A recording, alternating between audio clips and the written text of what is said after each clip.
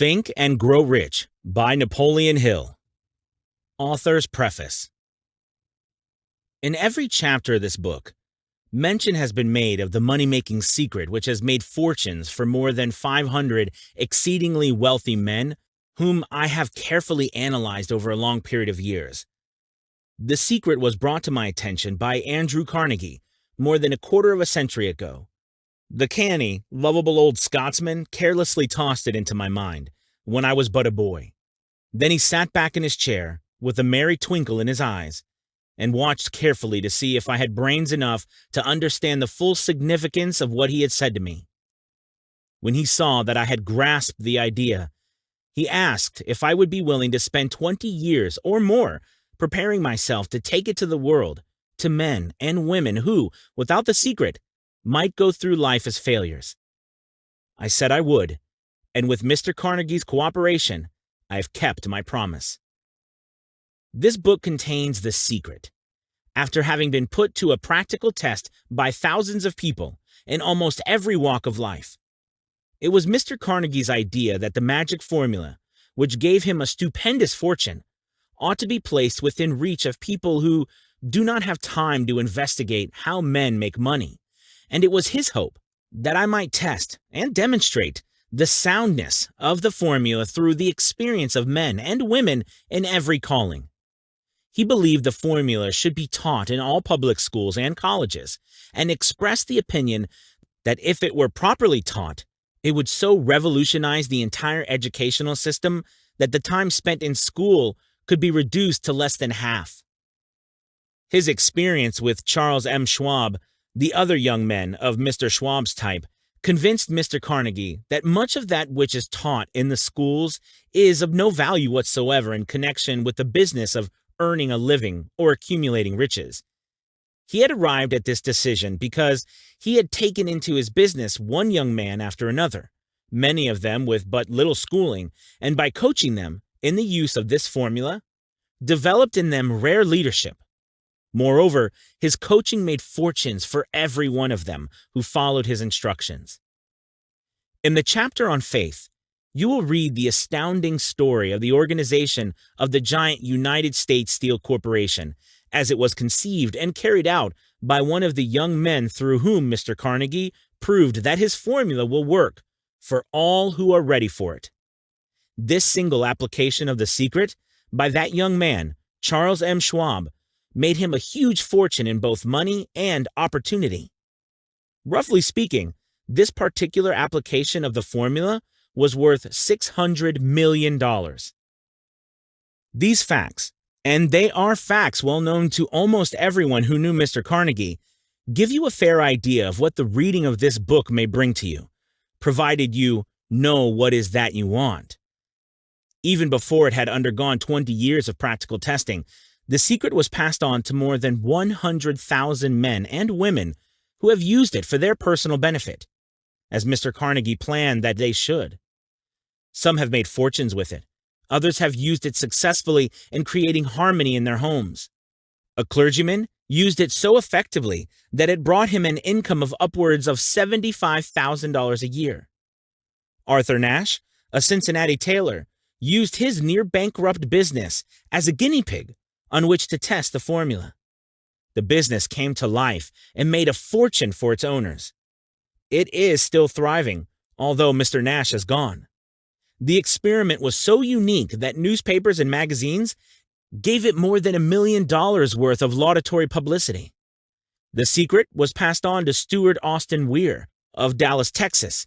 He was ready for it, so ready that he gave up his profession and studied law. Did he succeed? That story is told too. I gave the secret to Jennings Randolph the day he graduated from college, and he has used it so successfully that he is now serving his third term as a member of Congress, with an excellent opportunity to keep on using it until it carries him to the White House. While serving as advertising manager of the LaSalle Extension University, when it was little more than a name, I had the privilege of seeing J.G. Chaplin, president of the university, use the formula so effectively that he has since made the LaSalle one of the great extension schools of the country. The secret to which I refer has been mentioned no fewer than 100 times throughout this book. It has not been directly named, for it seems to work more successfully when it is merely uncovered and left in sight, where those who are ready and searching for it may pick it up. That is why Mr. Carnegie tossed it to me so quietly, without giving me its specific name. If you are ready to put it to use, you will recognize this secret at least once in every chapter. I wish I might feel privileged to tell you how you will know if you are ready, but that would deprive you of much of the benefit you will receive when you make the discovery in your own way. While this book was being written, my own son, who was then finishing the last year of his college work, picked up the manuscript of Chapter 2, read it, and discovered the secret for himself. He used the information so effectively that he went directly into a responsible position at a beginning salary greater than the average man ever earns. His story has been briefly described in Chapter 2. When you read it, perhaps you will dismiss any feeling you may have had at the beginning of the book that it promised too much. And 2, if you have ever been discouraged, if you have had difficulties to surmount which took the very soul out of you, if you have tried and failed, if you were ever handicapped by illness or physical affliction, this story of my son's discovery and use of the Carnegie formula may prove to be the oasis in the desert of lost hope for which you have been searching. This secret was extensively used by President Woodrow Wilson during the World War. It was passed on to every soldier who fought in the war, carefully wrapped in the training received before going to the front. President Wilson told me it was a strong factor in raising the funds needed for the war. More than 20 years ago, Honorable Manuel L. Quezon, then resident commissioner of the Philippine Islands, was inspired by this secret to gain freedom for his people. He has gained freedom for the Philippines and is the first president of the Free State. A peculiar thing about this secret is that those who once acquire it and use it find themselves literally swept on to success, with but little effort, and they never again submit to failure. If you doubt this, study the names of those who have used it, wherever they have been mentioned. Check their records for yourself, and be convinced. There is no such thing as something for nothing. The secret to which I refer cannot be had without a price, although the price is far less than its value. It cannot be had at any price by those who are not intentionally searching for it. It cannot be given away. It cannot be purchased for money, for the reason that it comes in 2 parts. One part is already in possession of those who are ready for it. The secret serves equally well all who are ready for it. Education has nothing to do with it. Long before I was born, the secret had found its way into the possession of Thomas A. Edison, and he used it so intelligently that he became the world's leading inventor, although he had but 3 months of schooling. The secret was passed on to a business associate of Mr. Edison. He used it so effectively that, although he was then making only $12,000 a year, he accumulated a great fortune and retired from active business while still a young man. You will find his story at the beginning of the first chapter. It should convince you that riches are not beyond your reach, that you can still be what you wish to be, that money, fame, recognition, and happiness can be had by all who are ready and determined to have these blessings. How do I know these things? You should have the answer before you finish this book. You may find it in the very first chapter or on the last page. While I was performing the 20-year task of research, which I had undertaken at Mr. Carnegie's request, I analyzed hundreds of well-known men, many of whom admitted that they had accumulated their vast fortunes through the aid of the Carnegie secret. Among these men were Henry Ford, William Wrigley Jr., John Wanamaker, James J. Hill, George S. Parker, E. M. Statler, Henry L. Doherty, Cyrus H. Curtis, George Eastman, Theodore Roosevelt, John W. Davis, Elbert Hubbard, Wilbur Wright, William Jennings Bryan, Dr. Demitted Starr Jordan, J. Odkin Armour, Charles M. Schwab, Harris F. Williams, Dr. Frank Gonzalez, Daniel Willard, King Gillette, Ralph A. Weeks, Judge Daniel T. Wright, John D. Rockefeller, Thomas A. Edison, Frank A. Vanderlip, F. L. Woolworth, Colonel Robert A. Dollar, Edward A. Feline, Edwin C. Barnes, Arthur Brisbane, Woodrow Wilson, W. M. Howard Taft, Luther Burbank, Edward W. Bok, Frank A. Munsey, Elbert H. Gary, Dr. Alexander Graham Bell, John H. Patterson, Julius Rosenwald, Stuart Austin Weir, Dr. Frank Crane, George M. Alexander, J. G. Chaplin, Honorable Jennings Randolph, Arthur Nash, Clarence Darrow. These names represent but a small fraction of the hundreds of well-known Americans whose achievements, financially and otherwise, prove that those who understand and apply the Carnegie Secret reach high stations in life. I have never known anyone who was inspired to use the secret who did not achieve noteworthy success in his chosen calling. I have never known any person to distinguish himself or to accumulate riches of any consequence without possession of the secret. From these two facts, I draw the conclusion that the secret is more important, as a part of the knowledge essential for self-determination, than any which one receives through what is popularly known as education. What is education, anyway? This has been answered in full detail. As far as schooling is concerned, many of these men had very little. John Wanamaker once told me that what little schooling he had, he acquired in very much the same manner as a modern locomotive takes on water, by scooping it up as it runs. Henry Ford never reached high school, let alone college. I am not attempting to minimize the value of schooling, but I am trying to express why earnest belief that those who master and apply the secret will reach high stations, accumulate riches, and bargain with life on their own terms, even if their schooling has been meager. Somewhere, as you read, the secret of which I refer will jump from the page and stand boldly before you, if you are ready for it. When it appears, you will recognize it. Whether you receive the sign in the first or the last chapter, stop for a moment when it presents itself and turn down a glass, for that occasion will mark the most important turning point of your life. We pass now to Chapter 1, and to the story of my very dear friend who is generally acknowledged having seen the mystic sign, and whose business achievements are evidence enough that he turned down a glass. As you read his story and the others, remember that they deal with the important problems of life, such as all men experience. The problems arising from one's endeavor to earn a living, to find hope, courage, contentment, and peace of mind, to accumulate riches, and to enjoy freedom of body and spirit. Remember, too, as you go through the book, that it deals with facts and not with fiction, its purpose being to convey a great universal truth through which all who are ready may learn, not only what to do, but also how to do it, and receive, as well, the needed stimulus to make a start.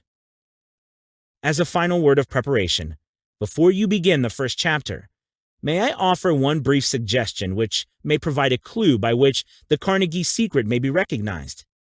It is this: all achievement, all earned riches, have their beginning in an idea.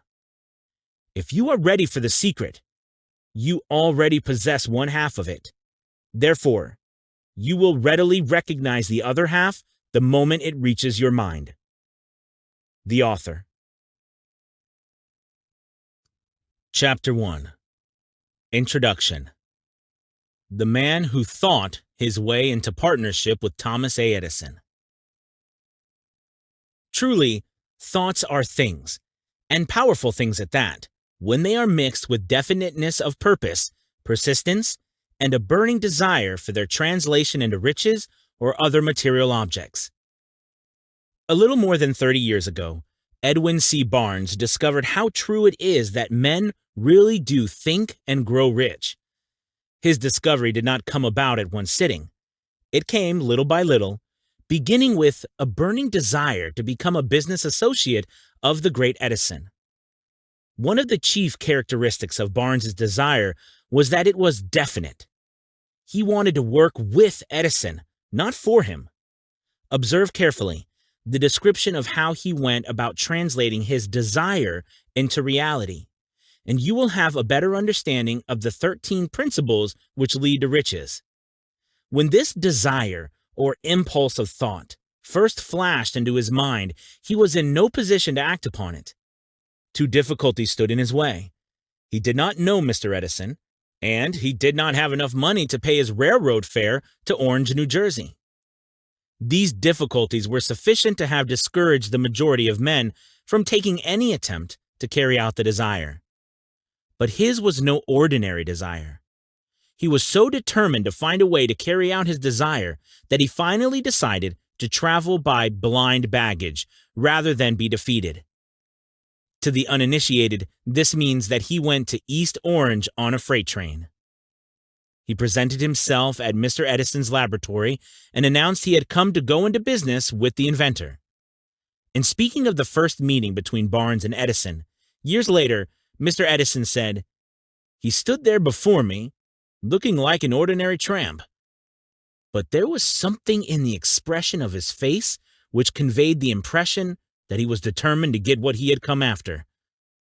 I had learned from years of experience with men that when a man really desires a thing so deeply that he is willing to stake his entire future on the single turn of a wheel in order to get it, he is sure to win. I gave him the opportunity he asked for because I saw he had made up his mind to stand by until he succeeded. Subsequent events proved no mistake was made. Just what young Barnes said to Mr. Edison on that occasion was far less important than that which he thought. Edison himself said so. It could not have been the young man's appearance which got him to start in Edison's office, for that was definitely against him. It was what he thought that counted. If the significance of this statement could be conveyed to every person who reads it, there would be no need for the remainder of this book. Barnes did not get his partnership with Edison on his first interview. He did get a chance to work in the Edison offices at a very nominal wage, doing work that was unimportant to Edison, but most important to Barnes because it gave him an opportunity to display his merchandise where his intended partner could see it. Months went by. Apparently nothing happened to bring the coveted goal which Barnes had set up in his mind as his definite major purpose. But something important was happening in Barnes's mind. He was constantly intensifying his desire to become the business associate of Edison.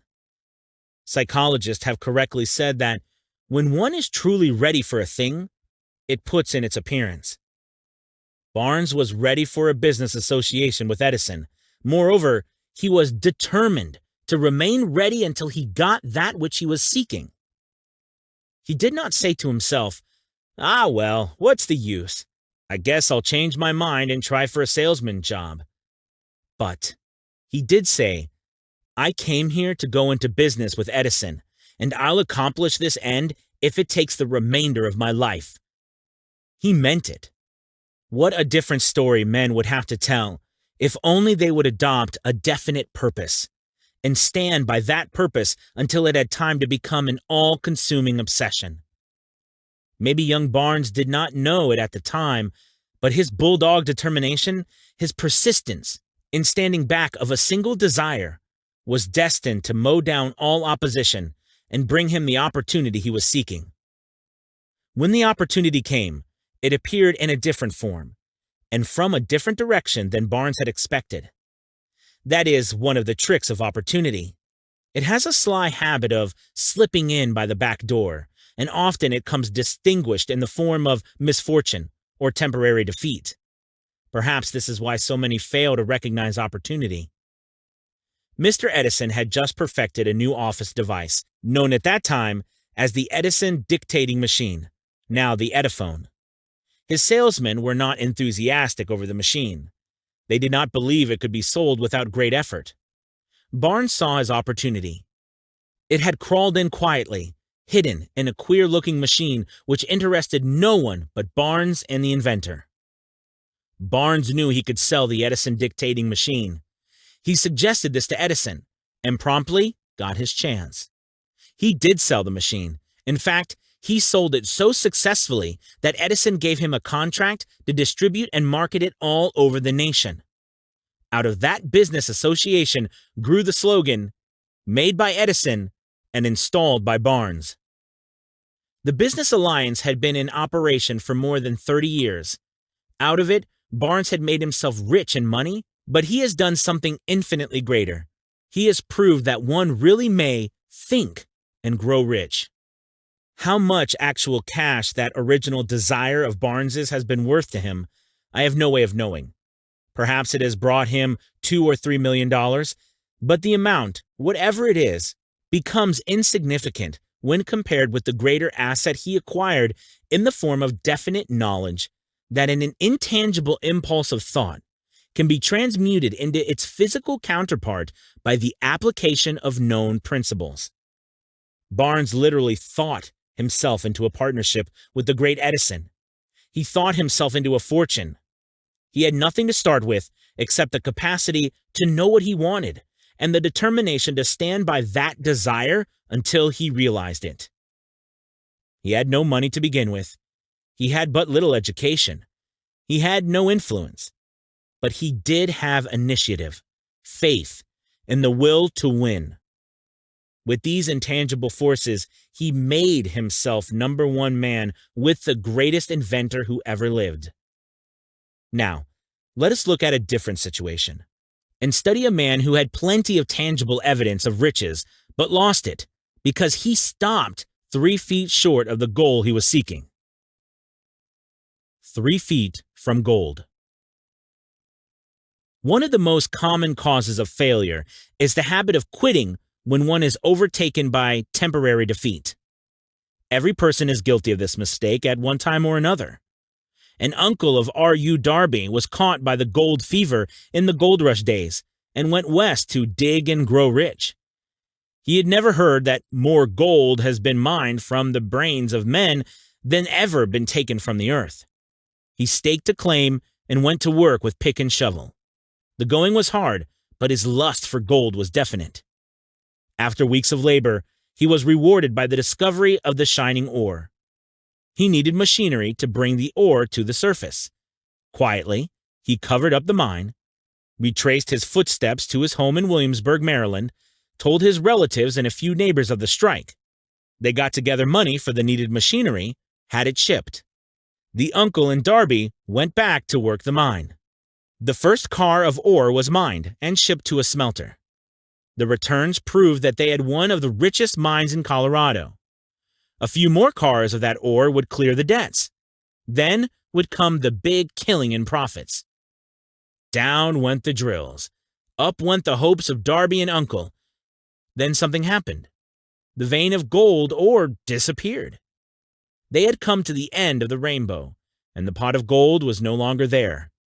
They drilled on, desperately trying to pick up the vein again, all to no avail. Finally, they decided to quit.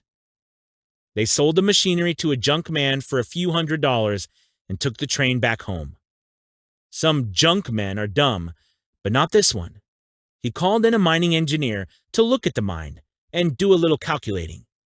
The engineer advised that the project had failed because the owners were not familiar with fault lines. His calculations showed that the vein should be found just 3 feet from where the Darbys had stopped drilling. That is exactly where it was found. The junk man took millions of dollars in ore from the mine because he knew enough to seek expert counsel before giving up. Most of the money which went into the machinery was procured through the efforts of R.U. Darby, who was then a very young man. The money came from his relatives and neighbors because of their faith in him. He paid back every dollar of it, although he was years in doing so. Long afterward, Mr. Darby recouped his loss many times over when he made the discovery that desire can be transmuted into gold. The discovery came after he went into the business of selling life insurance.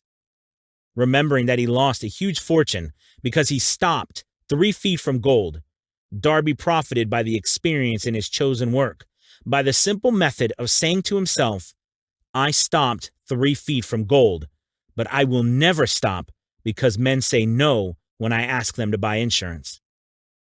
Darby is one of a small group of fewer than 50 men who sell more than $1 million in life insurance annually. He owes this stickability to the lesson he learned from his quitability in the gold mining business. Before success comes in any man's life, he is sure to meet with much temporary defeat and, perhaps, some failure. When defeat overtakes a man, the easiest and most logical thing to do is to quit. That is exactly what the majority of men do. More than 500 of the most successful men this country has ever known told the author their greatest successes came just one step beyond the point at which defeat had overtaken them. Failure is a trickster with a keen sense of irony and cunning. It takes great delight in tripping one when success is almost within reach. A 50-cent lesson in persistence. A 50-cent lesson in persistence. Shortly after Mr. Darby received his degree from the University of Hard Knocks and had decided to profit by his experience in the gold mining business, he had the good fortune to be present on an occasion that proved to him that no does not necessarily mean no. One afternoon, he was helping his uncle grind wheat in an old-fashioned mill. The uncle operated a large farm on which a number of colored sharecrop farmers lived.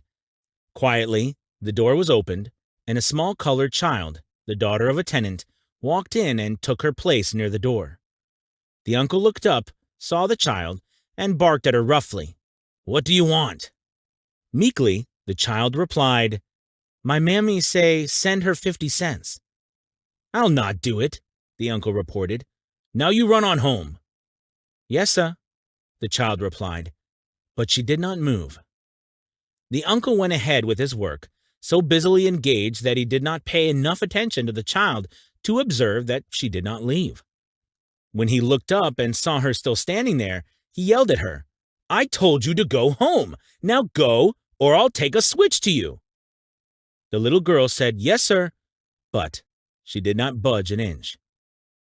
The uncle dropped a sack of grain he was about to pour into the mill hopper, picked up a barrel stave, and started toward the child with an expression on his face that indicated trouble.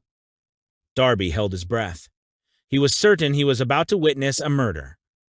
He knew his uncle had a fierce temper. He knew that colored children were not supposed to defy white people in that part of the country. When the uncle reached the spot where the child was standing, he quickly stepped forward one step, looked up into his eyes, and screamed at the top of her shrill voice, "My mammy's gotta have that 50 cents!" The uncle stopped, looked at her for a minute, then slowly laid the barrel stave on the floor, put his hand in his pocket, took out $50 and gave it to her. The child took the money and slowly backed toward the door, never taking her eyes off the man whom she had just conquered. After she had gone, the uncle sat down on a box and looked out the window into space for more than 10 minutes. He was pondering with awe over the whipping he had just taken. Mr. Darby, too, was doing some thinking. That was the first time in all his experience that he had seen a colored child deliberately master an adult white person. How did she do it? What happened to his uncle that caused him to lose his fierceness and become as docile as a lamb? What strange power did this child use that made her master over her superior? These and other similar questions fashioned into Darby's mind, but he did not find the answer until years later, when he told me this story. Strangely, the story of this unusual experience was told to the author in the old mill, on the very spot where the uncle took his whipping. Strangely, too, I had devoted nearly a quarter of a century to study the power which enabled an ignorant, illiterate colored child to conquer an intelligent man. As we stood there in that musty old mill, Mr. Darby repeated the story of the unusual conquest and finished by asking, "What can you make of it? What strange power did that child use that so completely whipped my uncle?" The answer to his question will be found in the principles described in this book. The answer is full and complete. It contains details and instructions sufficient to enable anyone to understand and apply the same force which the little child accidentally stumbled upon. Keep your mind alert, and you will observe exactly what strange power came to the rescue of the child. You will catch a glimpse of this power in the next chapter. Somewhere in the book, you will find an idea that will quicken your receptive powers and place at your command for your own benefit this same irresistible power. The awareness of this power may come to you in the first chapter, or it may flash into your mind in some subsequent chapter. It may come in the form of a single idea, or it may come in the nature of a plan or a purpose. Again, it may cause you to go back into your past experience of failure or defeat and bring to the surface some lesson by which you can regain all that you lost through defeat. After I had described to Mr. Darby the power unwittingly used by the little colored child, he quickly retraced his 30 years of experience as a life insurance salesman, and frankly acknowledged that his success in that field was due, in no small degree, to the lesson he had learned from the child. Mr. Darby pointed out, "Every time a prospect tried to bow me out without buying, I saw that child standing there in the old mill, her big eyes glaring in defiance, and I said to myself, I've got to make this sale. The better portion of all sales I have made were made after people said no." He recalled, too, his mistake in having stopped only 3 feet from gold. "But," he said, "that experience was a blessing in disguise. It taught me to keep on keeping on, no matter how hard the going may be, a lesson I need to learn before I could succeed in anything." This story of Mr. Darby and his uncle, the colored child and the gold mine, doubtless will be read by hundreds of men who make their living by selling life insurance. And to all of these, the author wishes to offer the suggestion that Darby owes these 2 experiences his ability to sell more than $1 million of life insurance every year. Life is strange and often imponderable. Both the successes and the failures have their roots in simple experiences. Mr. Darby's experiences were commonplace and simple enough, yet they held the answer to his destiny in life. Therefore, they were important to him as life itself. He profited by these 2 dramatic experiences because he analyzed them and found the lesson they taught. But what of the man who has neither the time nor the inclination to study failure in search of knowledge that may lead to success? Where and how is he to learn the art of converting defeat into stepping stones to opportunity? In answer to these questions, this book was written. The answer called for a description of 13 principles. But remember, as you read, the answer you may be seeking to the questions which have caused you to ponder over the strangeness of life may be found in your own mind through some idea, plan, or purpose which may spring into your mind as you read. One sound idea is all that one needs to achieve success. The principles described in this book contain the best and the most practical of all that is known concerning ways and means of creating useful ideas. Before we go any further in our approach to the description of these principles, we believe you are entitled to receive this important suggestion. When riches begin to come, they come so quickly, in such great abundance, that one wonders where they had been hiding during all those lean years. This is an astounding statement, and all the more so when we take into consideration the popular belief that riches come only to those who work hard and long. When you begin to think and grow rich, you will observe that riches begin with a state of mind, with definiteness of purpose, with little or no hard work. You and every other person ought to be interested in knowing how to acquire that state of mind which will attract riches.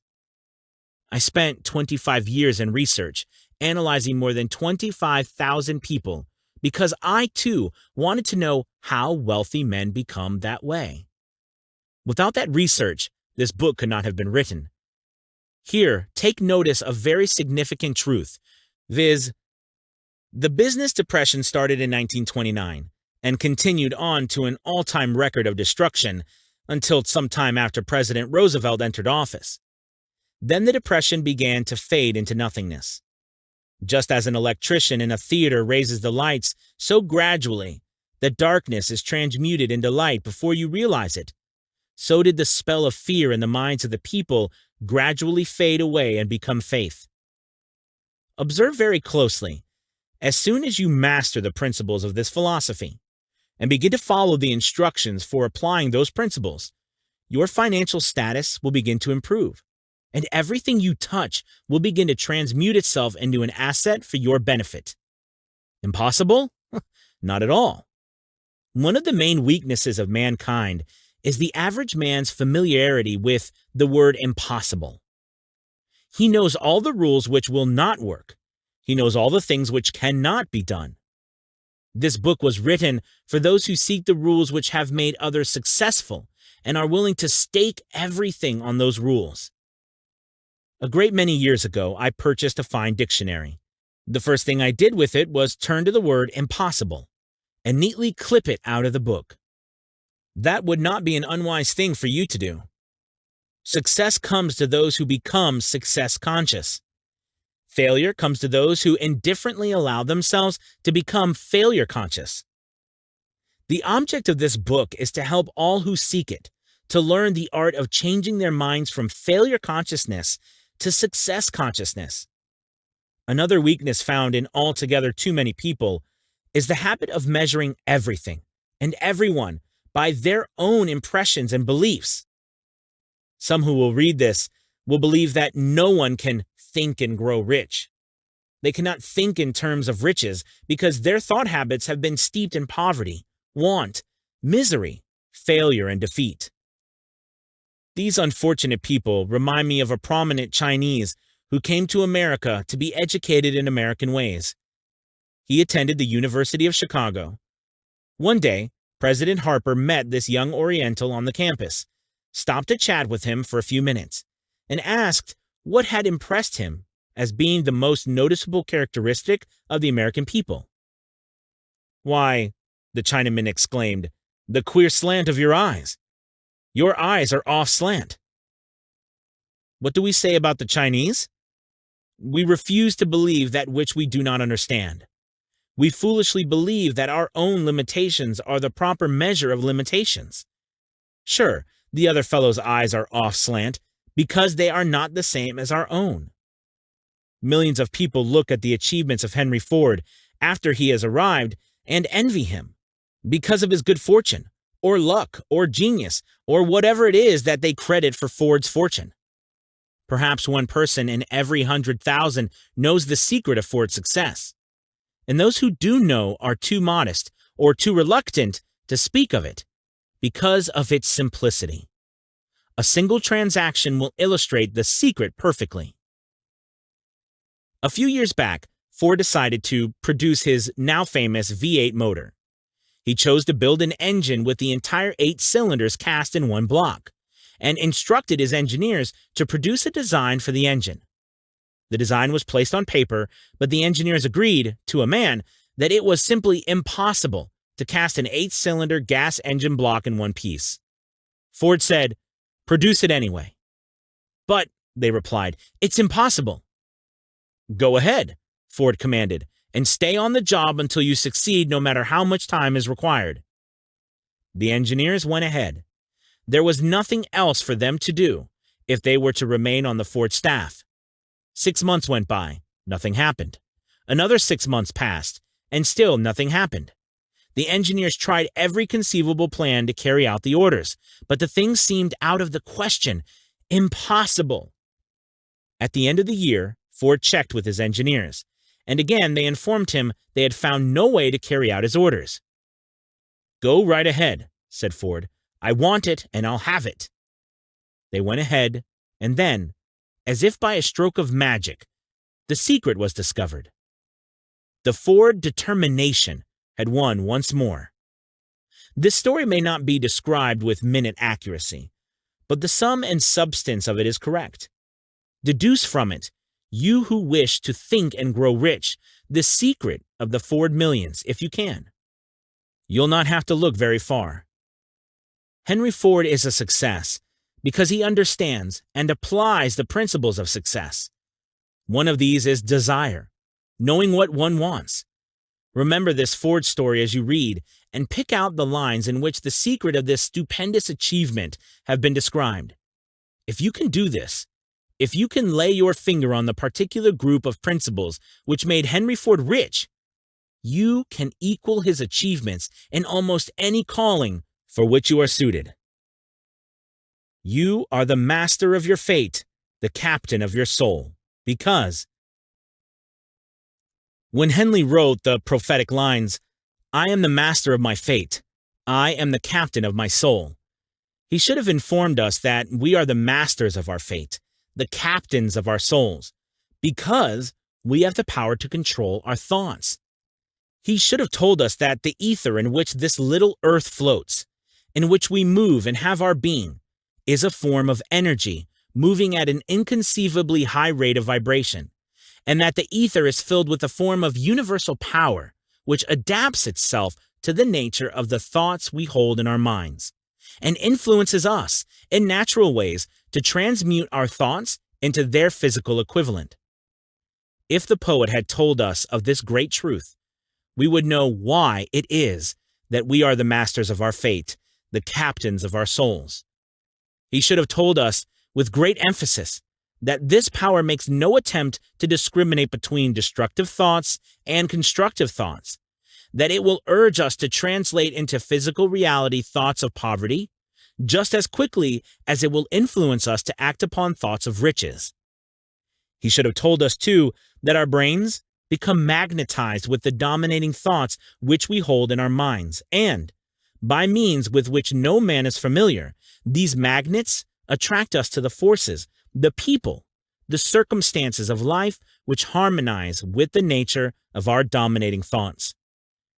He should have told us that before we accumulate riches in great abundance, we must magnetize our minds with intense desire for riches, that we must become money conscious until the desire for money drives us to create definite plans for acquiring it.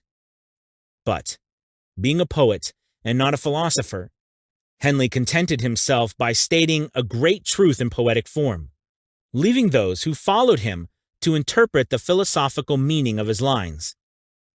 Little by little, the truth has unfolded itself until it now appears certain that the principles described in this book hold the secret of mastery over our economic fate. We are now ready to examine the first of these principles. Maintain a spirit of open-mindedness, and remember as you read, they are the invention of no one man. The principles were gathered from the life experiences of more than 500 men who actually accumulated riches in huge amounts, men who began in poverty, with but little education without influence. The principles worked for these men. You can put them to work for your own enduring benefit. You will find it easy, not hard to do. Before you read the next chapter, I want you to know that it conveys factual information which might easily change your entire financial destiny, as it has so definitely brought changes of stupendous proportions to two people described. I want you to know, also, that the relationship between these two men and myself is such that I could have taken no liberties with the facts, even if I had wished to do so. One of them has been my closest personal friend for almost 25 years. The other is my own son. The unusual success of these two men, success which they generously accredit to the principle described in the next chapter, more than justifies this personal reference as a means of emphasizing the far-flung power of this principle. Almost 15 years ago, I delivered the commencement address at Salem College, Salem, in West Virginia. I emphasized the principle described in the next chapter with so much intensity that one of the members of the graduating class definitely appropriated it and made it a part of his own philosophy. The young man is now a member of Congress, an important factor in the present administration. Just before this book went to the publisher, He wrote me a letter to which he so clearly stated his opinion of the principle outlined in the next chapter, that I have chosen to publish his letter as an introduction to that chapter. It gives you an idea of the rewards to come. My dear Napoleon, my service as a member of Congress having given me an insight into the problems of men and women, I am writing to offer a suggestion which may become helpful to thousands of worthy people. With apologies, I must state that the suggestion, if acted upon, will mean several years of labor and responsibility for you, but I am enheartened to make the suggestion because I know your great love for rendering useful service. In 1922, you delivered the commencement address at Salem College, when I was a member of the graduating class. In that address, you planted in my mind an idea which has been responsible for the opportunity I now have to serve the people of my state, and will be responsible, in a very large measure, for whatever success I may have in the future. The suggestion I have in mind is that you put into the book a sum and substance of the address you delivered at Salem College, and in that way give the people of America an opportunity to profit by your many years of experience and association with the men who, by their greatness, have made America the richest nation on earth. I recall, as though it were yesterday, the marvelous description you gave of the method by which Henry Ford, with but little schooling, without a dollar, with no influential friends, rose to great heights. I made up my mind then, even before you had finished your speech, that I would make a place for myself, no matter how many difficulties I had to surmount. Thousands of young people will finish their schooling this year, and within the next few years, every one of them will be seeking just such a message of practical encouragement as the one I received from you. They will want to know where to turn, what to do, to get started in life. You can tell them because you have helped to solve the problems of so many, many people. If there is any possible way that you can afford to render so great a service, may I offer the suggestion that you include with every book one of your personal analysis charts, in order that the purchaser of the book may have the benefit of a complete self-inventory, indicating, as you indicated to me years ago, exactly what is standing in the way of success. Such a service as this, providing the readers of your book with a complete, unbiased picture of their faults and their virtues, would mean to them the difference between success and failure. The service would be priceless. Millions of people are now facing the problem of staging a comeback because of the Depression, and I speak from personal experience when I say, I know these earnest people would welcome the opportunity to tell you their problems and to receive your suggestions for the solution. You know the problems of those who face the necessity of beginning all over again. There are thousands of people in America today who would like to know how they can convert ideas into money. People who must start at scratch without finances and recoup their losses. If anyone can help them, you can. If you publish the book, I would like to own the first copy that comes from the press, personally autographed by you. With best wishes, believe me, cordially yours, Jennings Randolph. Chapter 2. Desire. The starting point of all achievement. The first step toward riches. When Edwin C. Barnes climbed down from the freight train in Orange, New Jersey, more than 30 years ago, he may have resembled a tramp, but his thoughts were those of a king. As he made his way from the railroad tracks to Thomas A. Edison's office, his mind was at work. He saw himself standing in Edison's presence. He heard himself asking Mr. Edison for an opportunity to carry out the one consuming obsession of his life, a burning desire to become the business associate of the great inventor. Barnes's desire was not a hope. It was not a wish. It was a keen, pulsating desire, which transcended everything else. It was definite. The desire was not new when he approached Edison. It had been Barnes's dominating desire for a long time. In the beginning, when the desire first appeared in his mind, it may have been, probably was, only a wish. But it was no more mere wish when he appeared before Edison with it. A few years later, Edwin C. Barnes again stood before Edison, in the same office where he first met the inventor. This time, his desire had been translated into reality. He was in business with Edison. The dominating dream of his life had become a reality. Today, people who know Barnes envy him because of the break life yielded him. They see him in the days of his triumph without taking the trouble to investigate the cause of his success. Barnes succeeded because he chose a definite goal, placed all his energy, all his willpower, all his effort, everything back of that goal. He had not become the partner of Edison the day he arrived.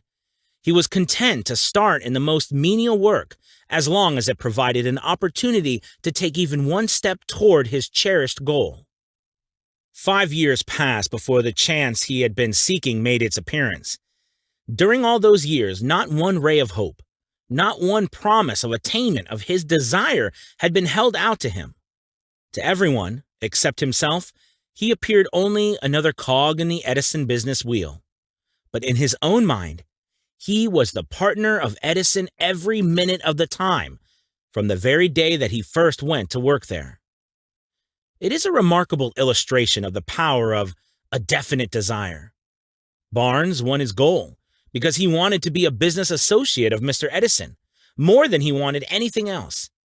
He created a plan by which to attain that purpose, but he burned all bridges behind him. He stood by his desire until it became the dominating obsession of his life, and, finally, a fact. When he went to Orange, he did not say to himself, "I will try to induce Edison to give me some job of some sort." He said, "I will see Edison and put him on notice that I have come to go into business with him." He did not say, "I will work there for a few months, and if I get no encouragement, I will quit and get a job somewhere else." He did say, "I will start anywhere. I will do anything Edison tells me to do, but before I am through, I will be his associate." He did not say, "I will keep my eyes open for another opportunity in case I fail to get what I want in the Edison organization." He said, "There is but one thing in this world that I am determined to have, and that is a business association with Thomas A. Edison.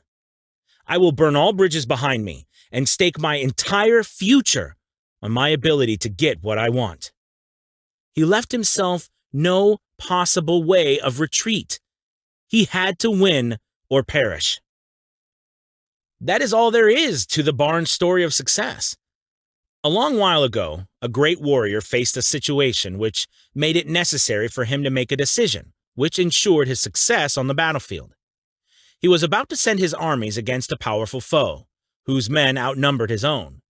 He loaded his soldiers into boats, sailed to the enemy's country, unloaded soldiers and equipment, then gave the order to burn the ships that had carried them. Addressing his men before the first battle, he said, "You see the boats going up in smoke?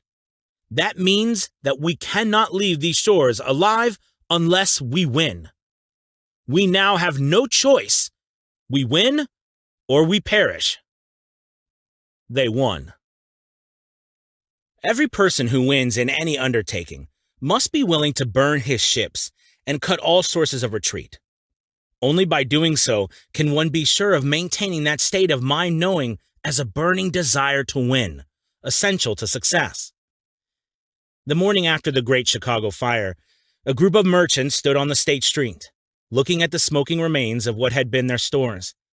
They went into a conference to decide if they would try to rebuild, or leave Chicago and start over in a more promising section of the country. They reached a decision. All except one would leave Chicago. The merchant who decided to stay and rebuild pointed a finger at the remains of his store and said, "Gentlemen, on that very spot, I will build the world's greatest store, no matter how many times it may burn down." That was more than 50 years ago. The store was built. It stands there today, a towering monument of the power of that state of mind, known as a burning desire. The easy thing for Marshall Field to have done would have been exactly what his fellow merchants did. When the going was hard and the future looked dismal, they pulled up and went where the going seemed easier. Mark well this difference between Marshall Field and the other merchants, because it is the same difference which distinguishes Edwin C. Barnes from thousands of other young men who have worked in the Edison organization. It is the same difference which distinguishes practically all who succeed from those who fail. Every human being who reaches the age of understanding of the purpose of money wishes for it. Wishing will not bring riches, but desiring riches with a state of mind that becomes an obsession, then planning definite ways and means to acquire riches, and backing those plans with persistence, which does not recognize failure, will bring riches. The method by which desire for riches can be transmuted into its financial equivalent consists of 6 definite, practical steps, viz. First, fix in your mind the exact amount of money you desire. It is not sufficient merely to say, "I want plenty of money," but definite as to the amount. There is a psychological reason for definiteness, which will be described in a subsequent chapter. Second, determine exactly what you intend to give in return for the money you desire. There's no such reality as something for nothing. Third, establish a definite date when you intend to possess the money you desire. Fourth, create a definite plan for carrying out your desire, and begin at once, whether you are ready or not, to put this plan into action. Fifth, write out a clear, concise statement of the amount of money you intend to acquire. Name the time limit for its acquisition, state what you intend to give in return for the money, and describe clearly the plan through which you intend to accumulate it. Sixth, read your written statement out loud twice daily, once just before retiring at night, and once after arising in the morning. As you read, see and feel and believe yourself already in possession of the money. It is important that you follow the instructions described in these 6 steps.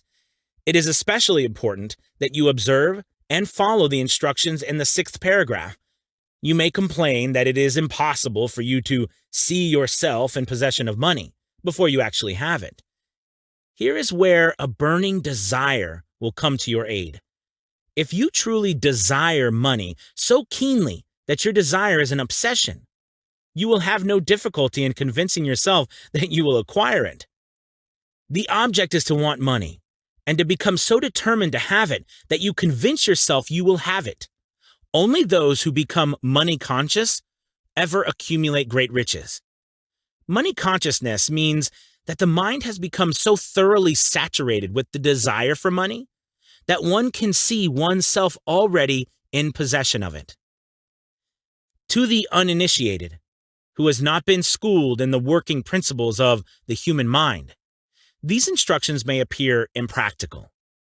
It may be helpful to all who fail to recognize the soundness of the 6 steps to know that the information they convey was received from Andrew Carnegie, who began as an ordinary laborer in the steel mills, but managed, despite his humble beginning, to make these principles yield him a fortune of considerably more than $100 million. It may be a further help to know that the 6 steps here recommended were carefully scrutinized by the late Thomas A. Edison, who placed his stamp of approval upon them as being not only the steps essential for the accumulation of money, but necessary for the attainment of any definite goal. The steps call for no hard labor. They call for no sacrifice. They do not require one to become ridiculous or credulous. To apply them calls for no great amount of education. But the successful application of these 6 steps does call for sufficient imagination to enable one to see and to understand that accumulation of money cannot be left to chance, good fortune, and luck. One must realize that all who have accumulated great fortunes first did a certain amount of dreaming, hoping, wishing, desiring, and planning before they acquired money. You may as well know right here that you can never have riches in great quantities unless you can work yourself into a white heat of desire for money and actually believe you will possess it.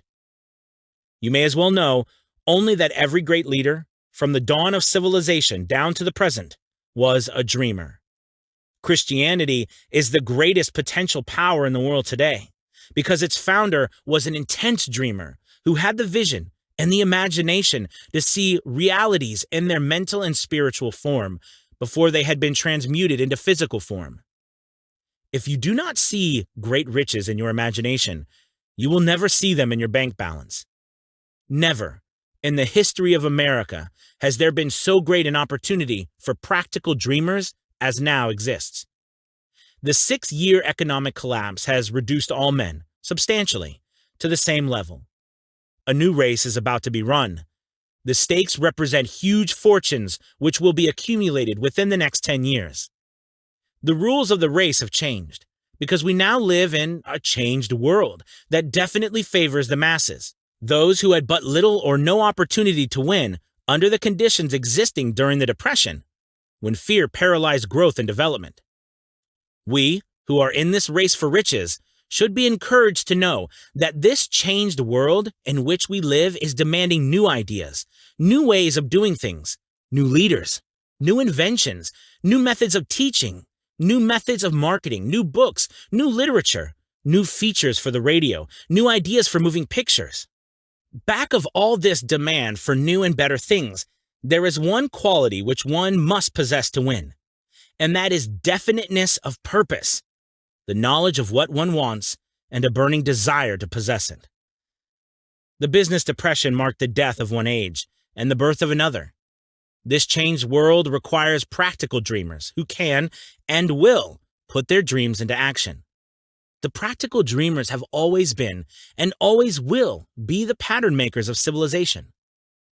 We who desire to accumulate riches should remember the real leaders of the world always have been men who harnessed and put into practical use the intangible, unseen forces of unborn opportunity and have converted those forces, or impulses of thought, into skyscrapers, cities, factories, airplanes, automobiles, and every form of convenience that makes life more pleasant. Tolerance and an open mind are practical necessities of the dreamer of today. Those who are afraid of new ideas are doomed before they start. Never has there been a time more favorable to pioneers than the present. True, there is no wild or woolly west to be conquered, as in the days of the covered wagon, but there is a vast business, financial, and industrial world to be remolded and redirected along new and better lines. In planning to acquire your share of the riches, let no one influence you to scorn the dreamer. To win the big stakes in this changed world, you must catch the spirit of the great pioneers of the past, whose dreams have given to civilization all that it has of value, the spirit which serves as the lifeblood of our own country, your opportunity and mine, to develop and market our talents. Let us not forget, Columbus dreamed of an unknown world, staked his life on the existence of such a world, and discovered it. Copernicus, the great astronomer, dreamed of a multiplicity of worlds and revealed them. No one denounced him as impractical after he had triumphed. Instead, the world worshipped at his shrine, thus proving once more that success requires no apologies, failure permits no alibis. If the thing you wish to do is right, and you believe in it, go ahead and do it. Put your dreams across, and never mind what they say if you meet with temporary defeat, for they, perhaps, do not know that every failure brings with it the seed of an equivalent success. Henry Ford, poor and uneducated, dreamed of a horseless carriage, went to work with what tools he possessed, without waiting for opportunity to favor him, and now evidence of his dream belts the entire earth.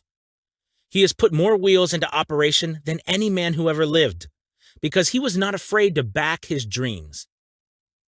Thomas Edison dreamed of a lamp that could be operated by electricity, began where he stood to put his dream into action, and despite more than 10,000 failures, he stood by that dream until he made it a physical reality. Practical dreamers do not quit. Wayland dreamed of a chain of cigar stores, transformed his dream into action, and now the United Cigar Stores occupy the best corners in America. Lincoln dreamed of freedom for the black slaves, put his dream into action, and barely missed living to see a united North and South translate his dream into reality. The Wright brothers dreamed of a machine that would fly through the air. Now, one may see evidence all over the world that they dreamed soundly. Marconi dreamed of a system for harnessing the intangible forces of the ether. Evidence that he did not dream in vain may be found in every wireless and radio in the world. Moreover, Marconi's dream brought the humblest cabin and the most stately manor house side by side. It made the people of every nation on earth backdoor neighbors. It gave the President of the United States a medium by which he may talk to all the people of America at one time and on short notice. It may interest you to know that Marconi's friends had him taken into custody and examined in a psychopathic hospital when he announced he had discovered a principle through which he could send messages through the air without the aid of wires or other direct physical means of communication. The dreamers of today fare better. The world has become accustomed to new discoveries. Nay, it has shown a willingness to reward the dreamer who gives the world a new idea. The greatest achievement was, at first, and for a time, but a dream. The oak sleeps in the acorn, the bird waits in the egg, and in the highest vision of the soul, a waking angel stirs. Dreams are the seedlings of reality. Awake, arise, and assert yourself, you dreamers of the world. Your star is now in the ascendancy. The world depression brought the opportunity you have been waiting for. It taught people humility, tolerance, and open-mindedness. The world is filled with an abundance of opportunity which the dreamers of the past never knew. A burning desire to be and to do is the starting point from which the dreamer must take off. Dreams are not born of indifference, laziness, or lack of ambition. The world no longer scoffs at the dreamer, nor calls him impractical. If you think it does, take a trip to Tennessee and witness what a dreamer president has done in the way of harnessing and using the great water power of America. A score of years ago, such a dream would have seemed like madness. You have been disappointed. You have undergone defeat during the Depression. You have felt the great heart within you crushed until it bled. Take courage, for these experiences have tempered the spiritual metal of which you are made. They are assets of incomparable value. Remember, too, that all who succeed in life get off to a bad start and pass through many heartbreaking struggles before they arrive. The turning point in the lives of those who succeed usually comes at the moment of some crisis, through which they are introduced to their other selves.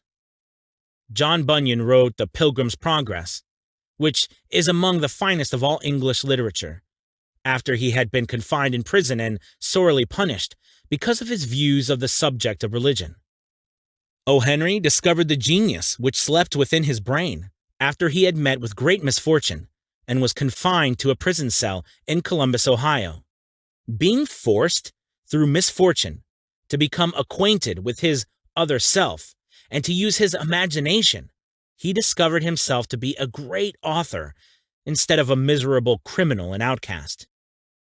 Strange and varied are the ways of life, and stranger still are the ways of infinite intelligence, through which men are sometimes forced to undergo all sorts of punishment before discovering their own brains and their own capacity to create useful ideas through imagination.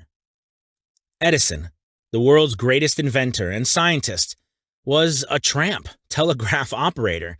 He failed innumerable times before he was driven, finally, to the discovery of the genius which slept within his brain.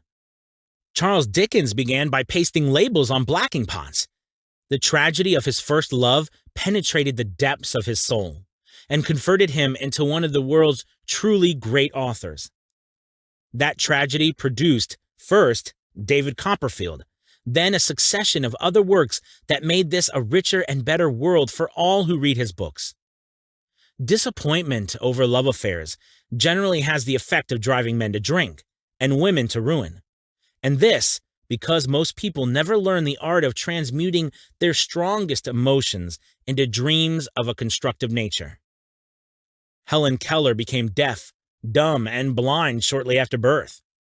Despite her greatest misfortune, she has written her name indelibly in the pages of the history of the great.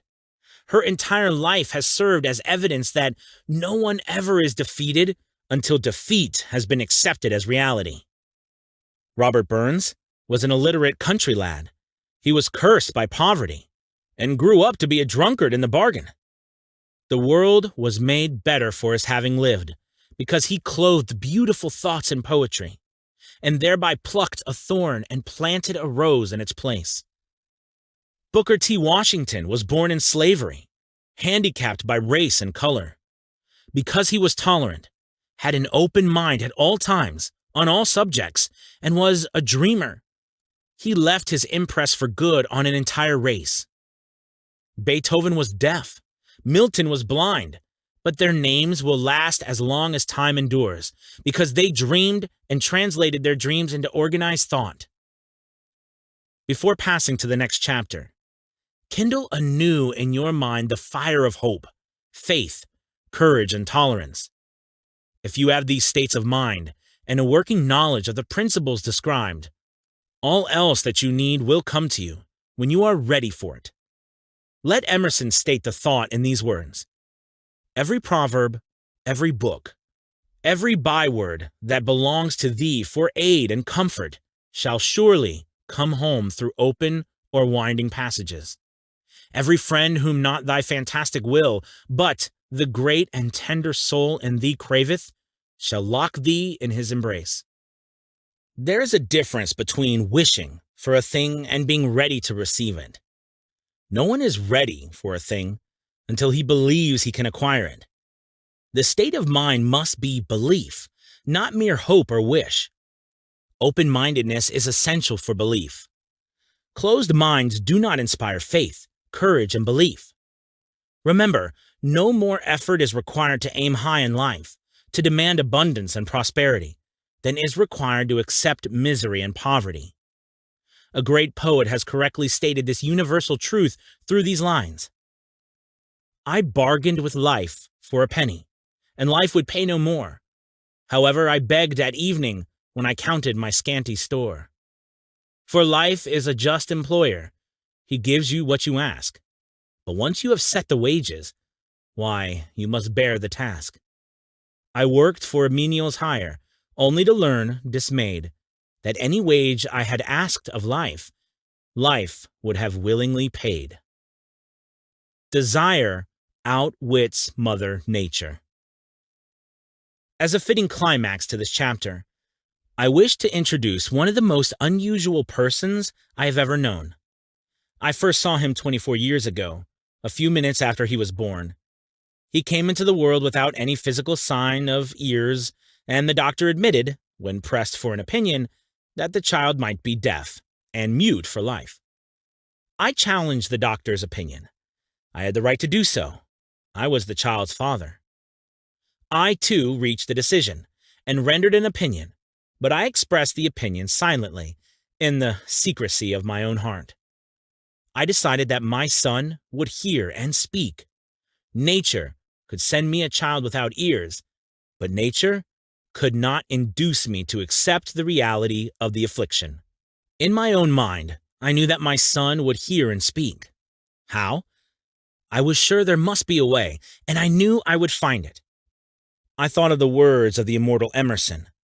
The whole course of things goes to teach us faith. We need only obey. There is guidance for each of us, and by lowly listening, we shall hear the right word. The right word? Desire. More than anything else, I desired that my son should not be a deaf-mute. From that desire, I never receded, not for a second.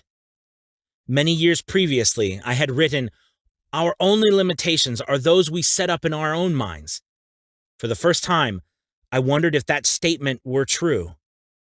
Lying on the bed in front of me was a newly born child. without the natural equipment of hearing. Even though he might hear and speak, he was obviously disfigured for life. Surely, this was a limitation which that child had not set up in his own mind. What could I do about it? Somehow, I would find a way to transplant into that child's mind my own burning desire for ways and means of conveying sound in his brain without the aid of ears. As soon as the child was old enough to cooperate, I would fill his mind so completely with a burning desire to hear that nature would, by methods of her own, translate it into physical reality. All this thinking took place in my own mind, but I spoke of it to no one. Every day I renewed the pledge I had made to myself, not to accept a deaf mute for a son. As he grew older and began to take notice of things around him, we observed that he had a slight degree of hearing. When he reached the age when children usually begin talking, he made no attempt to speak. But we could tell by his actions that he could hear certain sounds slightly. That was all I wanted to know. I was convinced that if he could hear, even slightly, he might develop still greater hearing capacity. Then, something happened which gave me hope. It came from an entirely unexpected source. We bought a Victrola. When the child heard the music for the first time, he went into ecstasies and promptly appropriated the machine. He soon showed a preference for certain records, among them, "It's a Long Way to Tipperary." On one occasion, he played that piece over and over for almost 2 hours, standing in front of the Victrola with his teeth clamped on the edge of the case. The significance of this self-formed habit of his did not become clear to us until years afterward, for we had never heard of the principle of bone conduction of sound at that time. Shortly after he appropriated the Victrola, I discovered that he could hear me quite clearly when I spoke with my lips touching his mastoid bone, or at the base of the brain.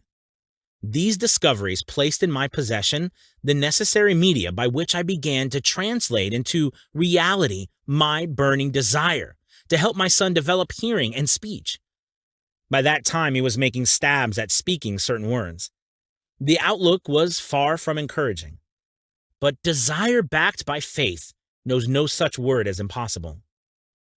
Having determined that he could hear the sound of my voice plainly, I began immediately to transfer to his mind the desire to hear and speak. I soon discovered that the child enjoyed bedtime stories, so I went to work, creating stories designed to develop in him self-reliance, imagination, and a keen desire to hear and to be normal.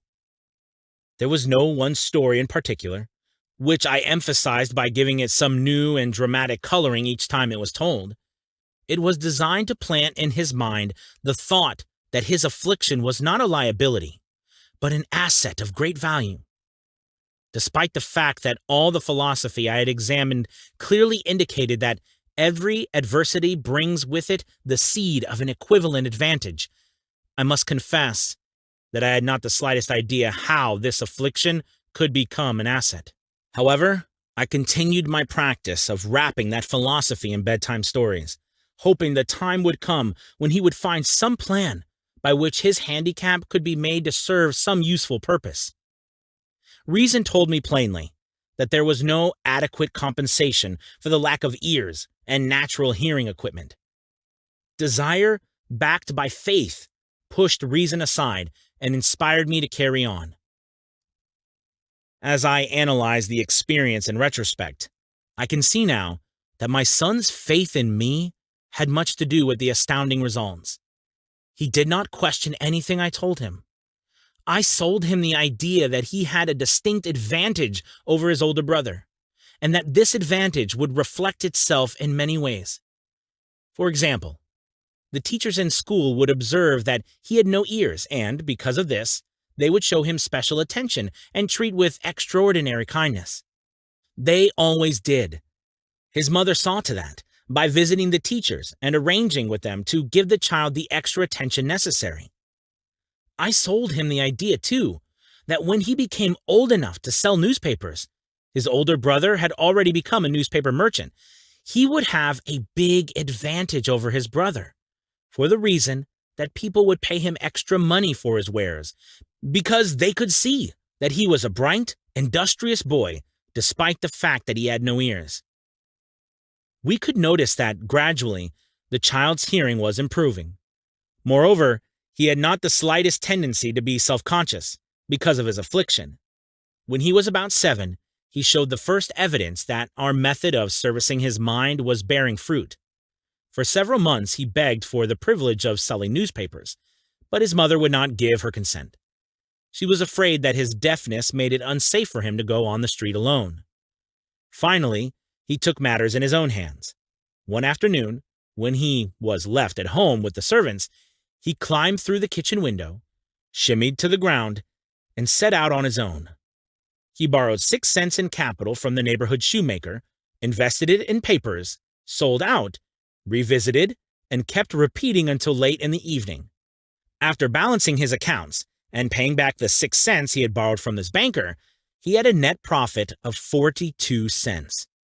When we got home that night, we found him in bed asleep, with the money tightly clenched in his hand. His mother opened his hand, removed the coins, and cried. Of all things, crying over her son's first victory seemed so inappropriate. My reaction was the reverse. I laughed heartily, for I knew that my endeavor to plant in the child's mind an attitude of faith in himself had been successful. His mother saw, in his first business venture, a little deaf boy who had gone out in the streets and risked his life to earn money. I saw a brave, ambitious, self-reliant little businessman whose stock in himself had been increased 100% because he had gone into business on his own initiative and had won. The transaction pleased me because I knew that he had given evidence of a trait of resourcefulness that would go with him all through life.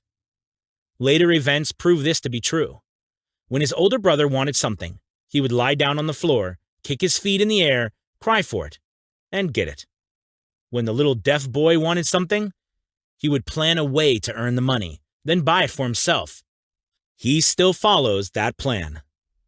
Truly, my own son has taught me that handicaps can be converted into stepping stones on which one may climb towards some worthy goal, unless they are accepted as obstacles and used as alibis. The little deaf boy went through the grades, high school, and college without being able to hear his teachers, excepting when they shouted loudly at close range. He did not go to a school for the deaf. We would not permit him to learn the sign language. We were determined that he should live a normal life and associate with normal children, and we stood by that decision, although it cost us many heated debates with school officials. While he was in high school, he tried an electrical hearing aid, but it was to no value to him, due, we believe, to a condition that was disclosed when the child was 6 by Dr. J. Gordon Wilson of Chicago, when he operated on one side of the boy's head and discovered that there was no sign of natural hearing equipment. During this last week in college, 18 years after the operation, something happened which marked the most important turning point of his life. Through what seemed to be mere chance, he came into possession of another electrical hearing device, which was sent to him on trial. He was slow about testing it due to his disappointment with a similar device. Finally, he picked the instrument up and, more or less carelessly, placed it on his head, hooked up the battery, and lo, as if by a stroke of magic, his lifelong desire for normal hearing became a reality. For the first time in his life, he heard practically as well as any person with normal hearing. God moves in mysterious ways, his wonders to perform. Overjoyed because of the changed world which had been brought to him through his hearing device, he rushed to the telephone, called his mother, and heard her voice perfectly. The next day, he plainly heard the voices of his professors in class for the first time in his life. Previously, he could hear them only when they shouted, at short range. He heard the radio. He heard the talking pictures. For the first time in his life, he could converse freely with other people without the necessity of their having to speak loudly. Truly, he had come into possession of a changed world. We had refused to accept nature's error, and, by persistent desire, we had induced nature to correct that error through the only practical means available. Desire had commenced to pay dividends, but the victory was not yet complete. The boy still had to find a definite and practical way to convert his handicap into an equivalent asset. Hardly realizing the significance of what had already been accomplished, but intoxicated with the joy of his newly discovered world of sound, he wrote a letter to the manufacturer of the hearing aid, enthusiastically describing his experience. Something in his letter, something, perhaps which was not written on the lines, but back of them, caused the company to invite him to New York. When he arrived, he was escorted through the factory, and, while talking with the chief engineer, telling him about his changed world, a hunch, an idea, or an inspiration, call it what you wish, flashed into his mind. It was this impulse of thought which converted his affliction into an asset, destined to pay dividends in both money and happiness to thousands for all time to come. The sum and substance of that impulse of thought was this. It occurred to him that he might be the help to the millions of deafened people who go through life without the benefit of hearing devices, if he could find a way to tell them the story of his changed world.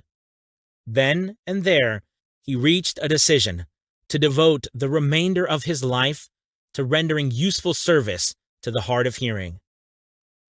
For an entire month, he carried on an intensive research, during which he analyzed the entire marketing system of the manufacturer of the hearing device, and created ways and means of communicating with the hard of hearing all over the world for the purpose of sharing with them his newly discovered, changed world.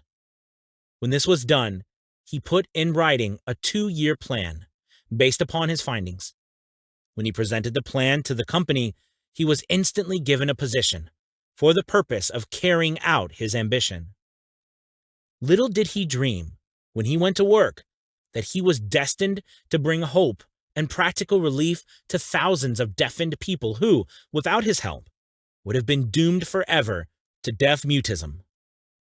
Shortly after, he became associated with the manufacturer of his hearing aid. He invited me to attend a class conducted by his company for the purpose of teaching deaf mutes to hear and to speak. I had never heard of such a form of education. Therefore, I visited the class, skeptical but hopeful that my time would not be entirely wasted. Here I saw a demonstration which gave me a greatly enlarged vision of what I had done to arouse and keep alive in my son's mind the desire for normal hearing. I saw deaf mutes actually being taught to hear and to speak through application of the self-same principle I had used more than 20 years previously in saving my son from deaf mutism. Thus, through some strange turn of the wheel of fate, my son Blair and I have been destined to aid in correcting deaf mutism for those as yet unborn, because we are the only living human beings, as far as I know, who have established definitely the fact that deaf mutism can be corrected to the extent of restoring to normal life those who suffer with this affliction. It has been done for one. It will be done for others. There is no doubt in my mind that Blair would have been a deaf mute all his life, if his mother and I had not managed to shape in his mind as we did. The doctor who attended at his birth told us, confidentially, the child might never hear or speak. A few weeks ago, Dr. Irving Voorhees, a noted specialist on such cases, examined Blair very thoughtfully. He was astounded when he learned how well my son now hears and speaks, and said his examination indicated that, theoretically, the boy should not be able to hear at all. But the lad does hear, despite the fact that X-ray pictures show there is no opening in the skull, whatsoever, from where his ears should be to the brain.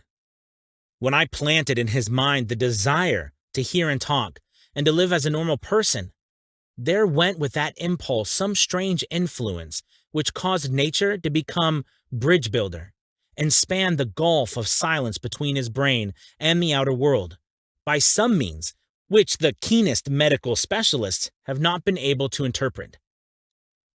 It would be sacrilege for me to even conjecture as to how nature performed this miracle. It would be unforgivable if I neglected to tell the world as much as I know of the humble part I assumed in the strange experience. It is my duty and a privilege to say I believe, and not without reason, that nothing is impossible to a person who backs desire with enduring faith. Verily, a burning desire has devious ways of transmuting itself into its physical equivalent.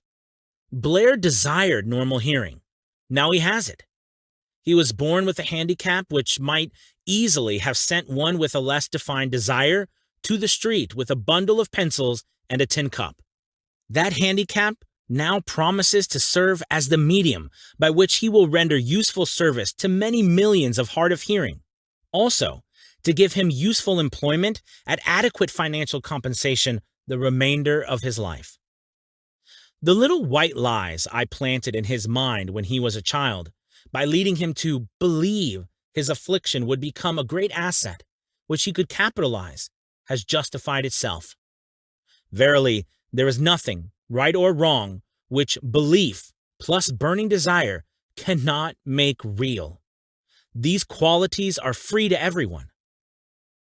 In all my experience in dealing with men and women who had personal problems, I never handled a single case which more definitely demonstrates the power of desire. Authors sometimes make the mistake of writing of subjects of which they have but superficial or very elementary knowledge. It has been my good fortune to have had the privilege of testing the soundness of the power of desire through the affliction of my own son. Perhaps it was providential that the experience came as it did, for surely no one is better prepared than he to serve as an example of what happens when desire is put to the test. If Mother Nature bends to the will of desire, is it logical that mere men can defeat a burning desire?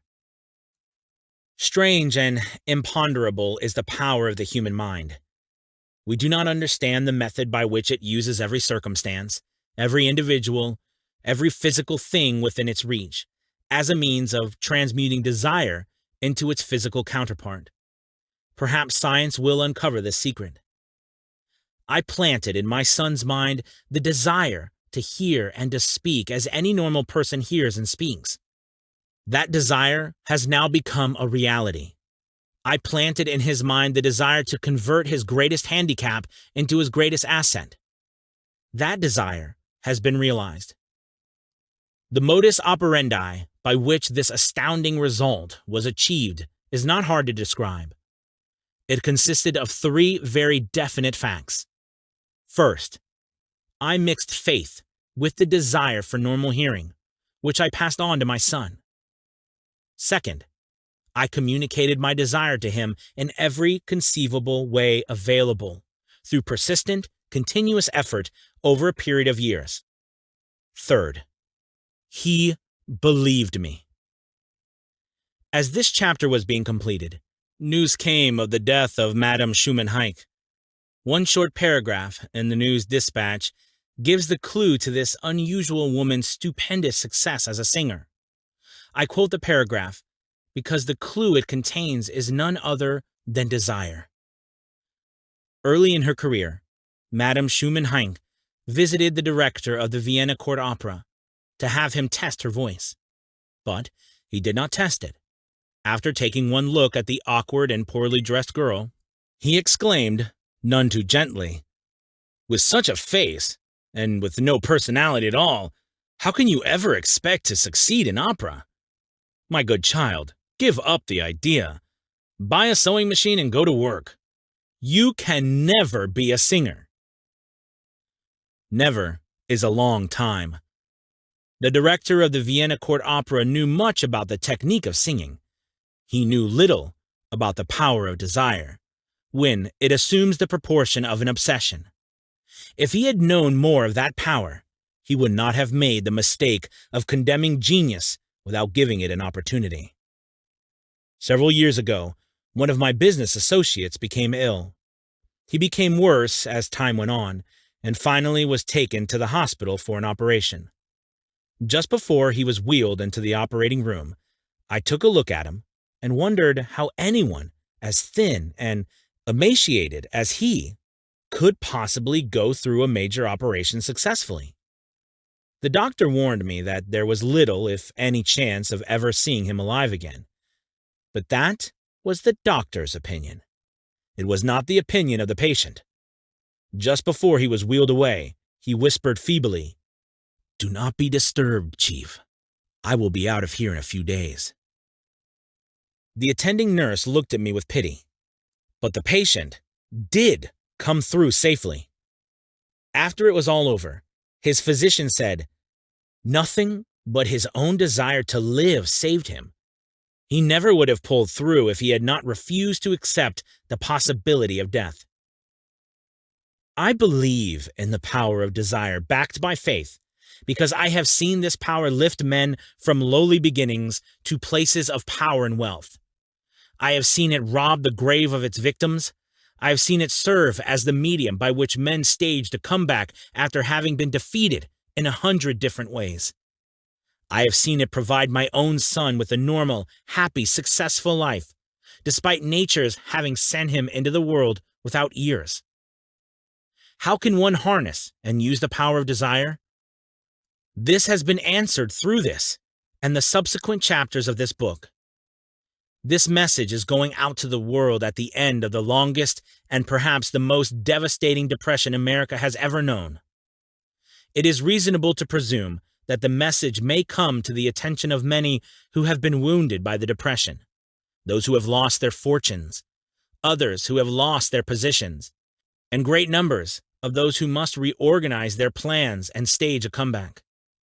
To all these, I wish to convey the thought that all achievement, no matter what may be its nature or its purpose, must begin with an intense, burning desire for something definite. Through some strange and powerful principle of mental chemistry, which she has never divulged, nature wraps up in the impulse of strong desire that something which recognizes no such word as impossible and accepts no such reality as failure. Chapter 3. Faith. Visualization of and belief in attainment of desire. The second step toward riches. Faith is the head chemist of the mind. When faith is blended with the vibration of thought, the subconscious mind instantly picks up the vibration, translates it into the spiritual equivalent, and transmits it to infinite intelligence, as in the case of a prayer. The emotions of faith, love, and sex are the most powerful of all the major positive emotions. When the three are blended, they have the effect of coloring the vibration of thought in such a way that it instantly reaches the subconscious mind, where it is changed into its spiritual equivalent, the only form that induces a response from infinite intelligence. Love and faith are psychic, related to the spiritual side of man. Sex is purely biological and related only to the physical. The mixing or blending of these three emotions has the effect of opening a direct line of communication between the finite, thinking mind of man and infinite intelligence. How to develop faith. There comes now a statement which will give a better understanding of the importance of the principle of autosuggestion assumes in the transmutation of desire into its physical or monetary equivalent, namely, faith is a state of mind which may be induced or created by affirmation or repeated instructions to the subconscious mind through the principle of autosuggestion. As an illustration, consider the purpose for which you are, presumably, reading this book. The object is, naturally, to acquire the ability to transmute the tangible thought impulse of desire into its physical counterpart, money. By following the instructions laid down in the chapters on autosuggestion and the subconscious mind, as summarized in the chapter on autosuggestion You may convince the subconscious mind that you believe you will receive that for which you ask, and it will act upon that belief, which your subconscious mind passes back to you in the form of faith, followed by definite plans for procuring that which you desire. The method by which one develops faith, where it does not already exist, is extremely difficult to describe, almost as difficult, in fact, as it would be to describe the color of red to a blind man who has never seen color, and has nothing with which to compare what you describe to him. Faith is a state of mind, which you may develop at will, after you have mastered the 13 principles, because it is a state of mind which develops voluntarily through application and use of these principles. Repetition of affirmation of orders to your subconscious mind is the only method of voluntary development of the emotion of faith. Perhaps the meaning may be made clearer through the following explanation as to the way men sometimes become criminals. Stated in the words of a famous criminologist, when men first come into contact with crime, they abhor it. If they remain in contact with crime for a time, they become accustomed to it and endure it. If they remain in contact with it long enough, they finally embrace it and become influenced by it. This is the equivalent of saying that any impulse of thought which is repeatedly passed on to the subconscious mind is, finally, accepted and acted upon by the subconscious mind, which proceeds to translate that impulse into its physical equivalent by the most practical procedure available.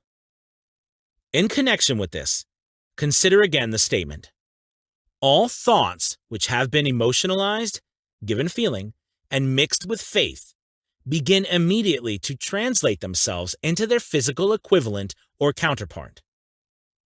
The emotions, or the feeling portion of thoughts, are the factors which give thoughts vitality, life, and action. The emotions of faith, love, and sex, when mixed with any thought impulse, give it greater action than any of these emotions can do singly. Not only thought impulses which have been mixed with faith, but those which have been mixed with any of the positive emotions or any of the negative emotions may reach and influence the subconscious mind. From this statement, you will understand that the subconscious mind will translate into its physical equivalent, a thought impulse of a negative or destructive nature, just as readily as it will act upon thought impulses of a positive or constructive nature. This accounts for the strange phenomenon which so many millions of people experience, referred to as misfortune or bad luck.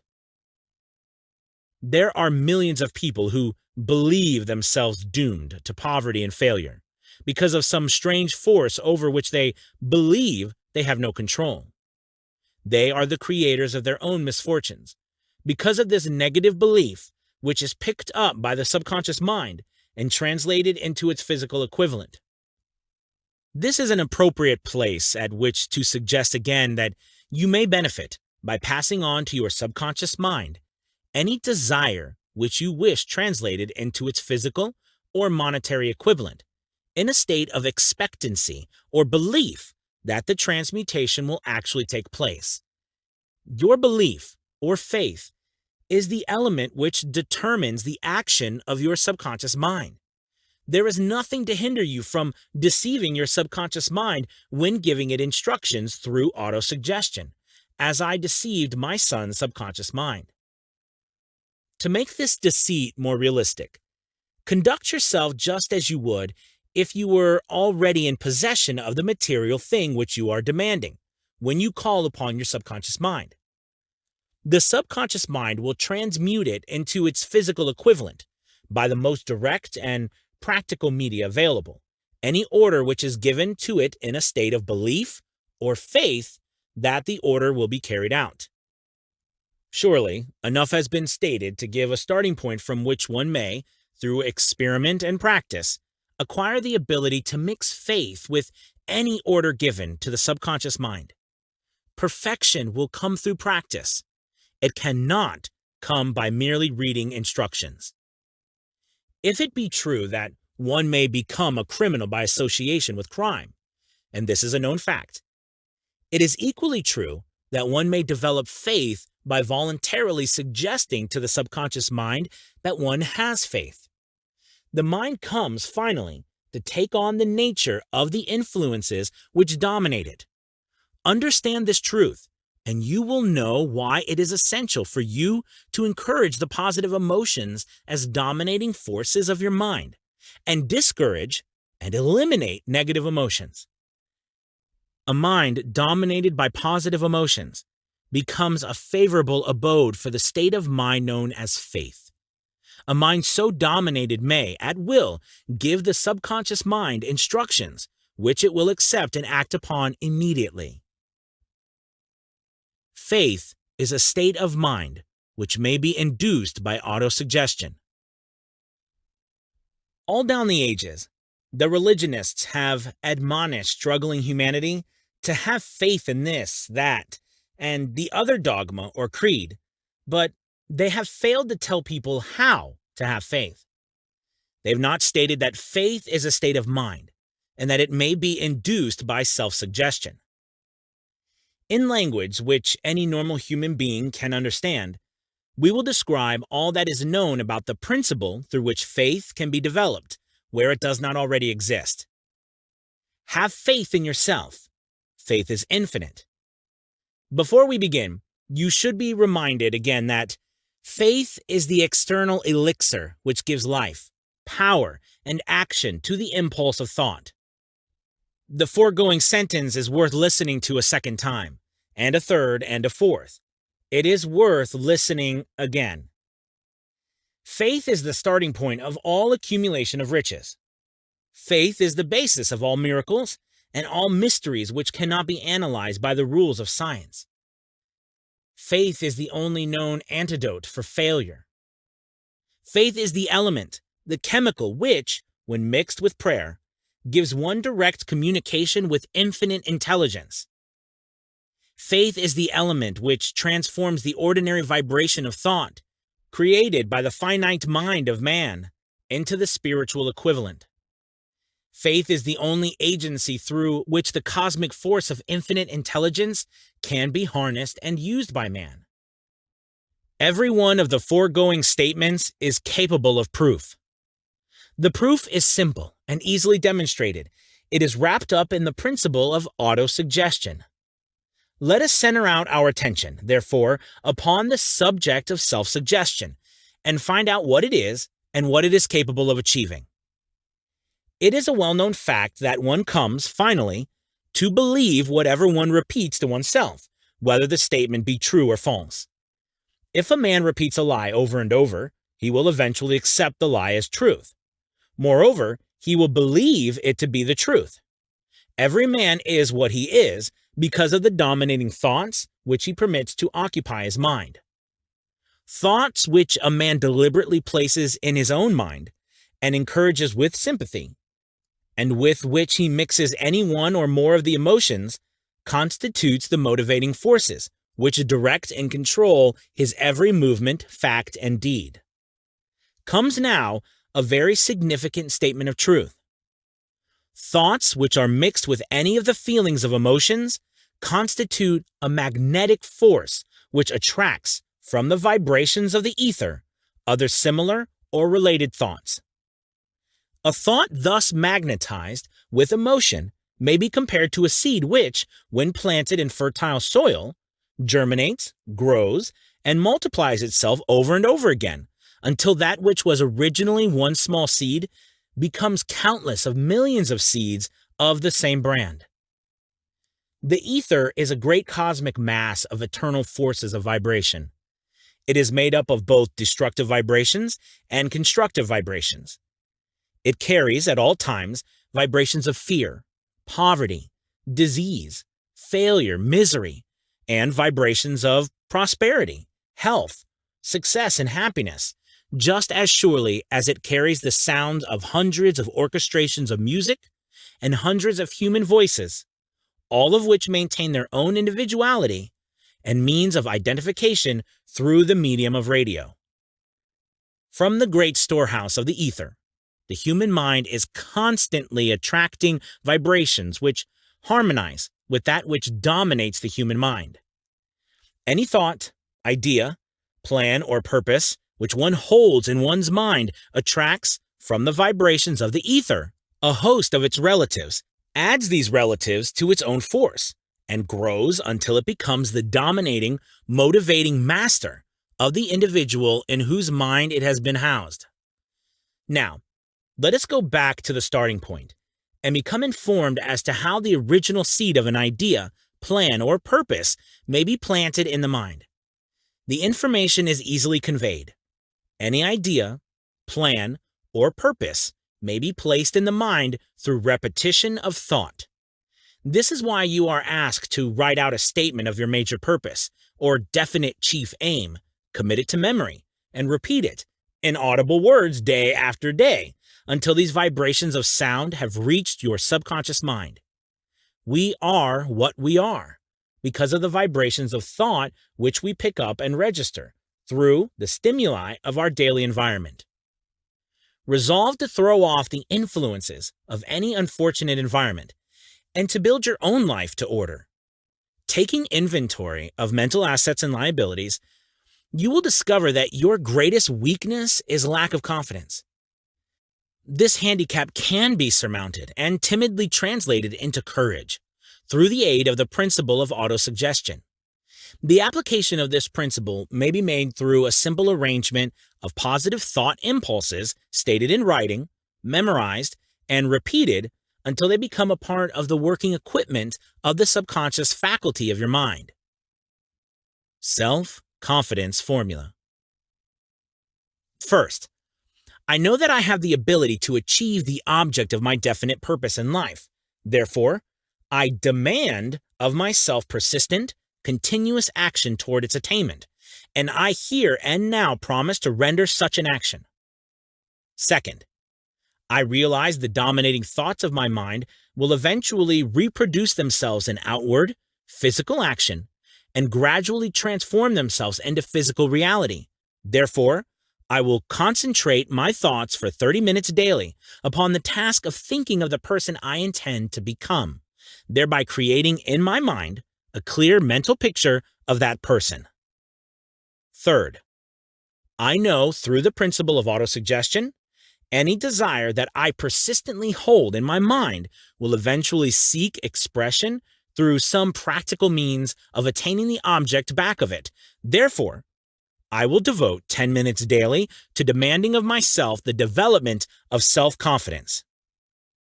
Fourth, I have clearly written down a description of my definite chief aim in life, and I will never stop trying until I shall have developed sufficient self-confidence for its attainment. Fifth, I fully realize that no wealth or position can long endure unless built upon truth and justice. Therefore, I will engage in no transaction which does not benefit all whom it affects.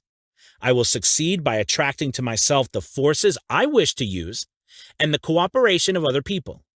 I will induce others to serve me because of my willingness to serve others.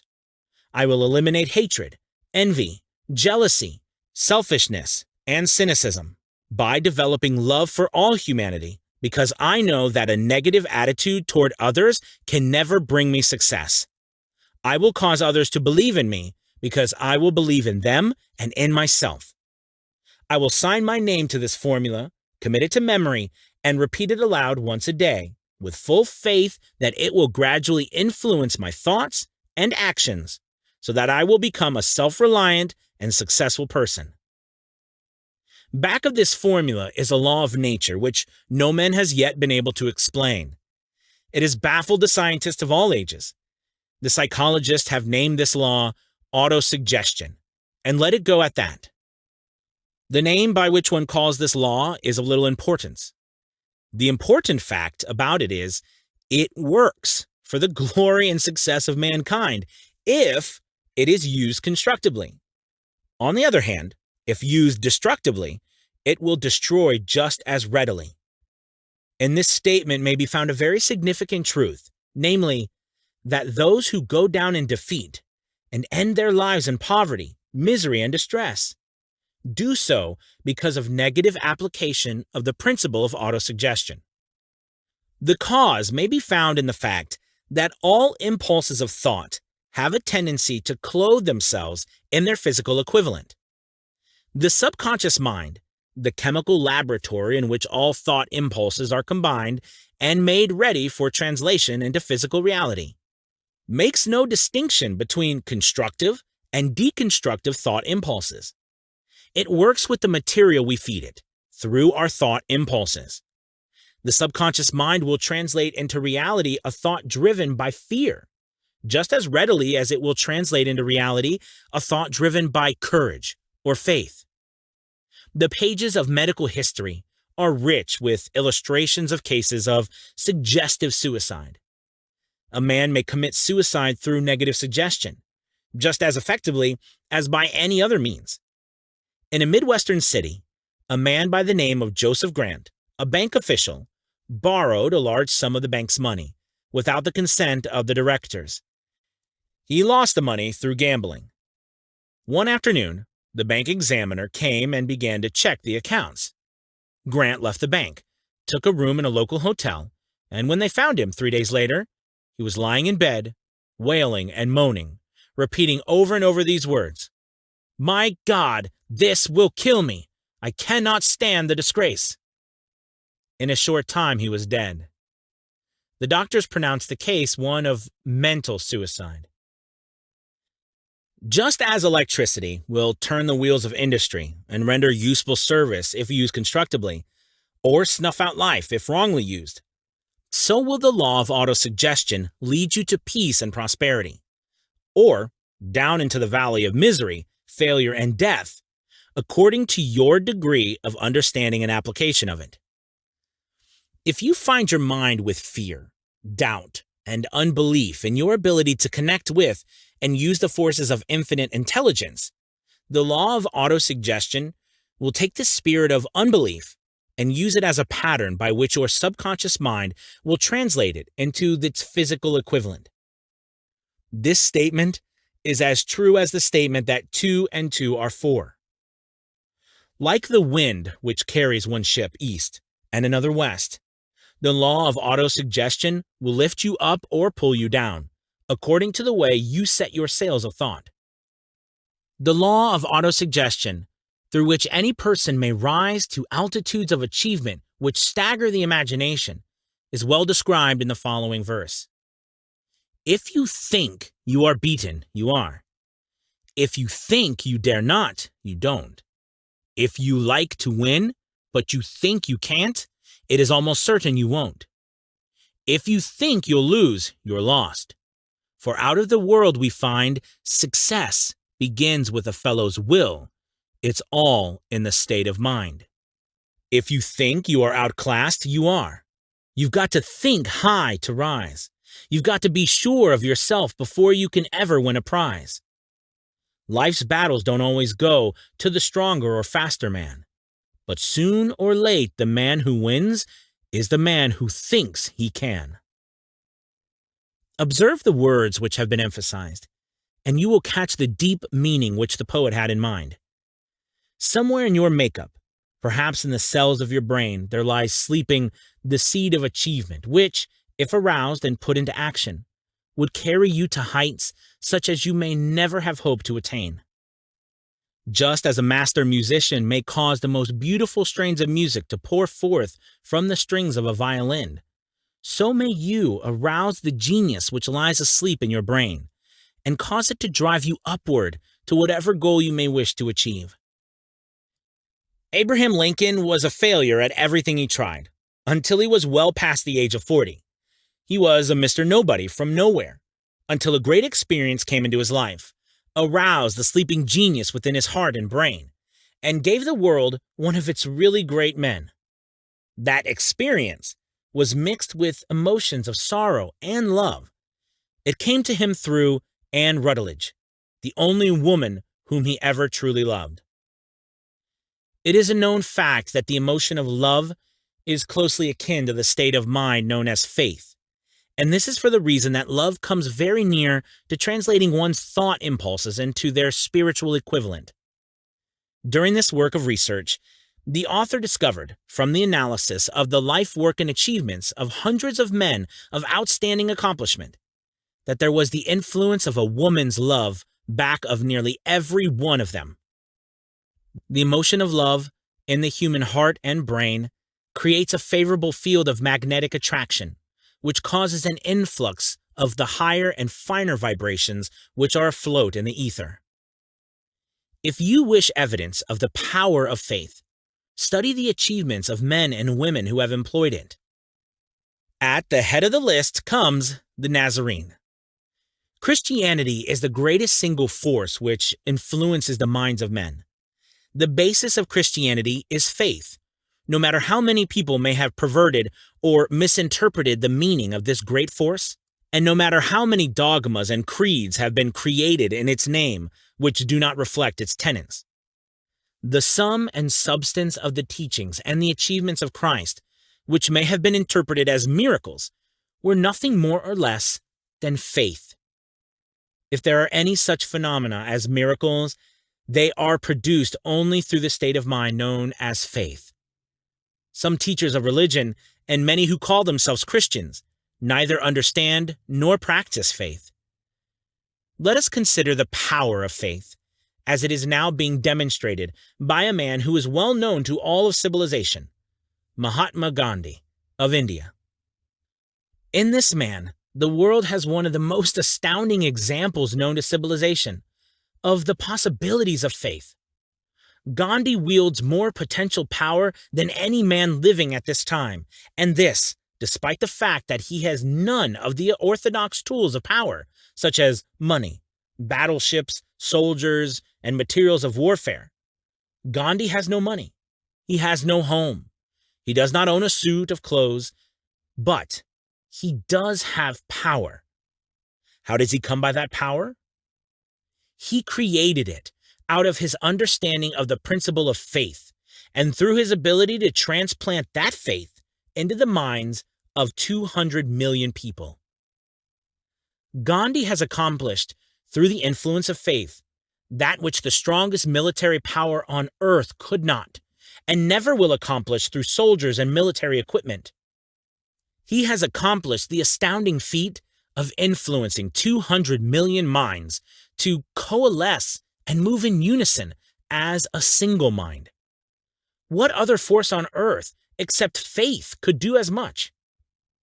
There will come a day when employees as well as employers will discover the possibilities of faith. That day is dawning. The whole world has had ample opportunity during the recent business depression to witness what the lack of faith will do to business. Surely, civilization has produced a sufficient number of intelligent human beings to make use of this great lesson which the depression has taught the world. During this depression, the world had evidence in abundance that widespread fear will paralyze the wheels of industry and business. Out of this experience will arise leaders in business and industry who will profit by example, which Gandhi has set for the world, and they will apply to business the same tactics which has been used in building the greatest following known in the history of the world. These leaders will come from the rank and file of the unknown men, who now labor in the steel plants, the coal mines, the automobile factories, and in the small towns and cities of America. Business is due for a reform. Make no mistake about this. The methods of the past, based upon economic combinations of force and fear, will be supplanted by the better principles of faith and cooperation. Men who labor will receive more than daily wages. They will receive dividends from the businesses, the same as those who supply the capital for business. But first, they must give more to their employers and stop this bickering and bargaining by force at the expense of the public. They must earn the right to dividends. Moreover, and this is the most important thing of all, they will be led by leaders who will understand and apply the principles employed by Mahatma Gandhi. Only in this way may leaders get from their followers the spirit of full cooperation, which constitutes power in its highest and most enduring form. This stupendous machine age in which we live and from which we are just emerging, has taken the soul out of men. Its leaders have driven men as though they were pieces of cold machinery. They were forced to do so by the employees who have bargained, at the expense of all concerned, to get and not give. The watchword of the future will be human happiness and contentment, and when this state of mind shall have been attained, the production will take care of itself, more effectively than anything that has ever been accomplished where men did not and could not mix faith and individual interest with their labor. Because of the need for faith and cooperation in operating business and industry, it will be both interesting and profitable to analyze an event which provides an excellent understanding of the method by which industrialists and businessmen accumulate great fortunes by giving before they try to get. The event chosen for this illustration dates back to 1900, when the United States Steel Corporation was being formed. As you read the story, keep in mind these fundamental facts and you will understand how ideas have been converted into huge fortunes. First, the huge United States Steel Corporation was born in the mind of Charles M. Schwab in the form of an idea he created through his imagination. Second, he mixed faith with his idea. Third, he formulated a plan for the transformation of his idea into physical and financial reality. Fourth, he put his plan into action with his famous speech at the University Club. Fifth, he applied and followed through on his plan with persistence and backed it with firm decision until it had been fully carried out. Sixth, he prepared the way for success by a burning desire for success. If you are one of those who have often wondered how great fortunes are accumulated, this story of the creation of the United States Steel Corporation will be enlightening.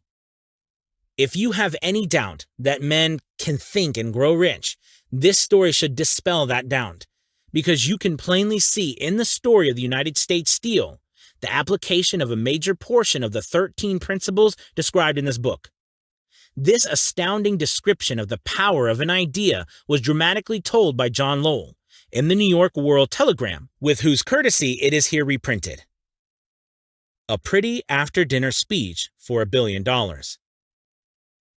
When, on the evening of December 12, 1900, some 80 of the nation's financial nobility gathered in the banquet hall of the University Club on Fifth Avenue to honor a young man from out of the West, not half a dozen of the guests realized they were to witness the most significant episode in American industrial history. J. Edward Simmons and Charles Stewart Smith, their hearts full of gratitude for the lavish hospitality bestowed on them by Charles M. Schwab during a recent visit to Pittsburgh, had arranged the dinner to introduce the 38-year-old steel man to Eastern banking society. But they didn't expect him to stampede the convention. They warned him, in fact, that the bosoms within New York's stuffed shirts would not be responsive to oratory, and that, if he didn't want to bore the Stillmans and Harrimans and Vanderbilts, he had better limit himself to 15 or 20 minutes of polite vaporings and let it go at that.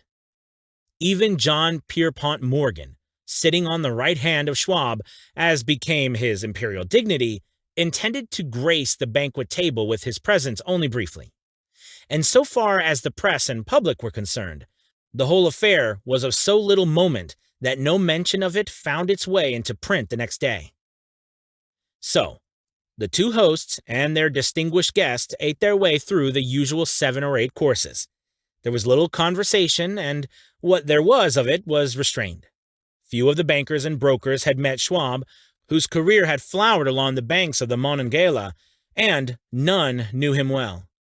But before the evening was over, they, and with them Money Master Morgan, were to be swept off their feet, and $1 billion baby, the United States Steel Corporation, was to be conceived. It is perhaps unfortunate, for the sake of history, that no record of Charlie Schwab's speech at the dinner ever was made.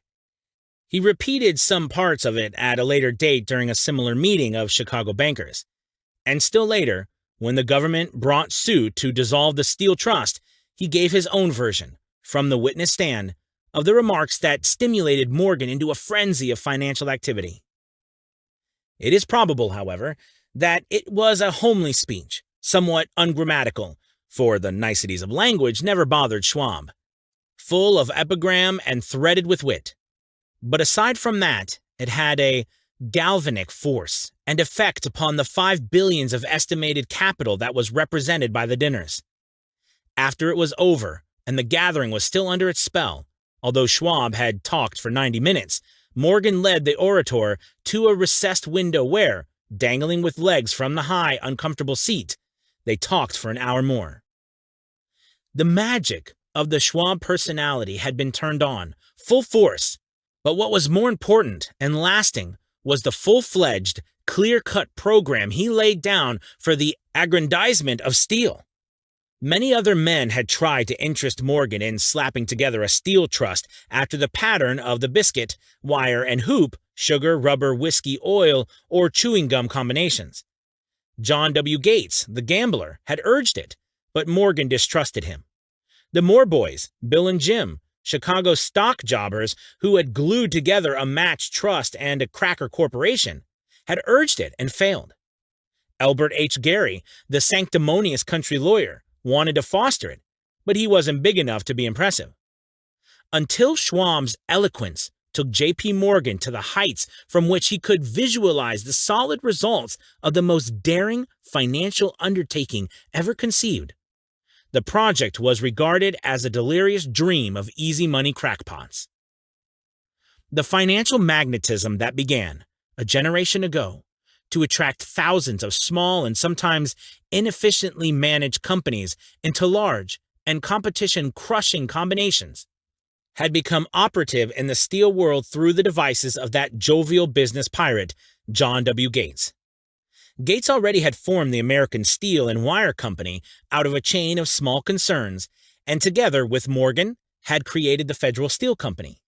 The National Tube and American Bridge Companies were two more Morgan concerns, and the Moore brothers had forsaken the match and cookie business to form the American Group, Tin Plate, Steel Hoop, Sheet Steel, and the National Steel Company. But by the side of Andrew Carnegie's gigantic vertical trust, a trust owned and operated by 53 partners, those other combinations were picayune. They might combine to their heart's content, but the whole lot of them couldn't make a dent in the Carnegie organization, and Morgan knew it. And the eccentric old Scot knew it too.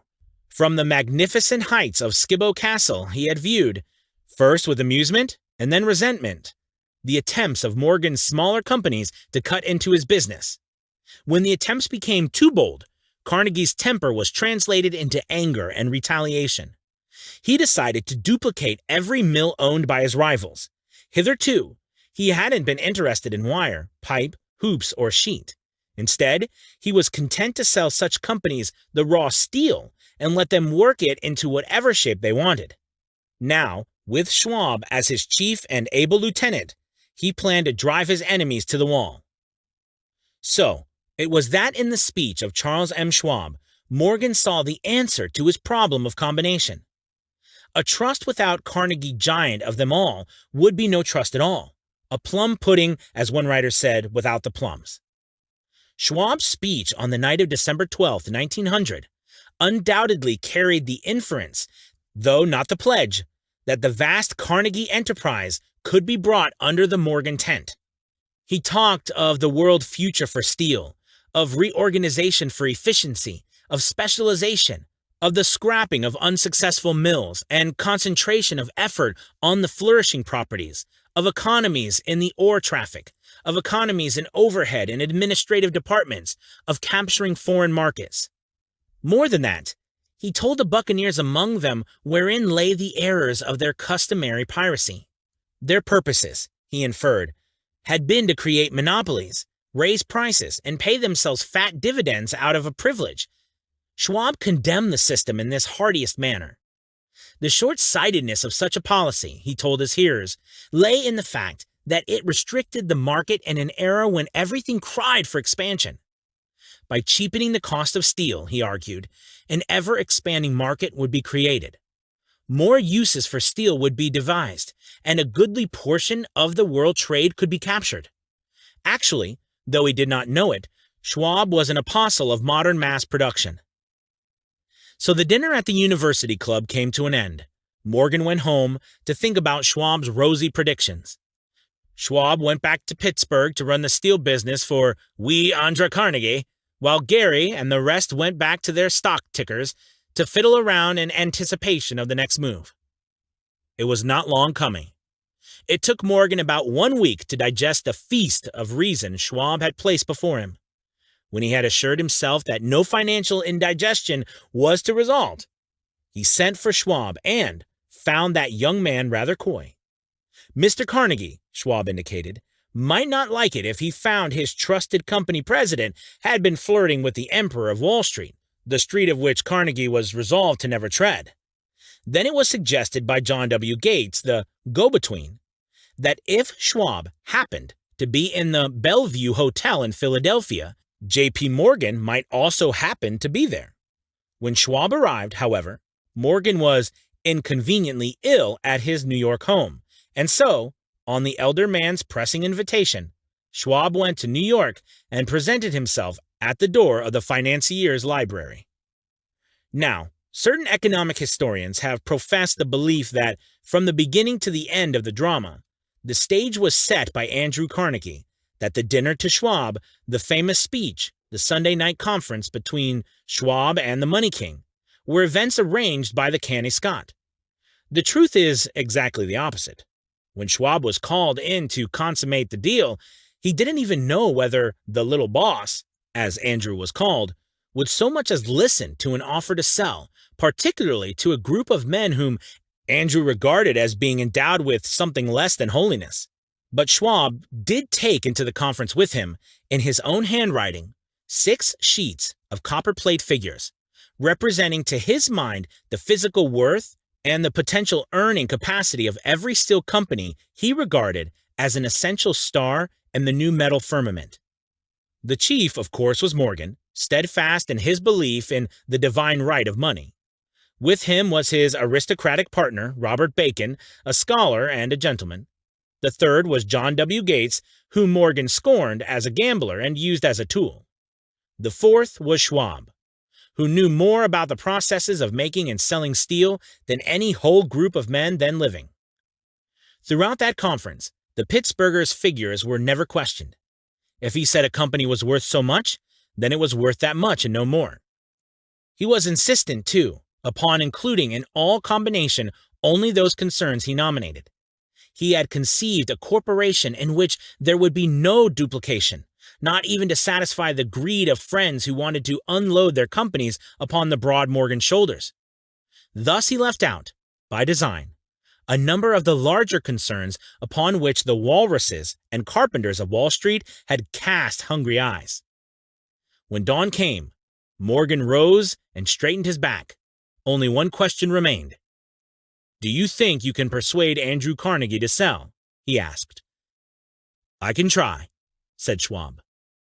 "If you can get him to sell, I will undertake the matter," said Morgan. So far, so good. But would Carnegie sell? How much would he demand? Schwab thought about $320 million. What would he take payment in? Common or preferred stocks? Bonds? Cash? Nobody could raise $350 million in cash. There was a golf game in January on the frost-cracking heath of the St. Andrew's Links in Westchester, with Andrew bundled up in sweaters against the cold, and Charlie talking volubly, as usual, to keep his spirits up. But no word of business was mentioned until the pair sat down in the cozy warmth of the Carnegie cottage nearby. Then, with the same persuasiveness that had hypnotized 80 millionaires at the University Club, Schwab poured out the glitternous promises of retirement and comfort, of untold millions to satisfy the old man's social caprices. Carnegie capitulated, wrote a figure on a slip of paper, handed it to Schwab, and said, "All right, that's what we'll sell for."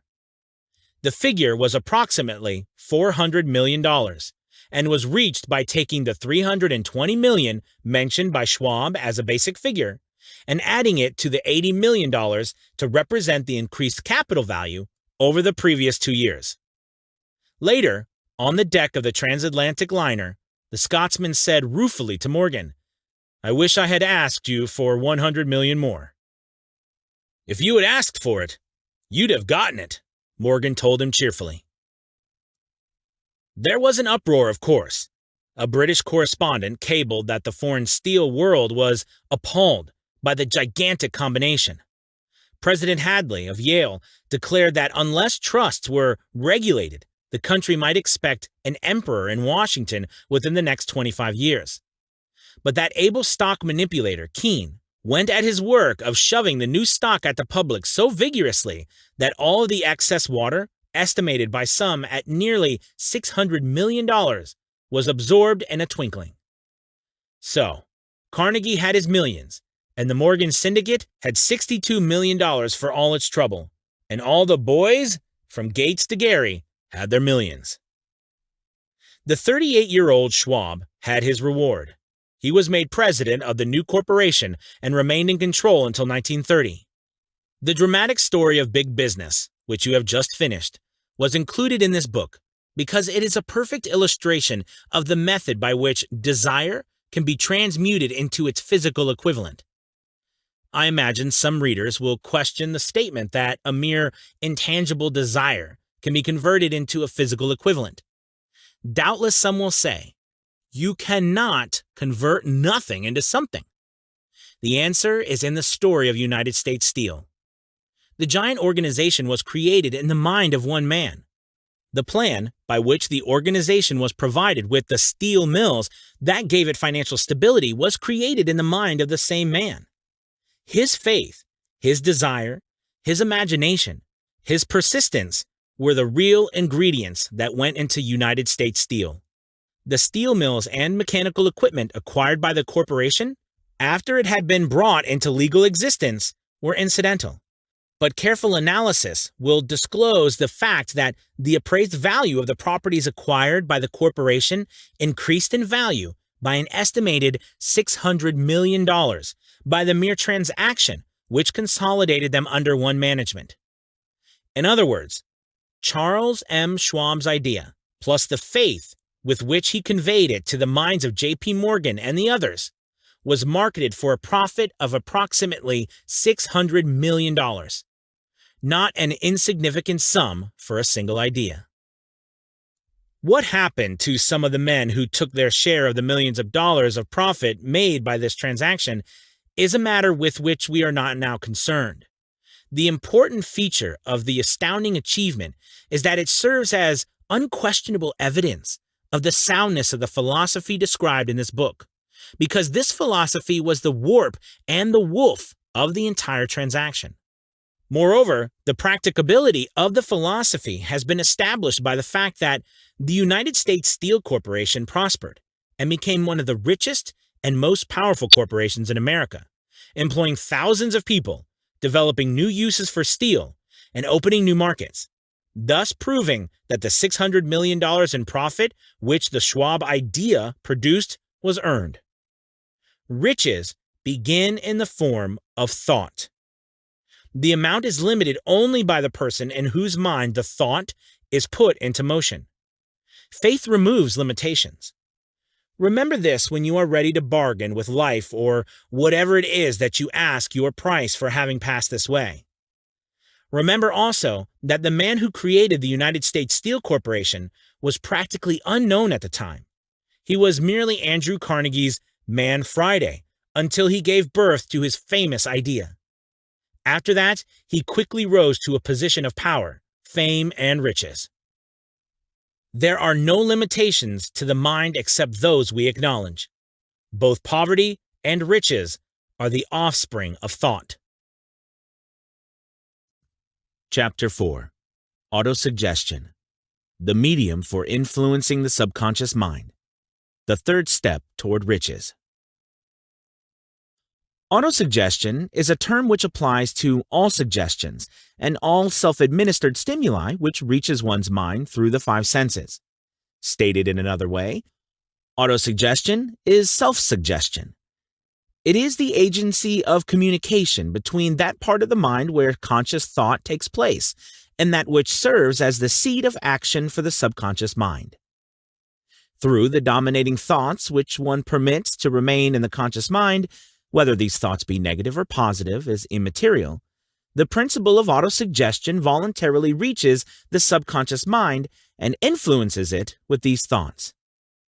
No thought, whether it be negative or positive, can enter the subconscious mind without the aid of the principle of autosuggestion, with the exception of thoughts picked up from the ether.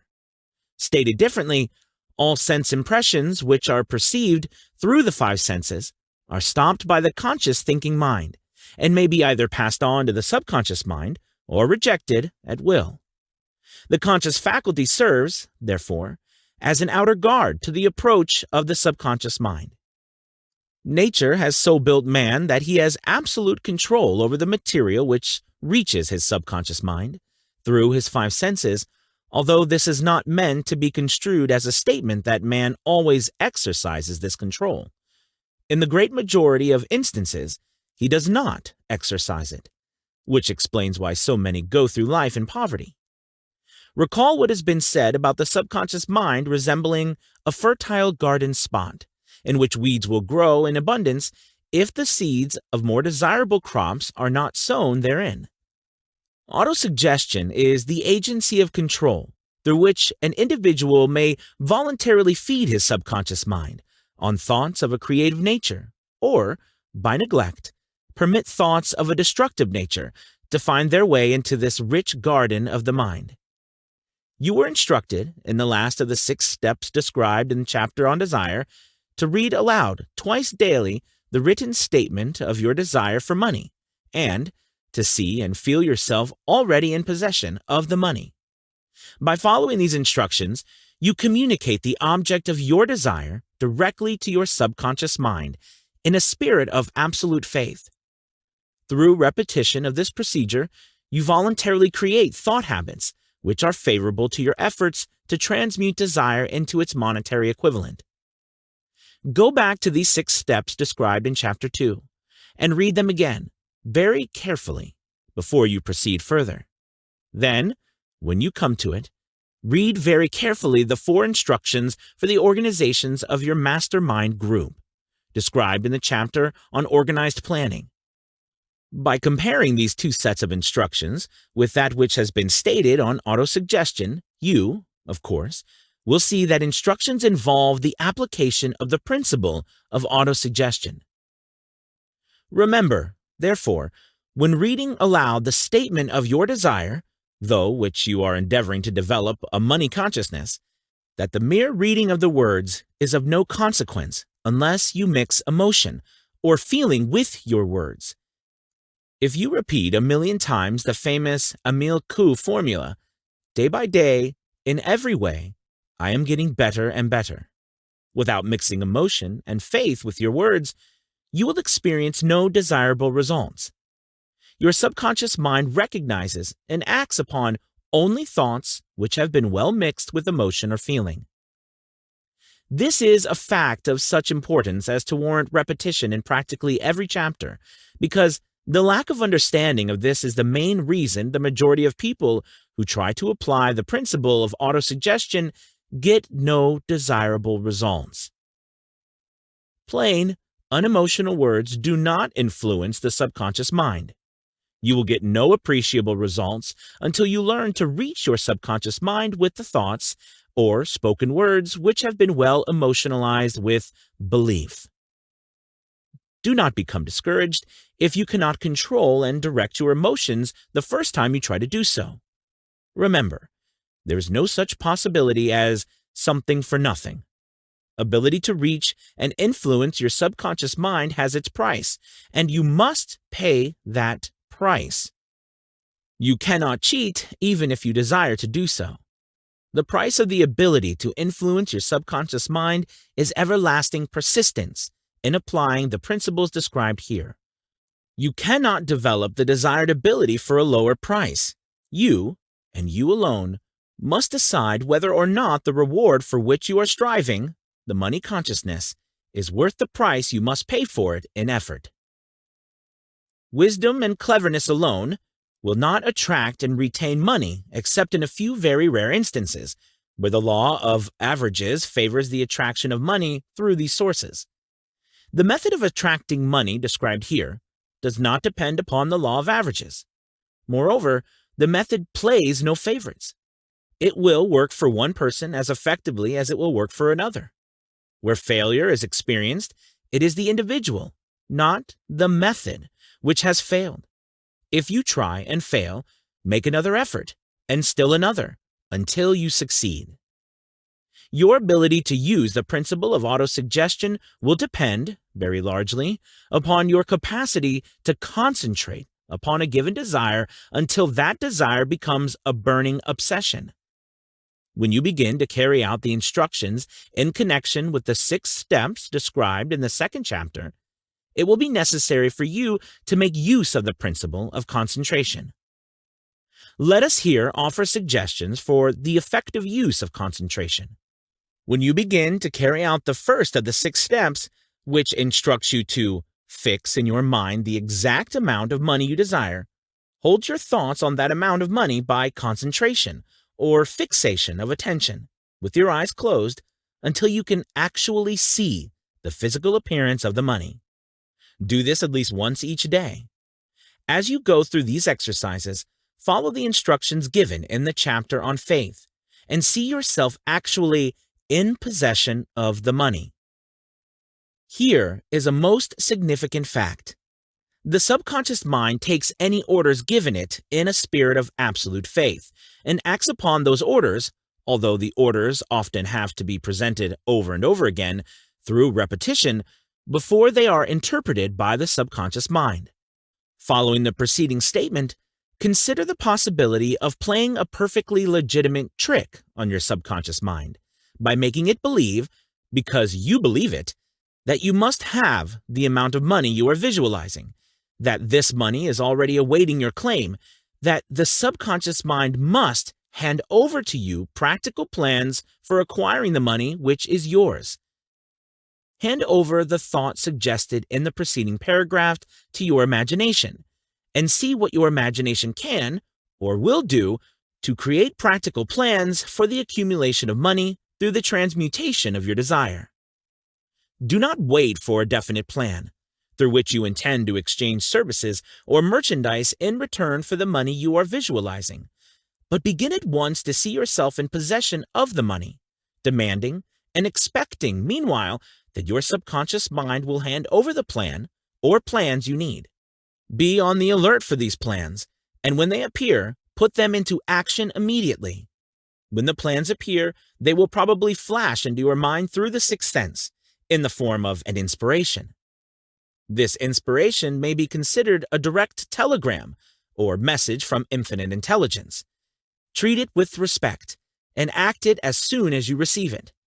Failure to do this will be fatal to your success. In the 4th of the 6 steps, you are instructed to create a definite plan for carrying out your desire, and begin at once to put this plan into action. You should follow this instruction in the manner described in the preceding paragraph. Do not trust to your reason when creating your plan for accumulating money through the transmutation of desire. Your reason is faulty. Moreover, your reasoning faculty may be lazy, and, if you depend entirely upon it to serve you, it may disappoint you. When visualizing the money you intend to accumulate, with closed eyes, see yourself rendering the service or delivering the merchandise you intend to give in return for this money. This is important. Summary of instructions. The fact that you are reading this book is an indication that you earnestly seek knowledge. It is also an indication that you are a student of this subject. If you are only a student, there is a chance that you may learn much that you did not know, but you will learn only by assuming an attitude of humility. If you choose to follow some of the instructions but neglect or refuse to follow others, you will fail. To get satisfactory results, you must follow all instructions in a spirit of faith. The instructions given in connection with the 6 steps in the 2nd chapter will now be summarized and blended with the principles covered by this chapter as follows. First, go into some quiet spot, preferably in bed at night, where you will not be disturbed or interrupted. Close your eyes and repeat aloud, so you may hear your own words, the written statement of the amount of money you intend to accumulate, the time limit for its accumulation, and a description of the service or merchandise you intend to give in return for the money. As you carry out these instructions, see yourself already in possession of the money. For example, suppose that you intend to accumulate $50,000 by the 1st of January, 5 years hence, that you intend to give personal services in return for the money, in the capacity of a salesman. Your written statement of your purpose should be similar to the following. By the 1st day of January, with the given date, I will have in my possession $50,000, which will come to me in various amounts from time to time during the interim. In return for this money, I will give the most efficient service of which I am capable, rendering the fullest possible quantity and the best possible quality of service in the capacity of salesman of, describe the service or merchandise you intend to sell. I believe that I will have this money in my possession. My faith is so strong that I can now see this money before my eyes. I can touch it with my hands. It is now awaiting transfer to me at the time and in the proportion that I deliver the service I intend to render in return for it. I am awaiting a plan by which to accumulate this money, and I will follow that plan when it is received. Second, repeat this program night and morning until you can see, in your imagination, the money you intend to accumulate. Third, place a written copy of your statement where you can see it night and morning, and read it just before retiring and upon arising until it has been memorized. Remember, as you carry out these instructions, that you are applying the principle of autosuggestion for the purpose of giving orders to your subconscious mind. Remember also that your subconscious mind will act only upon instructions which are emotionalized and handed over to it with feeling. Faith is the strongest and most productive of the emotions. Follow the instructions given in the chapter on faith. These instructions may, at first, seem abstract. Do not let this disturb you. Follow the instructions, no matter how abstract or impractical they may, at first, appear to be. The time will soon come, if you do as you have been instructed, in spirit as well as in act, when a whole new universe of power will unfold to you. Skepticism, in connection with all new ideas, is characteristic of all human beings. But if you follow the instructions outlined, your skepticism will soon be replaced by belief, and this, in turn, will soon become crystallized into absolute faith. Then you will have arrived at the point where you may truly say, I am the master of my fate. I am the captain of my soul. Many philosophers have made the statement that man is the master of his own earthly destiny, but most of them have failed to say why he is the master. The reason that man may be the master of his own earthly status, and especially his financial status, is thoroughly explained in this chapter.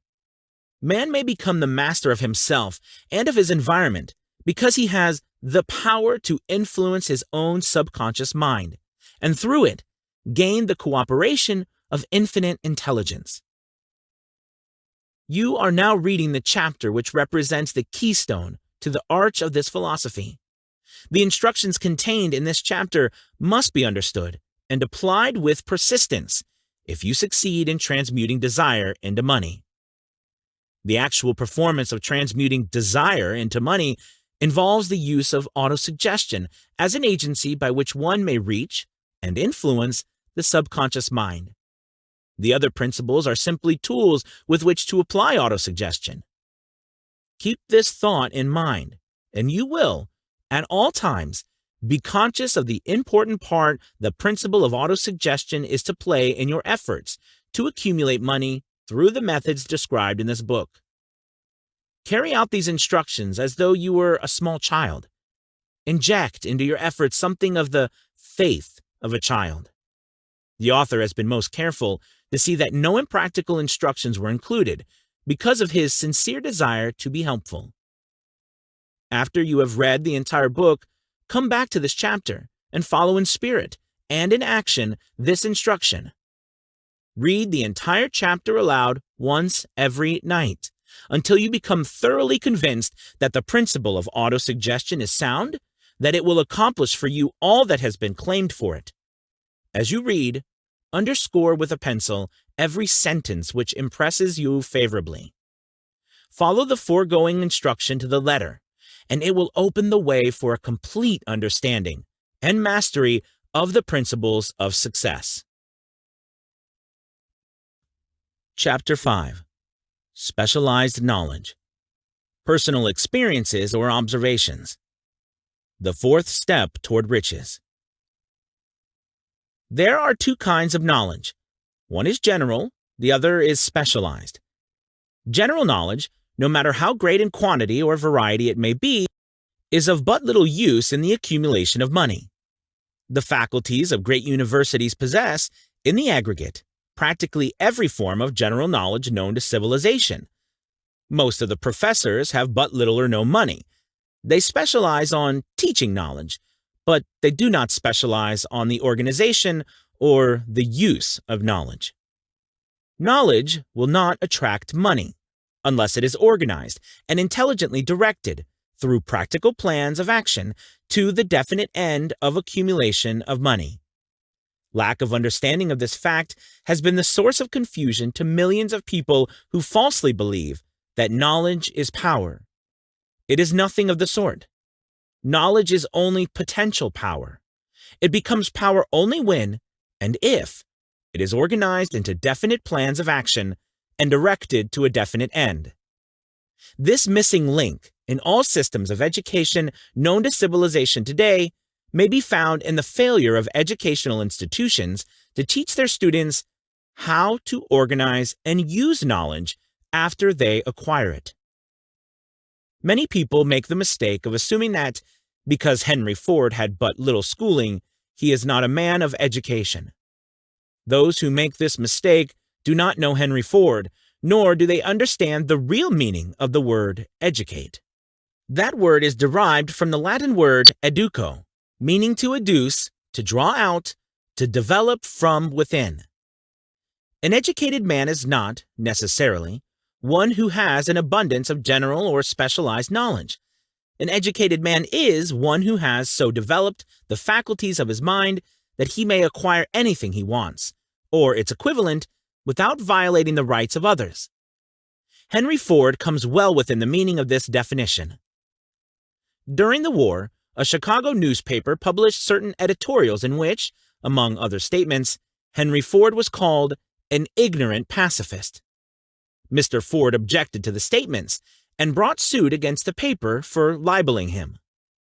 When the suit was tried in the courts, the attorneys for the paper pleaded justification and placed Mr. Ford himself on the witness stand for the purpose of proving to the jury that he was ignorant.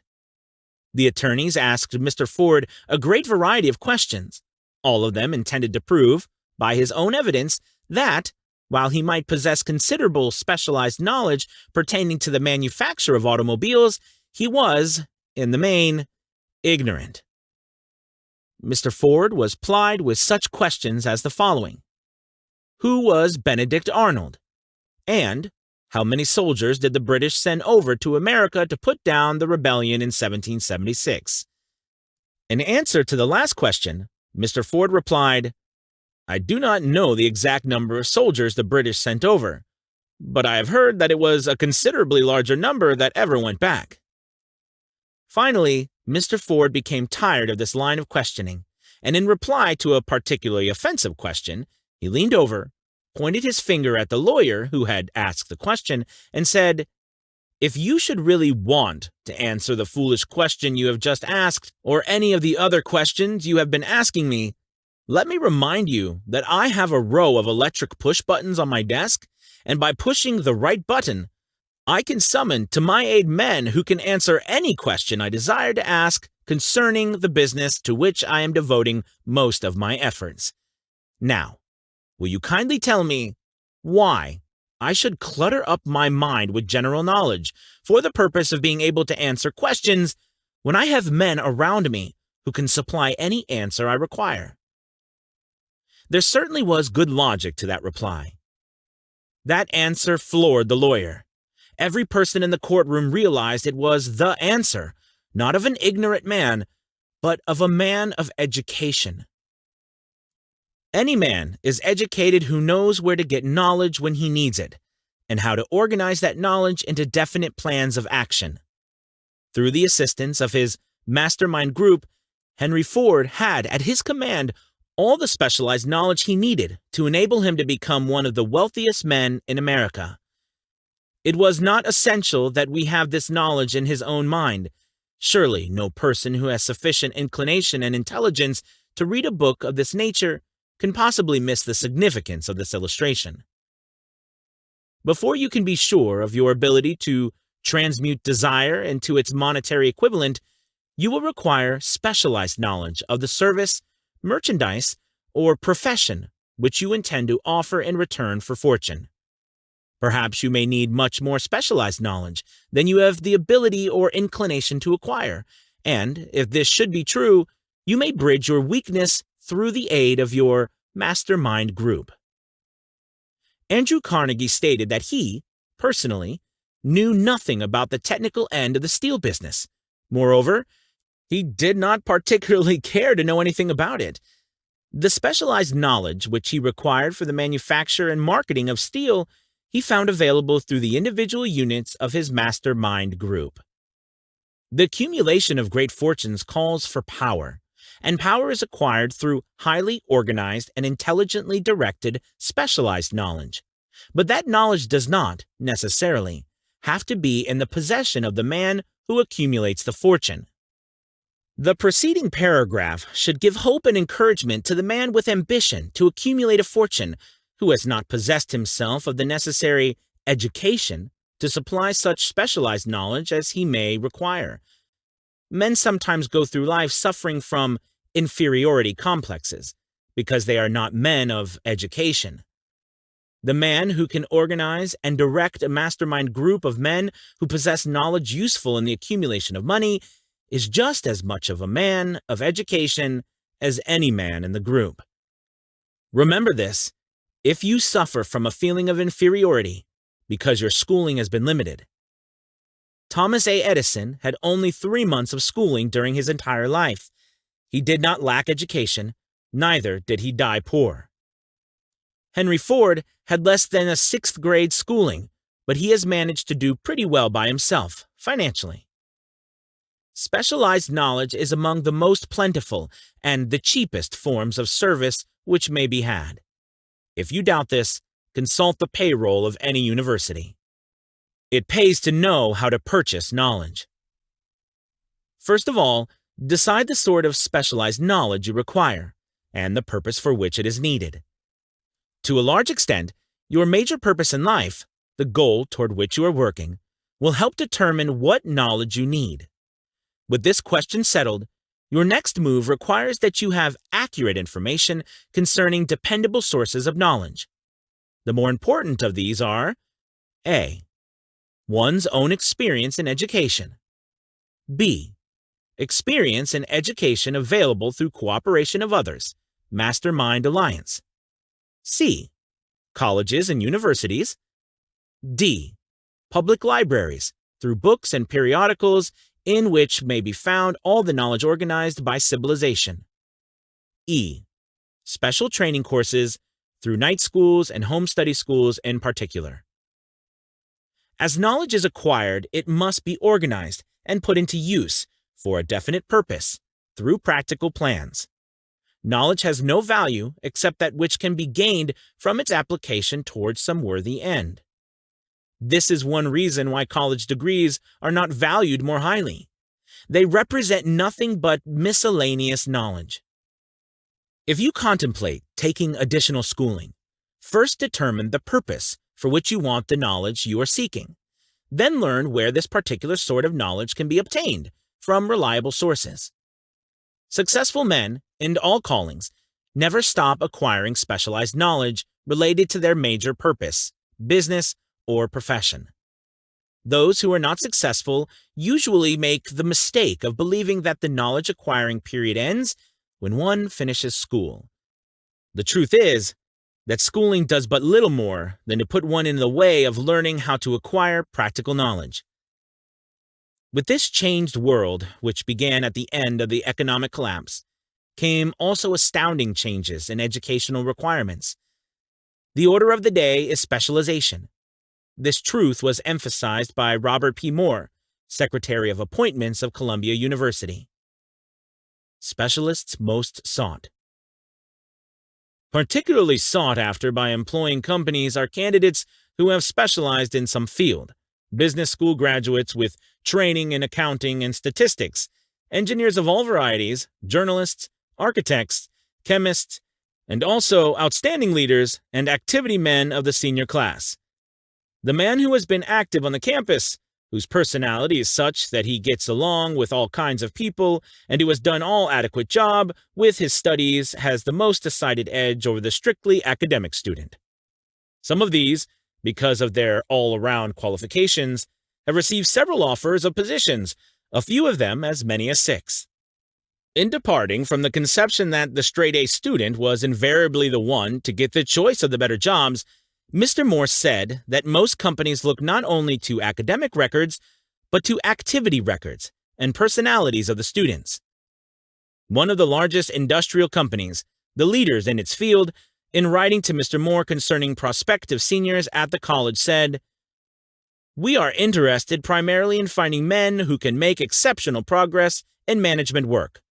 For this reason, we emphasize qualities of character, intelligence, and personality far more than specific educational background." Apprenticeship proposed. Proposing a system of apprenticing students in offices, stores, and industrial occupations during the summer vacation, Mr. Moore asserts that after the first 2 or 3 years of college, every student should be asked to choose a definite future course and to call a halt if he has been merely pleasantly drifting without purpose through an unspecialized academic curriculum. Colleges and universities must face the practical consideration that all professions and occupations now demand specialists, he said, urging that the educational institutions accept more direct responsibility for vocational guidance. One of the most reliable and practical sources of knowledge available to those who need specialized schooling is the night schools operated in most large cities.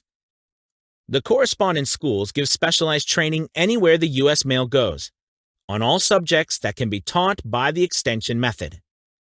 One advantage of home study training is the flexibility of the study program, which permits one to study during spare time. Another stupendous advantage of home study training, if the school is carefully chosen, is the fact that most courses offered by home study schools carry with them generous privileges of consultation, which can be of priceless value to those needing specialized knowledge. No matter where you live, you can share the benefits. Anything acquired without effort and without cost is generally unappreciated, often discredited. Perhaps this is why we get so little from the marvelous opportunity of public schools. The self-discipline once received from a definite program of specialized study makes up, to some extent, for the wasted opportunity when knowledge was available without cost. Correspondence schools are highly organized business institutions. Their tuition fees are so low that they are forced to insist upon prompt payments. Being asked to pay, whether the student makes good grades or poor, has the effect of causing one to follow through with the course when he would otherwise drop it. The correspondence schools have not stressed this point sufficiently, for the truth is that their collection departments constitute the very finest sort of training on decision, promptness, action, and the habit of finishing that which one begins. I learned this from experience more than 25 years ago. I enrolled for a home study course in advertising. After completing 8 of the 10 lessons, I stopped studying, but the school did not stop sending me bills. Moreover, it insisted upon payment, whether I kept up my studies or not. I decided that if I had to pay for the course, which I had legally obligated myself to do, I should complete the lessons and get my money's worth. I felt, at the time, that the collection system of the school was somewhat too well organized, but I learned later in life that it was a valuable part of my training for which no charge has been made. Being forced to pay, I went ahead and completed the course. Later in life, I discovered that the efficient collection system of that school had been worth much in the form of money earned because of the training and advertising I had so reluctantly taken. We have in this country what is said to be the greatest public school system in the world. We have invested fabulous sums for fine buildings. We have provided convenient transportation for children living in the rural districts, so they may attend the best schools. But there is one astounding weakness to this marvelous system. It is free.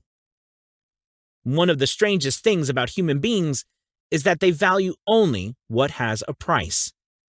The free schools of America and the free public libraries do not impress people because they are free. This is a major reason why so many people find it necessary to acquire additional training after they quit school and go to work. It is also one of the major reasons why employers give greater consideration to employees who take home study courses.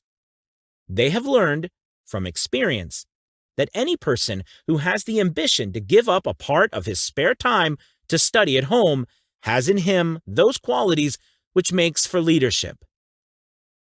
This recognition is not a charitable gesture, it is sound business judgment upon the part of the employers. There is one weakness in people for which there is no remedy. It is the universal weakness of lack of ambition. Persons, especially salaried people, who schedule their spare time to provide for home study seldom remain at the bottom very long. Their action opens the way for the upward climb, removes many obstacles from their path, and gains the friendly interest of those who have the power to put them in the way of an opportunity. The home study method of training is especially suited to the needs of employed people who find, after leaving school, that they must acquire additional specialized knowledge, but cannot spare the time to go back to school. The changed economic conditions prevailing since the Depression have made it necessary for thousands of people to find additional or new sources of income. For the majority of these, the solution to their problem may be found only by acquiring specialized knowledge. Many will be forced to change their occupations entirely. When a merchant finds that a certain line of merchandise is not selling, he usually supplants it with another that is in demand. The person whose business is that of marketing personal services must also be an efficient merchant. If his services do not bring adequate returns in one occupation, he must change to another, where broader opportunities are available. Stuart Austin Weir prepared himself as a construction engineer and followed this line of work until the Depression limited his market to where it did not give him the income he required. He took inventory of himself, decided to change his profession to law, went back to school, and took special courses by which he prepared himself as a corporation lawyer. Despite the fact that the Depression had not ended, he completed his training, passed the bar examination, and quickly built a lucrative law practice in Dallas, Texas. In fact, he is turning away clients. Just to keep the record straight, and to anticipate the alibis of those who will say, "I couldn't go to school because I have a family to support," or "I'm too old," I will add the information that Mr. Weir was past 40 and married when he went back to school. Moreover, by carefully selecting highly specialized courses in colleges best prepared to teach the subjects chosen, Mr. Weir completed in 2 years the work for which the majority of law students require 4 years. It pays to know how to purchase knowledge. The person who stops studying merely because he has finished school is forever hopelessly doomed to mediocrity, no matter what may be his calling. The way of success is the way of continuous pursuit of knowledge. Let us consider a specific instance. During the Depression, a salesman in a grocery store found himself without a position. Having had bookkeeping experience, he took a special course in accounting, familiarized himself with all the latest bookkeeping and office equipment, and went into business for himself. Starting with the grocer for whom he had formerly worked, he made contracts with more than 100 small merchants to keep their books at a very nominal monthly fee. His idea was so practical that he soon found it necessary to set up a portable office in a light delivery truck, which he equipped with modern bookkeeping machinery. He now has a fleet of these bookkeeping offices on wheels and employs a large staff of assistants, thus providing small merchants with accounting service equal to the best that money can buy at a very nominal cost. Specialized knowledge plus imagination were the ingredients that went into this unique and successful business. Last year, the owner of that business paid an income tax of almost 10 times as much as was paid by the merchant for whom he worked when the Depression forced upon him a temporary adversity which proved to be a blessing in disguise. The beginning of this successful business was an idea. Inasmuch as I had the privilege of supplying the unemployed salesman with that idea, I now assume the further privilege of suggesting another idea, which has within it the possibility of even greater income. Also, the possibility of rendering useful service to thousands of people who badly need that service. The idea was suggested by the salesman who gave up selling and went into the business of keeping books on a wholesale basis. When the plan was suggested as a solution of his unemployment problem, he quickly exclaimed, "I like the idea, but I would not know how to turn it into cash." In other words, he complained he would not know how to market his bookkeeping knowledge after he acquired it. So, that brought up another problem which had to be solved. With the aid of a young woman typist, clever at hand lettering, and who could put the story together, a very attractive book was prepared, describing the advantages of the new system of bookkeeping. The pages were neatly typed and pasted in an ordinary scrapbook, which was used as a silent salesman with which the story of this new business was so effectively told that its owner soon had more accounts than he could handle.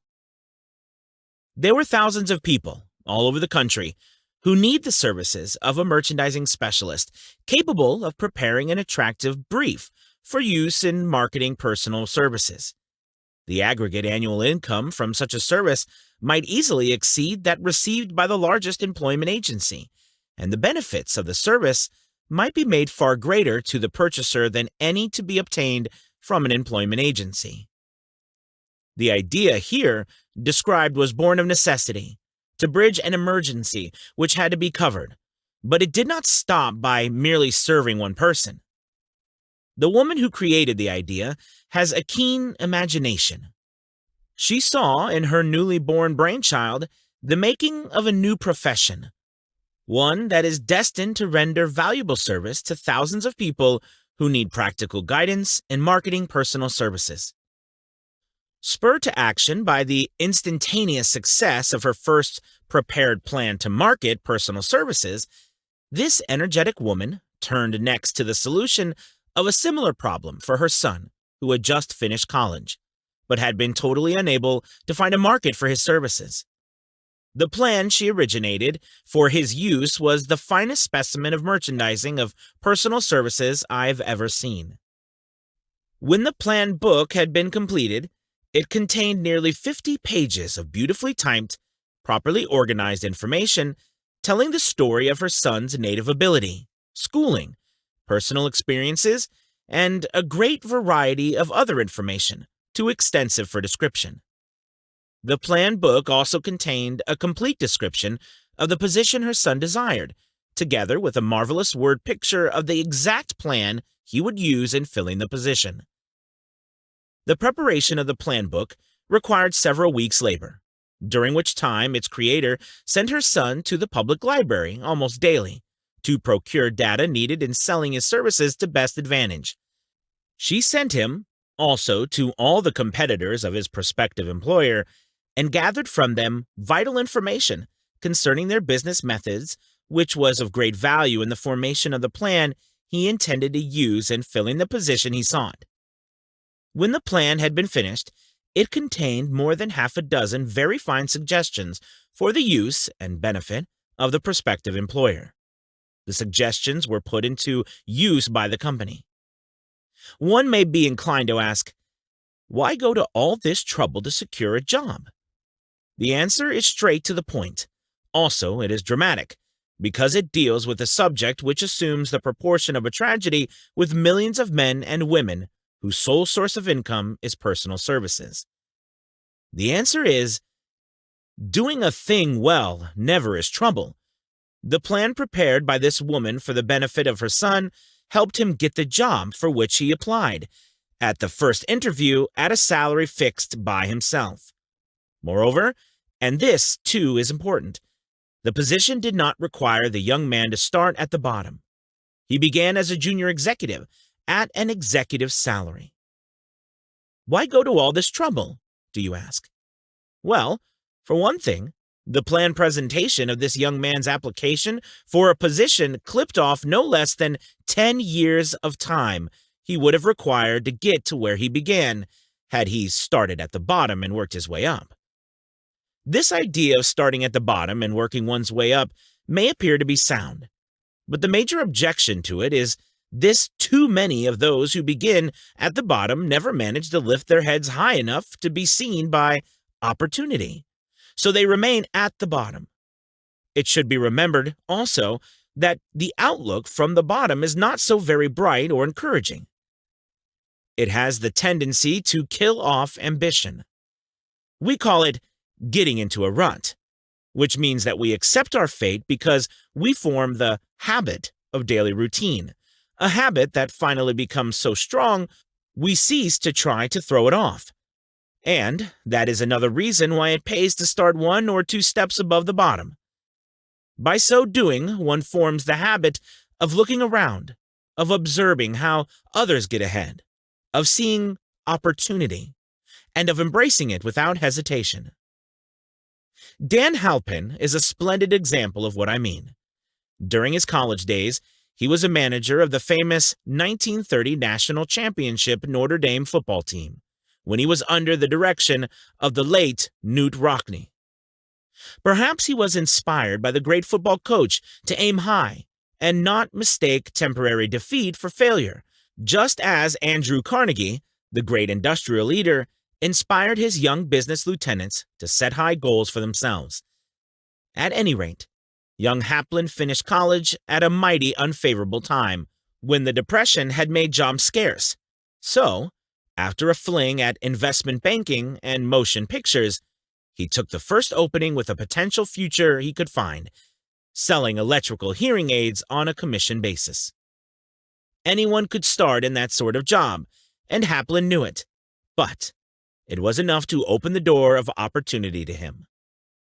For almost 2 years, he continued in a job not to his liking, and he would never have risen above that job if he had not done something about his dissatisfaction. He aimed, first, at the job of assistant manager of his company, and got the job. That one step upward placed him high enough above the crowd to enable him to see still greater opportunity. Also, it placed him where opportunity could see him. He made such a fine record selling hearing aids that A.M. Andrews, chairman of the board of the Dictograph Products Company, a business competitor of the company for which Halpin worked, wanted to know something about that man, Dan Halpin, who was taking big sales away from the long-established Dictograph Company. He sent for Halpin. When the interview was over, Halpin was the new sales manager in charge of the Acousticon division. Then, to test young Halpin's mettle, Mr. Andrews went away to Florida for 3 months, leaving him to sink or swim in his new job. He did not sink. Knute Rockne's spirit of all the world loves a winner and has no time for a loser inspired him to put so much into his job that he was recently elected vice president of the company and general manager of the Acousticon and Silent Radio division, a job which most men would be proud to earn through 10 years of loyal effort. Halpin turned the trick in little more than 6 months. it is difficult to say whether Mr. Andrews or Mr. Halpin is more deserving of eulogy, for the reason that both showed evidence of having an abundance of that very rare quality known as imagination. Mr. Andrews deserves credit for seeing, in young Halpin, a go-getter of the highest order. Halpin deserves credit for refusing to compromise with life by accepting and keeping a job he did not want. And that is one of the major points I am trying to emphasize through this entire philosophy. That we rise to high positions or remain at the bottom because of conditions we can control if we desire to control them. I am also trying to emphasize another point, namely, that both success and failure are largely the results of habit. I have not the slightest doubt that Dan Halpin's close association with the greatest football coach America ever knew planted in his mind the same brand of desire to excel which made the Notre Dame football team world famous. Truly, there is something to the idea that hero worship is helpful, provided one worships a winner. Halpin tells me that Rockne was one of the world's greatest leaders of men in all history. My belief in the theory that business associations are vital factors both in failure and in success was recently demonstrated when my son Blair was negotiating with Dan Halpin for a position. Mr. Halpin offered him a beginning salary of about one-half what he could have gotten from a rival company. I brought parental pressure to bear and induced him to accept the place with Mr. Halpin because I believe that close association with one who refuses to compromise with circumstances he does not like is an asset that can never be measured in terms of money. The bottom is a monotonous, dreary, unprofitable place for any person. That is why I have taken the time to describe how lowly beginnings may be circumvented by proper planning. Also, that is why so much space has been devoted to a description of this new profession, created by a woman who was inspired to do a fine job of planning because she wanted her son to have a favorable break. With the changed conditions, ushered in by the world economic collapse, came also the need for newer and better ways of marketing personal services. It is hard to determine why someone had not previously discovered this stupendous need, in view of the fact that more money changes hands in return for personal services than for any other purpose. The sum paid out monthly to people who work for wages and salaries is so huge that it runs into the hundreds of millions, and the annual distribution amounts to billions. Perhaps some will find, in the idea here briefly described, the nucleus of the riches they desire. Ideas with much less merit have been the seedlings from which great fortunes have grown. Woolworth's 5 and 10 cent store idea, for example, had far less merit, but it piled up a fortune for its creator.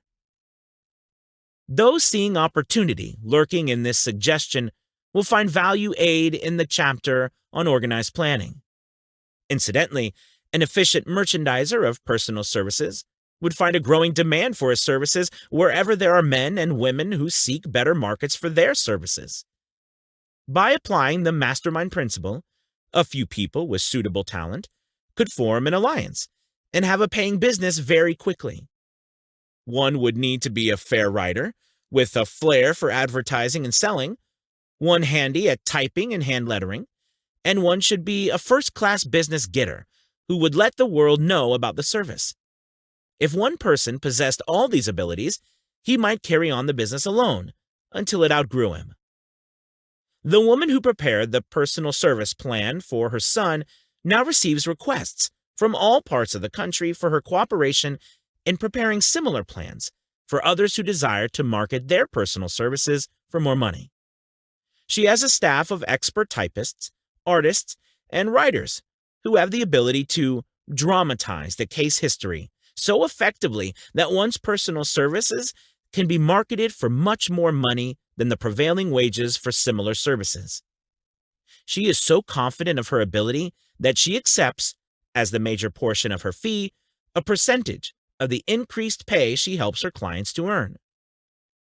It must not be supposed that her plan merely consists of clever salesmanship, by which she helps men and women to demand and receive more money for the same services they formerly sold for less pay. She looks after the interests of the purchaser as well as the seller of personal services, and so prepares her plans that the employer receives full value for the additional money he pays. The method by which she accomplishes this astonishing result is a professional secret, which she discloses to no one excepting her own clients. If you have the imagination and seek a more profitable outlet for your personal services, this suggestion may be the stimulus for which you have been searching. The idea is capable of yielding an income far greater than that of the average doctor, lawyer, or engineer, whose education required several years in college. The idea is sellable to those seeking new positions, in practically all positions, calling for managerial or executive ability, and those desiring rearrangement of incomes in their present positions. There is no fixed price for sound ideas. Back of all ideas is specialized knowledge. Unfortunately, for those who do not find riches in abundance, specialized knowledge is more abundant and more easily acquired than ideas. Because of this very truth, there is a universal demand and an ever-increasing opportunity for the person capable of helping men and women to sell their personal services advantageously. Capability means imagination, and the one quality needed to combine specialized knowledge with ideas in the form of organized plans designed to yield riches. If you have imagination, this chapter may present you with an idea sufficient to serve as the beginning of the riches you desire. Remember, the idea is the main thing. Specialized knowledge may be found just around the corner, any corner. Chapter 6. Imagination. The workshop of the mind. The fifth step toward riches. The imagination is literally the workshop wherein are fashioned all plans created by man.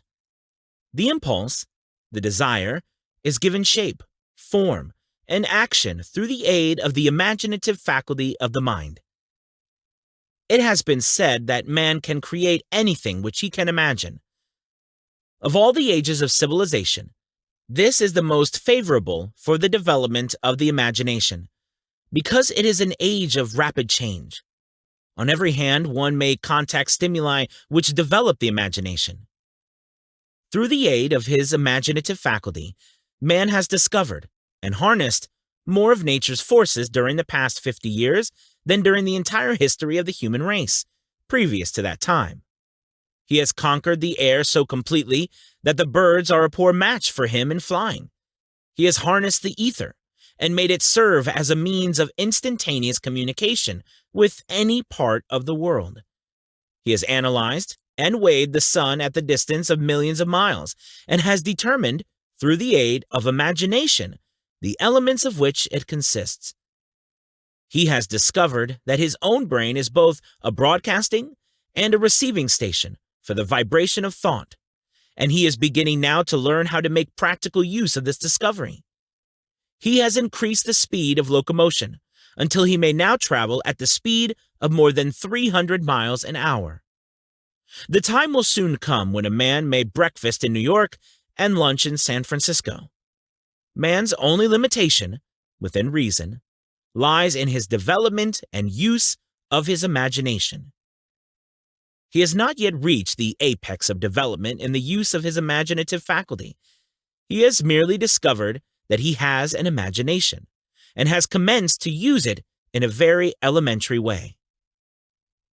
Two forms of imagination.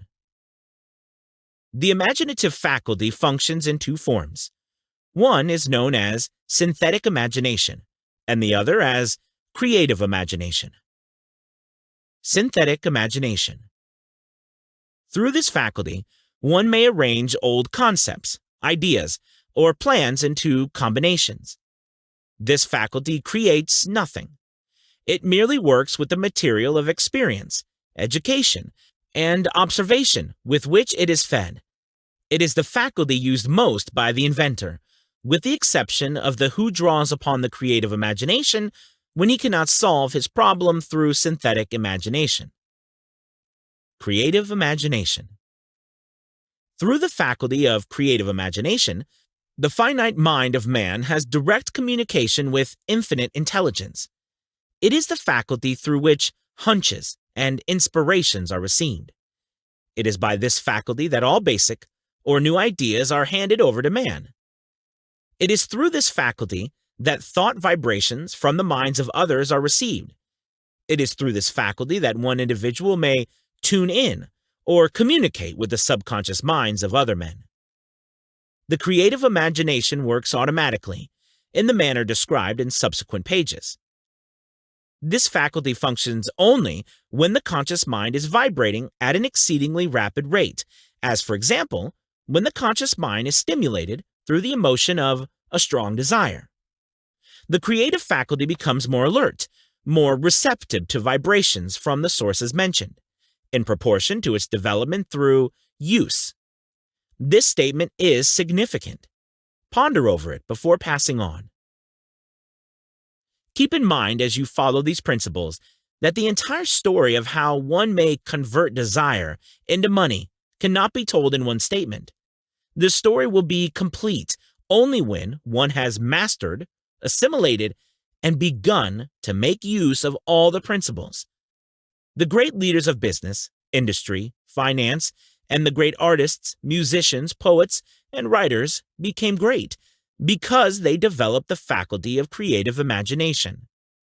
Both the synthetic and creative faculties of imagination become more alert with use, just as any muscle or organ of the body develops through use. Desire is only a thought, an impulse. It is nebulous and ephemeral. It is abstract and of no value until it has been transformed into its physical counterpart. While the synthetic imagination is one which will be used most frequently in the process of transforming the impulse of desire into money, you must keep in mind the fact that you may face circumstances and situations which demand use of the creative imagination as well. Your imaginative faculty may have become weak through inaction. It can be revived and made alert through use. This faculty does not die, though it may become quiescent through lack of use. Center your attention, for the time being, on the development of the synthetic imagination, because this is the faculty which you will use more often in the process of converting desire into money. Transformation of the intangible impulse of desire into the tangible reality of money calls for the use of a plan or plans. These plans must be formed with the aid of the imagination, and mainly with the synthetic faculty. Read the entire book through, then come back to this chapter, and begin at once to put your imagination to work on the building of a plan, or plans, for the transformation of your desire into money. Detailed instructions for the building of plans have been given in almost every chapter. Carry out the instructions best suited to your needs. Reduce your plan to writing, if you have not already done so. The moment you complete this, you will have definitely given concrete form to the intangible desire. Read the preceding sentence once more. Read it aloud, very slowly, and as you do, remember that the moment you reduce the statement of your desire and a plan for its realization to writing, you have actually taken the first step of a series of steps, which will enable you to convert the thought into its physical counterpart. The earth on which you live, you, yourself, and every other material thing are the result of evolutionary change, through which microscopic bits of matter have been organized and arranged in an orderly fashion. Moreover, and this statement is of a stupendous importance, this earth, every one of the billions of individual cells of your body, and every atom of matter, began as an intangible form of energy. Desire is thought impulse. Thought impulses are forms of energy. When you begin with the thought impulse, desire, you accumulate money.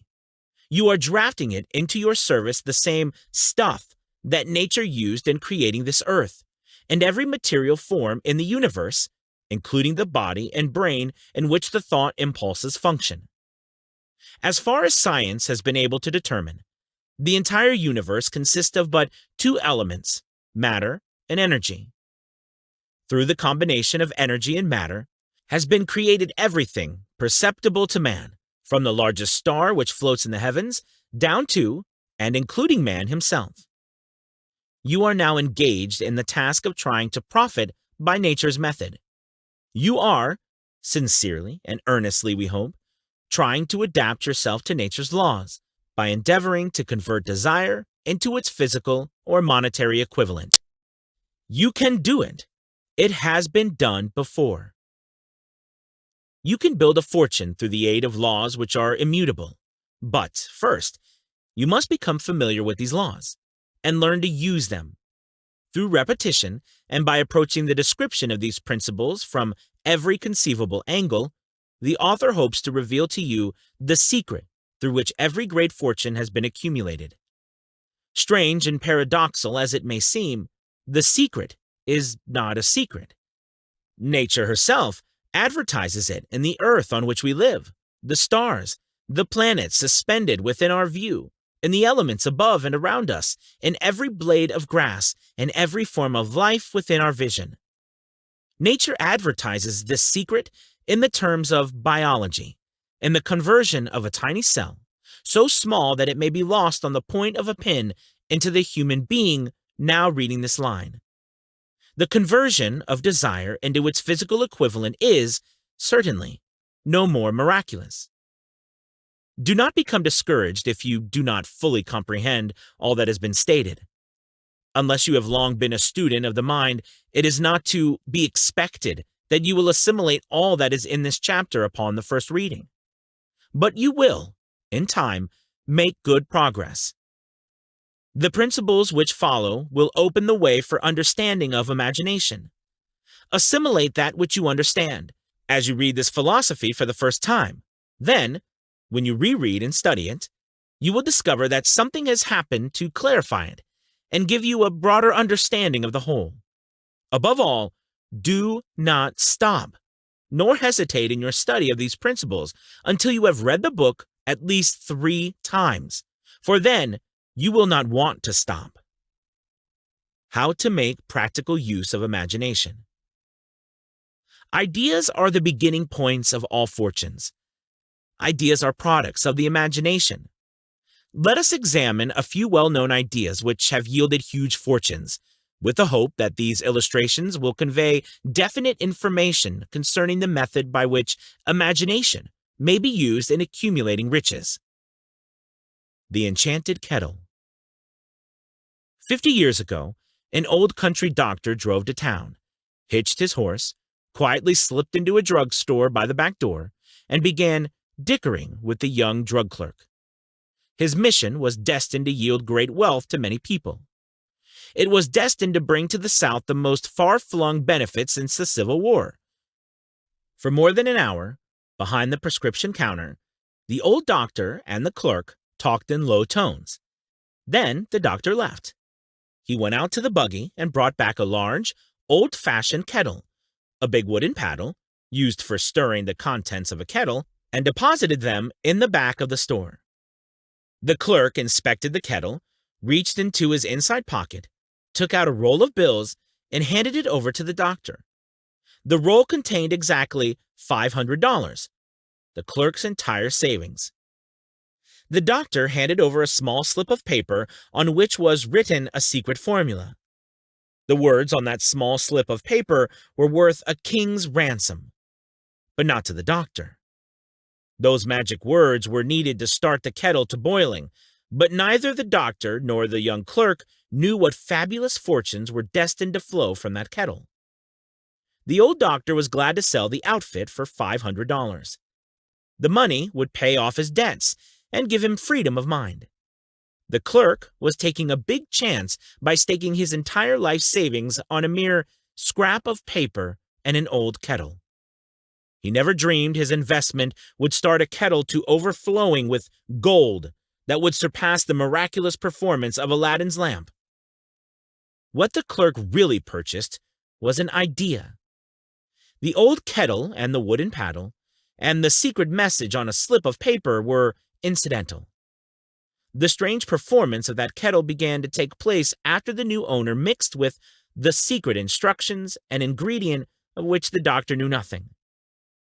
Read this story carefully. Give your imagination a test. See if you can discover what it was that the young man added to the secret message, which caused the kettle to overflow with gold. Remember, as you read, that this is not a story from Arabian Nights.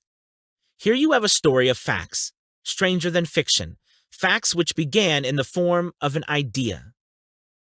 Let us take a look at the vast fortunes of gold this idea has produced.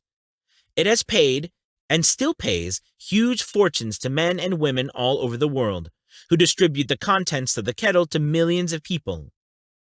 The old kettle is now one of the world's largest consumers of sugar, thus providing jobs of a permanent nature to thousands of men and women engaged in growing sugarcane and in refining and marketing sugar. The old kettle consumes, annually, millions of glasses of bottles, providing jobs to huge numbers of glass workers. The old kettle gives employment to an army of clerks, stenographs, copywriters, and advertising experts throughout the nation. It has brought fame and fortune to scores of artists who have created magnificent pictures describing the product. The old kettle has converted a small southern city into the business capital of the South, where it now benefits directly or indirectly every business and practically every resident of the city. The influence of this idea now benefits every civilized country in the world, pouring out a continuous stream of gold to all who touch it. Gold from the kettle built and maintains one of the most prominent colleges of the South, where thousands of young people receive the training essential for success. The old kettle has done other marvelous things. All through the World Depression, when factories, banks, and business houses were folding up and quitting by the thousands, the owner of this enchanted kettle went marching on, giving continuous employment to an army of men and women all over the world, and paying out extra portions of gold to those who, long ago, had faith in the idea. If the product of that old brass kettle could talk, it would tell thrilling tales of romance in every language. Romances of love, romances of business, romances of professional men and women who are daily being stimulated by it. The author is sure of at least one such romance, for he was a part of it, and it all began not far from the very spot on which the drug clerk purchased the old kettle. It was here that the author met his wife, and it was she who first told him of the enchanted kettle. It was the product of that kettle they were drinking when he asked her to accept him for better or worse. Now that you know the content of the enchanted kettle is a world-famous drink, it is fitting that the author confess that the home city of the drink supplied him with a wife, also that the drink itself provides him with stimulation of thought without intoxication, and thereby it serves to give the refreshment of mind which an author must have to do his best work. Whoever you are, wherever you may live, whatever occupation you may be engaged in, just remember in the future, every time you see the words Coca-Cola, that its vast empire of wealth and influence grew out of a single idea, and that the mysterious ingredient the drug clerk, Asa Candler, mixed with the secret formula was imagination. Stop and think of that for a moment. Remember, also, that the 13 steps to riches, described in this book, were the media through which the influence of Coca-Cola has been extended to every city, town, village, and crossroads of the world, and that any idea you may create, as aloof and mysterious as Coca-Cola, has the possibility of duplicating the stupendous record of this worldwide thirst killer. Truly, thoughts are things, and their scope of operation is the world itself. What I would do if I had $1 million. This story proves the truth of that old saying, where there's a will, there is a way. It was told to me by that beloved educator and clergyman, the late Frank W. Gonzalez, who began his preaching career in the Stockyards region of South Chicago. While Dr. Gonzalez was going through college, he observed many defects in our educational system, defects which he believed he could correct if he were the head of a college. His deepest desire was to become the directing head of an educational institution in which young men and women would be taught to learn by doing. He made up his mind to organize a new college in which he could carry out his ideas without being handicapped by orthodox methods of education. He needed $1 million to put the project across. Where was he to lay his hands on so much a sum of money? That was the question that absorbed most of this ambitious young preacher's thought. But he couldn't seem to make any progress. Every night he took that thought to bed with him. He got up with it in the morning. He took it with him everywhere he went. He turned it over and over in his mind until it became a consuming obsession with him. $1 million is a lot of money. He recognized that fact, but he also recognized the truth that the only limitation in that which one sets up in one's own mind. Being a philosopher as well as a preacher, Dr. Gonzalez recognized, as do all who succeed in life, that definiteness of purpose is the starting point from which one must begin. He recognized, too, that definiteness of purpose takes on animation, life, and power when backed by a burning desire to translate that purpose into its material equivalent. He knew all these great truths, yet he did not know where or how to lay his hands on $1 million. The natural procedure would have been to give up and quit by saying, well, my idea is a good one, but I can't do anything with it because I never can procure the necessary $1 million. That is exactly what the majority of people would have said, but it is not what Dr. Gonzalez said. What he said and what he did are so important that I now introduce him and let him speak for himself. One Saturday afternoon, I sat in my room thinking of ways and means of raising the money to carry out my plans. For nearly 2 years, I'd been thinking, but I had done nothing but think. The time had come for action. I made up my mind, then and there, that I would get the necessary $1 million within a week. How? I was not concerned about that. The main thing of importance was the decision to get the money within a specified time. And I want to tell you that the moment I reached a definite decision to get the money within a specified time, a strange feeling of assurance came over me, such as I had never before experienced. Something inside me seemed to say, "Why didn't you reach that decision a long time ago? The money was waiting for you all the time." Things began to happen in a hurry. I called the newspapers and announced I would preach a sermon the following morning entitled, "What I Would Do If I Had $1 Million." I went to work on the sermon immediately.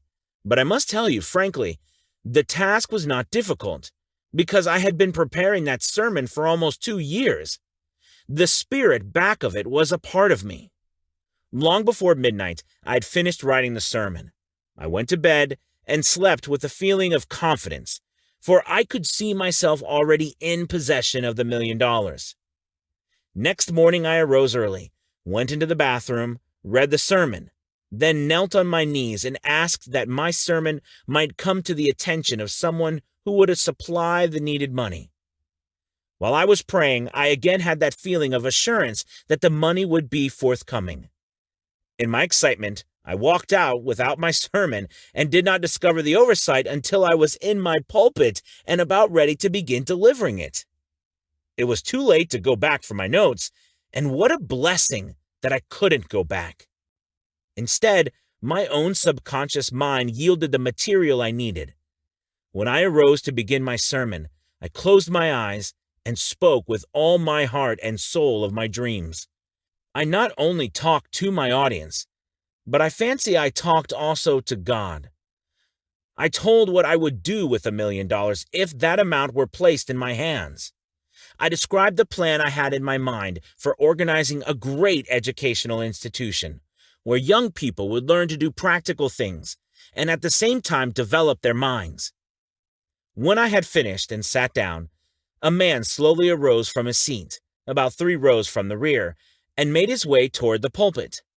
I wondered what he was going to do. He came into the pulpit, extended his hand, and said, "Reverend, I liked your sermon. I believe you can do everything you said you would if you had $1 million. To prove that I believe in you and your sermon, if you will come to my office tomorrow morning, I will give you the $1 million. My name is Philip D. Armour." Young Gonzalez went to Mr. Armour's office, and the $1 million was presented to him. With the money, he founded the Armour Institute of Technology. That is more money than the majority of preachers ever see in an entire lifetime. Yet the thought impulse back of the money was created the young preacher's mind in a fraction of a minute. The necessary $1 million came as a result of an idea. Back of the idea was a desire which young Gonzalez had been nursing in his mind for almost 2 years. Observe this important fact. He got the money within 36 hours, after he reached a definite decision in his own mind to get it, and decided upon a definite plan for getting it. There was nothing new or unique about young Gonzalez's vague thinking about $1 million and weakly hoping for it. Others before him, and many since his time, have had similar thoughts. But there was something very unique and different about the decision he reached on that memorable Saturday, when he put vagueness into the background and definitely said, "I will get that money within a week." God seems to throw himself on the side of a man who knows exactly what he wants, if he is determined to get just that. Moreover, the principle through which Dr. Gonzalez got his $1 million is still alive. It is available to you. This universal law is as workable today as it was when the young preacher made use of it so successfully. This book describes, step by step, the 13 elements of this great law and suggests how they may be put into use. Observe that Asa Candler and Dr. Frank Gonzalez had one characteristic in common. Both knew the astounding truth that ideas can be transmuted into cash through the power of definite purpose plus definite plans. If you are one of those who believe that hard work and honesty alone will bring riches, perish the thought. It is not true. Riches, when they come in huge quantities, are never the result of hard work. Riches come, if they come at all, in response to definite demands, based upon the application of definite principles, and not by chance or luck. Generally speaking, an idea is an impulse of thought that impels action by an appeal to the imagination. All master salesmen know that ideas can be sold where merchandise cannot. Ordinary salesmen do not know this. That is why they are ordinary. A publisher of books, which sell for a nickel, made a discovery that should be worth much to publishers generally. He learned that many people buy titles and not contents of books. By merely changing the name of one book that was not moving, his sales on that book jumped upward more than 1 million copies. The inside of the book was not changed in any way. He merely ripped off the cover bearing the title that did not sell and put on a new cover with a title that had box office value. That, as simple as it may seem, was an idea. It was imagination.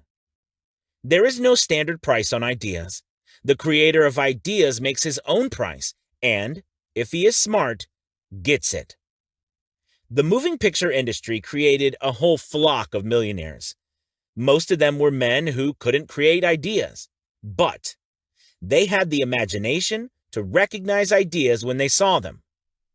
The next flock of millionaires will grow out of the radio business, which is new and not overburdened with men of keen imagination.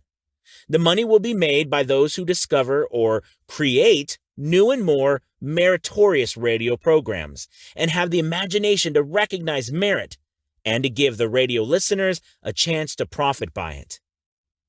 The sponsor, that unfortunate victim who now pays the cost of all radio entertainment, soon will become idea conscious and demand something for his money.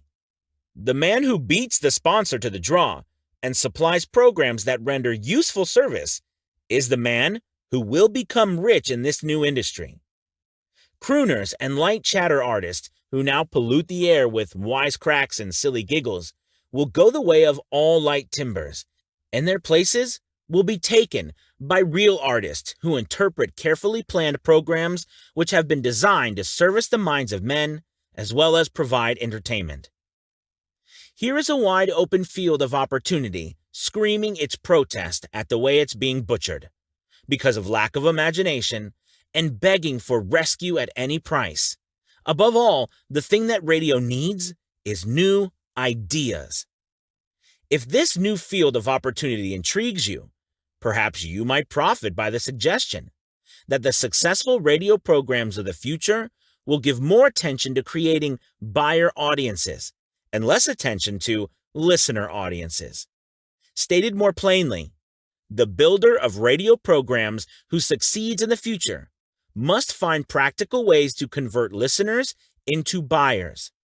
Moreover, the successful producer of radio programs in the future must key his features so that he can definitely show its effect upon the audience. Sponsors are becoming a bit weary of buying glib selling tongs based upon statements gabbed out of thin air. They want, and in the future will demand, indisputable proof that the Who Sit program not only gives millions of people the silliest giggle ever, but that the silly giggler can sell merchandise. Another thing that might as well be understood by those who contemplate entering this new field of opportunity: radio advertising is going to be handled by an entirely new group of advertising experts, separate and distinct from the old-time newspaper and magazine advertising agency men. The old-timers in the advertising game cannot read the modern radio scripts because they have been schooled to see ideas. The new radio technique demands men who can interpret ideas from a written manuscript in terms of sound. It costs the author a year of hard labor and many thousands of dollars to learn this. Radio, right now, is about where the moving pictures were when Mary Pickford and her curls first appeared on the screen. There is plenty of room in radio for those who can produce or recognize ideas. If the foregoing comment on opportunities of radio has not started your idea factory to work, you had better forget it. Your opportunity is in some other field. If the comment intrigued you in the slightest degree, then go further into it, and you may find the one idea you need to round out your career. Never let it discourage you if you have no experience in radio. Andrew Carnegie knew very little about making steel. I have Carnegie's own word for this, but he made practical use of two of the principles described in this book and made the steel business yield him a fortune. The story of practically every great fortune starts with the day when a creator of ideas and a seller of ideas got together and worked in harmony. Carnegie surrounded himself with men who could do all that he could not do. Men who created ideas, and men who put ideas into operation, and made himself and the others fabulously rich. Millions of people go through life hoping for favorable breaks. Perhaps a favorable break can get one an opportunity, but the safest plan is not to depend upon luck. It was a favorable break that gave me the biggest opportunity of my life, but 25 years of determined effort had to be devoted to that opportunity before it became an asset. The break consisted of my good fortune in meeting and gaining the cooperation of Andrew Carnegie. On that occasion, Carnegie planted in my mind the idea of organizing the principles of achievement into a philosophy of success. Thousands of people have profited by the discoveries made in the 25 years of research, and several fortunes have been accumulated through the application of the philosophy. The beginning was simple. It was an idea which anyone might have developed. The favorable break came through Carnegie, but what about the determination, definiteness of purpose, and the desire to attain the goal, and the persistent effort of 25 years? It was no ordinary desire that survived disappointment, discouragement, temporary defeat, criticism, and the constant reminding of waste of time. It was a burning desire, an obsession. When the idea was first planted in my mind by Mr. Carnegie, it was coaxed, nursed, and enticed to remain alive. Gradually, the idea became a giant under its own power, and it coaxed, nursed, and drove me. Ideas are like that. First, you give life and action and guidance to ideas. Then, they take on power of their own and sweep aside all opposition. Ideas are intangible forces, but they have more power than the physical brains that give birth to them. They have the power to live on after the brain that creates them has returned to dust. For example, take the power of Christianity. That began with a simple idea, born in the brain of Christ. Its chief tenet was, do unto others as you would have them do unto you. Christ has gone back to the source from whence he came, but his idea goes marching on. Someday it may grow up and come into its own. Then it will have fulfilled Christ's deepest desire. The idea has been developing only 2,000 years. Give it time. Success requires no explanations. Failure permits no alibis. Chapter 7. Organized Planning. The crystallization of desire into action. The sixth step toward riches. You have learned that everything man creates or acquires begins in the form of desire. That desire is taken on the first lap of its journey from the abstract to the concrete, into the workshop of the imagination, where plans for its transition are created and organized.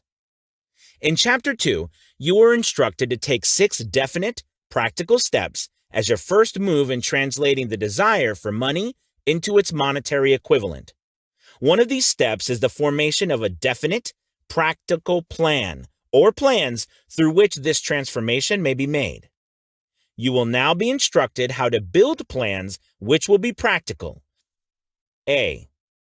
Ally yourself with a group of as many people as you may need for the creation and carrying out of your plan, or plans for the accumulation of money, making use of the mastermind principle described in a later chapter. Compliance with this instruction is absolutely essential. Do not neglect it. B.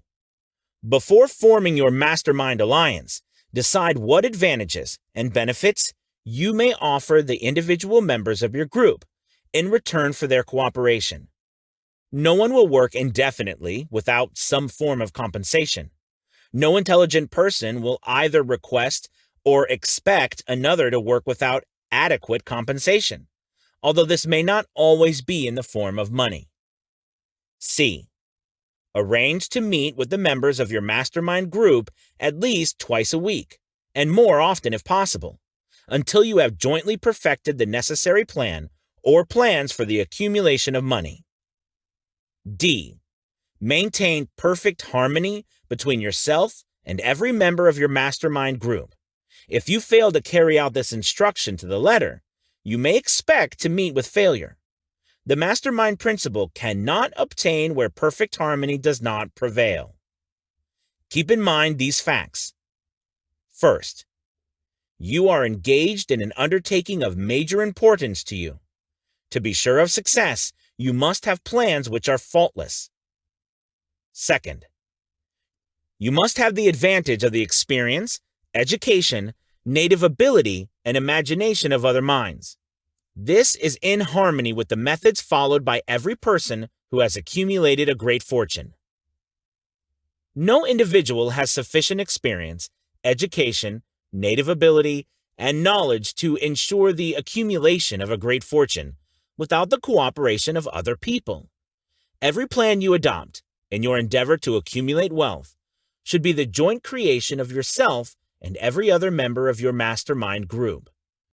You may originate your own plans, either in whole or in part, but see that those plans are checked and improved by the members of your mastermind alliance.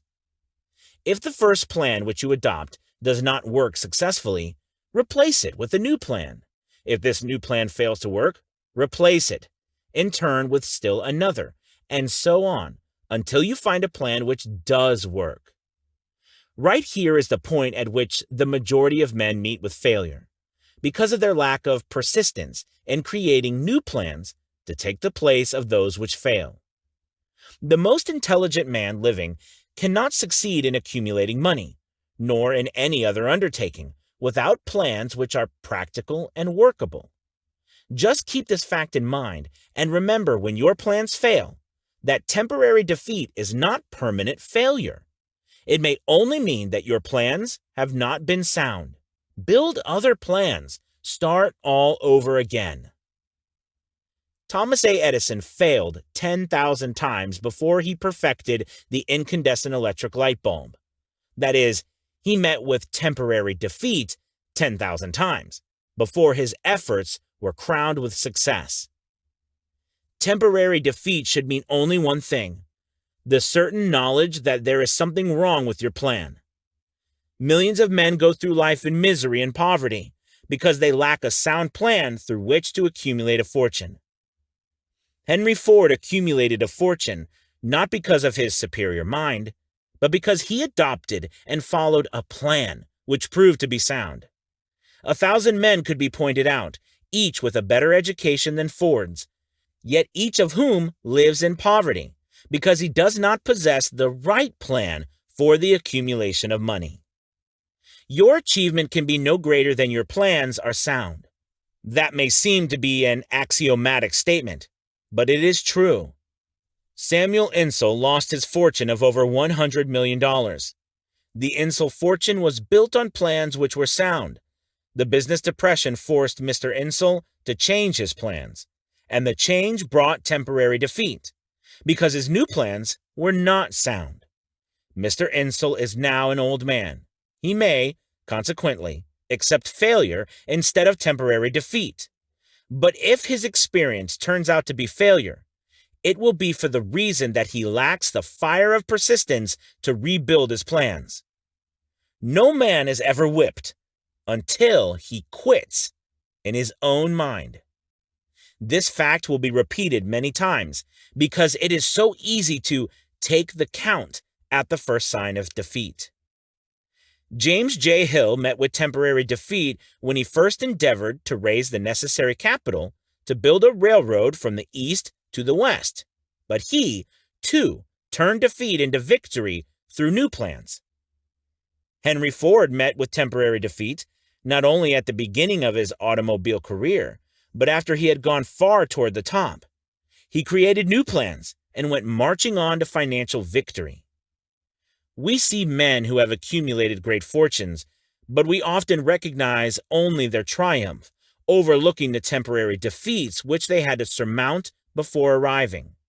No follower of this philosophy can reasonably expect to accumulate a fortune without experiencing temporary defeat. When defeat comes, accept it as a signal that your plans are not sound.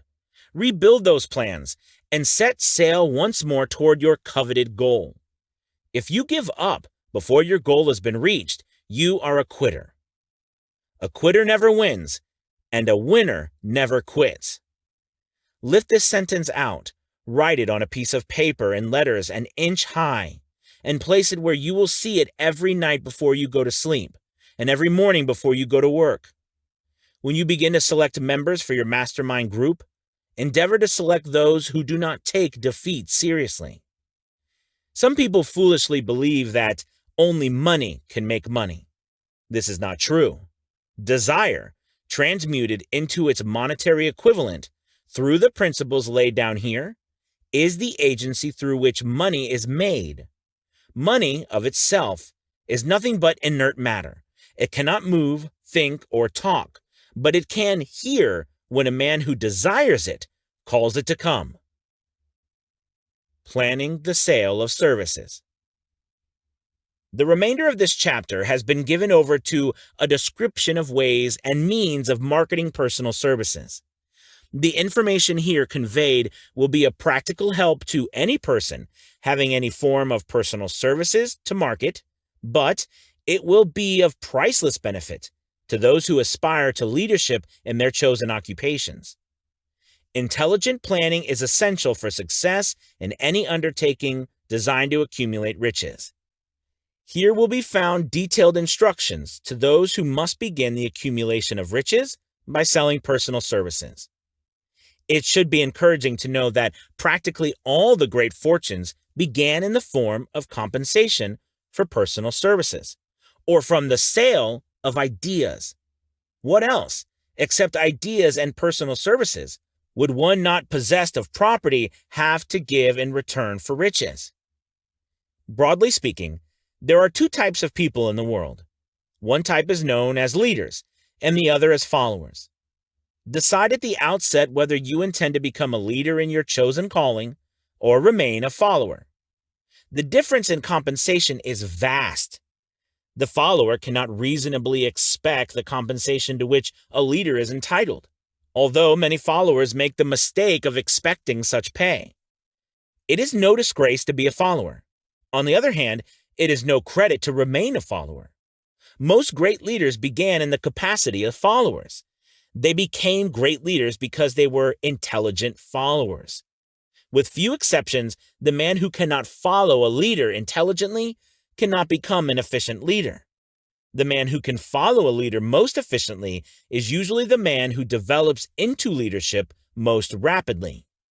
An intelligent follower has many advantages, among them the opportunity to acquire knowledge from his leader. The major attributes of leadership. The following are important factors of leadership. 1. Unwavering courage, based upon knowledge of self and of one's occupation. No follower wishes to be dominated by a leader who lacks self-confidence and courage. No intelligent follower will be dominated by such a leader very long. 2. Self-control. The man who cannot control himself can never control others. Self-control sets a mighty example for one's followers, which the more intelligent will emulate. 3. A keen sense of justice. Without a sense of fairness and justice, no leader can command and retain the respect of his followers. 4. Definiteness of decision. The man who wavers in his decisions shows that he is not sure of himself. He cannot lead others successfully. 5. Definiteness of plans.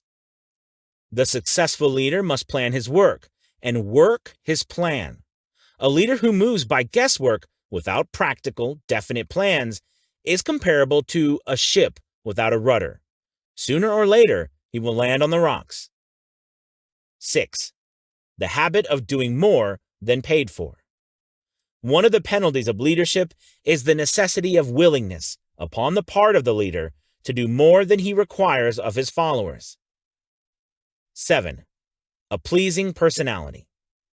No slovenly, careless person can become a successful leader. Leadership calls for respect. Followers will not respect a leader who does not grade high on all the factors of a pleasing personality. 8. Sympathy and understanding. The successful leader must be in sympathy with his followers. Moreover, he must understand them and their problems. 9. Mastery of detail. Successful leadership calls for mastery of details of the leader's position. 10. Willingness to assume full responsibility. The successful leader must be willing to assume responsibility for the mistakes and the shortcomings of his followers. If he tries to shift this responsibility, he will not remain the leader. If one of his followers makes a mistake and shows himself incompetent, the leader must consider that it is he who failed. 11. Cooperation. The successful leader must understand and apply the principle of cooperation, effort, and be able to induce his followers to do the same. Leadership calls for power, and power calls for cooperation. There are two forms of leadership. The first, and by far the most effective, is leadership by consent of and with the sympathy of the followers. The second is leadership by force, without the consent and sympathy of the followers. History is filled with evidences that leadership by force cannot endure. The downfall and disappearance of dictators and kings is significant. It means that people will not follow forced leadership indefinitely. The world has just entered a new era of relationship between leaders and followers, which very clearly calls for new leaders and a new brand of leadership in business and industry. Those who belong to the old school of leadership by force must acquire an understanding of the new brand of leadership, cooperation, or be relegated to the rank and file of the followers. There is no other way out for them. The relationship of employer and employee, or of leader and follower, in the future will be one of mutual cooperation, based upon an equitable division of the profits of business. In the future, the relationship of employer and employee will be more like a partnership than it has been in the past. Napoleon, Kaiser Wilhelm of Germany, and Tsar of Russia, and the King of Spain were examples of leadership by force. Their leadership passed. Without much difficulty, one might point to prototypes of these ex-leaders among the business, financial, and labor leaders of America who have been dethroned or slated to go.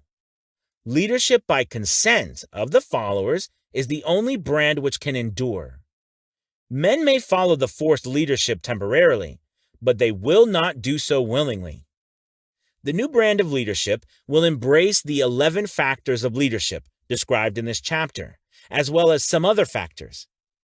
The man who makes these the basis of his leadership will find abundant opportunity to lead in any walk of life. The Depression was prolonged, largely because the world lacked leadership of the new brand. At the end of the Depression, the demand for leaders who are competent to apply the new methods of leadership has greatly exceeded the supply. Some of the old-type leaders will reform and adapt themselves to the new brand of leadership, but generally speaking, the world will have to look for new timber for its leadership. This necessity may be your opportunity. The 10 major causes of failure in leadership. We come now to the major faults of leaders who fail, because it is just as essential to know what not to do as it is to know what to do. 1. Inability to organize details. Efficient leadership calls for ability to organize and to master details. No genuine leader is ever too busy to do anything which may be required of him in his capacity as leader. When a man, whether he is a leader or follower, admits that he is too busy to change his plans or to give attention to an emergency, he admits his inefficiency. The successful leader must be the master of all details connected with his position. That means, of course, that he must acquire the habit of relegating details to capable lieutenants. 2. Unwillingness to render humble service. Truly great leaders are willing, when occasion demands, to perform any sort of labor which they would ask another to perform.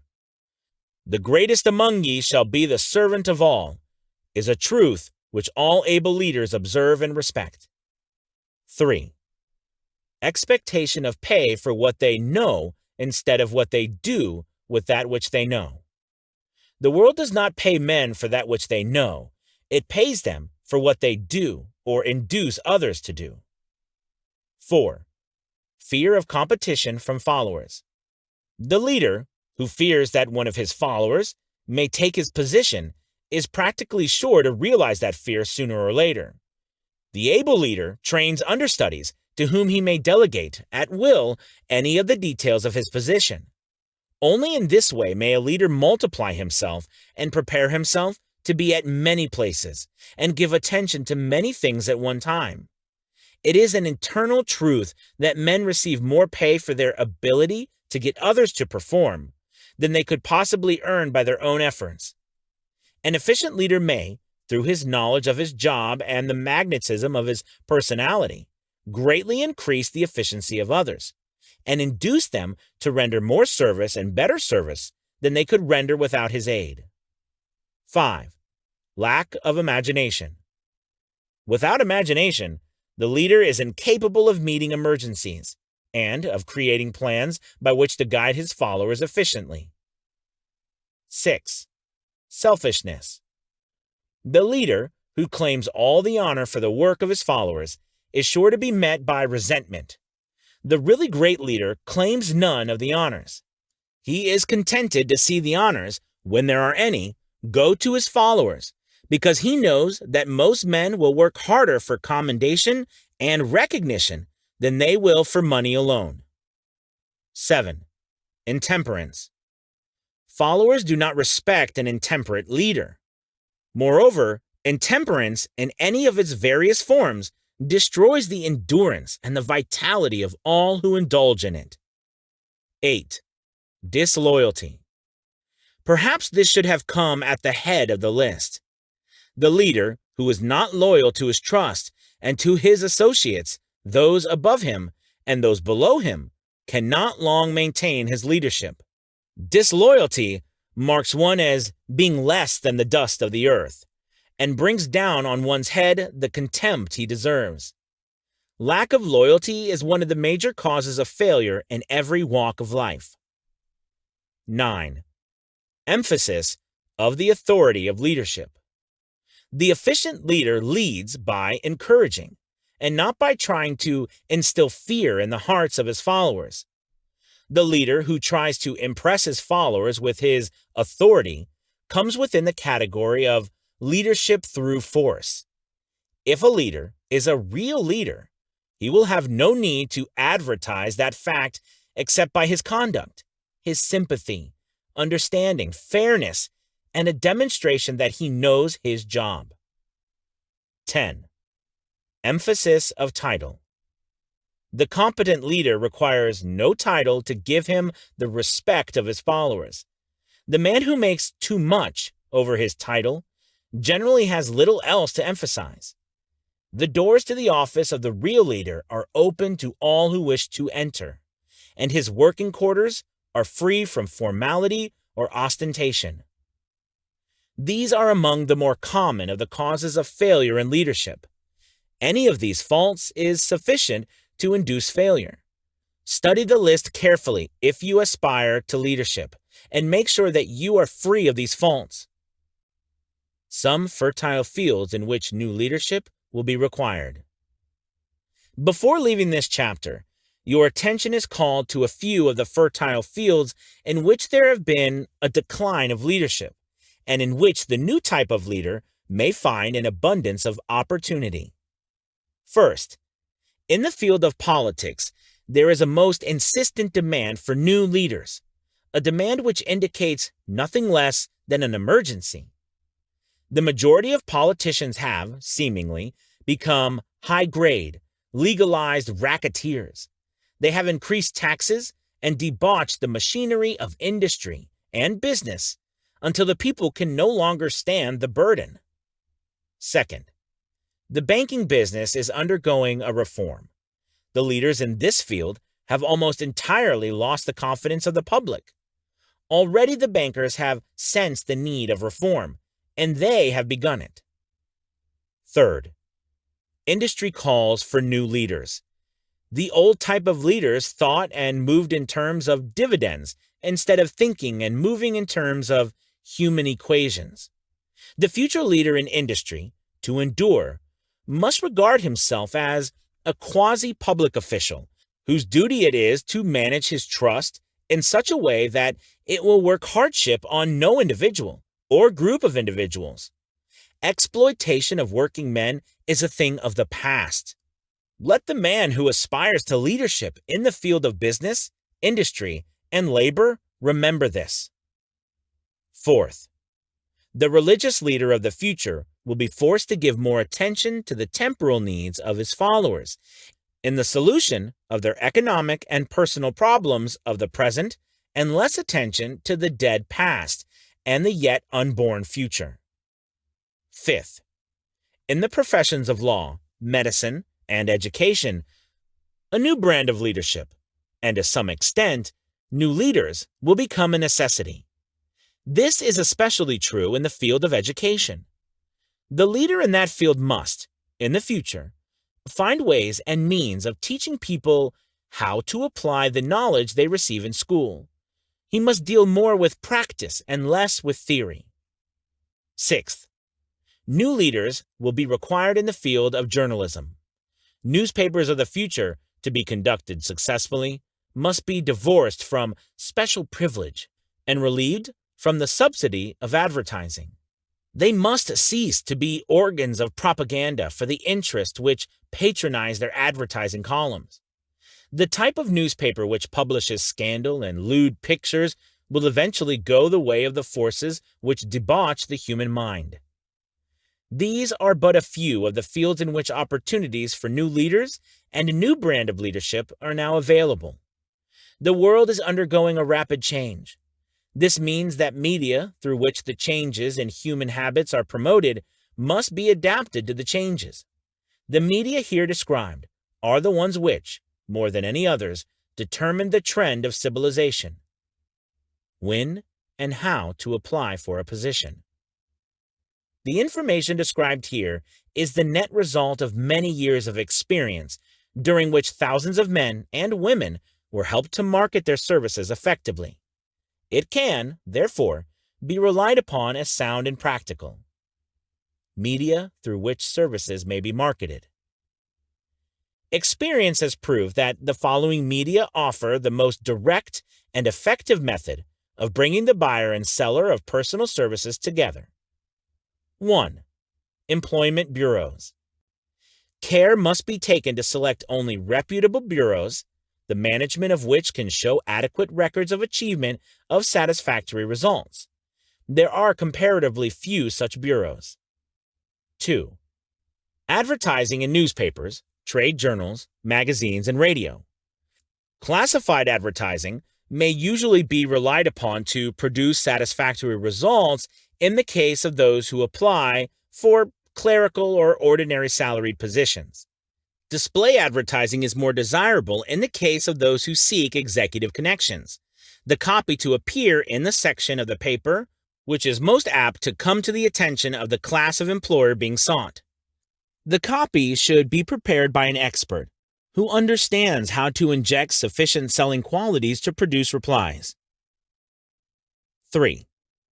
Personal letters of application directed to particular firms or individuals most apt to need such services as being offered. Letters should be neatly typed, always, and signed by hand. With the letter should be sent a complete brief or outline of the applicant's qualifications. Both the letter of application and the brief of experience or qualifications should be prepared by an expert. See instructions as to information to be supplied. 4. Application through personal acquaintances. When possible, the applicant should endeavor to approach prospective employers through some mutual acquaintance.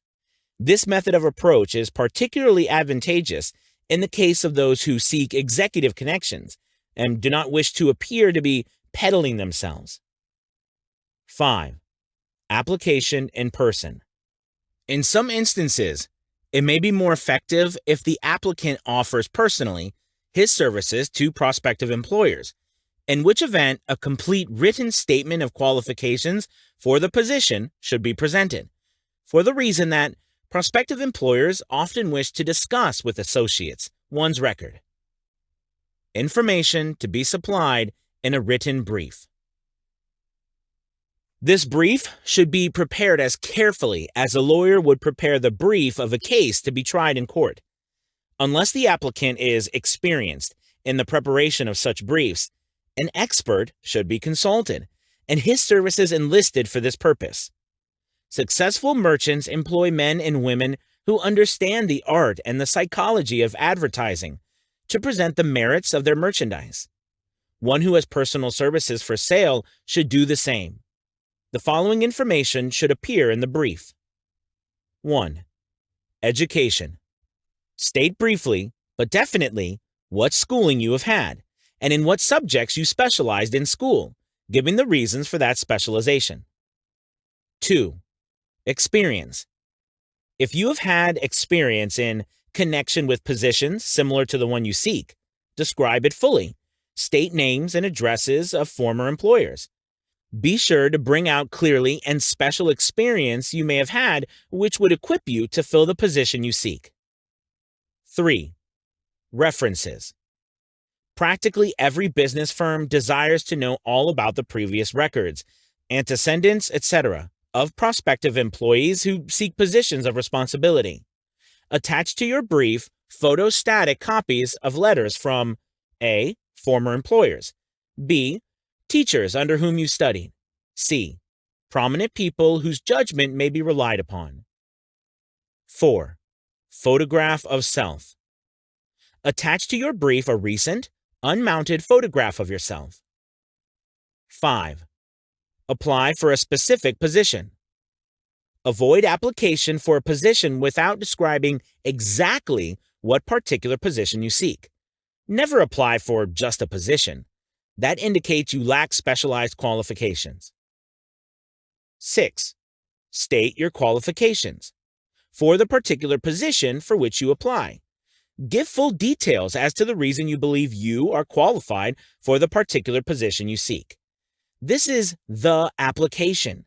It will determine, more than anything else, what consideration you receive. 7. Offer to go to work on probation. In the majority of instances, if you are determined to have the position for which you apply, it will be most effective if you offer to work for a week or a month or for a sufficient length of time to enable your prospective employer to judge your value without pay. This may appear to be a radical suggestion, but experience has proved that it seldom fails to win at least a trial. If you are sure of your qualifications, a trial is all you need. Incidentally, such an offer indicates that you have confidence in your ability to fill the position you seek. It is most convincing. If your offer is accepted and you make good, more than likely you will be paid for your probation period. Make clear the fact that your offer is based upon A. Your confidence in your ability to fill the position. B. Your confidence in your prospective employer's decision to employ you after trial. C. Your determination to have the position you seek. 8. Knowledge of your prospective employer's business. Before applying for a position, do sufficient research in connection with the business to familiarize yourself thoroughly with that business and indicate in your brief the knowledge you have acquired in this field. This will be impressive, as it will indicate that you have imagination and a real interest in the position you seek. Remember that it is not the lawyer who knows the most law, but the one who best prepares his case who wins.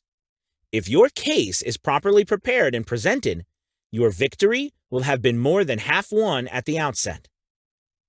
Do not be afraid of making your brief too long. Employers are just as much interested in purchasing the services of well-qualified applicants as you are in securing employment. In fact, the success of most successful employers is due, in the main, to their ability to select well-qualified lieutenants. They want all the information available. Remember another thing. Neatness in the preparation of your brief will indicate that you are a painstaking person. I have helped to prepare briefs for clients which were so striking and out of the ordinary that they resulted in the employment of the applicant without a personal interview. When your brief has been completed, have it neatly bound by an experienced binder and lettered by an artist or printer similar to the following. Brief of the qualifications of Robert K. Smith, applying for the position of Private Secretary to the President of the Blank Company, Inc. Change names each time brief is shown. This personal touch is sure to command attention. Have your brief neatly typed or mimeographed on the finest paper you can obtain, and bound with the heavy paper of the book cover variety, the binder to be changed, and the proper firm name to be inserted if it is to be shown to more than one company. Your photograph should be pasted on one of the pages of your brief. Follow these instructions to the letter, improving upon them wherever your imagination suggests. Successful salesmen groom themselves with care. They understand that first impressions are lasting. Your brief is your salesman. Give it a good suit of clothes so it will stand out in bold contrast to anything your prospective employer ever saw in the way of an application for a position. If the position you seek is worth having, it is worth going after with care. Moreover, if you sell yourself to an employer in a manner that impresses him with your individuality, you probably will receive more money for your services from the very start than you would if you applied for employment in the usual conventional way. If you seek employment through an advertising agency or an employment agency, have the agent use copies of your brief in marketing your services. This will help to gain preference for you, both with the agent and the prospective employers. How to get the exact position you desire. Everyone enjoys doing the kind of work for which he is best suited. An artist loves to work with paints, a craftsman with his hands, a writer loves to write. Those with less definite talents have their preferences for certain fields of business and industry. If America does anything well, it offers a full range of occupations, tilling the soil, manufacturing, marketing, and the professions. First, decide exactly what kind of job you want. If the job doesn't already exist, perhaps you can create it. Second, choose the company or individual for whom you wish to work. Third, study your prospective employer as to the policies, personnel, and chances of advancement. Fourth, by analysis of yourself, your talents and capabilities, figure what you can offer and plan ways and means of giving advantages, services, developments, ideas that you believe you can successfully deliver. Fifth, forget about a job. Forget whether or not there is an opening. Forget the usual routine of, "Have you got a job for me?" Concentrate on what you can give. Sixth, once you have your plan in mind, arrange with an experienced writer to put it on paper in neat form and in full detail. Seventh, present it to the proper person with authority, and he will do the rest. Every company is looking for men who can give something of value, whether it be ideas, services, or connections. Every company has room for the man who has a definite plan of action which is to the advantage of the company. This line of procedure may take a few days or weeks of extra time, but the difference in income, in advancement, and in gaining recognition will save years of hard work at small pay. It has many advantages, the main one being that it will often save from 1 to 5 years of time in reaching a chosen goal. Every person who starts, or gets in halfway up the ladder, does so by deliberate and careful planning. Excepting, of course, the boss's son. The new way of marketing services. Jobs are now partnerships. Men and women who market their services to best advantage in the future must recognize the stupendous change which has taken place in connection with the relationship between employer and employee. In the future, the golden rule, and not the rule of gold, will be the dominating factor in the marketing of merchandise as well as personal services. The future relationship between employers and their employees will be more in the nature of a partnership consisting of A, the employer, B, the employee, C, the public they serve. This new way of marketing personal services is called new for many reasons. First, both the employer and the employee of the future will be considered as fellow employees, whose business it will be to serve the public efficiently. In times past, employers and employees have bartered among themselves, driving the best bargains they could with one another, not considering that in the final analysis they were, in reality, bargaining at the expense of the third party, the public they served. The Depression served as a mighty protest from an injured public, whose rights had been trampled upon in every direction by those who were clamoring for individual advantages and profits.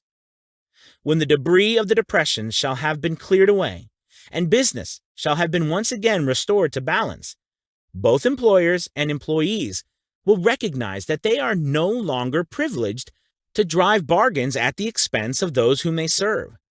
The real employer of the future will be the public.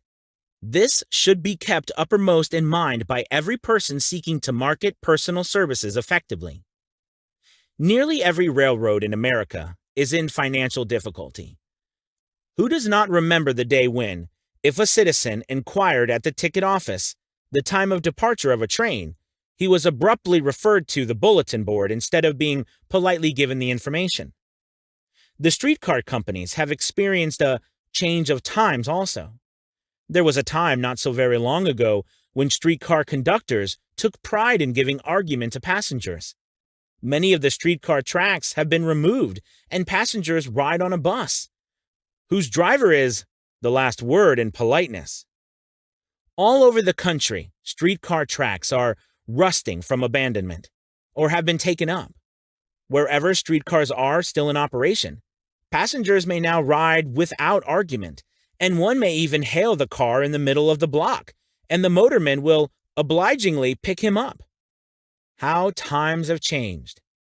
That is just the point I am trying to emphasize.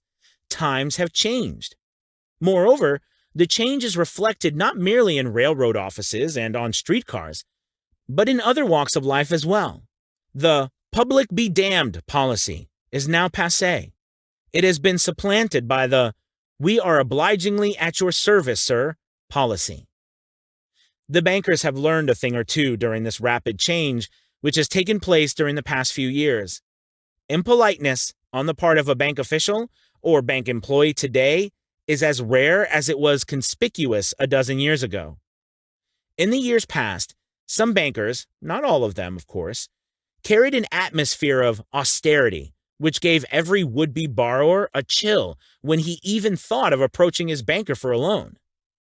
The thousands of bank failures during the Depression had the effect of removing the mahogany doors behind which bankers formerly barricaded themselves. They now sit at desks in the open, where they may be seen and approached at will by any depositor or by anyone who wishes to see them, and the whole atmosphere of the bank is one of courtesy and understanding. It used to be customary for customers to have to stand and wait at the corner grocery until the clerks were through passing the time of day with friends, and the proprietor had finished making up his bank deposit before being waited upon. Chain stores, managed by courteous men who do everything in the way of service, short of shining the customer's shoes, have pushed the old-time merchants into the background. Time marches on. Courtesy and service are the watchwords of merchandising today, and apply to the person who is marketing personal services even more directly than to the employer who serves, because in the final analysis, both the employer and his employee are employed by the public they serve. If they fail to serve well, they pay by the loss of their privilege of serving. We can all remember the time when the gas meter reader pounded on the door hard enough to break the panels. When the door was opened, he pushed his way in, uninvited, with a scowl on his face which plainly said, "What the hell did you keep me waiting for?" All that has undergone a change. The meter man now conducts himself as a gentleman who is delighted to be at your service, sir. Before the gas companies learned that their scowling meter men were accumulating liabilities never to be cleared away, the polite salesman of oil burners came along and did a land office business. During the Depression, I spent several months in the anthracite coal region of Pennsylvania, studying conditions which all but destroyed the coal industry. Among several very significant discoveries was the fact that greed on the part of operators and their employees was the chief cause of the loss of business for the operators and loss of jobs for the miners. Through the pressure of a group of overzealous labor leaders representing the employees and the greed for profits on the part of the operators, the anthracite business suddenly dwindled. The coal operators and their employees drove sharp bargains with one another, adding the cost of the bargaining to the price of the coal, until, finally, they discovered they had built up a wonderful business for the manufacturers of oil-burning outfits and the producers of crude oil. The wages of sin is death. Many have read this in the Bible, but few have discovered its meaning. Now, And for several years, the entire world has been listening by force to a sermon which might well be called, "Whatsoever a man soweth, that shall he also reap." Nothing as widespread and effective as the Depression could possibly be just a coincidence. Behind the Depression was a cause. Nothing ever happens without a cause. In the main, the cause of the Depression is traceable directly to the worldwide habit of trying to reap without sowing. This should not be mistaken to mean that the Depression represents a crop which the world is being forced to reap without having sown. The trouble is that the world sowed the wrong sort of seed. Any farmer knows he cannot sow the seed of thistles and reap a harvest of grain. Beginning at the outbreak of the World War, the people of the world began to sow the seed of service inadequate in both quality and quantity. Nearly everyone has engaged in the pastime of trying to get without giving. These illustrations are brought to the attention of those who have personal services to market to show that we are where we are and what we are because of our own conduct. If there is a principle of cause and effect, which controls business, finance, and transportation, this same principle controls individuals and determines their economic status. What is your QQS rating? The causes of success in marketing services effectively and permanently have been clearly described. Unless those causes are studied, analyzed, understood, and applied, no man can market his services effectively and permanently. Every person must be his own salesman of personal services. The quality and the quantity of service rendered and the spirit in which it is rendered determine to a large extent the price and the duration of employment. To market personal services effectively, which means a permanent market at a satisfactory price under pleasant conditions, one must adopt and follow the QQS formula, which means that quality plus quantity plus the proper spirit of cooperation equals perfect salesmanship of service. Remember the QQS formula, but do more, apply it as a habit. Let us analyze the formula to make sure we understand exactly what it means. 1. Quality of service shall be construed to mean the performance of every detail in connection with your position in the most efficient manner possible, with the object of greater efficiency always in mind. 2. Quantity of service shall be understood to mean the habit of rendering all the service of which you are capable at all times, with the purpose of increasing the amount of service rendered as greater skill is developed through practice and experience. Emphasis is again placed on the word habit. 3. Spirit of service shall be construed to mean the habit of agreeable, harmonious conduct which will induce cooperation from associates and fellow employees. Adequacy of quality and quantity of service is not sufficient to maintain a permanent market for your services. The conduct, or the spirit in which you deliver service, is a strong determining factor in connection with both the price you receive and the duration of employment. Andrew Carnegie stressed this point more than others in connection with his description of the factors which led to success in the marketing of personal services. He emphasized again and again the necessity for harmonious conduct. He stressed the fact that he would not retain any man, no matter how great a quantity or how efficient the quality of his work, unless he worked in a spirit of harmony. Mr. Carnegie insisted upon men being agreeable. To prove that he placed a high value upon this quality, he permitted many men who conformed to his standards to become very wealthy. Those who did not conform had to make room for others. The importance of a pleasing personality has been stressed because it is a factor which enables one to render service in the proper spirit.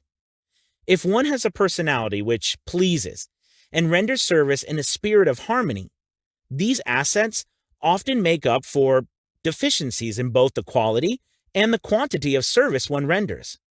Nothing, however, can be successfully substituted for pleasing conduct. The capital value of your services. The person whose income is derived entirely from the sale of personal services is no less a merchant than the man who sells commodities. And it might well be added, such a person is subject to exactly the same rules of conduct as the merchant who sells merchandise. This has been emphasized because the majority of people who live by the sale of personal services make the mistake of considering themselves free from the rules of conduct and the responsibilities attached to those who are engaged in marketing commodities. The new way of marketing services has practically forced both employer and employee into partnership alliances, through which both take into consideration the rights of the third party, the public they serve. The day of the go-getter has passed. He has been supplanted by the go-giver. High-pressure methods in business finally blew the lid off. There will never be the need to put the lid back on because, in the future, business will be conducted by methods that will require no pressure. The actual capital value of your brains may be determined by the amount of income you can produce by marketing your services. A fair estimate of the capital value of your services may be made by multiplying your annual income by 16 2/3, as it is reasonable to estimate that your annual income represents 6% of your capital value. Money rents for 6% per annum. Money is worth no more than brains. It is often worth much less. Competent brains, if effectively marketed, represent a much more desirable form of capital than that which is required to conduct a business dealing in commodities, because brains are a form of capital which cannot be permanently depreciated through depressions, nor can this form of capital be stolen or spent. Moreover, the money which is essential for the conduct of business is as worthwhile as a sand dune, until it has been mixed with efficient brains. The 30 major causes of failure. How many of these are holding you back? Life's greatest tragedy consists of men and women who earnestly try and fail. The tragedy lies in the overwhelmingly large majority of people who fail as compared to the few who succeed. I have had the privilege of analyzing several thousand men and women, 98% of whom were classed as failures. There is something radically wrong with a civilization and a system of education which permit 98% of the people to go through life as failures. But I did not write this book for the purpose of moralizing on the rights and wrongs of the world. That would require a book 100 times the size of this one. My analysis work proved that there are 30 major reasons for failure and 13 major principles through which people accumulate fortunes. In this chapter, a description of the 30 major causes of failure will be given. As you go over the list, check yourself by it, point by point, for the purpose of discovering how many of these causes of failure stand between you and success. 1. Unfavorable hereditary background. There is but little, if anything, which can be done for people who are born with a deficiency in brain power. This philosophy offers but one method of bridging this weakness, through the aid of the mastermind. Observe with profit, however, that this is the only one of the 30 causes of failure which may not be easily corrected by any individual. 2. Lack of a well-defined purpose in life. There is no hope of success for the person who does not have a central purpose or a definite goal at which to aim. 98 out of every 100 of those whom I have analyzed have no such aim. Perhaps this was the cause. 3. Lack of ambition to aim above mediocrity. We offer no hope for the person who is so indifferent as not to want to get ahead in life, and who is not willing to pay the price. 4. Insufficient education. This is a handicap which may be overcome with comparative ease. Experience has proven that the best educated people are often those who are known as self-made or self-educated. It takes more than a college degree to make one a person of education. Any person who is educated is one who has learned to get whatever he wants in life without violating the rights of others. Education consists, not so much of knowledge, but the knowledge effectively and persistently applied. Men are paid not merely for what they know, but more particularly for what they do with what which they know. 5. Lack of self-discipline. Discipline comes through self-control.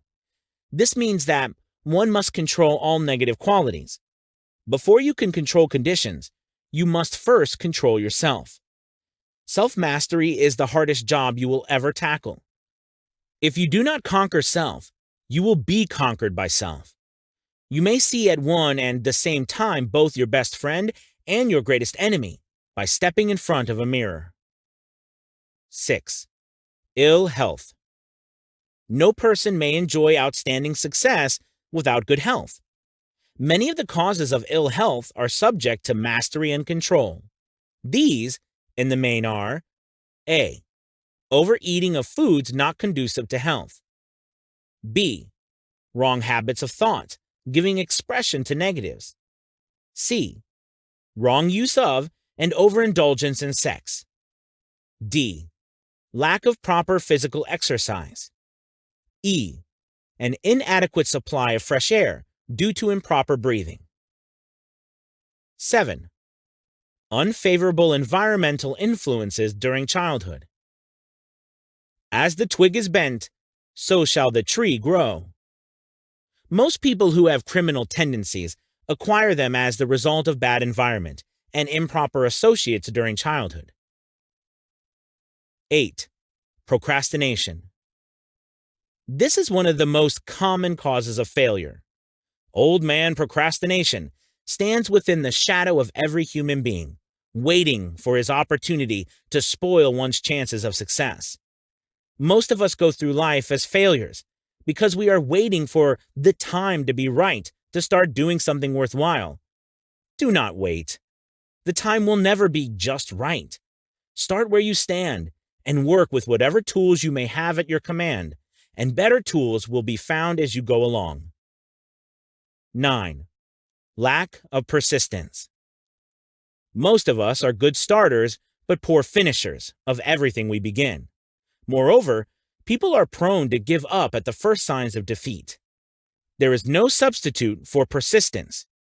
The person who makes persistence his watchword discovers that old man failure finally becomes tired and makes his departure. Failure cannot cope with persistence. Chapter 7, continued. 10. Negative personality.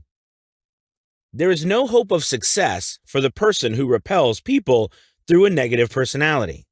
Success comes through the application of power, and power is attained through the cooperative efforts of other people.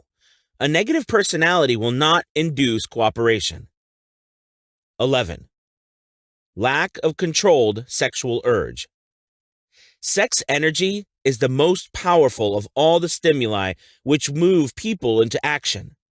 Because it is the most powerful of the emotions, it must be controlled through transmutation and converted into other channels.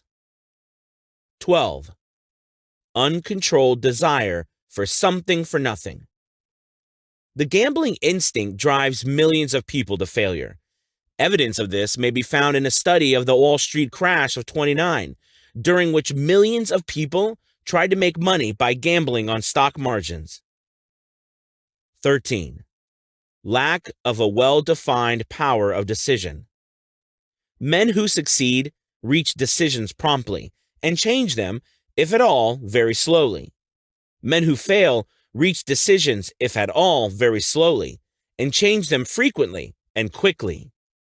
Indecision and procrastination are twin brothers. Where one is found, the other may usually be found also.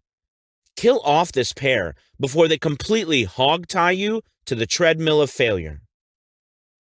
14. One or more of the 6 basic fears. These fears have been analyzed for you in a later chapter. They must be mastered before you can market your services effectively. 15. Wrong selection of a mate in marriage. This is the most common cause of failure. The relationship of marriage brings people intimately into contact. Unless this relationship is harmonious, failure is likely to follow. Moreover, it will be a form of failure that is marked by misery and unhappiness, destroying all signs of ambition. 16. Over-caution. The person who takes no chances generally has to take whatever is left when others are through choosing. Over-caution is as bad as under-caution. Both are extremes to be guarded against. Life itself is filled with the element of chance. 17. Wrong selection of associates in business. This is one of the most common causes of failure in business. In marketing personal services, one should use great care to select an employer who will be an inspiration and who is, himself, intelligent and successful. We emulate those with whom we associate most closely. Pick an employer who is worth emulating. 18. Superstition and prejudice. Superstition is a form of fear. It is also a sign of ignorance. Men who succeed keep open minds and are afraid of nothing. 19. Wrong selection of a vocation. No man can succeed in a line of endeavor which he does not like. The most essential step in the marketing of personal services is that the selecting an occupation into which you can throw yourself wholeheartedly. 20. Lack of concentration of effort. The jack of all trades seldom is good at any. Concentrate all of your efforts on one definite chief aim. 21. The habit of indiscriminate spending. The spendthrift cannot succeed, mainly because he stands eternally in fear of poverty. Form the habit of systematic saving by putting aside a definite percentage of your income. Money in the bank gives one a very safe foundation of courage when bargaining for the sale of personal services.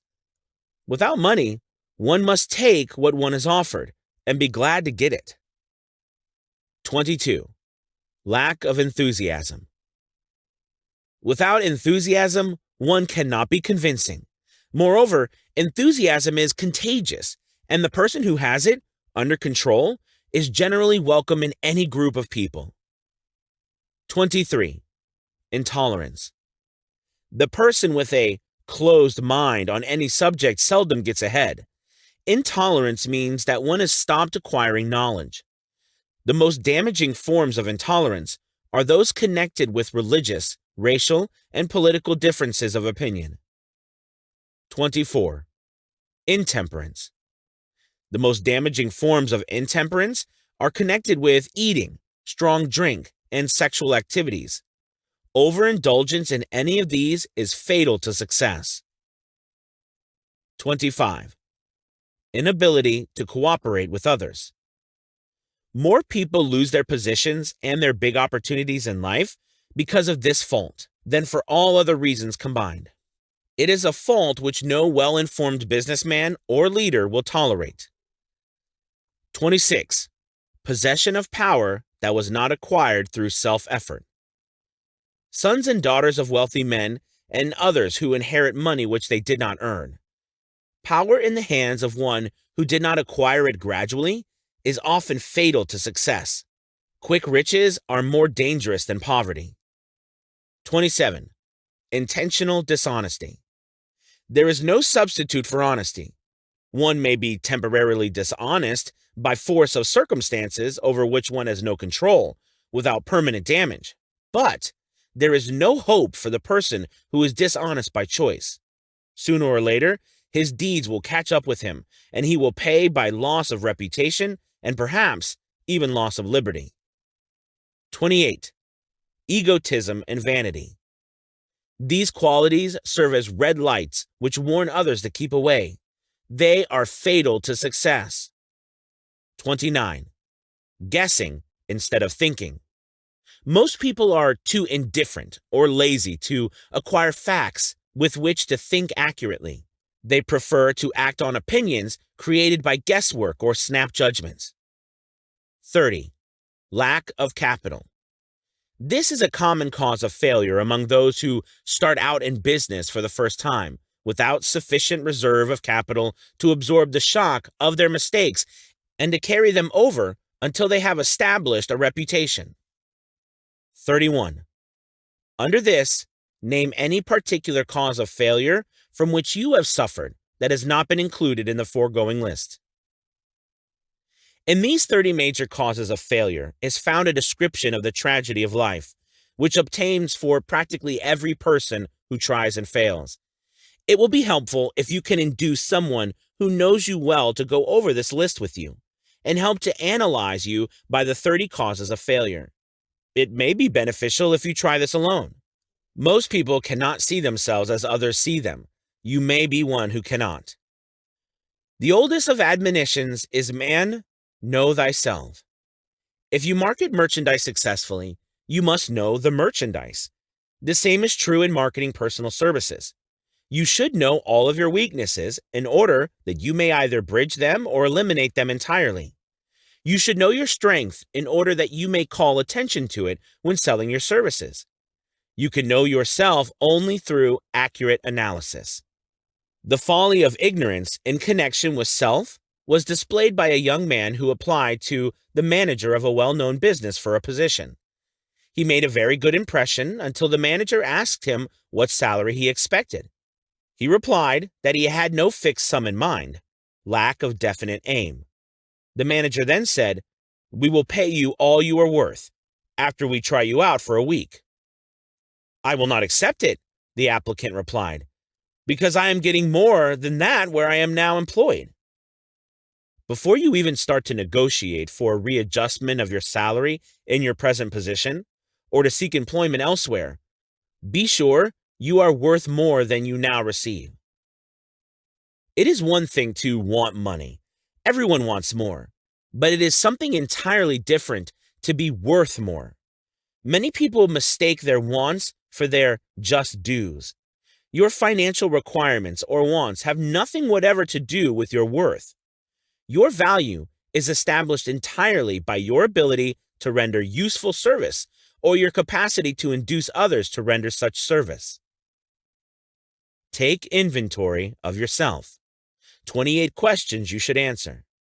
Annual self-analysis is essential in the effective marketing of personal services, as in annual inventory and merchandising.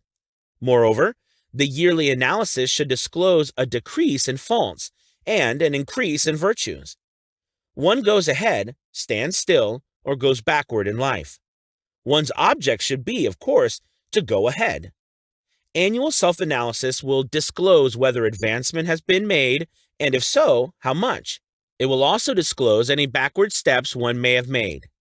The effective marketing of personal services requires one to move forward even if the progress is slow. Your annual self-analysis should be made at the end of each year, so you can include in your New Year's resolutions any improvements which the analysis indicates should be made. Take this inventory by asking yourself the following questions, and by checking your answers with the aid of someone who will not permit you to deceive yourself as to their accuracy. Self-analysis questionnaire for personal inventory. 1. Have I attained the goal which I established as my objective for this year? You should work with a definite yearly objective to be attained as a part of your major life objective. 2. Have I delivered service of the best possible quality of which I was capable, or could I have improved any part of this service? 3. Have I delivered service in the greatest possible quantity of which I was capable? 4. Has the spirit of my conduct been harmonious and cooperative at all times? 5. Have I permitted the habit of procrastination to decrease my efficiency, and if so, to what extent? 6. Have I improved my personality, and if so, in what ways?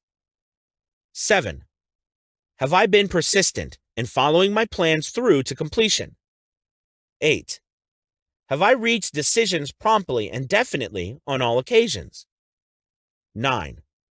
Have I permitted any one or more of the 6 basic fears to decrease my efficiency? 10. Have I been either overcautious or undercautious? 11. Has my relationship with my associates in work been pleasant or unpleasant?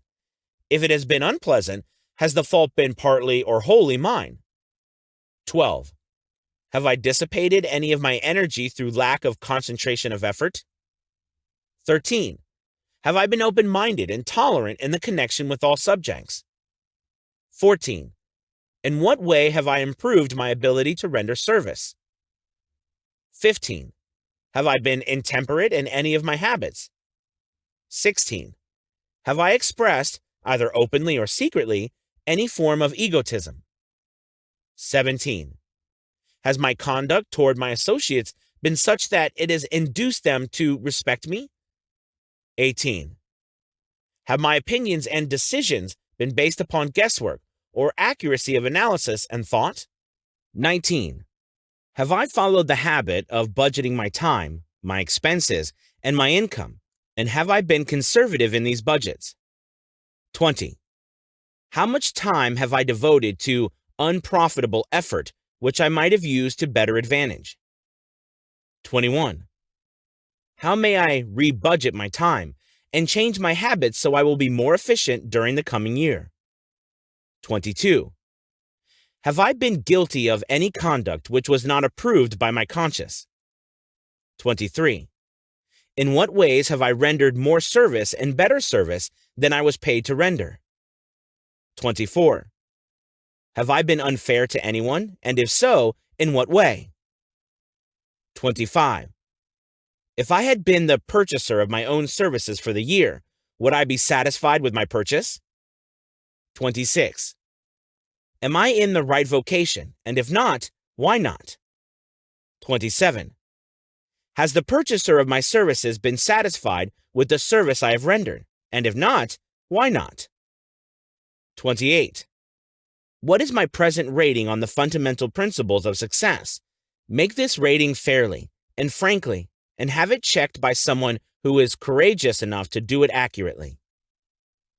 Having read and assimilated the information conveyed through this chapter, you are now ready to create a practical plan for marketing your personal services. In this chapter will be found an adequate description of every principle essential in planning sale of personal services, including the major attributes of leadership, the most common causes of failure in leadership, a description of the fields of opportunity for leadership, the main causes of failure in all walks of life, and the important questions which should be used in self-analysis. This extensive and detailed presentation of accurate information has been included because it will be needed by all who must begin the accumulation of riches by marketing personal services. Those who have lost their fortunes and those who are just beginning to earn money have nothing but personal services to offer in return for riches. Therefore, it is essential that they have available the practical information needed to market services to the best advantage. The information contained in this chapter will be of great value to all who aspire to attain leadership in any calling. It will be particularly helpful to those aiming to market their services as business or industrial executives. Complete assimilation and understanding of the information here conveyed will be helpful in marketing one's own services, and it will also help one to become more analytical and capable of judging people. The information will be priceless to personnel directors, employment managers, and other executives charged with the selection of employees and the maintenance of efficient organizations. If you doubt this statement, test its soundness by answering in writing the 28 self-analysis questions. That might be both interesting and profitable, even though you do not doubt the soundness of the statement. Where and how one may find opportunities to accumulate riches. Now that we have analyzed the principles by which riches may be accumulated, we naturally ask, where may one find favorable opportunities to apply these principles? Very well. Let us take inventory and see what the United States of America offer the person seeking riches, great or small. To begin with, let us remember, all of us, that we live in a country where every law-abiding citizen enjoys freedom of thought and freedom of deed unequaled anywhere in the world. Most of us have never taken inventory of the advantages of this freedom. We have never compared our unlimited freedom with the curtailed freedom in other countries. Here we have freedom of thought, freedom in the choice and enjoyment of education, freedom in religion, freedom in politics, freedom in the choice of a business, profession, or occupation, freedom to accumulate and own without molestation, all the property we can accumulate, freedom to choose our place of residence, freedom in marriage, freedom through equal opportunity to all races, freedom of travel from the one state to another, freedom in our choice of foods, and freedom to aim for any station in life for which we have prepared ourselves, even for the presidency of the United States. We have other forms of freedom, but this list will give a bird's eye view of the most important, which constitute opportunity of the highest order. This advantage of freedom is all the more conspicuous because the United States is the only country guaranteeing to every citizen, whether native-born or naturalized, so broad and varied a list of freedom. Next, let us recount some of the blessings which our widespread freedom has placed within our hands. Take the average American family, for example, meaning the family of average income, and sum up the benefits available to every member of the family in this land of opportunity and plenty. A. Food. Next to freedom of thought and deed comes food, clothing, and shelter, the three basic necessities of life. Because of our universal freedom, the average American family has available, at its very door, the choicest selection of food to be found anywhere in the world, and at prices within its financial range. A family of two, living in the heart of Times Square district of New York City, far removed from the source of production of foods, took careful inventory of the cost of a simple breakfast, with this astonishing result. Grapefruit juice, from Florida, 2 cents. Rippled wheat breakfast food, Kansas Farm, 2 cents. Tea, from China, 2 cents. Bananas, from South America, 2.5 cents. Toasted bread, from Kansas Farm, 1 cent. Fresh country eggs, from Utah, 7 cents. Sugar, from Cuba or Utah, ½ cent. Butter and cream, from New England, 3 cents. Grand total, 20 cents. It is not very difficult to obtain food in a country where two people can have a breakfast consisting of all they want or need for a dime apiece. Observe that this simple breakfast was gathered, by some strange form of magic, from China, South America, Utah, Kansas, and the New England states, and delivered on the breakfast table, ready for consumption, in the very heart of the most crowded city in America, at a cost well within the means of the most humble laborer. The cost included all federal, state, and city taxes. Here is a fact the politicians did not mention when they were crying out to the voters to throw their opponents out of office because the people were being taxed to death. B. Shelter. This family lives in a comfortable apartment, heated by steam, lighted with electricity, with gas for cooking, all for $65 a month. In a smaller city, or a more sparsely settled part of New York City, the same apartment could be had for as low as $20 a month. The toast they had for breakfast, in the food estimate, was toasted on an electric toaster, which cost but a few dollars. The apartment is cleaned with a vacuum sweeper that is run by electricity. Hot and cold water is available at all times, in the kitchen and the bathroom. The food is kept cool in a refrigerator that is run by electricity.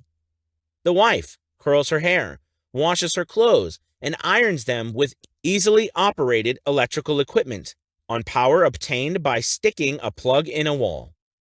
The husband shaves with an electric shaver, and they receive entertainment from all over the world, 24 hours a day, if they want it, without cost, by merely turning the dial of their radio.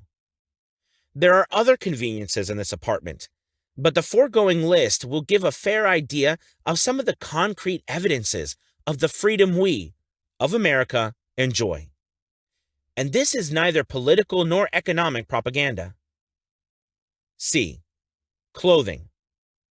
Anywhere in the United States, the woman of average clothing requirements can dress very comfortably and neatly for less than $200 a year, and the average man can dress for the same or less. Only the three basic necessities of food, clothing, and shelter have been mentioned. The average American citizen has other privileges and advantages available in return for modest effort, not exceeding 8 hours per day of labor. Among these is the privilege of automobile transportation, with which one can go and come at will at very small cost. The average American has security of property rights not found in any other country in the world. He can place his surplus money in a bank with the assurance that this government will protect it and make good to him if the bank fails. If an American citizen wants to travel from one state to another, he needs no passport, no one's permission. He may go when he pleases and return at will. Moreover, he may travel by train, private automobile, bus, airplane, or ship as his pocketbook permits. In Germany, Russia, Italy, and most of the other European and Oriental countries, the people cannot travel with so much freedom and at so little cost. The miracle that has been provided these blessings. We often hear politicians proclaiming the freedom of America when they solicit votes, but seldom do they take the time or devote sufficient effort to the analysis of the source or nature of this freedom. Having no axe to grind, no grudge to express, no ulterior motives to be carried out, I had the privilege of going into a frank analysis of that mysterious, abstract, greatly misunderstood something, which gives to every citizen of America more blessings, more opportunities to accumulate wealth, more freedom of every nature than may be found in any other country. I have the right to analyze the source and nature of this unseen power, because I know, and have known for more than a quarter of a century, many of the men who organized that power, and many who are now responsible for its maintenance. The name of this mysterious benefactor of mankind is capital.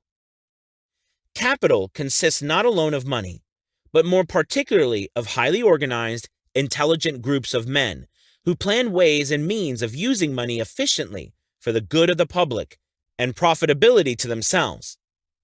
These groups consist of scientists, educators, chemists, inventors, business analysts, publicity men, transportation experts, accountants, lawyers, doctors, and both men and women who have highly specialized knowledge in all fields of industry and business. They pioneer, experiment, and blaze trails in new fields of endeavor. They support colleges, hospitals, public schools, build good roads, publish newspapers, pay most of the cost of government, and take care of the multitudinous detail essential to human progress. Stated briefly, the capitalists are the brains of the civilization, because they supply the entire fabric of which all education, enlightenment, and human progress consists. Money without brains always is dangerous. Properly used, it is the most important essential of civilization.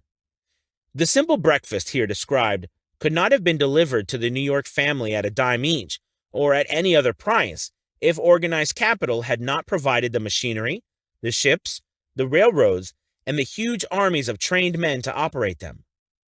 Some slight idea of the importance of organized capital may be had by trying to imagine yourself burdened with the responsibility of collecting, without the aid of capital, and delivering to the New York City family the simple breakfast described.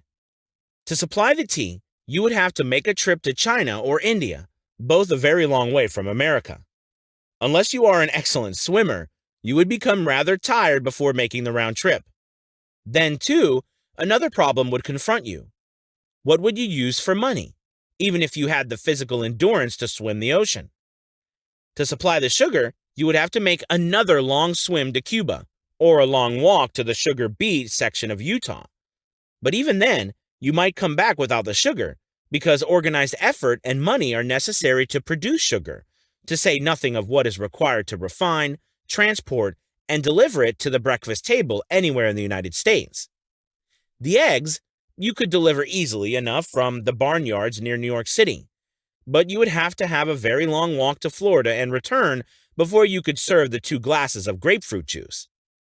You would have another long walk to Kansas, or one of the other wheat-growing states, when you went after the 4 slices of wheat bread. The rippled wheat biscuits would have to be omitted from the menu because they would not be available except through the labor of a trained organization of men and suitable machinery, all of which call for capital. While resting, you could take off for another little swim down to South America, where you would pick up a couple of bananas, and on your return, you could take a short walk to the nearest farm having a dairy and pick up some butter and cream. Then your New York City family would be ready to sit down and enjoy breakfast, and you could collect your 2 dimes for your labor. Seems absurd, doesn't it?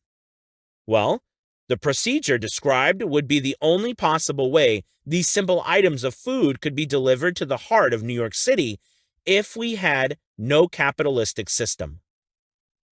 The sum of money required for the building and maintenance of the railroads and the steamships used in the delivery of that simple breakfast is so huge that it staggers one's imagination.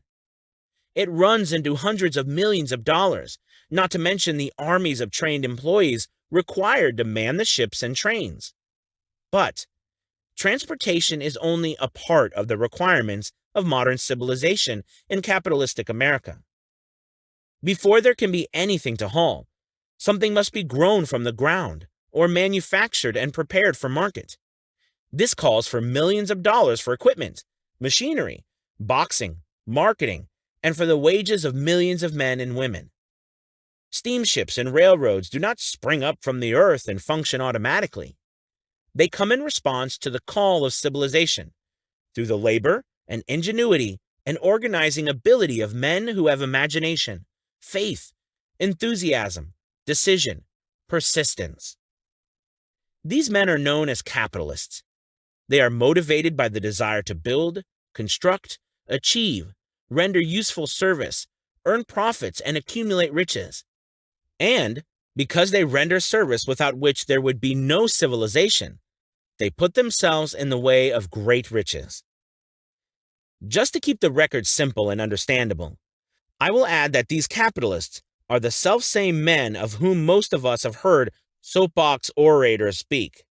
They are the same men to whom radicals, racketeers, dishonest politicians, and grafting labor leaders refer as the predatory interests, or Wall Street.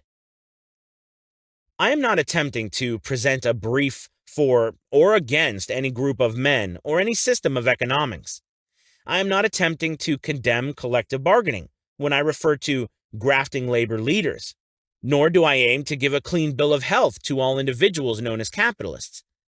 The purpose of this book, a purpose to which I have faithfully devoted over a quarter of a century, is to present to all who want the knowledge the most dependable philosophy through which individuals may accumulate riches in whatever amounts they desire. I have here analyzed the economic advantages of the capitalistic system for the twofold purpose of showing, 1.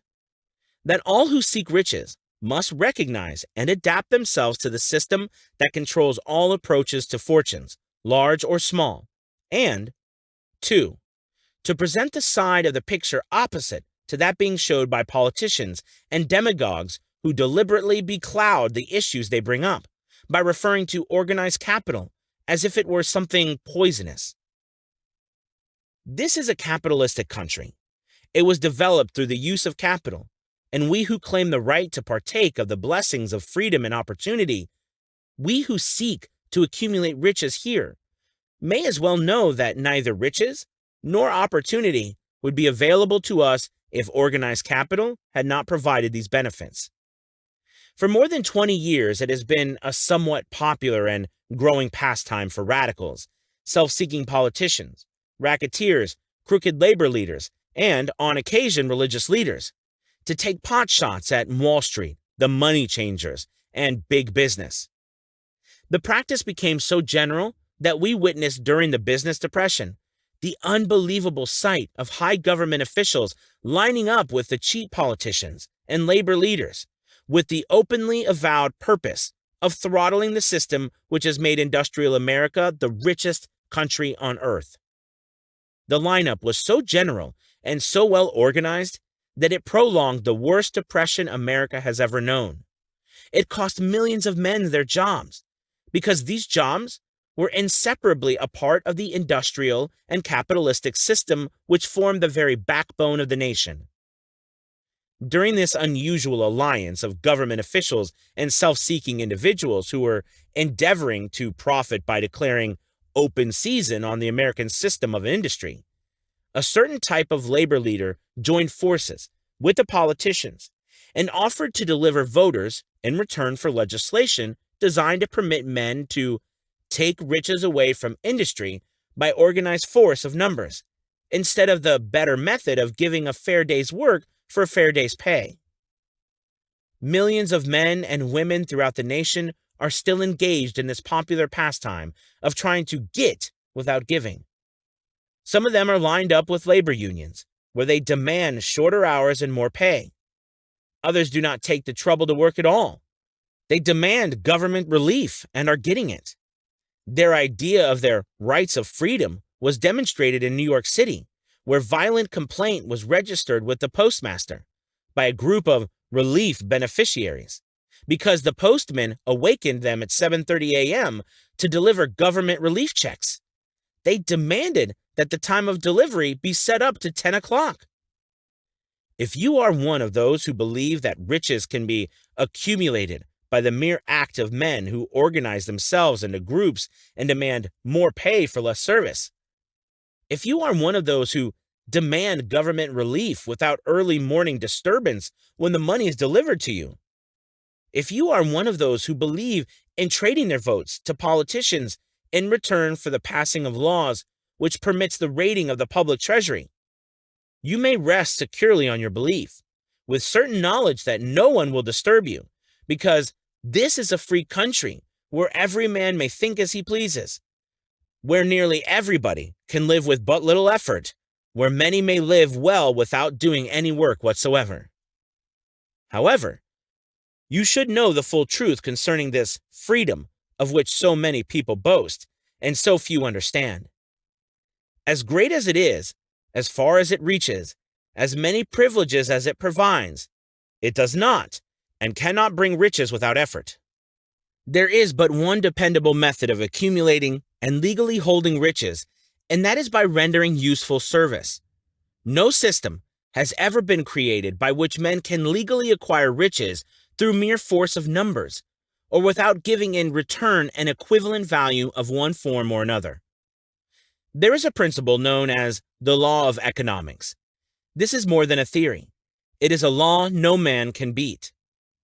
Mark well the name of the principle, and remember it, because it is far more powerful than all the politicians and political machines. It is above and beyond the control of all the labor unions. It cannot be swayed, nor influenced, nor bribed by racketeers or self-appointed leaders in any calling. Moreover, it has an all-seeing eye and a perfect system of bookkeeping, in which it keeps an accurate account of the transactions of every human being engaged in the business of trying to get without giving. Sooner or later, its auditors come around, looking over the records of individuals both great and small, and demand an accounting. Wall Street, big business, capital predatory interests, or whatever name you choose to give the system which has given us American freedom, represents a group of men who understand, respect, and adapt themselves to this powerful law of economics. Their financial continuation depends upon their respecting the law. Most people living in America like this country, its capitalistic system and all. I must confess, I know of no better country where one may find greater opportunities to accumulate riches. Judging by their acts and deeds, there are some in this country who do not like it. That, of course, is their privilege. If they do not like this country, its capitalistic system, its boundless opportunities, they have the privilege of clearing out. Always there are other countries, such as Germany, Russia, and Italy, where one may try one's hand at enjoying freedom and accumulating riches, providing one is not too particular. America provides all the freedom and all the opportunity to accumulate riches that any honest person may acquire. When one goes hunting for game, one selects hunting grounds where game is plentiful. When seeking riches, the same rule would naturally apply. If it is riches you are seeking, do not overlook the possibilities of a country whose citizens are so rich that women alone spend over $200 million annually for lipsticks, rouge, and cosmetics. Think twice, you who are seeking riches, before trying to destroy the capitalistic system of a country whose citizens spend over $50 million a year for greeting cards, with which to express their appreciation of their freedom. If it is money you are seeking, consider carefully a country that spends hundreds of millions of dollars annually for cigarettes, the bulk of the income from which goes to only 4 major companies engaged in supplying this national builder of nonchalance and quiet nerves. By all means, give plenty of consideration to a country whose people spend annually more than $15 million for the privilege of seeing movie pictures, and toss in a few additional millions for liquor, narcotics, and other less potent soft drinks and giggle waters. Do not be too big a hurry to get away from a country whose people willingly, even eagerly, hand over millions of dollars annually for football, baseball, and prize fights. And, by all means, stick by a country whose inhabitants give up more than $1 million a year for chewing gum and another $1 million for safety razor blades. Remember also that this is but the beginning of the available sources for the accumulation of wealth. Only a few of the luxuries and non-essentials have been mentioned. But remember that the business of producing, transporting, and marketing these few items of merchandise gives regular employment to many millions of men and women who receive for their services many millions of dollars monthly and spend it freely for both the luxuries and the necessities. Especially remember that back of all this exchange of merchandise and personal services may be found an abundance of opportunity to accumulate riches. Here, our American freedom comes to one's aid. There is nothing to stop you or anyone from engaging in any portion of the effort necessary to carry on these businesses. If one has superior talent, training, experience, one may accumulate riches in large amounts. Those not so fortunate may accumulate smaller amounts. Anyone may earn a living in return for a very nominal amount of labor. So, there you are. Opportunity has spread its wares before you. Step up to the front, select what you want, create your plan, put the plan into action, and follow through with persistence. Capitalistic America will do the rest. You can depend upon this much. Capitalistic America ensures every person the opportunity to render useful service and to collect riches in proportion to the value of the service. The system denies no one this right, but it does not and cannot promise something for nothing, because the system itself is irrevocably controlled by the law of economics, which neither recognizes nor tolerates for long getting without giving. The law of economics was passed by nature. There is no Supreme Court to which violators of this law may appeal. The law hands out both penalties for its violation and appropriate rewards for its observance, without interference or the possibility of interference by any human being. The law cannot be repealed. It is as fixed as the stars in the heavens and subject to and a part of the same system that controls the stars. May one refuse to adapt oneself to the law of economics? Certainly. This is a free country, where all men are born with equal rights, including the privilege of ignoring the law of economics. What happens then? Well, nothing happens until large numbers of men join forces for the avowed purpose of ignoring the law and taking what they want by force. Then comes the dictator, with well-organized firing squads and machine guns. We have not yet reached that stage in America, but we have heard all we want to know about how the system works. Perhaps we shall be fortunate enough not to demand personal knowledge of so gruesome a reality. Doubtless we shall prefer to continue with our freedom of speech, freedom of deed, and freedom to render useful service in return for riches. The practice, by government officials, of extending to men and women the privilege of raiding the public treasury in return for votes sometimes results in election, but as night follows day, the final payoff comes, when every penny wrongfully used must be repaid with compound interest on compound interest. If those who make the grab are not forced to repay, the burden falls on their children and their children's children, even unto the third and fourth generations. There is no way to avoid the debt.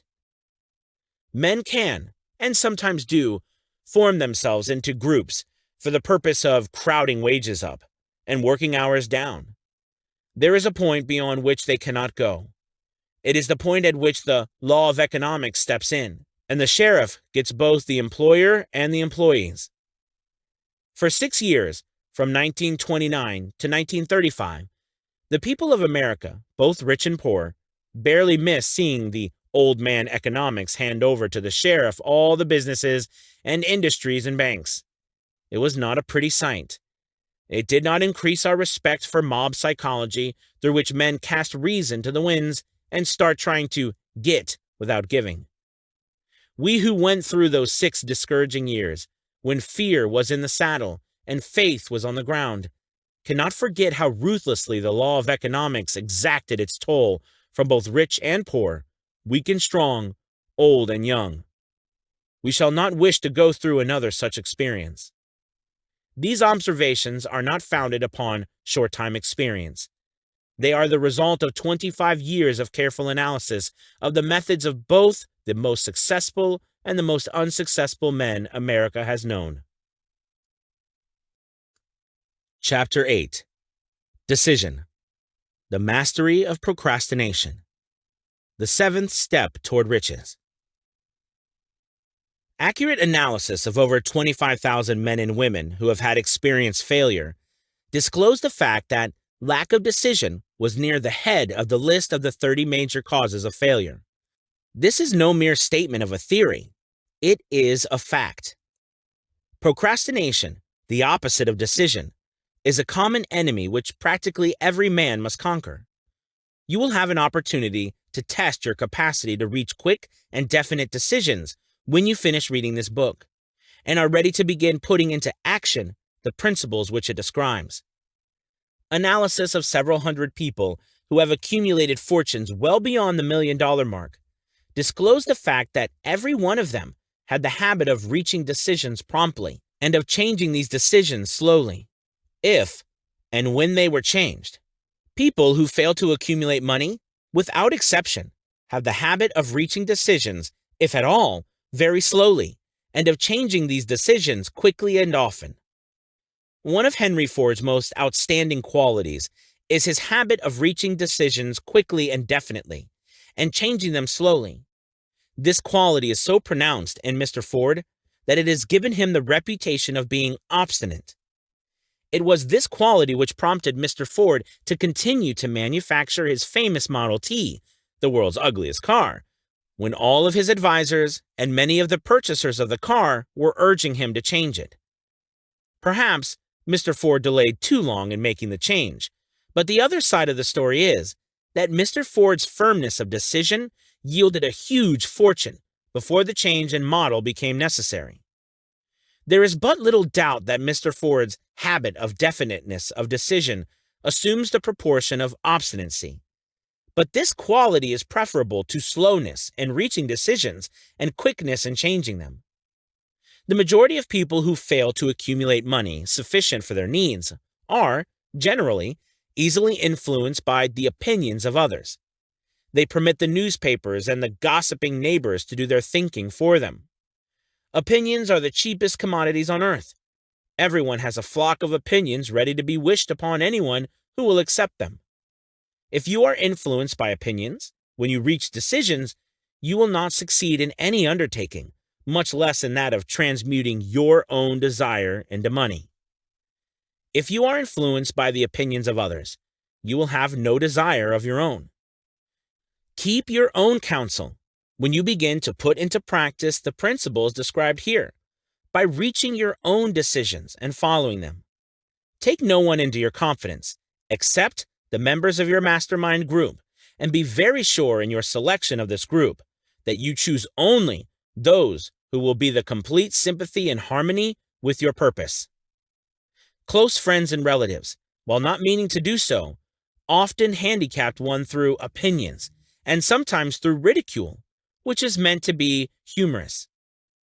Thousands of men and women carry inferiority complexes with them all through life because some well-meaning but ignorant person destroyed their confidence through opinions or ridicule. You have a brain and mind of your own. Use it and reach your own decisions. If you need facts or information from other people to enable you to reach decisions, as you probably will in many instances, acquire these facts or secure the information you need quietly, without disclosing your purpose. It is characteristic of people who have but a smattering or veneer of knowledge to try to give the impression that they have much knowledge. Such people generally do too much talking and too little listening.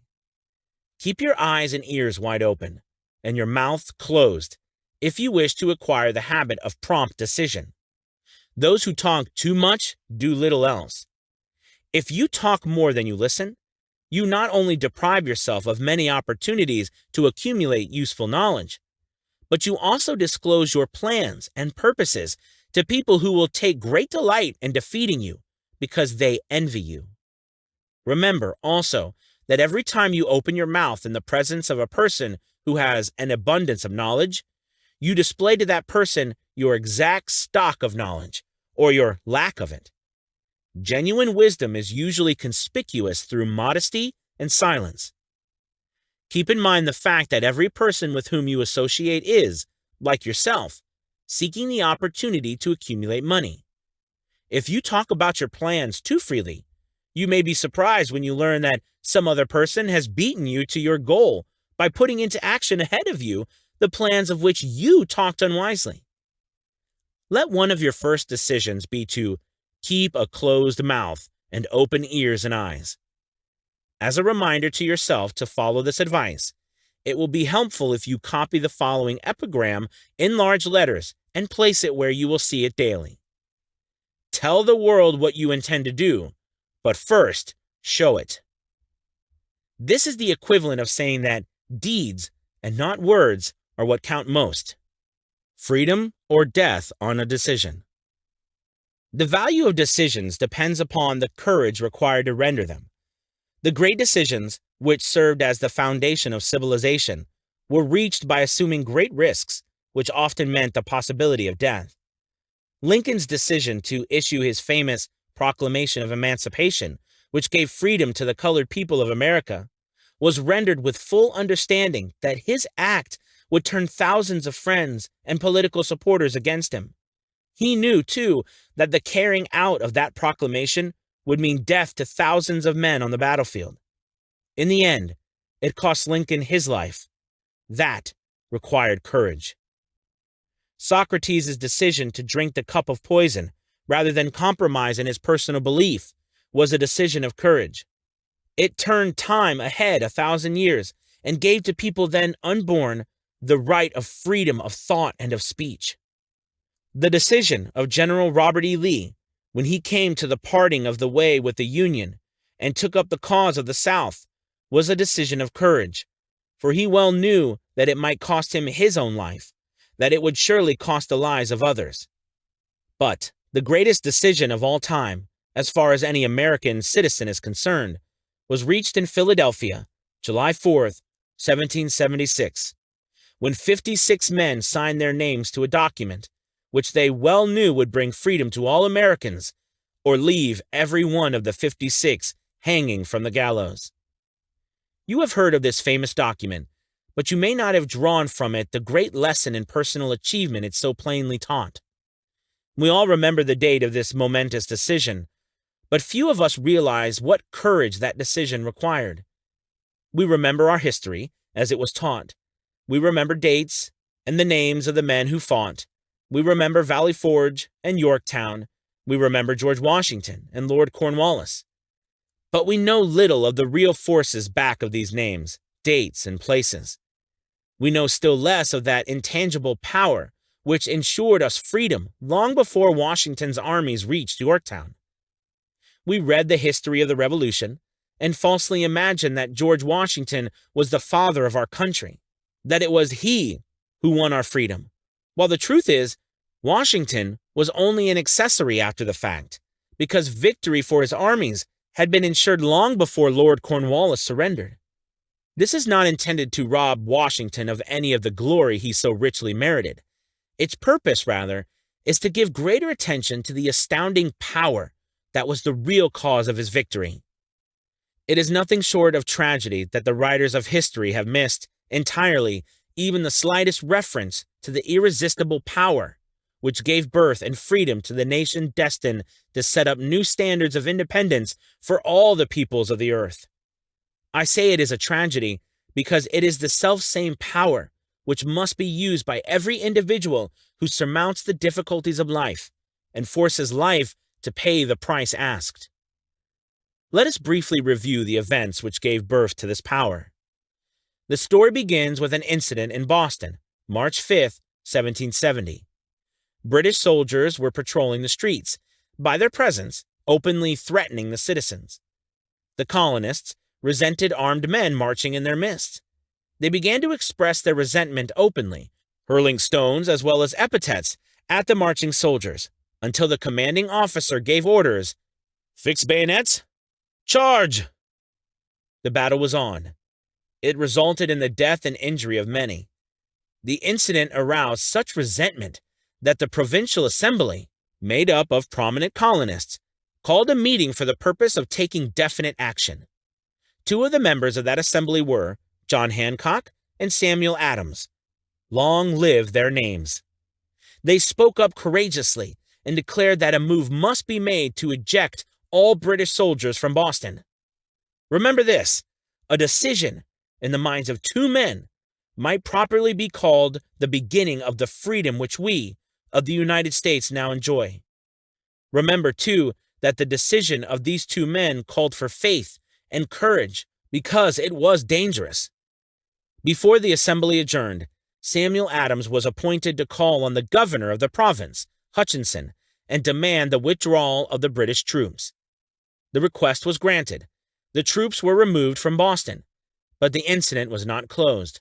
It had caused a situation destined to change the entire trend of civilization. Strange, is it not, how the great changes, such as American Revolution and the World War, often have their beginnings in circumstances which seem unimportant? It is interesting also to observe that these important changes usually begin in the form of a definite decision in the minds of a relatively small number of people. Few of us know the history of our country well enough to realize that John Hancock, Samuel Adams, and Richard Henry Lee of the province of Virginia were the real fathers of our country. Richard Henry Lee became an important factor in this story by reason of the fact that he and Samuel Adams communicated frequently by correspondence, sharing freely their fears and their hopes concerning the welfare of the people of their provinces. From this practice, Adams conceived the idea that a mutual exchange of letters between the 13 colonies might help to bring about the coordination of effort so badly needed in connection with the solution of their problems. 2 years after the clash with the soldiers in Boston, March of 72, Adams presented this idea to the Assembly in the form of a motion that the Correspondence Committee be established among the colonies, with definitely appointing correspondents in each colony, for the purpose of friendly cooperation for the betterment of the colonies of British America. Mark well this incident. It was the beginning of the organization of the far-flung power destined to give freedom to you and to me. The mastermind had already been organized. It consisted of Adams, Lee, and Hancock. I tell you further that if two of you agree upon the earth concerning anything for which you ask, it will come to you from my Father who is in heaven. The Committee of Correspondence was organized. Observe that this move provided the way for increasing the power of the mastermind by adding to it men from all the colonies. Take notice that this procedure constituted the first organized planning of the disgruntled colonists. In union, there is strength. The citizens of the colonies had been waging disorganized warfare against the British soldiers through incidents similar to the Boston riot, but nothing of benefit had been accomplished. Their individual grievances had not been consolidated under one mastermind. No group of individuals had put their hearts, minds, souls, and bodies together in one definite decision to settle their difficulty with the British once and for all, until Adams, Hancock, and Lee got together. Meanwhile, the British were not idle. They, too, were doing some planning and masterminding on their own account, with the advantage of having back of them money and organized soldiery. The Crown appointed Gage to supplant Hutchinson as the governor of Massachusetts. One of the new governor's first acts was to send a messenger to call on Samuel Adams for the purpose of endeavoring to stop his opposition by fear. We can best understand the spirit of what happened by quoting the conversation between Colonel Fenton, the messenger sent by Gage, and Adams. Colonel Fenton: I have been authorized by Governor Gage to assure you, Mr. Adams, that the governor has been empowered to confer upon you such benefits as would be satisfactory. Endeavor to win Adams by promise of bribes, upon the condition that you engage to cease in your opposition to the measures of the government. It is the governor's advice to you, sir, not to incur the further displeasure of His Majesty. Your conduct has been such as makes you liable to penalties against that of Henry VIII, by which persons can be sent to England for trial for treason, or misprison of treason, at the discretion of a governor of the province. But, by changing your political course, you will not only receive great personal advantages, but you will make your peace with the king. Samuel Adams had the choice of two decisions. He could cease his opposition and receive personal bribes, or he could continue and run the risk of being hanged. Clearly, the time had come when Adams was forced to reach instantly a decision which could have cost his life. The majority of men would have found it difficult to reach such a decision. The majority would have sent back an evasive reply, but not Adams. He insisted upon Colonel Fenton's word of honor that the colonel would deliver to the governor the answer exactly as Adams would give it to him. Adams's answer: Then you may tell Governor Gage that I trust I have long since made my peace with the King of Kings. No personal considerations shall induce me to abandon the righteous cause of my country. And tell Governor Gage it is the advice of Samuel Adams to him no longer to insult the feelings of an exasperated people. Comment as to the character of this man seems unnecessary. It must be obvious to all who read this astounding message that its sender possessed loyalty of the highest order. This is important. Racketeers and dishonest politicians have prostituted the honor of which such men as Adams died.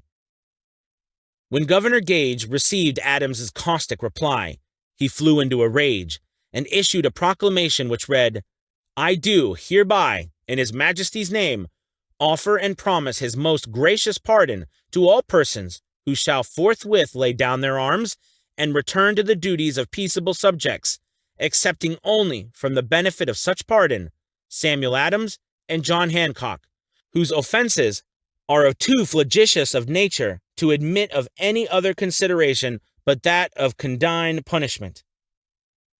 As one might say in modern slang, Adams and Hancock were on the spot. The threat of the irate governor forced the two men to reach another decision, equally as dangerous. They hurriedly called a secret meeting of their staunchest followers.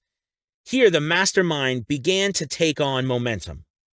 After the meeting had been called to order, Adams locked the door, placed the key in his pocket, and informed all present that it was imperative that a Congress of the colonists be organized, and that no man should leave the room until the decision for such a Congress had been reached. Great excitement followed. Some weighed the possible consequences of such radicalism, old man fear. Some expressed grave doubt as to the wisdom of so definite a decision in defiance of the crown. Locked in that room were two men immune to fear, blind to the possibility of failure, Hancock and Adams. Through the influence of their minds, the others were induced to agree that, through the Correspondence Committee, arrangements should be made for a meeting of the First Continental Congress, to be held in Philadelphia, September 5th, 1774. Remember this date. It is more important than July 4th, 1776. If there had been no decision to hold a Continental Congress, there could have been no signing of the Declaration of Independence. Before the first meeting of the new Congress, another leader, in a different section of the country, was deep in the throes of publishing a summary view of the rights of British America. He was Thomas Jefferson, of the province of Virginia, whose relationship to Lord Dunmore, representative of the Crown in Virginia, was as strained as that of Hancock and Adams with their governor. Shortly after this famous summary of rights was published, Jefferson was informed that he was subject to prosecution for high treason against His Majesty's government. Inspired by the threat, one of Jefferson's colleagues, Patrick Henry, boldly spoke his mind, concluding his remarks with a sentence which shall remain a classic: "If this be treason, then make the most of it." It was such men as these who, without power, without authority, without military strength, without money, sat in solemn consideration of the destiny of the colonies, beginning at the opening of the First Continental Congress, and continuing at intervals for 2 years, until on June 7th, 1776, Richard Henry Lee arose, addressed the chair, and to the startled assembly made this motion: "Gentlemen, I make the motion that these united colonies are, and of right, ought to be free and independent states, that they be absolved from all allegiance to the British Crown, and that all political connection between them and the state of Great Britain is, and ought to be, totally dissolved." Lee's astounding motion was discussed fervently, and at such length that he began to lose patience. Finally, after days of argument, he again took the floor and declared, in a clear, firm voice, "Mr. President, we have discussed this issue for days. It is the only course for us to follow. Why, then, sir, do we longer delay? Why still deliberate? Let this happy day give birth to an American republic. Let her arise, not to devastate and to conquer, but to re-establish the reign of peace and of law. The eyes of Europe are fixed upon us. She demands of us a living example of freedom that may exhibit a contrast in the felicity of the citizen to the ever-increasing tyranny." Before this motion was finally voted upon, Lee was called back to Virginia because of serious family illness.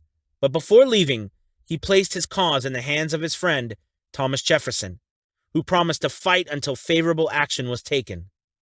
Shortly thereafter, the president of the Congress, Hancock, appointed Jefferson as chairman of a committee to draw up a Declaration of Independence. Long and hard the committee labored on a document which would mean, when accepted by the Congress, that every man who signed it would be signing his own death warrant should the colonies lose in the fight with Great Britain, which was sure to follow. The document was drawn, and on June 28th, the original draft was read before the Congress. For several days it was discussed, altered, and made ready.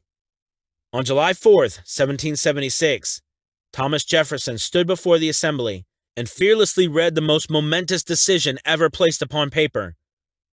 "When, in the course of human events, it is necessary for one people to dissolve the political bands which have connected them with another, and to assume, among the powers of the earth, the separate and equal station to which the laws of nature and of nature's God entitle them, a decent respect to the opinions of mankind requires that they should declare the causes which impel them to the separation." When Jefferson finished, the document was voted upon, accepted, and signed by the 56 men, every one staking his own life upon his decision to write his name. By that decision came into existence a nation destined to bring to mankind forever the privilege of making decisions. By decisions made in a similar spirit of faith, and only by such decisions, can men solve their personal problems and win for themselves high estates of material and spiritual wealth. Let us not forget this. Analyze the events which led to the Declaration of Independence and be convinced that this nation, which now holds a position of commanding respect and power among all nations of the world, was born of a decision created by a mastermind, consisting of 56 men. Note well The fact that it was their decision which ensured the success of Washington's armies, because the spirit of that decision was in the heart of every soldier who fought with him and served as a spiritual power which recognizes no such thing as failure. Note also, with great personal benefit, that the power which gave this nation its freedom is the self-same power that must be used by every individual who becomes self-determining. This power is made up of the principles described in this book. It will not be difficult to detect, in the story of the Declaration of Independence, at least 6 of these principles: desire, decision, faith, persistence, the mastermind, and organized planning. Throughout this philosophy will be found the suggestion that thought, backed by strong desire, has a tendency to transmute itself into its physical equivalent. Before passing on, I wish to leave with you the suggestion that one may find in this story, and in the story of the organization of the United States Steel Corporation, a perfect description of the method by which thought makes this astounding transformation. In your search for the secret of the method, do not look for a miracle, because you will not find it. You will find only the eternal laws of nature. These laws are available to every person who has the faith and the courage to use them. They may be used to bring freedom to a nation or to accumulate riches. There is no charge save the time necessary to understand and appropriate them. Those who reach decisions promptly and definitely know what they want and generally get it. The leaders in every walk of life decide quickly and firmly. That is the major reason why they are leaders. The world has the habit of making room for the man whose words and actions show that he knows where he is going. Indecision is a habit which usually begins in youth. The habit takes on permanency as the youth goes through graded school, high school, and even through college, without definiteness of purpose. The major weakness of all educational systems is that they neither teach nor encourage the habit of definite decision. It would be beneficial if no college would permit the enrollment of any student, unless and until the student declared his major purpose in matriculating. It would be of still greater benefit if every student who enters the graded schools were compelled to accept training in the habit of decision and forced to pass a satisfactory examination on this subject before being permitted to advance in the grades. The habit of indecision acquired because of the deficiencies of our school systems goes with the student into the occupation he chooses, if, in fact, he chooses his occupation. Generally, the youth just out of school seeks any job that can be found. He takes the first place he finds because he has fallen into the habit of indecision. 98 out of every 100 people working for wages today are in the positions they hold because they lack the definiteness of decision to plan a definite position and the knowledge of how to choose an employer. Definiteness of decision always requires courage, sometimes very great courage. The 56 men who signed the Declaration of Independence staked their lives on the decision to affix their signatures to that document. The person who reaches a definite decision to procure the particular job and make life pay the price he asks does not stake his life on that decision. He stakes his economic freedom. Financial independence, riches, desirable business and professional positions are not within reach of the person who neglects or refuses to expect, plan, and demand these things. The person who desires riches in the same spirit that Samuel Adams desired freedom for the colonies is sure to accumulate wealth. In the chapter on organized planning, you will find complete instructions for marketing every type of personal services. You will find also detailed information on how to choose the employer you prefer and the particular job you desire. These instructions will be of no value to you unless you definitely decide to organize them into a plan of action. Chapter 9. Persistence. The sustained effort necessary to induce faith. The 8th step toward riches. Persistence is an essential factor in the procedure of transmuting desire into its monetary equivalent. The basis of persistence is the power of will. Willpower and desire, when properly combined, make an irresistible pair. Men who accumulate great fortunes are generally known as cold-blooded and sometimes ruthless. Often they are misunderstood. What they have is willpower, which they mix with persistence and place back of their desires to ensure the attainment of their objectives. Henry Ford has been generally misunderstood to be ruthless and cold-blooded. This misconception grew out of Ford's habit of following through in all of his plans with persistence. The majority of people are ready to throw their aims and purposes overboard and give up at the first sign of opposition or misfortune. A few carry on despite all opposition until they attain their goal. These few are the Fords, Carnegies, Rockefellers, and Edisons.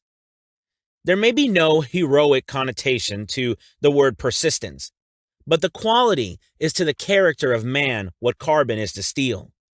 The building of a fortune, generally, involves the application of the entire 13 factors of this philosophy. These principles must be understood.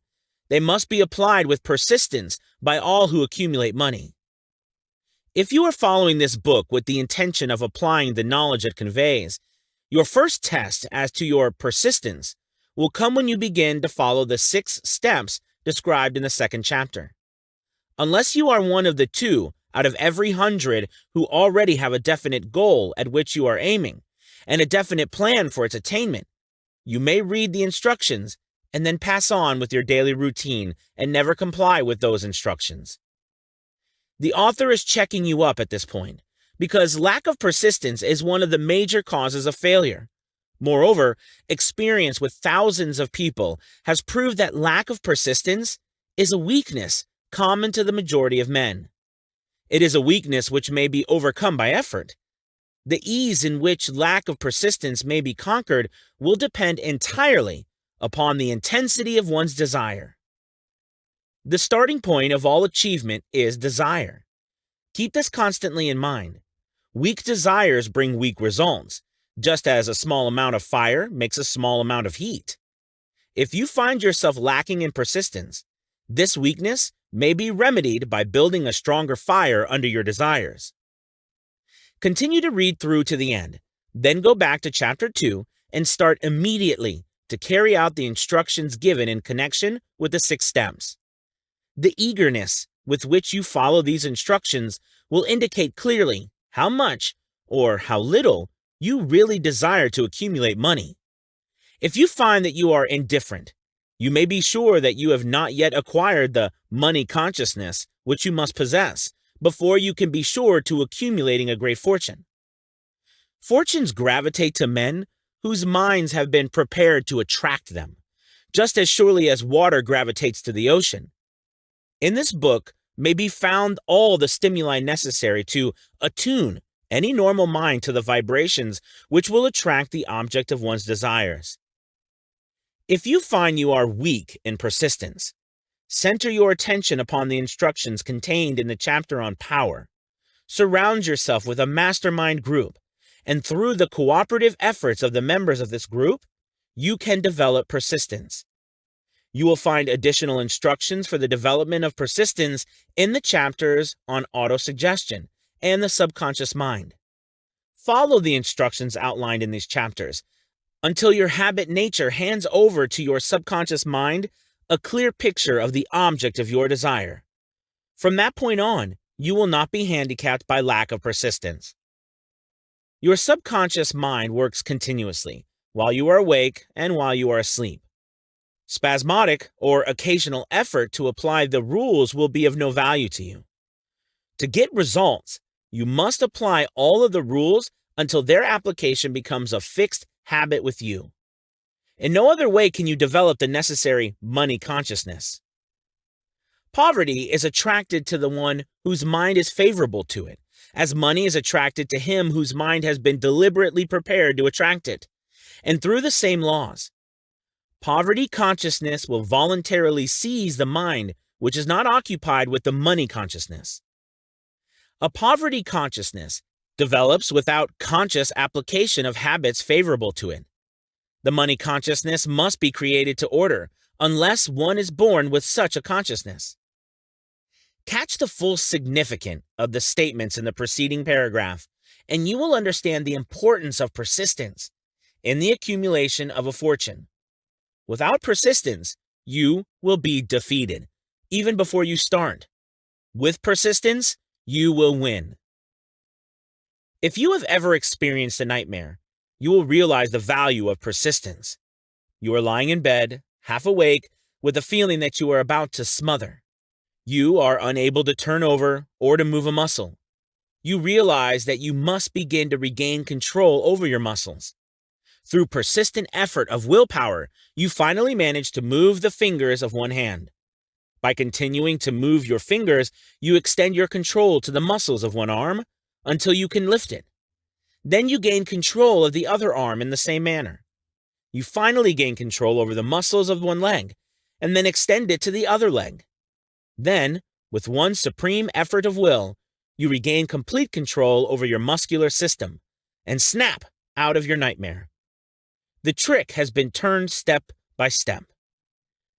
You may find it necessary to snap out of your mental inertia through a similar procedure, moving slowly at first, then increasing your speed until you gain complete control over your will. Be persistent, no matter how slowly you may, at first, have to move. With persistence will come success. If you select your mastermind group with care, you will have in it at least one person who will aid you in the development of persistence. Some men who have accumulated great fortunes did so because of necessity. They developed the habit of persistence because they were so closely driven by circumstances that they had to become persistent. There is no substitute for persistence. It cannot be supplanted by any other quality. Remember this, and it will hearten you in the beginning when the going may seem difficult and slow. Those who have cultivated the habit of persistence seem to enjoy insurance against failure. No matter how many times they are defeated, they finally arrive up toward the top of the ladder. Sometimes it appears that there is a hidden guide whose duty is to test man through all sorts of discouraging experiences. Those who pick themselves up after defeat and keep on trying arrive, and the world cries, "Bravo! I knew you could do it!" The hidden guide lets no one enjoy great achievement without passing the persistence test. Those who can't take it simply do not make the grade. Those who can take it are bountifully rewarded for their persistence. They receive, as their compensation, whatever goal they are pursuing. That is not all. They receive something infinitely more important than material compensation: the knowledge that every failure brings with it the seed of an equivalent advantage. There are expectations to this rule. A few people know from experience the soundness of persistence. They are the ones who have not accepted defeat as being anything more than temporary. They are the ones whose desires are so persistently applied that defeat is finally changed into victory. We who stand on the sidelines of life see the overwhelmingly large number who go down in defeat, never to rise again. We see the few who take the punishment of defeat as an urge to greater effort. These, fortunately, never learn to accept life's reverse gear. But what we do not see, what most of us never suspect of existing, is the silent but irresistible power which comes to the rescue of those who fight on in the face of discouragement. If we speak of this power at all, we call it persistence, and let it go at that. One thing we all know: if one does not possess persistence, one does not achieve noteworthy success in any calling. As these lines are being written, I look up from my work and see before me, less than a block away, the great mysterious Broadway, the graveyard of dead hopes, and the front porch of opportunity. From all over the world, people have come to Broadway seeking fame and fortune, power, love, or whatever it is that human beings call success. Once in a great while, someone steps out from the long procession of seekers, and the world hears that another person has mastered Broadway. But Broadway is not easily nor quickly conquered. She acknowledges talent, recognizes genius, pays off in money, only after one has refused to quit. Then we know he has discovered the secret of how to conquer Broadway. The secret is always inseparably attached to one word: Persistence. The secret is told in the struggle of Fannie Hurst, whose persistence conquered the Great White Way.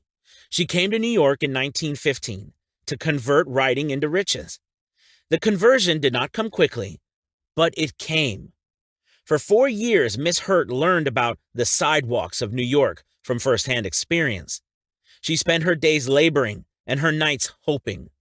When hope grew dim, she did not say, "All right, Broadway, you win." She said, "Very well, Broadway. You may whip some, but not me. I'm going to force you to give up." One publisher, the Saturday Evening Post, sent her 36 rejection slips before she broke the ice and got a story across. The average writer, like the average in other walks of life, would have given up the job when the first rejection slip came. She pounded the pavements for 4 years to the tune of the publisher's no, because she was determined to win. Then came the payoff. The spell had been broken. The unseen guide had tested Fannie Hurst, and she could take it. From that time on, publishers made a beaten path to her door. Money came so fast, she hardly had time to count it. Then the moving picture men discovered her, and money came not in small change, but in floods. The moving picture rights to her latest novel, Great Laughter, brought $100,000, said to be the highest price ever paid for a story before publication. Her royalties from the sale of the book probably will run much more. Briefly, you have a description of what persistence is capable of achieving. Fannie Hurst is no exception. Wherever men and women accumulate great riches, you may be sure they first acquired persistence. Broadway will give any beggar a cup of coffee and a sandwich, but it demands persistence of those who go after the big stakes. Kate Smith will say amen when she reads this. For years she sang without money and without price before any microphone she could reach. Broadway said to her, "Come and get it, if you can take it." She did take it, until one happy day Broadway got tired and said, "Ah, what's the use? You don't know when you're whipped, so name your price and go to work in earnest." Miss Smith named her price. It was plenty, away up in figures so high that one's week's salary is far more than most people make in a whole year. Verily, it pays to be persistent. And here is an encouraging statement which carries with it a suggestion of great significance. Thousands of singers who excel Kate Smith are walking up and down Broadway looking for a break, without success. Countless others have come and gone, many of them sang well enough, but they failed to make the grade because they lacked the courage to keep on keeping on, until Broadway became tired of turning them away. Persistence is a state of mind. Therefore, it can be cultivated. Like all states of mind, persistence is based upon definite causes. Among them, these: A. Definiteness of purpose. Knowing what one wants is the first and perhaps the most important step toward the development of persistence. A strong motive forces one to surmount many difficulties. B. Desire. It is comparatively easy to acquire and to maintain persistence in pursuing the object of intense desire. C. Self-reliance. Belief in one's ability to carry out a plan encourages one to follow the plan through with persistence. Self-reliance can be developed through the principle described in the chapter on autosuggestion. D. Definiteness of plans. Organized plans, even though they may be weak and entirely impractical, encourage persistence. E. Accurate knowledge. Knowing that one's plans are sound, based upon experience or observation, encourages persistence. Guessing instead of knowing destroys persistence. F. Cooperation. Sympathy, understanding, and harmonious cooperation with others tend to develop persistence. G. Willpower. The habit of concentrating one's thoughts upon the building of plans for the attainment of a definite purpose leads to persistence.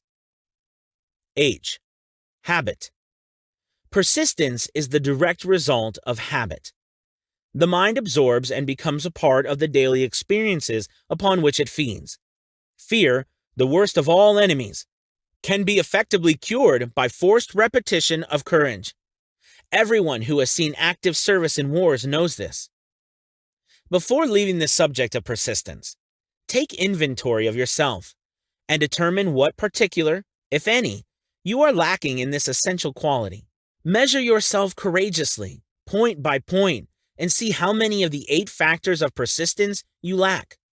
The analysis may lead to discoveries that will give you a new grip on yourself. Symptoms of lack of persistence. Here you will find the real enemies which stand between you and noteworthy achievement. Here you will find not only the symptoms indicating weakness of persistence, but also the deeply seated subconscious causes of this weakness. Study the list carefully and face yourself squarely if you really wish to know who you are and what you are capable of doing. These are the weaknesses which must be mastered by all who accumulate riches. 1. Failure to recognize and to clearly define exactly what one wants. 2. Procrastination with or without cause, usually backed up with a formidable array of alibis and excuses. 3. Lack of interest in acquiring specialized knowledge. 4.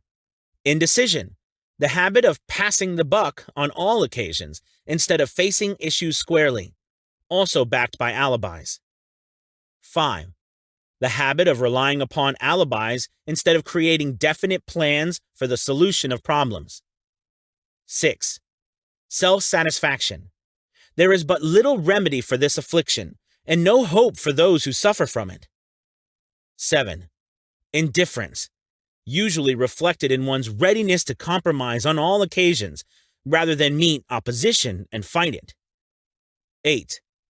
The habit of blaming others for one's mistakes and accepting unfavorable circumstances as being unavoidable. 9. Weakness of desire, due to the neglect in the choice of motives that impel action. 10. Willingness, even eagerness, to quit at the first sign of defeat, based upon one or more of the 6 basic fears. 11. Lack of organized plans, placed in writing where they may be analyzed. 12. The habit of neglecting to move on ideas or to grasp opportunity when it presents itself. 13. Wishing instead of willing. 14. The habit of compromising with poverty instead of aiming at riches. General absence of ambition to be, to do, and to own. 15. Searching for all the shortcuts to riches, trying to get without giving a fair equivalent, usually reflected in the habit of gambling, endeavoring to drive sharp bargains. 16. Fear of criticism. Failure to create plans and to put them into action because of what other people will think, do, or say. This enemy belongs at the head of the list because it generally exists in one's subconscious mind, where its presence is not recognized. See the 6 basic fears in a later chapter. Let us examine some of the symptoms of the fear of criticism. The majority of people permit relatives, friends, and the public at large to so influence them that they cannot live their own lives because they fear criticism. Huge numbers of people make mistakes in marriage, stand by the bargain, and go through life miserable and unhappy because they fear criticism which may follow if they correct the mistake. Anyone who has submitted to this form of fear knows the irreparable damage it does by destroying ambition, self-reliance, and the desire to achieve. Millions of people neglect to acquire belated educations after having left school because they fear criticism. Countless numbers of men and women, both young and old, permit relatives to wreck their lives in the name of duty because they fear criticism. Duty does not require any person to submit to the destruction of his personal ambitions and the right to live his own life in his own way. People refuse to take chances in business because they fear the criticism which may follow if they fail. The fear of criticism in such cases is stronger than the desire for success. Too many people refuse to set high goals for themselves, or even neglect selecting a career, because they fear the criticism of relatives and friends who may say, "Don't aim so high. People will think you are crazy." When Andrew Carnegie suggested that I devote 20 years to the organization of a philosophy of individual achievement, my first impulse of thought was fear of what people might say. The suggestion set up a goal for me, far out of proportion to any I had ever conceived. As quick as a flash, my mind began to create alibis and excuses, all of them traceable to the inherent fear of criticism. Something inside of me said, "You can't do it. The job is too big and requires too much time. What will your relatives think of you? How will you earn a living? No one has ever organized a philosophy of success. What right have you to believe you can do it? Who are you anyway to aim so high? Remember your humble birth? What do you know about philosophy? People will think you are crazy." And they did. Why hasn't some person done this before now? These and many other questions flashed into my mind and demanded attention. It seemed as if the whole world had suddenly turned its attention to me with the purpose of ridiculing me into giving up all desire to carry out Mr. Carnegie's suggestion. I had a fine opportunity, then and there, to kill off ambition before it gained control of me. Later in life, after having analyzed thousands of people, I discovered that most ideas are stillborn and need the breath of life injected into them through definite plans of immediate action. The time to nurse an idea is at the time of its birth. Every minute it lives gives it a better chance of surviving. The fear of criticism is at the bottom of the destruction of most ideas, which never reach the planning and action stage. Many people believe that material success is the result of favorable breaks. There is an element of ground for the belief, but those depending entirely upon luck are nearly always disappointed because they overlook another important factor which must be present before one can be sure of success. It is the knowledge with which favorable breaks can be made to order. During the Depression, W.C. Fields, the comedian, lost all his money and found himself without income, without a job, and his means of earning a living, vaudeville, no longer existed. Moreover, he was past 60, when many men consider themselves old. He was so eager to stage a comeback that he offered to work without pay in a new field, movies. In addition to his other troubles, he fell and injured his back. To many, that would have been the place to give up and quit. But Fields was persistent. He knew that if he carried on, he would get the breaks sooner or later. And he did get them, but not by chance. Marie Dressler found herself down and out, with her money gone, with no job, when she was about 60. She too went after the breaks, and got them.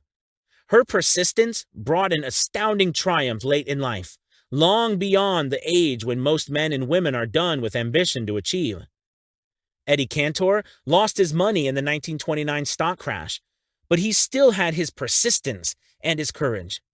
With these, plus 2 prominent eyes, he exploited himself back into an income of $10,000 a week. Verily, if one has persistence, one can get along very well without many other qualities. The only break anyone can afford to rely upon is a self-made break. These come through the application of persistence, the starting point and definiteness of purpose. Examine the first 100 people you meet. Ask them what they want most in life, and 98 of them will not be able to tell you. If you press them for an answer, some will say, security. Many will say, money.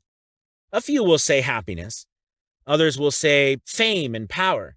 And still others will say social recognition, ease of living, ability to sing, dance, or write. But none of them will be able to define these terms or give the slightest indication of a plan by which they hope to attain these vaguely expressed wishes. Riches do not respond to wishes. They respond only to definite plans, backed by definite desires through constant persistence. How to develop persistence. There are 4 simple steps which lead to the habit of persistence. They call for no great amount of intelligence, no particular amount of education, and but little time or effort. The necessary steps are: 1. A definite purpose backed by burning desire for its fulfillment. 2. A definite plan, expressed in continuous action. 3. A mind closed tightly against all negative and discouraging influences, including negative suggestions of relatives, friends, and acquaintances. 4. A friendly alliance with one or more persons who will encourage one to follow through with both plan and purpose. These 4 steps are essential for success in all walks of life. The entire purpose of the 13 principles of this philosophy is to enable one to take these 4 steps as a matter of habit. These are the steps by which one may control one's economic destiny. They are the steps that lead to freedom and independence of thought. They are the steps that lead to riches in small or great quantities. They lead the way to power, fame, and worldly recognition. They are the 4 steps which guarantee favorable breaks. They are the steps that convert dreams into physical realities. They lead also to the mastery of fear, discouragement, indifference. There is a magnificent reward for all who learn to take these 4 steps. It is the privilege of writing one's own ticket and of making life yield whatever price is asked. I have no way of knowing the facts, but I venture to conjecture that Mrs. Wallace Simpson's great love for a man was not accidental, nor the result of favorable breaks alone. There was a burning desire, the careful searching of every step of the way. Her first duty was to love. What is the greatest thing on earth? The master called it love, not man-made rules, criticism, bitterness, slander, or political marriages, but love. She knew what she wanted, not after she met the Prince of Wales, but long before that. Twice, when she had failed to find it, she had the courage to continue her search. To thine own self be true, and it must follow, as the night the day. Thou canst not then be false to any man. Her rise from obscurity was of the slow, progressive, persistent order, but it was sure. She triumphed over unbelievable long odds, and, no matter who you are, or what you may think of Wallace Simpson, or the king who gave up his crown for her love, she is an astounding example of applied persistence, an instructor on the rules of self-determination, from whom the entire world might profitably take lessons. When you think of Wallace Simpson, think of one who knew what she wanted and shook the greatest empire on earth to get it. Women who complain that this is a man's world, that women do not have an equal chance to win, owe it to themselves to study carefully the life of this unusual woman, who, at an age which most women consider old, captured the affections of the most desirable bachelor in the entire world. And what of King Edward? What lesson may we learn from his part in the world's greatest drama of recent times? Did he pay too high a price for the affections of the woman of his choice? Surely, no one but he can give the correct answer. The rest of us can only conjecture. This much we know: the king came into the world without his own consent. He was born to great riches without requesting them. He was persistently sought in marriage. Politicians and statesmen throughout Europe tossed dowagers and princesses at his feet.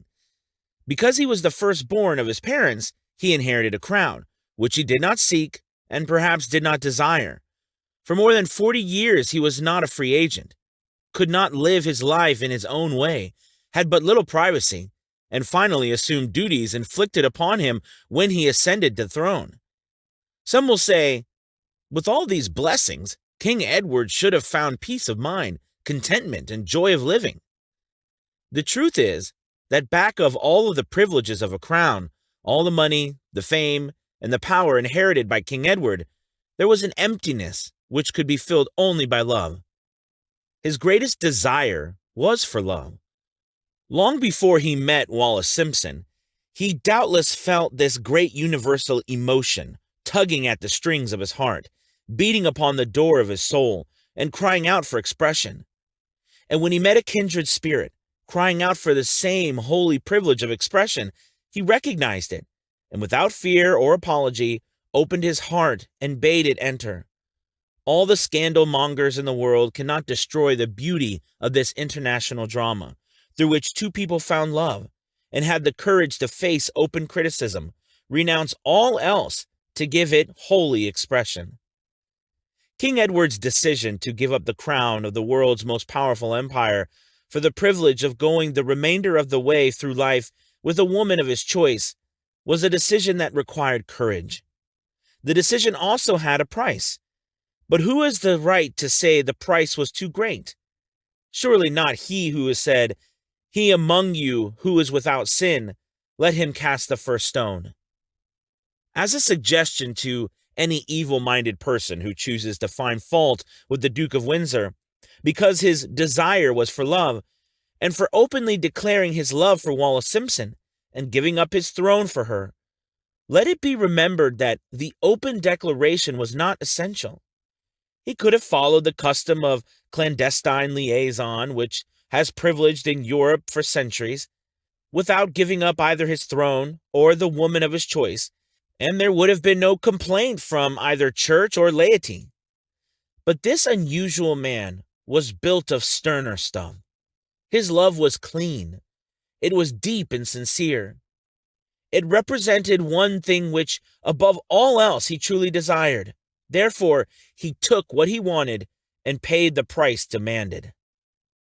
If Europe had been blessed with more rulers with the human heart and the traits of honesty of ex-King Edward, for the past century, that unfortunate hemisphere, now seething with greed, hate, lust, political connivance, and threats of war, would have different and a better story to tell. A story in which love and not hate would rule. In the words of Stuart Austin Weir, we raise our cup and drink this toast to ex-King Edward and Wallis Simpson. Blessed is the man who has come to know that our muted thoughts are our sweetest thoughts. Blessed is the man who, from the blackest depths, can see the luminous figure of love, and seeing, sing, and singing, say, "Sweeter far than uttered lays are the thoughts I have of you." In these words, would we pay tribute to the two people who, more than all others of modern times, have been the victims of criticism and the recipients of abuse because they found life's greatest treasure and claimed it. Mrs. Simpson read and approved this analysis. Most of the world will applaud the Duke of Windsor and Wallis Simpson because of their persistence in searching until they found life's greatest reward. All of us can profit by following their example in our own search for that which we demand of life. What mystical power gives to men of persistence the capacity to master difficulties? Does the quality of persistence set up in one's mind some form of spiritual, mental, or chemical activity which gives one access to supernatural forces? Does infinite intelligence throw itself on the side of the person who still fights on after the battle has been lost, with the whole world on the opposing side? These and many other similar questions have arisen in my mind as I have observed men like Henry Ford, who started at scratch and built an industrial empire of huge proportions, with little else in the way of a beginning but persistence. Or Thomas A. Edison, who, with less than 3 months of schooling, became the world's leading inventor and converted persistence into the talking machine, the moving picture machine, and the incandescent light, to say nothing of 100 other useful inventions.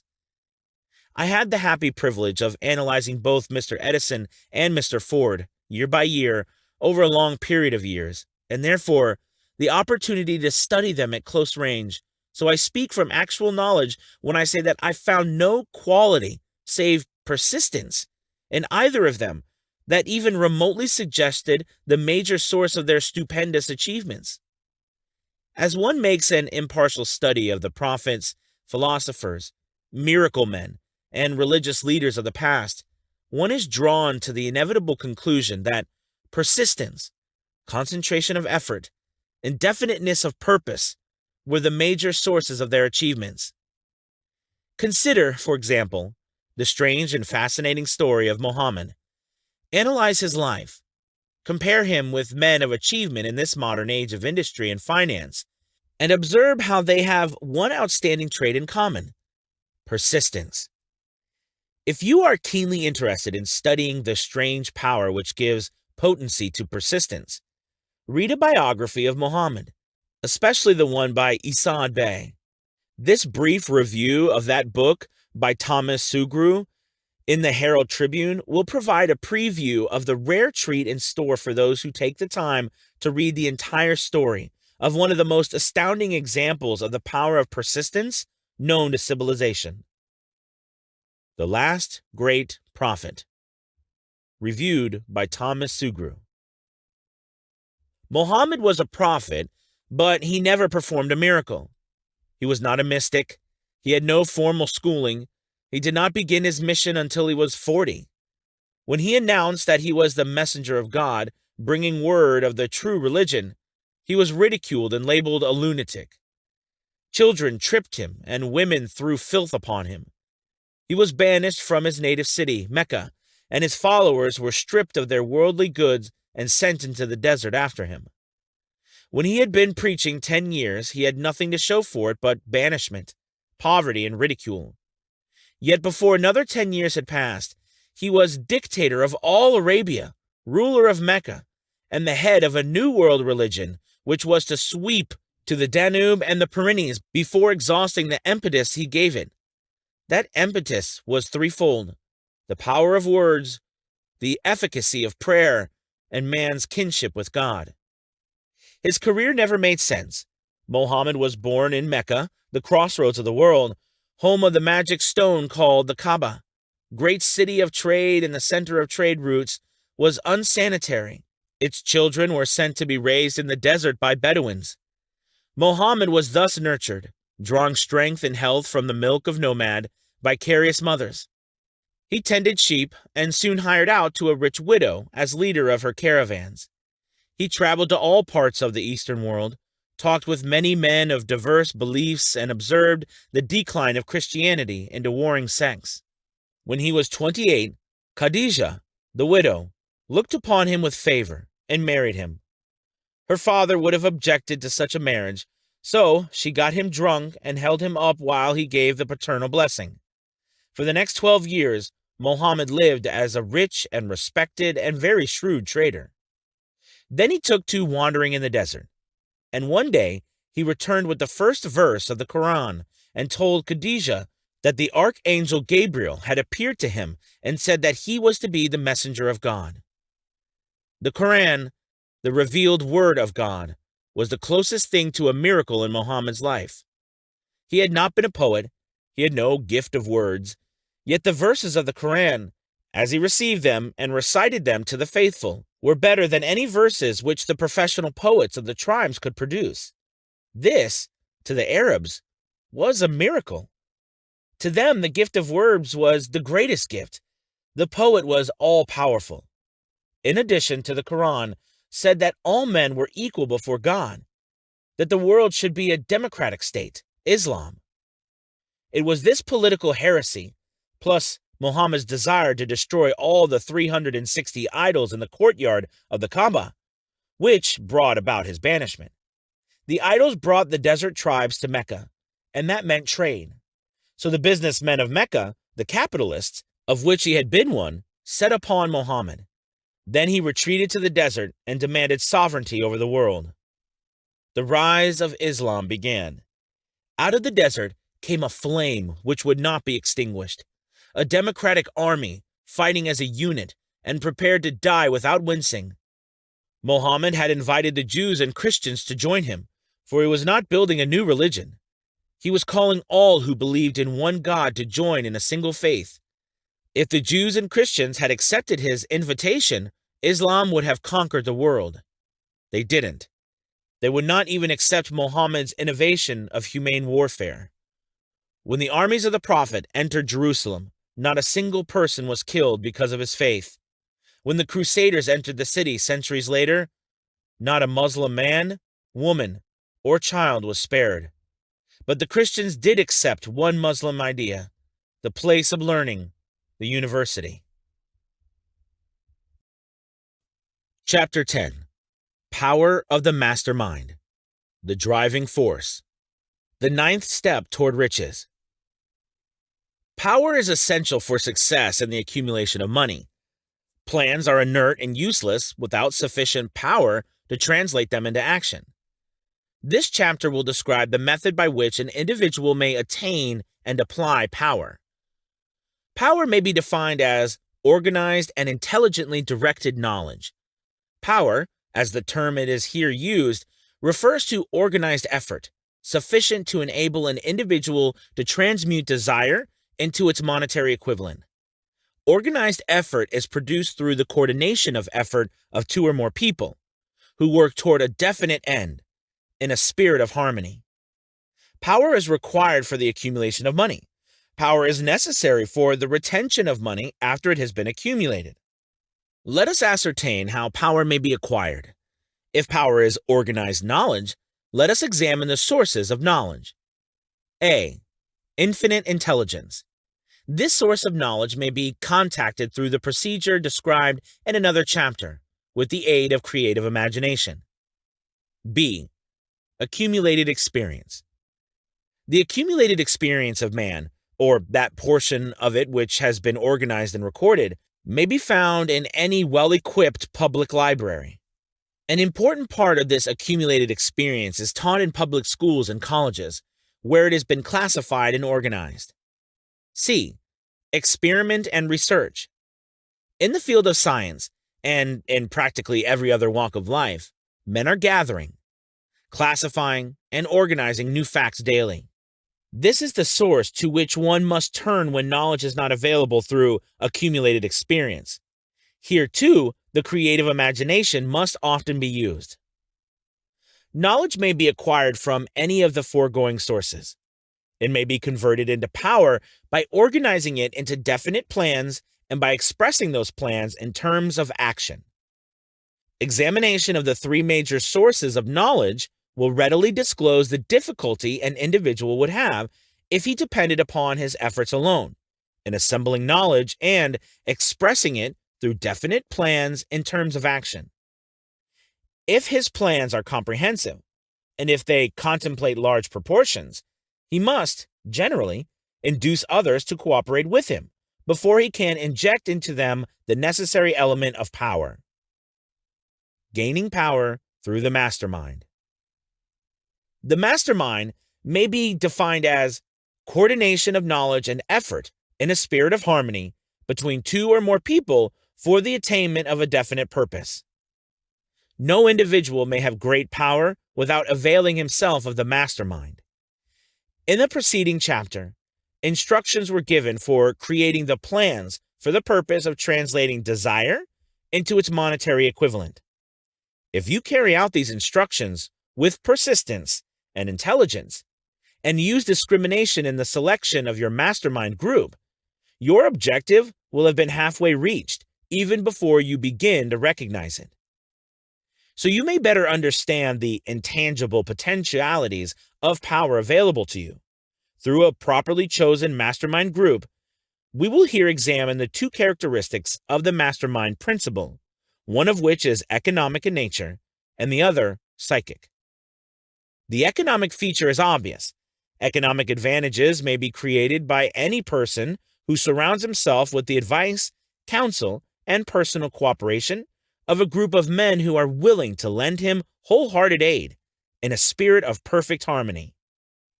This form of cooperative alliance has been the basis of nearly every great fortune. Your understanding of this great truth may definitely determine your financial status. The psychic phase of the mastermind principle is much more abstract, much more difficult to comprehend, because it has reference to the spiritual forces with which the human race as a whole is not well acquainted. You may catch a significant suggestion from the statement, "No two minds ever come together without, thereby, creating a third, invisible, intangible force which may be likened to a third mind." Keep in mind the fact that there are only two known elements in the whole universe, energy and matter.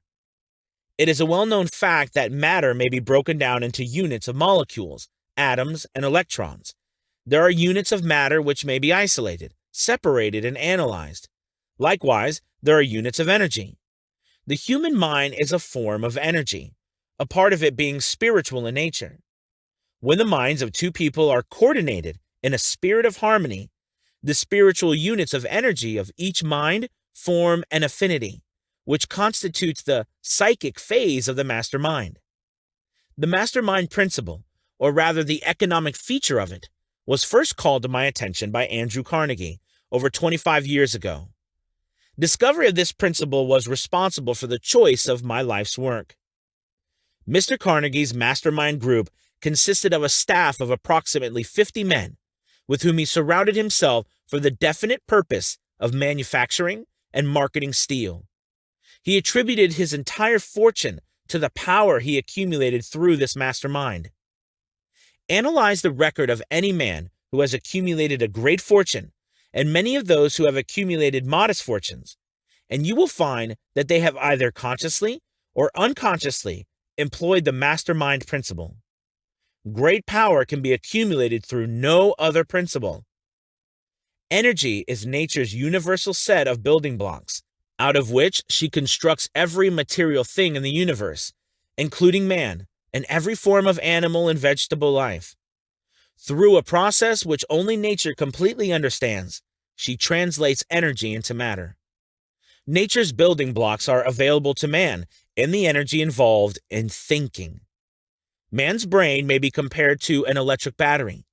It absorbs energy from the ether, which permeates every atom of matter and fills the entire universe. It is a well-known fact that a group of electric batteries will provide more energy than a single battery. It is also a well-known fact that an individual battery will provide energy in proportion to the number and capacity of the cells it contains. The brain functions in a similar fashion. This accounts for the fact that some brains are more efficient than others, and leads to this significant statement: a group of brains coordinated or connected in a spirit of harmony will provide more thought, energy than a single brain, just as a group of electric batteries will provide more energy than a single battery. Through this metaphor, it becomes immediately obvious that the mastermind principle holds the secret of the power wielded by men who surrounded themselves with other men of brains.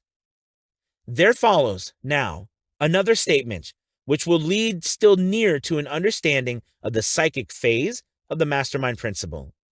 When a group of individual brains are coordinated and function in harmony, the increased energy created through that alliance becomes available to every individual brain in the group. It is a well-known fact that Henry Ford began his business career under the handicap of poverty, illiteracy, and ignorance. It is an equally well-known fact that, within the inconceivably short period of 10 years, Mr. Ford mastered these three handicaps, and that within 25 years, he made himself one of the richest men in America. Connect with this fact the additional knowledge that Mr. Ford's most rapid strides became noticeable from the time he became a personal friend of Thomas A. Edison, and you will begin to understand that the influence of one mind upon another can accomplish. Go a step farther and consider the fact that Mr. Ford's most outstanding achievements began from the time that he formed the acquaintances of Harvey Firestone, John Burroughs, and Luther Burbank, each a man of great brain capacity, and you will have further evidence that power may be produced through friendly alliance of minds. There is little, if any, doubt that Henry Ford is one of the best informed men in the business and industrial world. The question of his wealth needs no discussion. Analyze Mr. Ford's intimate personal friends, some of whom have already been mentioned, and you will be prepared to understand the following statement. Men take on the nature and the habits and the power of thought of those with whom they associate in a spirit of sympathy and harmony. Henry Ford whipped poverty, illiteracy, and ignorance by allying himself with the great minds, whose vibrations of thought he absorbed into his own mind. Through his association with Edison, Burbank, Burroughs, and Firestone, Mr. Ford added to his own brain power, the sum and substance of the intelligence, experience, knowledge, and spiritual forces of these four men. Moreover, He appropriated and made use of the mastermind principle through the methods of procedure described in this book.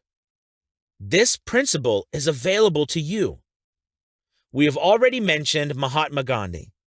Perhaps the majority of those who have heard of Gandhi looked upon him as merely an eccentric little man who goes around without formal wearing apparel and makes trouble for the British government. In reality, Gandhi is not eccentric, but he is the most powerful man now living, estimated by the number of his followers and their faith in their leader. Moreover, he is probably the most powerful man who has ever lived. His power is passive, but it is real. Let us study the method by which he attained his stupendous power. It may be explained in a few words. He came by power through inducing over 200 million people to coordinate with mind and body in a spirit of harmony for a definite purpose. In brief, Gandhi has accomplished a miracle, for it is a miracle when 200 million people can be induced, not forced, to cooperate in a spirit of harmony for a limitless time. If you doubt that this is a miracle, try to induce any two people to cooperate in a spirit of harmony for any length of time. Every man who manages a business knows what a difficult matter it is to get employees to work together in a spirit even remotely resembling harmony. The list of the chief sources from which power may be attained is, as you have seen, headed by infinite intelligence.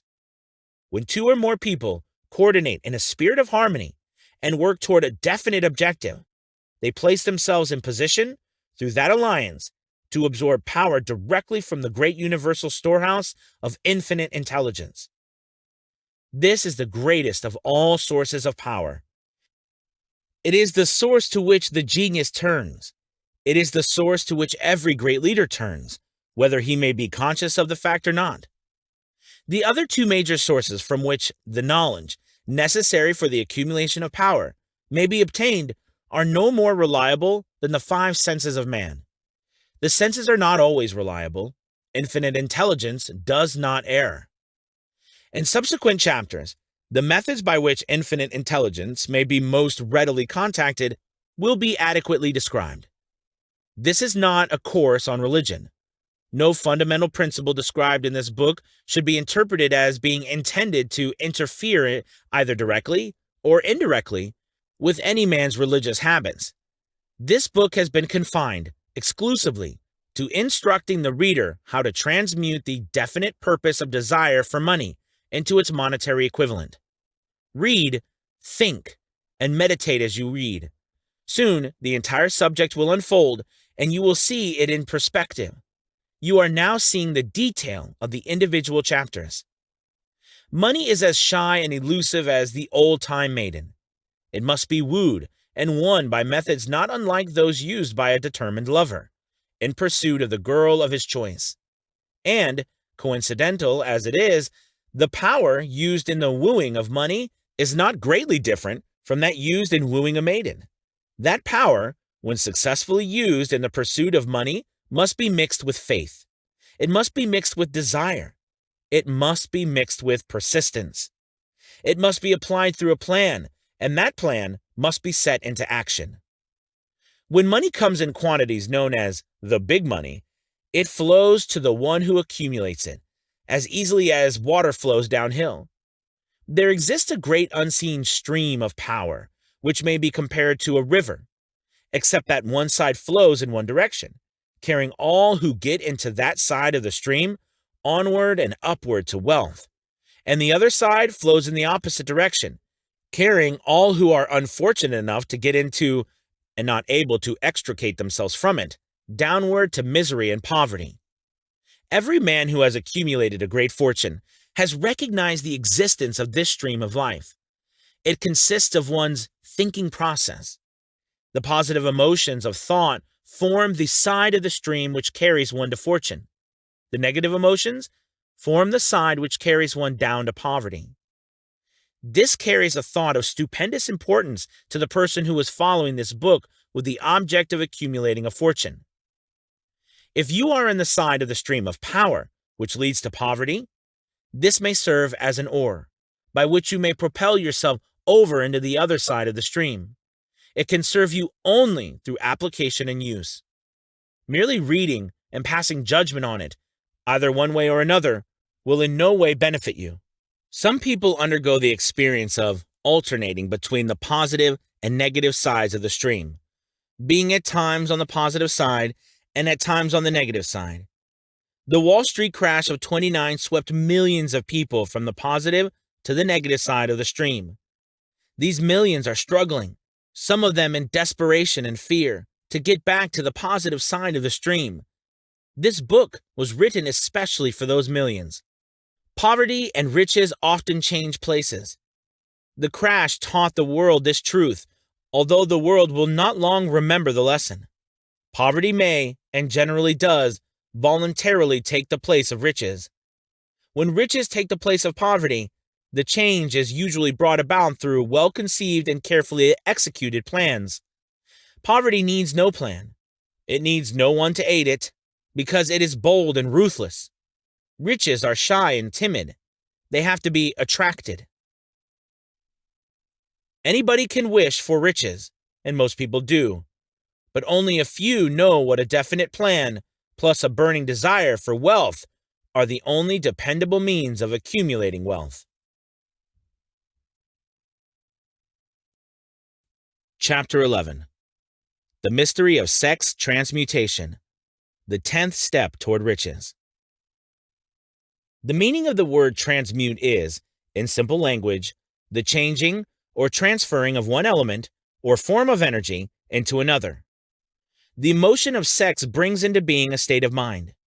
Because of ignorance on the subject, this state of mind is generally associated with the physical, and because of improper influences, to which most people have been subjected, in acquiring knowledge of sex, things essentially physical have highly biased the mind. The emotion of sex has back of it the possibility of 3 constructive potentialities. They are: 1. The perpetuation of mankind. 2. The maintenance of health. As a therapeutic agency, it has no equal. 3. The transformation of mediocrity into genius through transmutation. Sex transmutation is simple and easily explained. It means the switching of the mind from thoughts of physical expression to thoughts of some other nature. Sex desire is the most powerful of human desires. When driven by this desire, men develop keenness of imagination, courage, willpower, persistence, creative ability unknown to them at other times. So strong and impelling is the desire for sexual contact that men freely run the risk of life and reputation to indulge it. When harnessed and redirected along other lines, this motivating force maintains all of its attributes of keenness of imagination, courage, etc., which may be used as powerful creative forces in literature, art, or in any other profession or calling, including, of course, the accumulation of riches.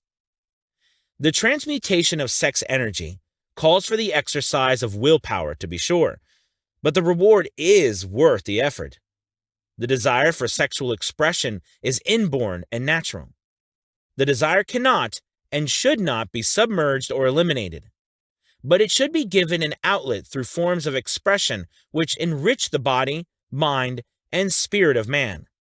If not given this form of outlet through transmutation, it will seek outlets through purely physical channels. A river may be dammed and its water controlled for a time, but eventually it will force an outlet. The same is true of the emotion of sex. It may be submerged and controlled for a time, but its very nature causes it to ever seeking means of expression. If it is not transmuted into some creative effort, it will find a less worthy outlet.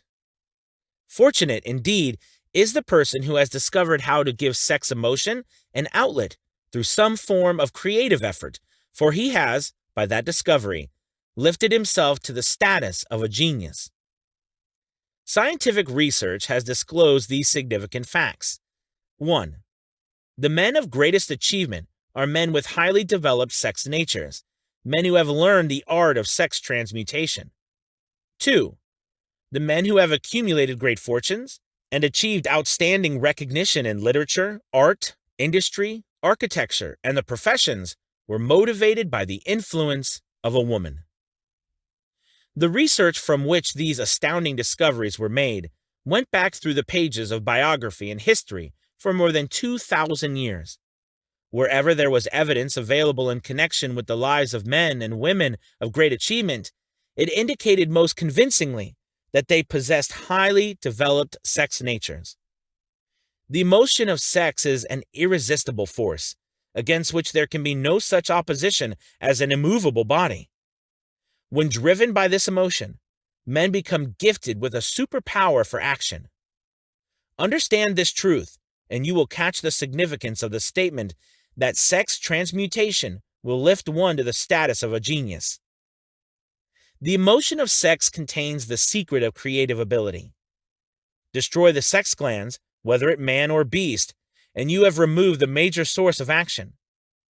For proof of this, observe what happens to any animal after it has been castrated.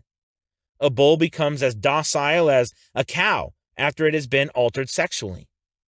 Sex alteration takes out of the male, whether man or beast, all the fight that was in him. Sex alteration of the female has the same effect.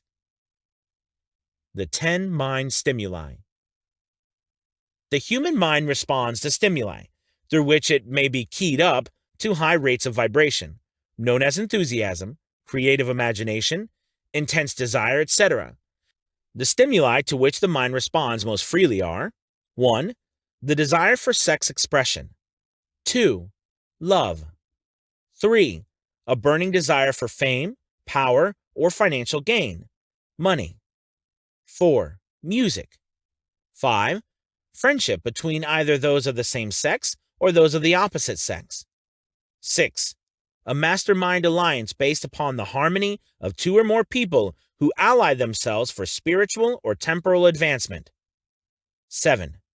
Mutual suffering, such as that experienced by people who are persecuted.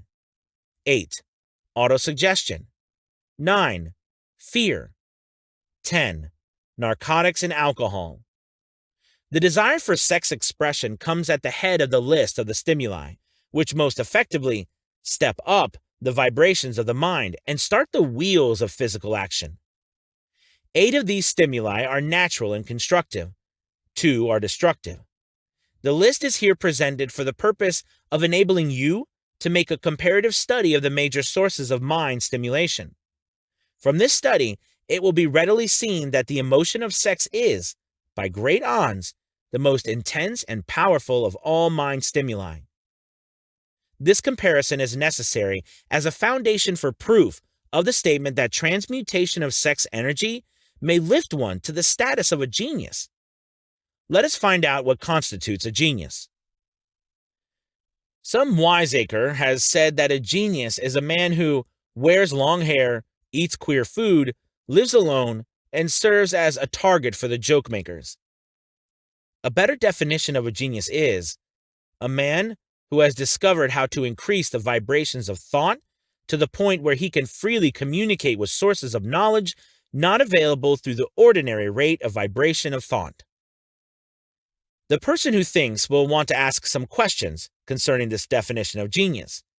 The first question will be, how may one communicate with sources of knowledge which are not available through the ordinary rate of vibration of thought?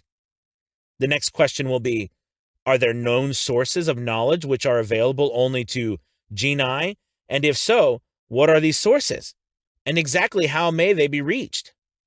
We shall offer proof of the soundness of some of the more important statements made in this book, or at least we shall offer evidence through which you may secure your own proof through experimentation. And in doing so, we shall answer both of these questions. Genius is developed through the sixth sense. The reality of the sixth sense has been fairly well established. The sixth sense is creative imagination. The faculty of creative imagination is one which the majority of people never use during an entire lifetime, and if used at all, it usually happens by mere accident. A relatively small number of people use, with deliberation and purpose aforethought, The faculty of creative imagination. Those who use this faculty voluntarily and with understanding of its functions are genii. The faculty of creative imagination is the direct link between the finite mind of man and the infinite intelligence. All so-called revelations referred to in the realm of religion and all discoveries of basic or new principles in the field of invention take place through the faculty of creative imagination. When ideas or concepts flash into one's mind through what is popularly called a hunch, they come from one or more of the following sources. 1. Infinite intelligence. 2. One's subconscious mind, wherein is stored every sense impression and thought impulse which ever reached the brain through any of the 5 senses. 3. From the mind of some other person who has just released the thought or picture of the idea or concept through conscious thought, or 4. From the other person's subconscious storehouse. There are no other known sources from which inspired ideas or hunches may be received. The creative imagination functions best when the mind is vibrating, due to some form of mind stimulation, at an exceedingly high rate. That is, when the mind is functioning at a rate of vibration higher than that of ordinary, normal thought. When brain action has been stimulated through one or more of the 10 mind stimulants, it has the effect of lifting the individual far above the horizon of ordinary thought, and permits him to envision distance, scope, and quality of thoughts not available on the lower plane, such as that occupied while one is engaged in the solution of the problems of business and professional routine. When lifted to this higher level of thought, through any form of mind stimulation, an individual occupies, relatively, the same position as one who has ascended in an airplane to a height from which he may see over and beyond the horizon line which limits his vision while on the ground. Moreover, while on his higher level of thought, the individual is not hampered or bound by any of the stimuli which circumscribe and limit his vision while wrestling with the problems of gaining the 3 basic necessities of food, clothing, and shelter.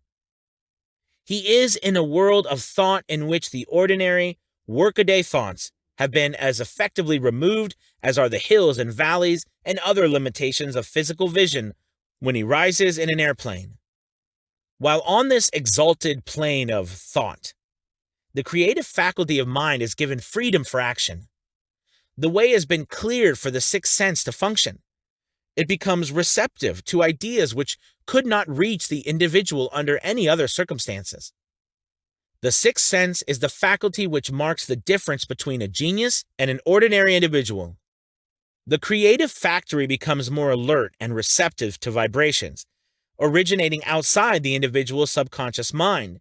The more this faculty is used, and the more the individual relies upon it and makes demands upon it for thought impulses.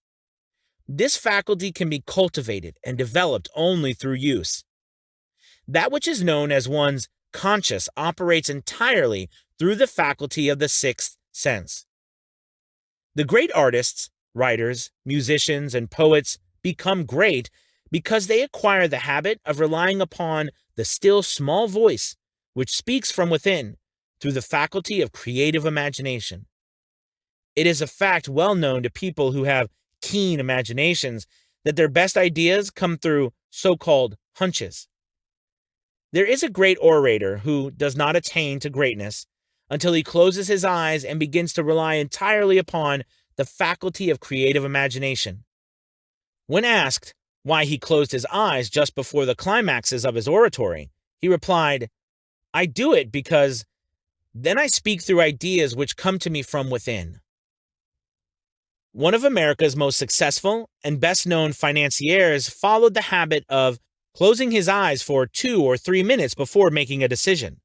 When asked why he did this, he replied, "With my eyes closed, I am able to draw upon a source of superior intelligence." The late Dr. Elmer R. Gates of Chevy Chase, Maryland, created more than 200 useful patents, many of them basic, through the process of cultivating and using the creative faculty. His method is both significant and interesting to one interested in attaining to the status of genius, in which category Dr. Gates unquestionably belonged. Dr. Gates was one of the really great, though less publicized scientists of the world. In his laboratory, he had what he called his personal communication room. It was practically soundproof and so arranged that all light could be shut out. It was equipped with a small table on which he kept a pad of writing paper. In front of the table, on a wall, was an electric push button, which controlled the lights. When Dr. Gates desired to draw upon the forces available to him through his creative imagination, he would go into his room, seat himself at the table, shut off the lights, and concentrate upon the known factors of the invention on which he was working, remaining in that position until ideas began to flash into his mind in connection with the unknown factors of the invention. On one occasion, ideas came through so fast that he was forced to write for almost 3 hours. When the thoughts stopped flowing and he examined his notes, he found they contained a minute description of principles which had not a parallel among the known data of the scientific world. Moreover, the answer to his problem was intelligently presented in those notes.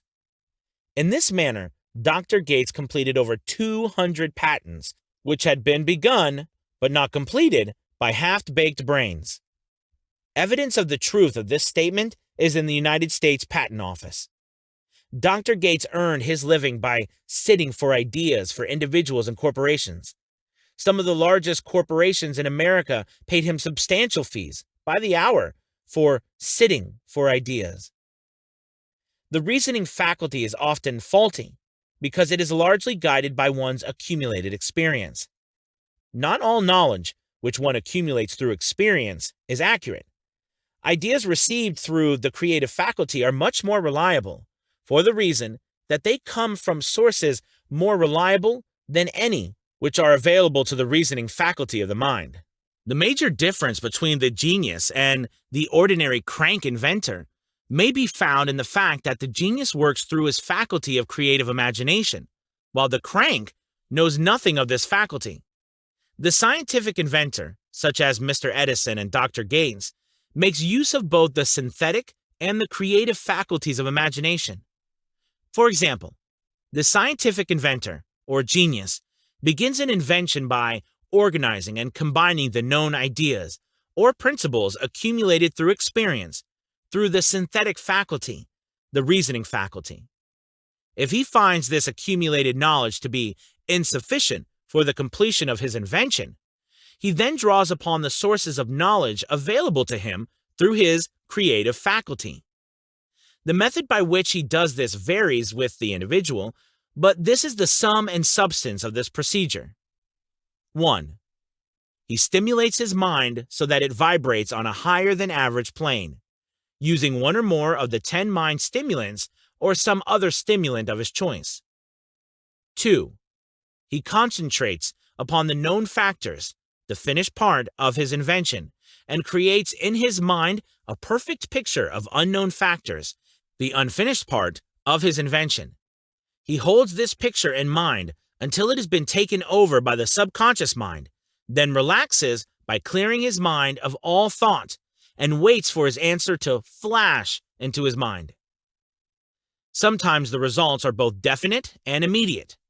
At other times, the results are negative, depending upon the state of development of the sixth sense or creative faculty.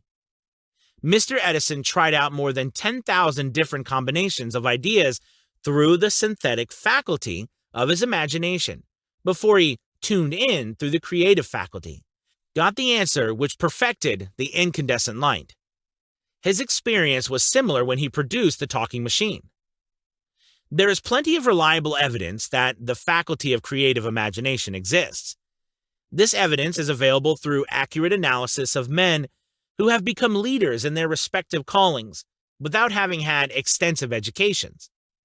Lincoln was a notable example of a great leader who achieved greatness through the discovery and use of his faculty of creative imagination. He discovered and began to use this faculty as the result of the stimulation of love which he experienced after he met Anne Rutledge, a statement of the highest significance in connection with the study of the source of genius. The pages of history are filled with the records of great leaders whose achievements may be traced directly to the influence of women who aroused the creative faculties of their minds through the stimulation of sex desire. Napoleon Bonaparte was one of these. When inspired by his first wife, Josephine, he was irresistible and invincible. When his better judgment or reasoning faculty prompted him to put Josephine aside, he began to decline. His defeat and St. Helena were not far distant. If good taste would permit, we might easily mention scores of men, well known to the American people, who climbed to great heights of achievement under the stimulating influence of their wives, only to drop back to destruction after money and power went to their heads, and they put aside the old wife for a new one. Napoleon was not the only man to discover that sex influence from the right source is more powerful than any substitute of expediency, which may be created by mere reason. The human mind responds to stimulation. Among the greatest and most powerful of these stimuli is the urge of sex. When harnessed and transmuted, this driving force is capable of lifting men into the higher sphere of thought, which enables them to master the sources of worry and petty annoyance, which beset their pathway on the lower plane.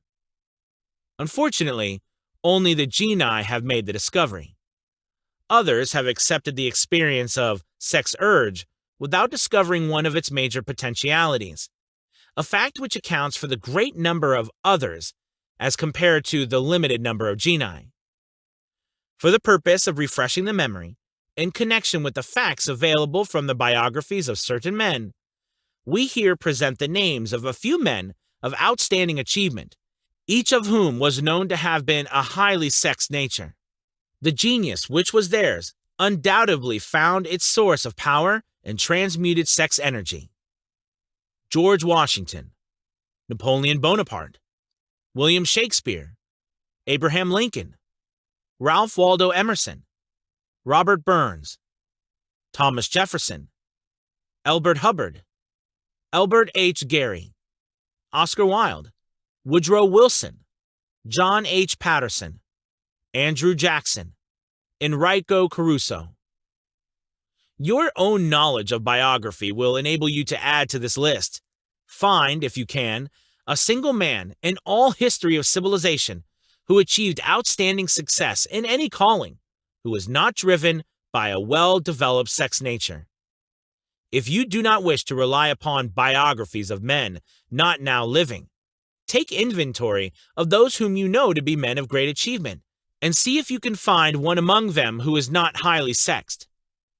Sex energy is the creative energy of all genii. There never has been and never will be a great leader, builder, or artist lacking in this driving force of sex. Surely no one will misunderstand these statements to mean that all who are highly sexed are genii.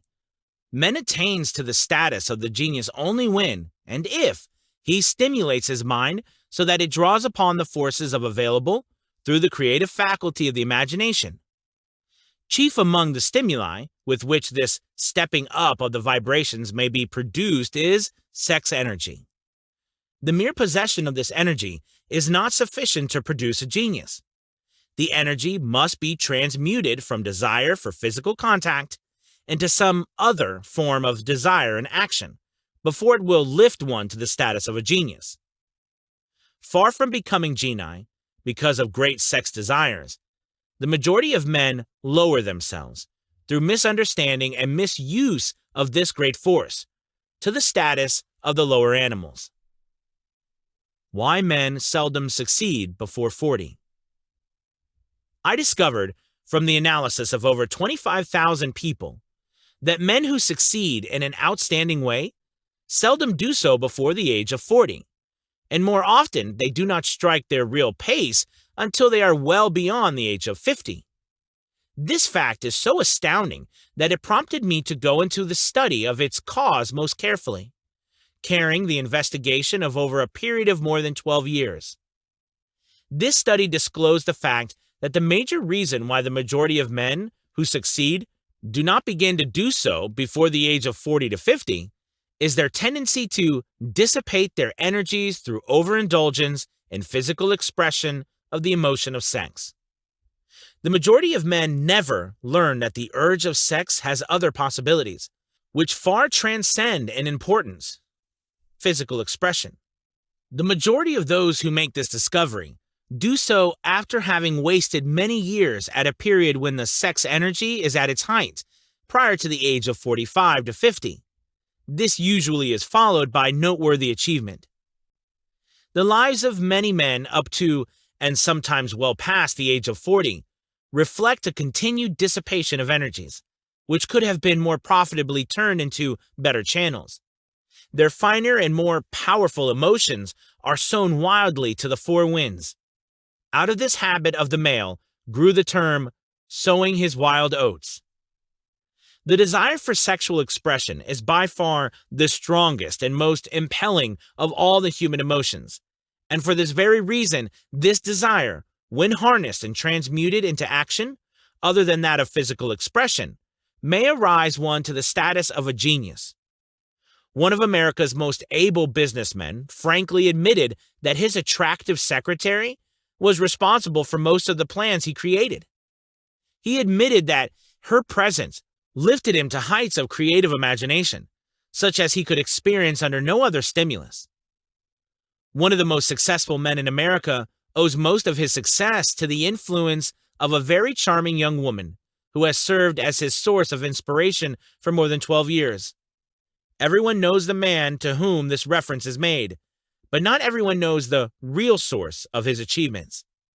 History is not lacking in examples of men who attained to the status of genii as the result of the use of artificial mind stimulants in the form of alcohol and narcotics. Edgar Allan Poe wrote The Raven while under the influence of liquor, dreaming dreams that mortal never dared to dream before. James Whitcomb Riley did his best writing under the influence of alcohol.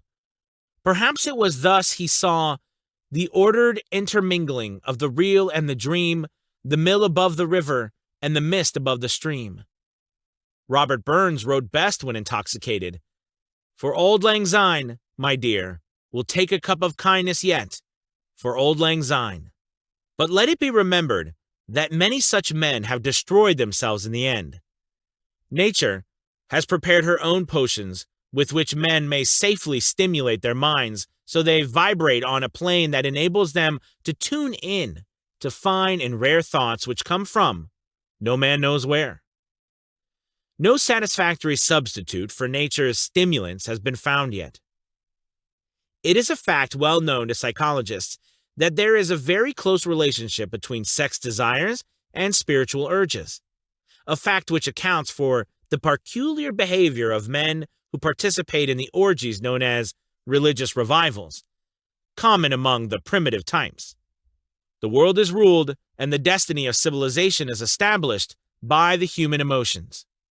People are influenced in their actions not by reasons so much as by feelings. The creative faculty of the mind is set into action entirely by emotions, and not by cold reason. The most powerful of all human emotions is that of sex. There are other mind stimulants, some of which have been listed, but no one of them, nor all of them combined, can equal the driving power of sex. The mind stimulant is any influence which will either temporarily or permanently increase the vibrations of thought. The 10 major stimulants described are those the most commonly resorted to. Through these sources, one may commune with the infinite intelligence or enter, at will, the storehouse of the subconscious mind, either one's own or that of another person, a procedure which is all there is of genius. A teacher who has trained and directed the efforts of more than 30,000 salespeople made the astounding discovery that highly sexed men are the most efficient salesmen. The explanation is that the factor of personality known as personal magnetism is nothing more or less than sex energy. Highly sexed people always have a plentiful supply of magnetism. Through cultivation and understanding, this vital force may be drawn upon and used to great advantage in the relationships between people. This energy may be communicated to others through the following media. 1. The handshake. The touch of the hand indicates instantly the presence of magnetism or the lack of it. 2. The tone of voice. Magnetism, or sex energy, is the factor with which the voice may be colored or made musical and charming. 3. Posture and carriage of the body. Highly sexed people move briskly and with grace and ease.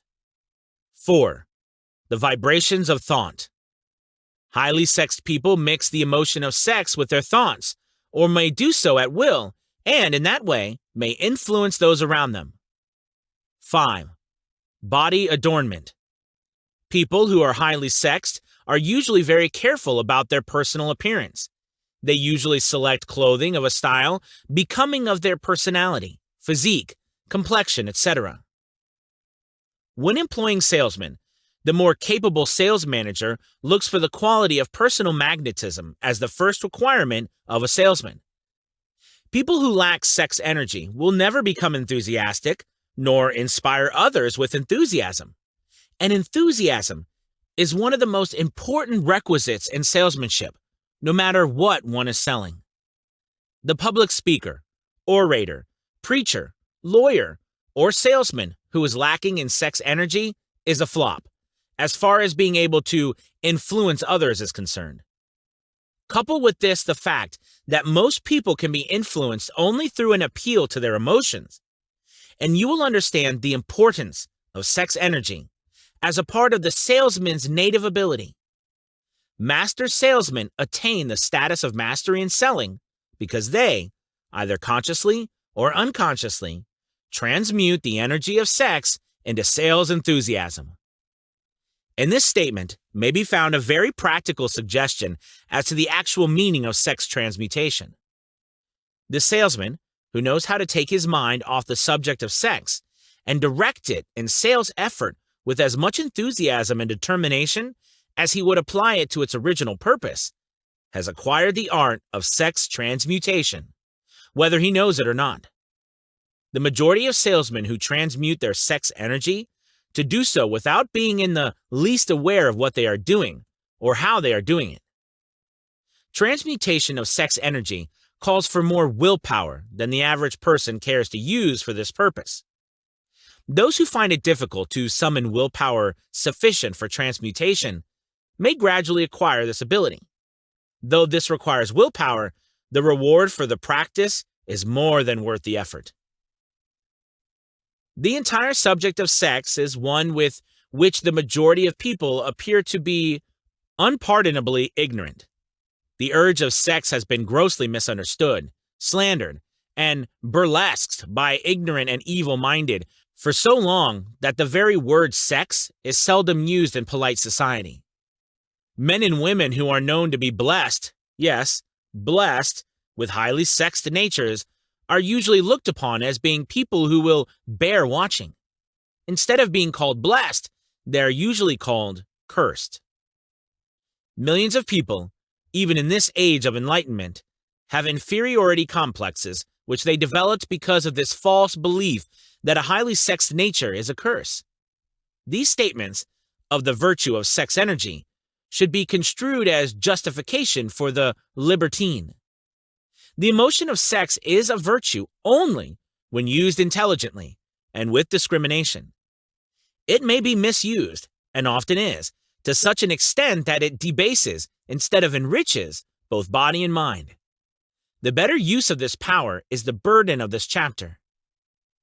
It seemed quite significant to the author when he made the discovery that particularly every great leader whom he had the privilege of analyzing was a man whose achievements were largely inspired by a woman. In many instances, the woman in the case was a modest, self-denying wife, of whom the public had heard but little or nothing. In a few instances, the source of inspiration has been traced to the other woman. Perhaps such cases may not be entirely unknown to you. Intemperance in sex habits is just as detrimental as intemperance in habits of drinking and eating.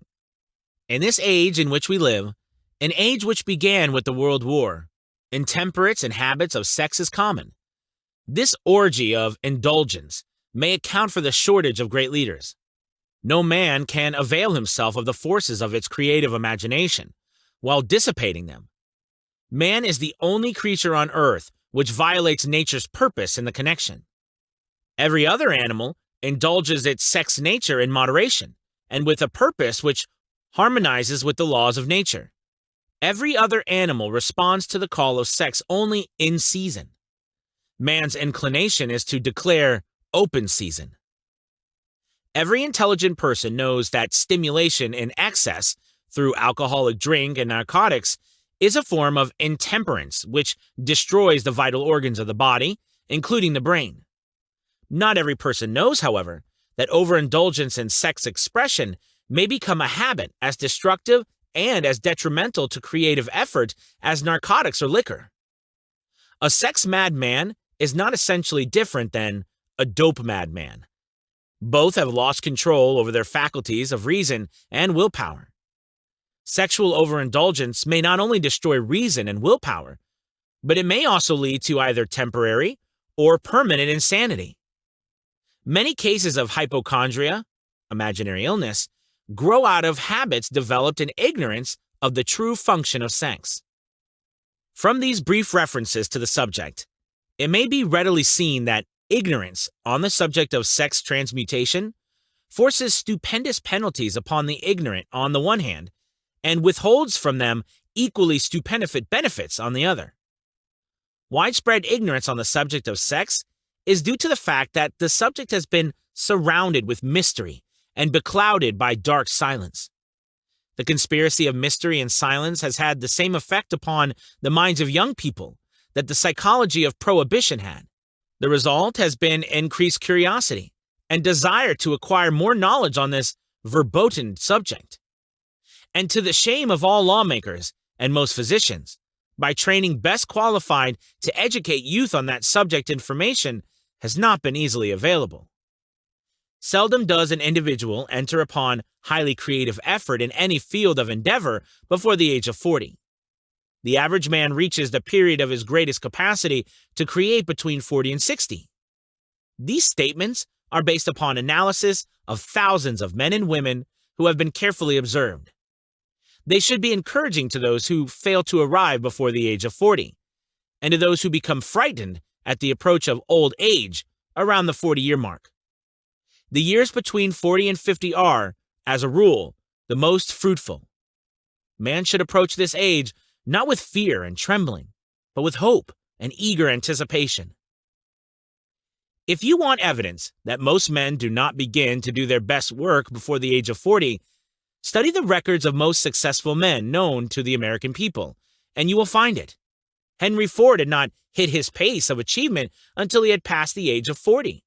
Andrew Carnegie was well past 40 before he began to reap the reward of his efforts. James J. Hill was still running a telegraph key at the age of 40. His stupendous achievements took place after that age. Biographies of American industrialists and financiers are filled with evidence that the period from 40 to 60 is the most productive age of men. Between the ages of 30 and 40, man begins to learn, if he ever learns, the art of sex transmutation. This discovery is generally accidental, and more often than otherwise, the man who makes it is totally unconscious of his discovery. He may observe that his powers of achievement have increased around the age of 35 to 40, but in most cases, he is not familiar with the cause of this change. That nature begins to harmonize with efforts of love and sex in the individual between the ages of 30 and 40, and so that he may draw upon these great forces and apply them jointly as stimuli to action. Sex alone is a mighty urge to action, but its forces are like a cyclone. They are often uncontrollable. When the emotion of love begins to mix itself with the emotion of sex, the result is calmness of purpose, poise, accuracy of judgment, and balance. What person who has attained to the age of 40 is so unfortunate as to be unable to analyze these statements and to corroborate them by his own experience? When driven by his desire to please a woman, based solely upon the emotion of sex, a man may be, and usually is, capable of great achievement, but his actions may be disorganized, disoriented, and totally destructive. When driven by his desire to please a woman, based upon the motive of sex alone, a man may steal, cheat, and even commit murder. But when the emotion of love is mixed with the emotion of sex, the same man will guide his actions with more sanity, balance, and reason. Criminologists have discovered that the most hardened criminals can be reformed through the influence of a woman's love. There is no record of a criminal having been reformed solely through the sex influence. These facts are well known, but their cause is not. Reformation comes, if at all, through the heart or the emotional side of a man, not through his head or reasoning side. Reformation means a change of heart. It does not mean a change of head. A man may, because of reason, make certain changes in his personal conduct to avoid the consequences of undesirable effects.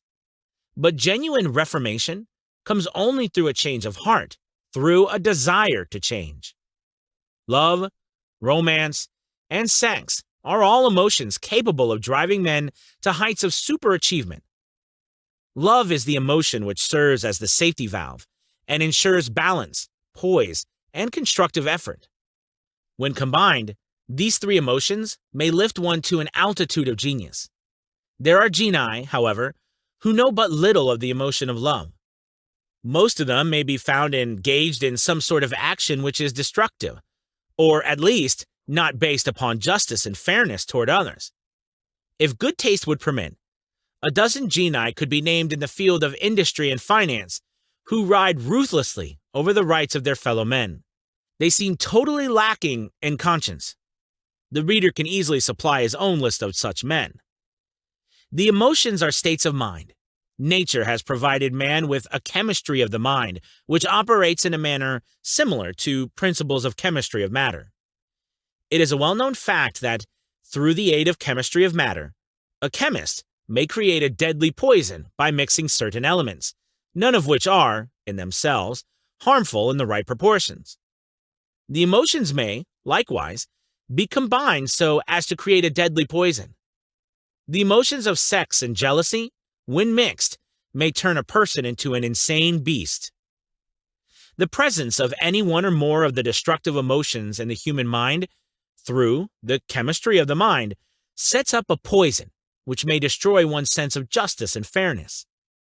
In extreme cases, the presence of any combination of these emotions in the mind may destroy one's reason.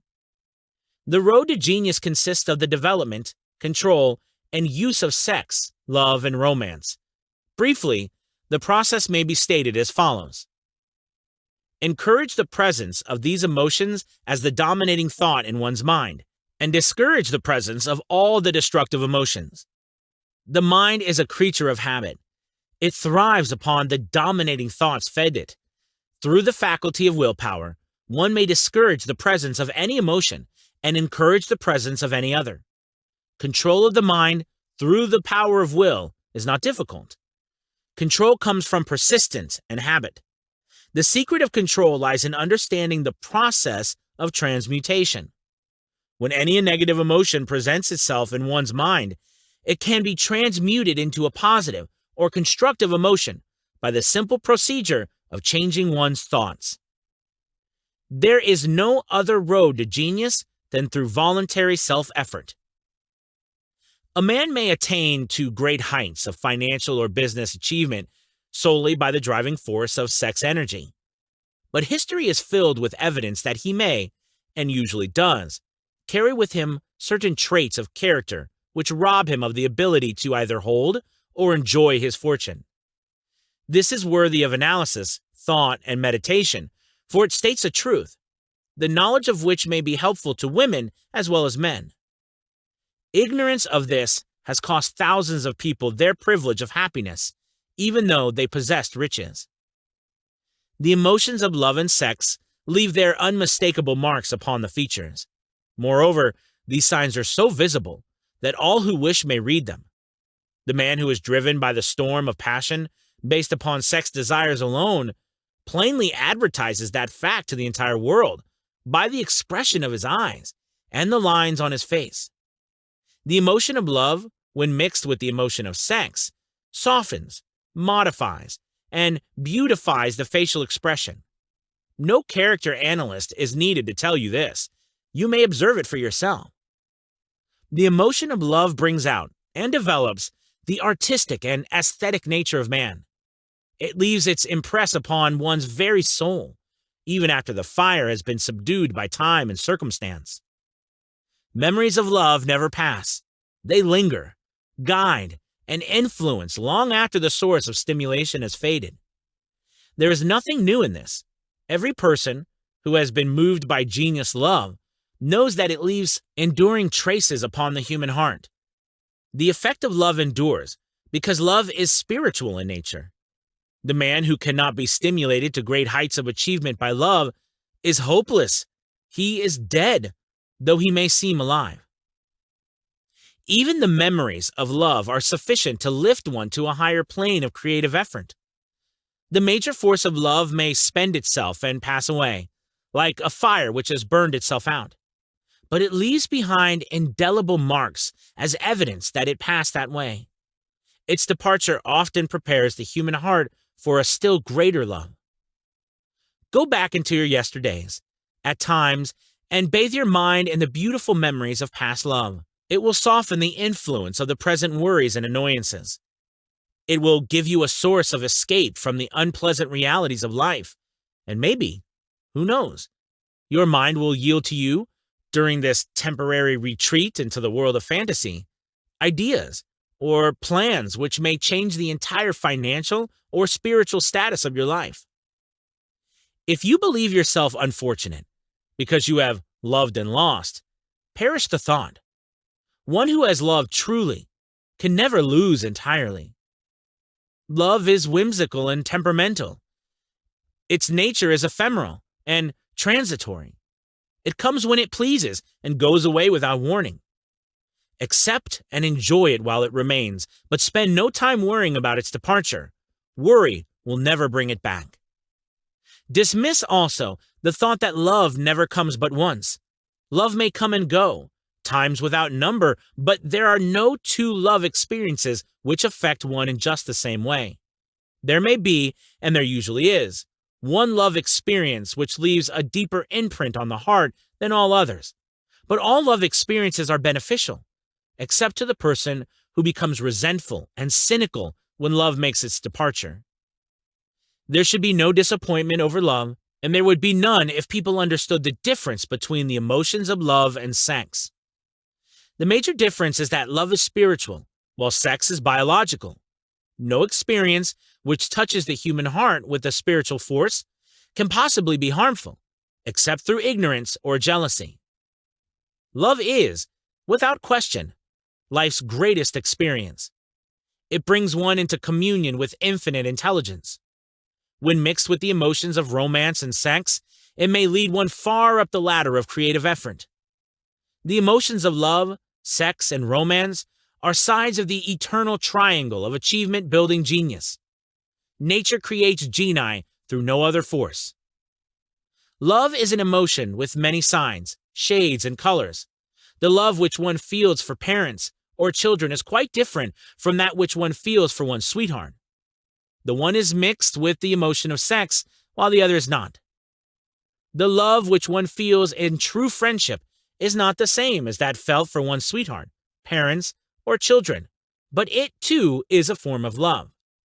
Then, there is the emotion of love for things inanimate, such as the love of nature's handiwork. But the most intense and burning of all these various kinds of love is that experienced in the blending of the emotions of love and sex. Marriages, not based with the eternal affinity of love, properly balanced and proportioned, with sex, cannot be happy ones, and seldom endure. Love alone will not bring happiness in marriage, nor will sex alone.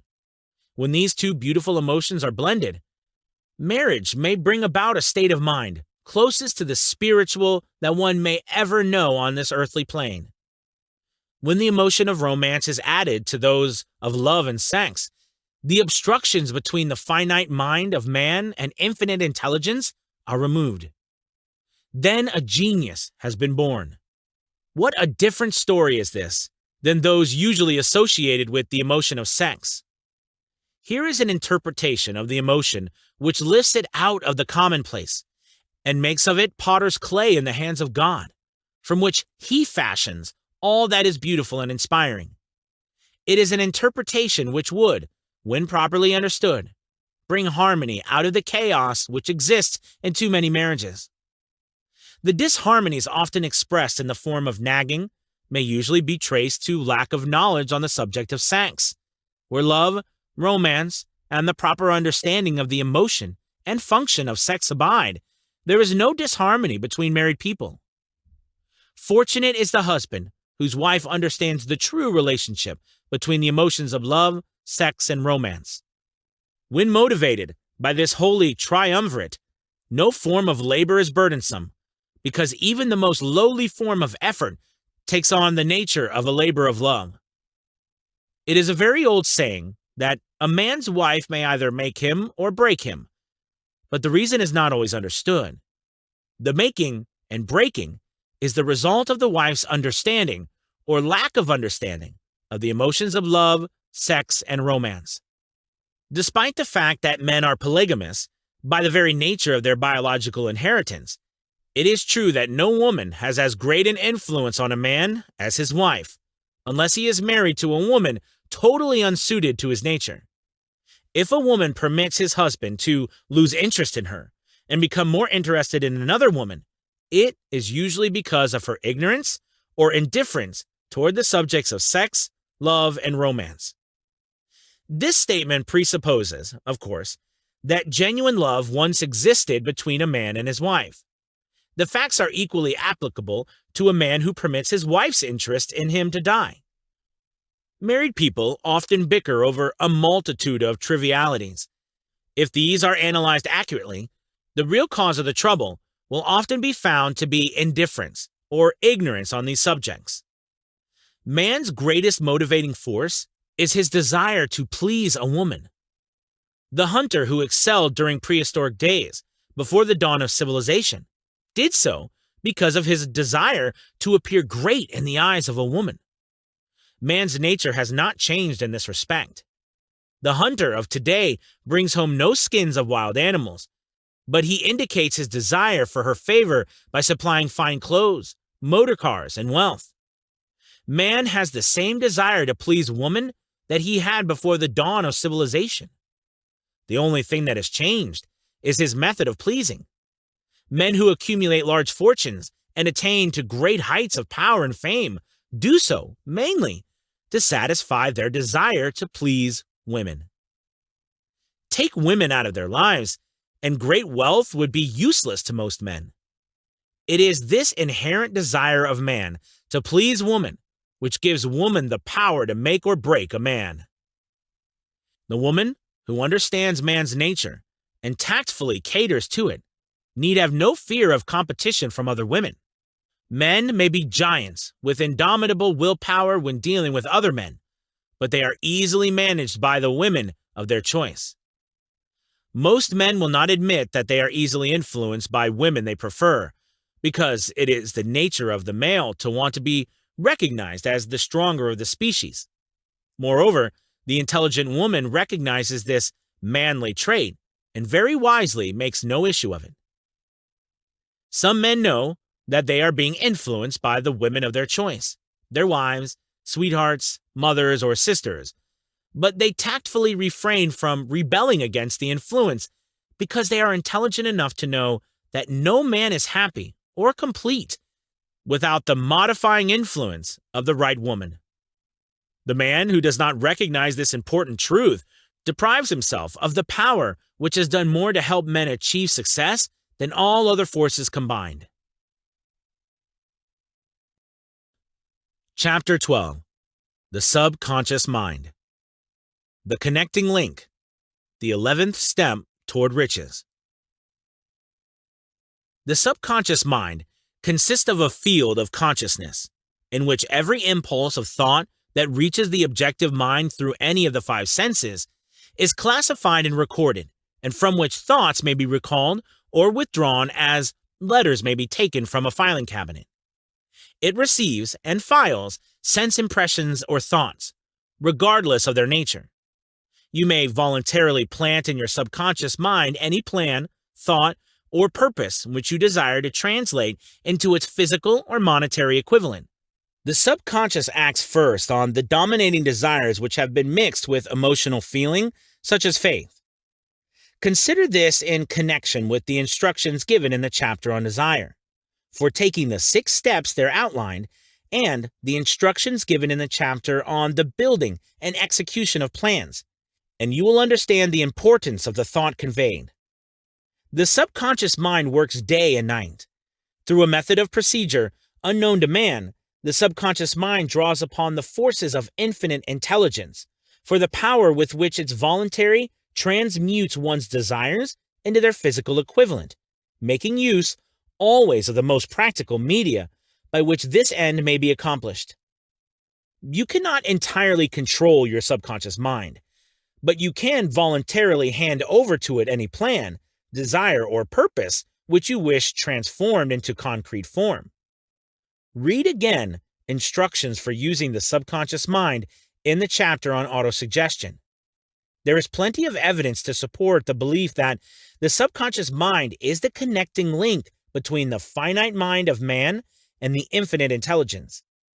It is the intermediary through which one may draw upon the forces of infinite intelligence at will. It alone contains the secret process by which mental impulses are modified and changed into their spiritual equivalent. It alone is the medium through which prayer may be transmitted to the source capable of answering prayer. The possibilities of creative effort connected with the subconscious mind are stupendous and imponderable. They inspire one with awe. I never approach the discussion of the subconscious mind without a feeling of littleness and inferiority, due perhaps to the fact that man's entire stock of knowledge on this subject is so pitifully limited. The very fact that the subconscious mind is the medium of communication between the thinking mind of man and the infinite intelligence is, of itself, a thought which almost paralyzes one's reason. After you have accepted, as a reality, the existence of the subconscious mind and understand its possibilities as a medium for transmuting your desires into their physical or monetary equivalent, you will comprehend the full significance of the instructions given in the chapter on desire. You will also understand why you have been repeatedly admonished to make your desires clear and to reduce them to writing. You will also understand the necessity of persistence in carrying out instructions. The 13 principles are the stimuli with which you acquire the ability to reach and to influence your subconscious mind. Do not become discouraged if you cannot do this upon the first attempt. Remember that the subconscious mind may be voluntarily directed only through habit, under the directions given in chapter on faith. You have not yet had time to master faith. Be patient. Be persistent. A good many statements in the chapters on faith and autosuggestion will be repeated here for the benefit of your subconscious mind. Remember, your subconscious mind functions voluntarily, whether you make any effort to influence it or not. This, naturally, suggests to you that thoughts of fear and poverty and all negative thoughts serve as stimuli to your subconscious mind, unless you master these impulses and give it more desirable food upon which it may feed. The subconscious mind will not remain idle. If you fail to plant desires in your subconscious mind, it will feed upon the thoughts which reach it as the result of your neglect. We've already explained that thought impulses, both negative and positive, are reaching the subconscious mind continuously from the 4 sources which were mentioned in the chapter on sex transmutation.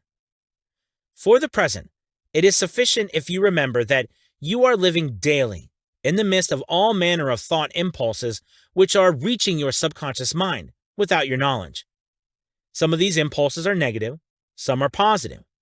You are now engaged in trying to help shut off the flow of negative impulses and to aid in voluntarily influencing your subconscious mind through positive impulses of desire. When you achieve this, you will possess the key which unlocks the door to your subconscious mind. Moreover, you will control that door so completely that no undesirable thought may influence your subconscious mind. Everything which man creates begins in the form of a thought impulse. Man can create nothing which he does not first conceive in thought. Through the aid of the imagination, thought impulses may be assembled into plans. The imagination, when under control, may be used for the creation of plans or purposes that lead to success in one's chosen occupation. All thought impulses intended for transmutation into their physical equivalent, voluntarily planted in the subconscious mind, must pass through the imagination and be mixed with faith. The mixing of faith with a plan or purpose intended for the submission to the subconscious mind may be done only through the imagination. From these statements, you will readily observe that voluntary use of the subconscious mind calls for coordination and application of all the principles. Ella Wheeler Wilcox gave evidence of her understanding of the power of the subconscious mind when she wrote, "You never can tell what a thought will do in bringing you hate or love. For thoughts are things, and their airy wings are swifter than carrier doves. They follow the law of the universe. Each thing creates its kind, and they speed o'er the track to bring you back whatever went out from your mind." Mrs. Wilcox understood the truth that thoughts which go out from one's mind also embed themselves deeply in one's subconscious mind, where they serve as a magnet, pattern, or blueprint by which the subconscious mind is influenced while translating them into their physical equivalent. Thoughts are truly things, for the reason that every material thing begins in the form of thought energy. The subconscious mind is more susceptible to influence by impulses of thought mixed with feeling or emotion than by those originating solely in the reasoning portion of the mind. In fact, there is much evidence to support the theory that only emotionalized thoughts have any action influence upon the subconscious mind. It is a well-known fact that emotion or feelings rules the majority of the people. If it is true that the subconscious mind responds more quickly to and is influenced more readily by thought impulses, which are mixed with emotion, it is essential to become familiar with the more important of the emotions. There are 7 major positive emotions and 7 major negative emotions. The negatives voluntarily inject themselves into the thought impulses, which ensure passage into the subconscious mind. The positives must be injected through the principle of autosuggestion into the thought impulses which an individual wishes to pass on to his subconscious mind. Instructions have been given in the chapter on autosuggestion. These emotions, or feeling impulses, may be likened to yeast in a loaf of bread because they constitute the action element, which transform thought impulses from the passive to the active state. Thus may one understand why thought impulses, which have been well mixed with emotion, are acted upon more readily than thought impulses originating in cold reason. You are preparing yourself to influence and control the inner audience of your subconscious mind in order to hand over to it the desire for money, which you wish transmuted into the monetary equivalent. It is essential, therefore, that you understand the method of approach to this inner audience. You must speak its language, or it will not heed your call. It understands best the language of emotion or feeling. Let us, therefore, describe here the 7 major positive emotions and the 7 major negative emotions, so that you may draw upon the positives and avoid the negatives when giving instructions to your subconscious mind. The 7 major positive emotions: the emotion of desire, the emotion of faith, the emotion of love, the emotion of sex, the emotion of enthusiasm, the emotion of romance, the emotion of hope. There are other positive emotions, but these are the 7 most powerful and the ones most commonly used in creative effort. Master these 7 emotions. They can be mastered only by use, and the other positive emotions will be at your command when you need them. Remember, in this connection, that you are studying a book which is intended to help you develop a money consciousness by filling your mind with positive emotions. One does not become money conscious by filling one's mind with negative emotions. The 7 major negative emotions to be avoided: the emotion of fear, the emotion of jealousy, the emotion of hatred, the emotion of revenge, the emotion of greed, the emotion of superstition, the emotion of anger. Positive and negative emotions cannot occupy the mind at the same time. One or the other must dominate. It is your responsibility to make sure that positive emotions constitute the dominating influence of your mind. Here, the law of habit will come to your aid. Form the habit of applying and using the positive emotions. Eventually, they will dominate your mind so completely that the negatives cannot enter it. Only by following these instructions literally and continuously can you gain control over your subconscious mind. The presence of a single negative in your conscious mind is sufficient to destroy all chances of constructive aid from your subconscious mind. If you are an observing person, you must have noticed that most people resort to prayer only after everything else has failed, or else they pray by a ritual of meaningless words. And because it is a fact that most people who pray do so only after everything else has failed, they go to prayer with their minds filled with fear and doubt, which are the emotions the subconscious mind acts upon and passes on to the infinite intelligence.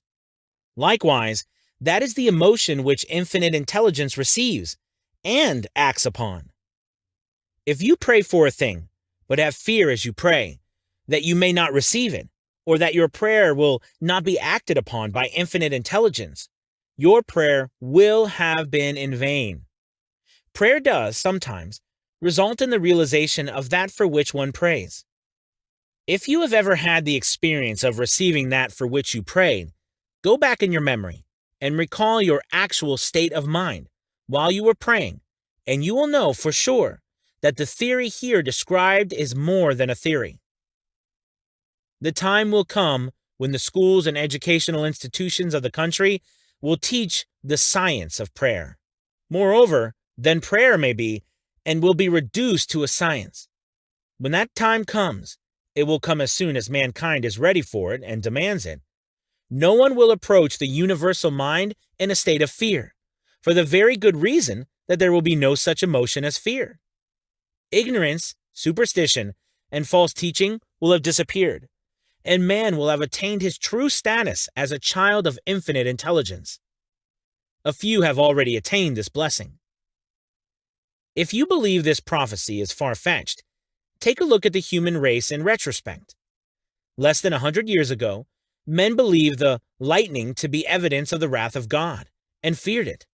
Now, thanks to the power of faith, men have harnessed the lightning and made it turn the wheels of industry. Much less than 100 years ago, men believed the space between the planets to be nothing but a great void, a stretch of dead nothingness. Now, thanks to this same power of faith, men now know that far from being either dead or a void, the space between the planets is very much alive, that it is the highest form of vibration known, excepting, perhaps, the vibration of thought. Moreover, men know that this living, pulsating, vibratory energy which permeates every atom of matter and fills every niche of space connects every human brain with every other human brain. What reason have men to believe that this same energy does not connect every human brain with infinite intelligence? There are no toll gates between the finite mind of man and infinite intelligence. The communication costs nothing except patience, faith, persistence, understanding, and a sincere desire to communicate. Moreover, the approach can be made only by the individual himself. Paid prayers are worthless. Infinite intelligence does no business by proxy. You either go direct or you do not communicate. You may buy prayer books and repeat them until the day of your doom, without avail. Thoughts which you wish to communicate to infinite intelligence must undergo transformation, such as can be given only through your subconscious mind. The method by which you may communicate with infinite intelligence is very similar to that through which the vibration of sound is communicated by radio. If you understand the working principle of radio, you, of course, know that sound cannot be communicated through the ether until it has been stepped up or changed into a rate of vibration which the human ear cannot detect. The radio sending station picks up the sound of the human voice and scrambles or modifies it by stepping up the vibration millions of times. Only in this way can the vibration of sound be communicated through the ether. After this transformation has taken place, the ether picks up the energy, which originally was in the form of vibrations of sound, carries that energy to the radio receiving stations, and these receiving sets step that energy back down to its original rate of vibration so it is recognized as sound. The subconscious mind is the intermediary, which translates one's prayers into terms which infinite intelligence can recognize, presents the message, and brings back the answer in the form of a definite plan or idea for procuring the object of the prayer. Understand this principle, and you will know why mere words read from a prayer book cannot and will never serve as an agency of communication between the mind of man and infinite intelligence. Before your prayer will reach infinite intelligence, a statement of the author's theory only, it probably is transformed from its original thought vibration into terms of spiritual vibration. Faith is the only known agency which will give your thoughts a spiritual nature. Faith and fear make poor bedfellows. Where one is found, the other cannot exist. Chapter 13. The Brain. A broadcasting and receiving station for thought. The 12th step toward riches. More than 20 years ago, the author, working in conjunction with the late Dr. Alexander Graham Bell and Dr. Elmer R. Gates, observed that every human brain is both a broadcasting and receiving station for the vibration of thought. Through the medium of the ether, in a fashion similar to that employed by the radio broadcasting principle, every human brain is capable of picking up vibrations of thought which are being released by other brains. In connection with the statement in the preceding paragraph, compare and consider the description of the creative imagination, as outlined in the chapter on imagination. The creative imagination is the receiving set of the brain, which receives thoughts released by the brains of others. It is the agency of communication between one's conscious or reasoning mind and the four sources from which one may receive thought stimuli. When stimulated or stepped up to a high rate of vibration, the mind becomes more receptive to the vibration of thought which reaches it through the ether from outside sources. This stepping up process takes place through the positive emotions or the negative emotions. Through the emotions, the vibrations of thought may be increased. Vibrations of an exceedingly high rate are the only vibrations picked up and carried by the ether from one brain to another. Thought is energy traveling at an exceedingly high rate of vibration. Thought, which has been modified or stepped up by any other major emotions, vibrates at a much higher rate than ordinary thought, and it is this type of thought which passes from one brain to another through the broadcasting machinery of the human brain. The emotion of sex stands at the head of the list of human emotions, as far as intensity and driving force are concerned. The brain, which has been stimulated by the emotion of sex, vibrates at a much more rapid rate than it does when that emotion is quiescent or absent. The result of sex transmutation is the increase of the rate of vibration of thoughts to such a pitch that the creative imagination becomes highly receptive to ideas, which it picks up from the ether.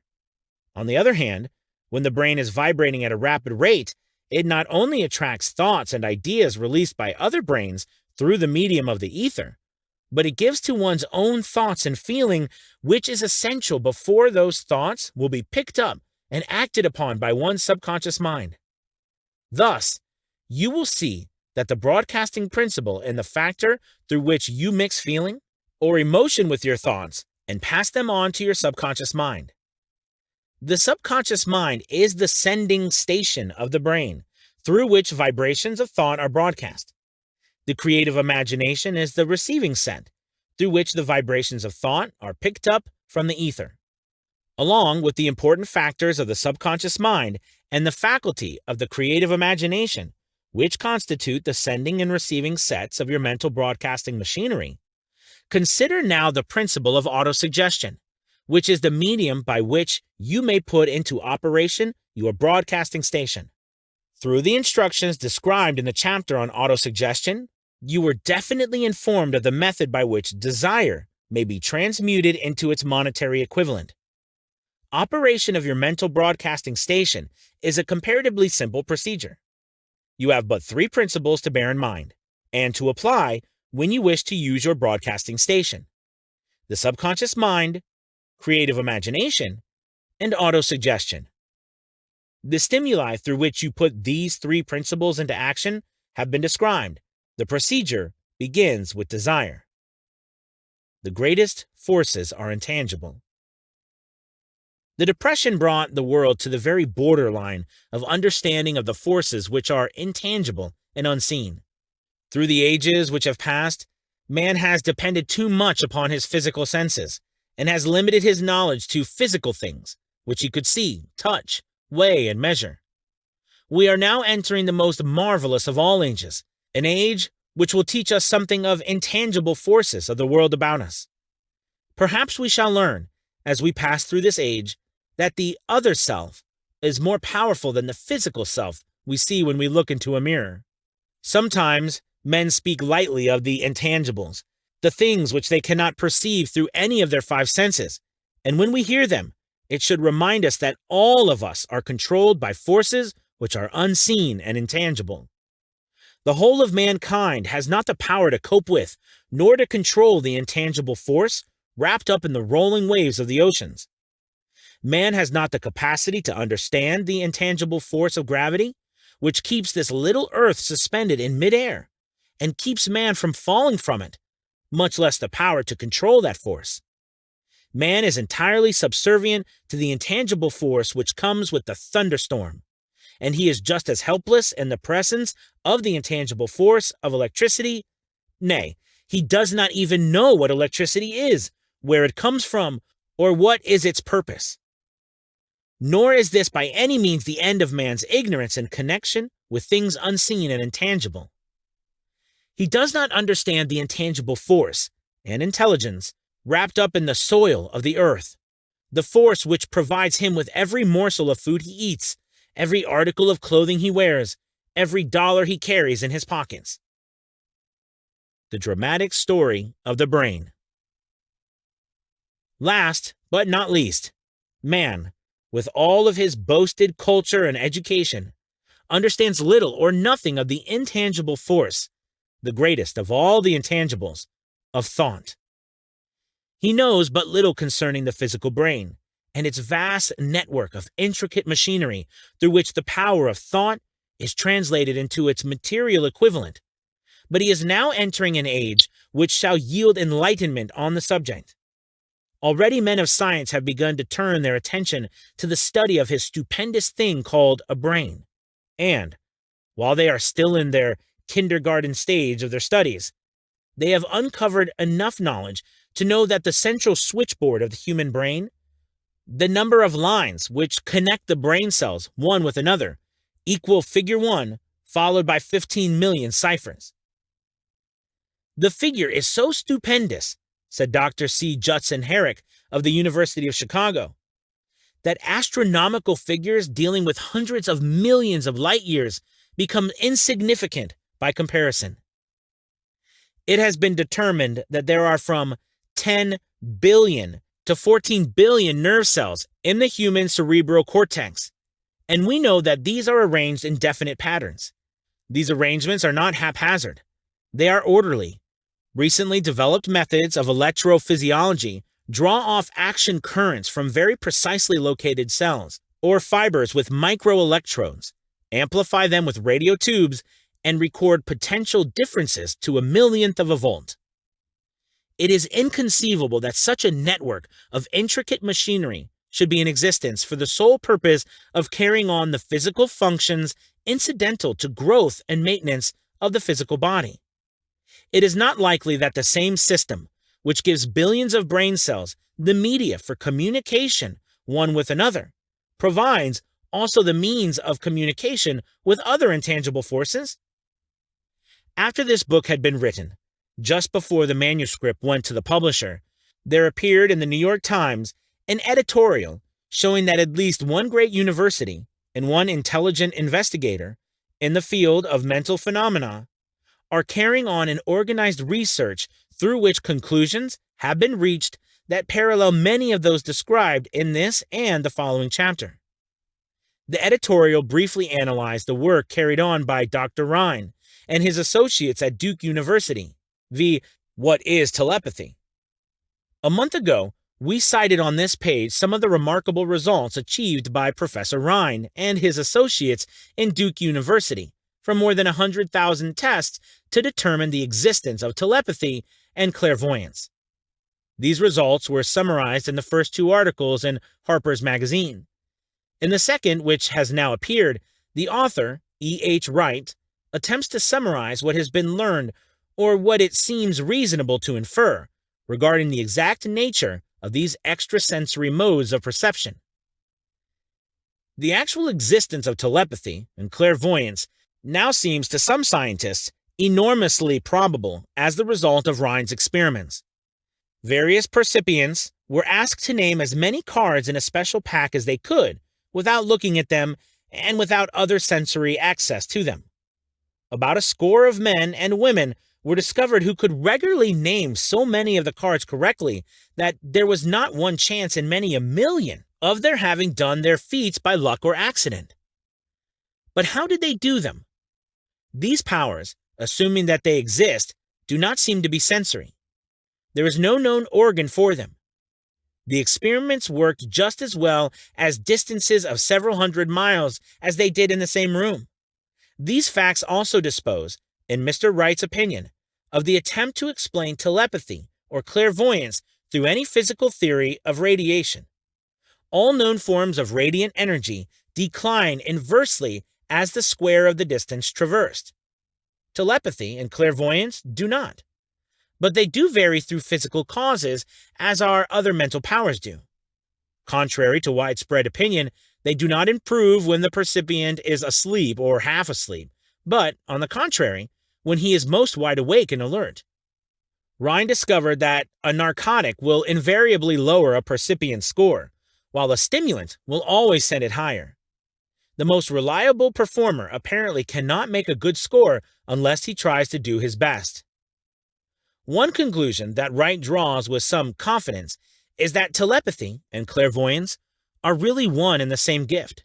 That is, the faculty that sees a card face down on a table seems to be exactly the same one that reads a thought residing only in another mind. There are several grounds for believing this. So far, for example, the two gifts have been found in every person who enjoys either of them. In every one so far, the two have been of equal vigor, almost exactly. Screens, walls, distances have no effect at all on either. Wright advances from this conclusion to express what he puts forward as no more than the mere hunch that other extrasensory experiences, prophetic dreams, premonitions of disaster, and the like, may also prove to be part of the same faculty. The reader is not asked to accept any of these conclusions unless he finds it necessary, but the evidence that Rhine has piled up must remain impressive. In view of Dr. Rhine's announcement in connection with the conditions under which the mind responds to what he terms extrasensory modes of perception, I now feel privileged to add to his testimony by stating that my associates and I have discovered what we believe to be the ideal conditions under which the mind can be stimulated so that the sixth sense, described in the next chapter, can be made to function in a practical way. The conditions to which I refer consist of a close working alliance between myself and two members of my staff. Through experimentation and practice, we have discovered how to stimulate our minds by applying the principles used in connection with the invisible counselors described in the next chapter, so that we can, by a process of blending our three minds into one, find the solution to a great variety of personal problems which are submitted by my clients. The procedure is very simple. We sit down at a conference table, clearly state the nature of the problem we have under consideration, then begin discussing it. Each contributes whatever thoughts that may occur. The strange thing about this method of mind stimulation is that it places each participant in communication with unknown sources of knowledge definitely outside of his own experience. If you understand the principle described in the chapter on the mastermind, you of course recognize the round table procedure here described as being a practical application of the mastermind. This method of mind stimulation, through harmonious discussion of definite subjects between three people, illustrates the simplest and most practical use of the mastermind. By adopting and following a similar plan, any student of this philosophy may come into possession of the famous Carnegie formula briefly described in the introduction. If it means nothing to you at this time, mark this page and read it again after you have finished the last chapter. The Depression was a blessing in disguise. It reduced the whole world to a new starting point that gives everyone a new opportunity. Chapter 14. The Sixth Sense. The Door to the Temple of Wisdom. The 13th Step Toward Riches. The 13th principle is known as the Sixth Sense, through which infinite intelligence may and will communicate voluntarily without any effort from or demands by the individual. This principle is the apex of the philosophy. It can be assimilated, understood, and applied only by first mastering the other 12 principles. The sixth sense is that portion of the subconscious mind which has been referred to as the creative imagination. It has also been referred to as the receiving set through which ideas, plans, and thoughts flash into the mind. The flashes are sometimes called hunches or inspirations. The sixth sense defies description. It cannot be described to a person who has not mastered the other principles of this philosophy, because such a person has no knowledge and no experience with which the sixth sense may be compared. Understanding of the sixth sense comes only by meditation through mind development from within. The sixth sense probably is the medium of contact between the finite mind of man and infinite intelligence, and for this reason, it is a mixture of both the mental and the spiritual. It is believed to be the point at which the mind of man contacts the universal mind. After you have mastered the principles described in this book, you will be prepared to accept as truth a statement which may, otherwise, be incredible to you, namely, through the aid of the sixth sense, you will be warned of impending dangers in time to avoid them, and notified of opportunities in time to embrace them. There comes to your aid, and to do your bidding with the development of the sixth sense, a guardian angel, who will open to you at all times the door to the temple of wisdom. Whether or not this is a statement of truth, you will never know, except by following the instructions described in the pages of this book, or some similar method of procedure. The author is not a believer in, nor an advocate of miracles, for the reason that he has enough knowledge of nature to understand that nature never deviates from her established laws. Some of her laws are so incomprehensible that they produce what appear to be miracles. The sixth sense comes as near to being a miracle as anything I have ever experienced, and it appears so only because I do not understand the method by which this principle is operated. This much the author does know, that there is a power, or a first cause, or an intelligence, which permeates every atom of matter and embraces every unit of energy perceptible to man, that this infinite intelligence converts acorns into oak trees, causes water to flow downhill in response to the law of gravity, follows night with day, and winter was summer, each maintaining its proper place and relationship to the other. This intelligence may, through the principles of this philosophy, be induced to aid in transmuting desires into concrete or material form. The author has this knowledge because he has experimented with it and has experienced it. Step by step, through the preceding chapters, you have been led to this, the last principle. If you have mastered each of the preceding principles, you are now prepared to accept, without being skeptical, the stupendous claims made here. If you have not mastered the other principles, you must do so before you may determine, definitely, whether or not the claims made in this chapter are fact or fiction. While I was passing through the age of hero worship, I found myself trying to imitate those whom I most admired. Moreover, I discovered that the element of faith with which I endeavored to imitate my idols gave me great capacity to do so quite successfully. I have never entirely divested myself of this habit of hero worship, although I have passed the age commonly given over to such. My experience has taught me that the next best thing to being truly great is to emulate the great by feeling and action as nearly as possible. Long before I had ever written a line for publication or endeavored to deliver a speech in public, I followed the habit of reshaping my own character by trying to imitate the 9 men whose lives and life works had been most impressive to me. These 9 men were Emerson, Paine, Edison, Darwin, Lincoln, Burbank, Napoleon, Ford, and Carnegie. Every night, over a long period of years, I held an imaginary council meeting with this group whom I called my invisible counselors. The procedure was this. Just before going to sleep at night, I would shut my eyes and see, in my imagination, this group of men seated with me around my council table. Here I had not only an opportunity to sit among those whom I considered to be great, but I actually dominated the group by serving as the chairman. I had a very definite purpose in indulging my imagination through these nightly meetings.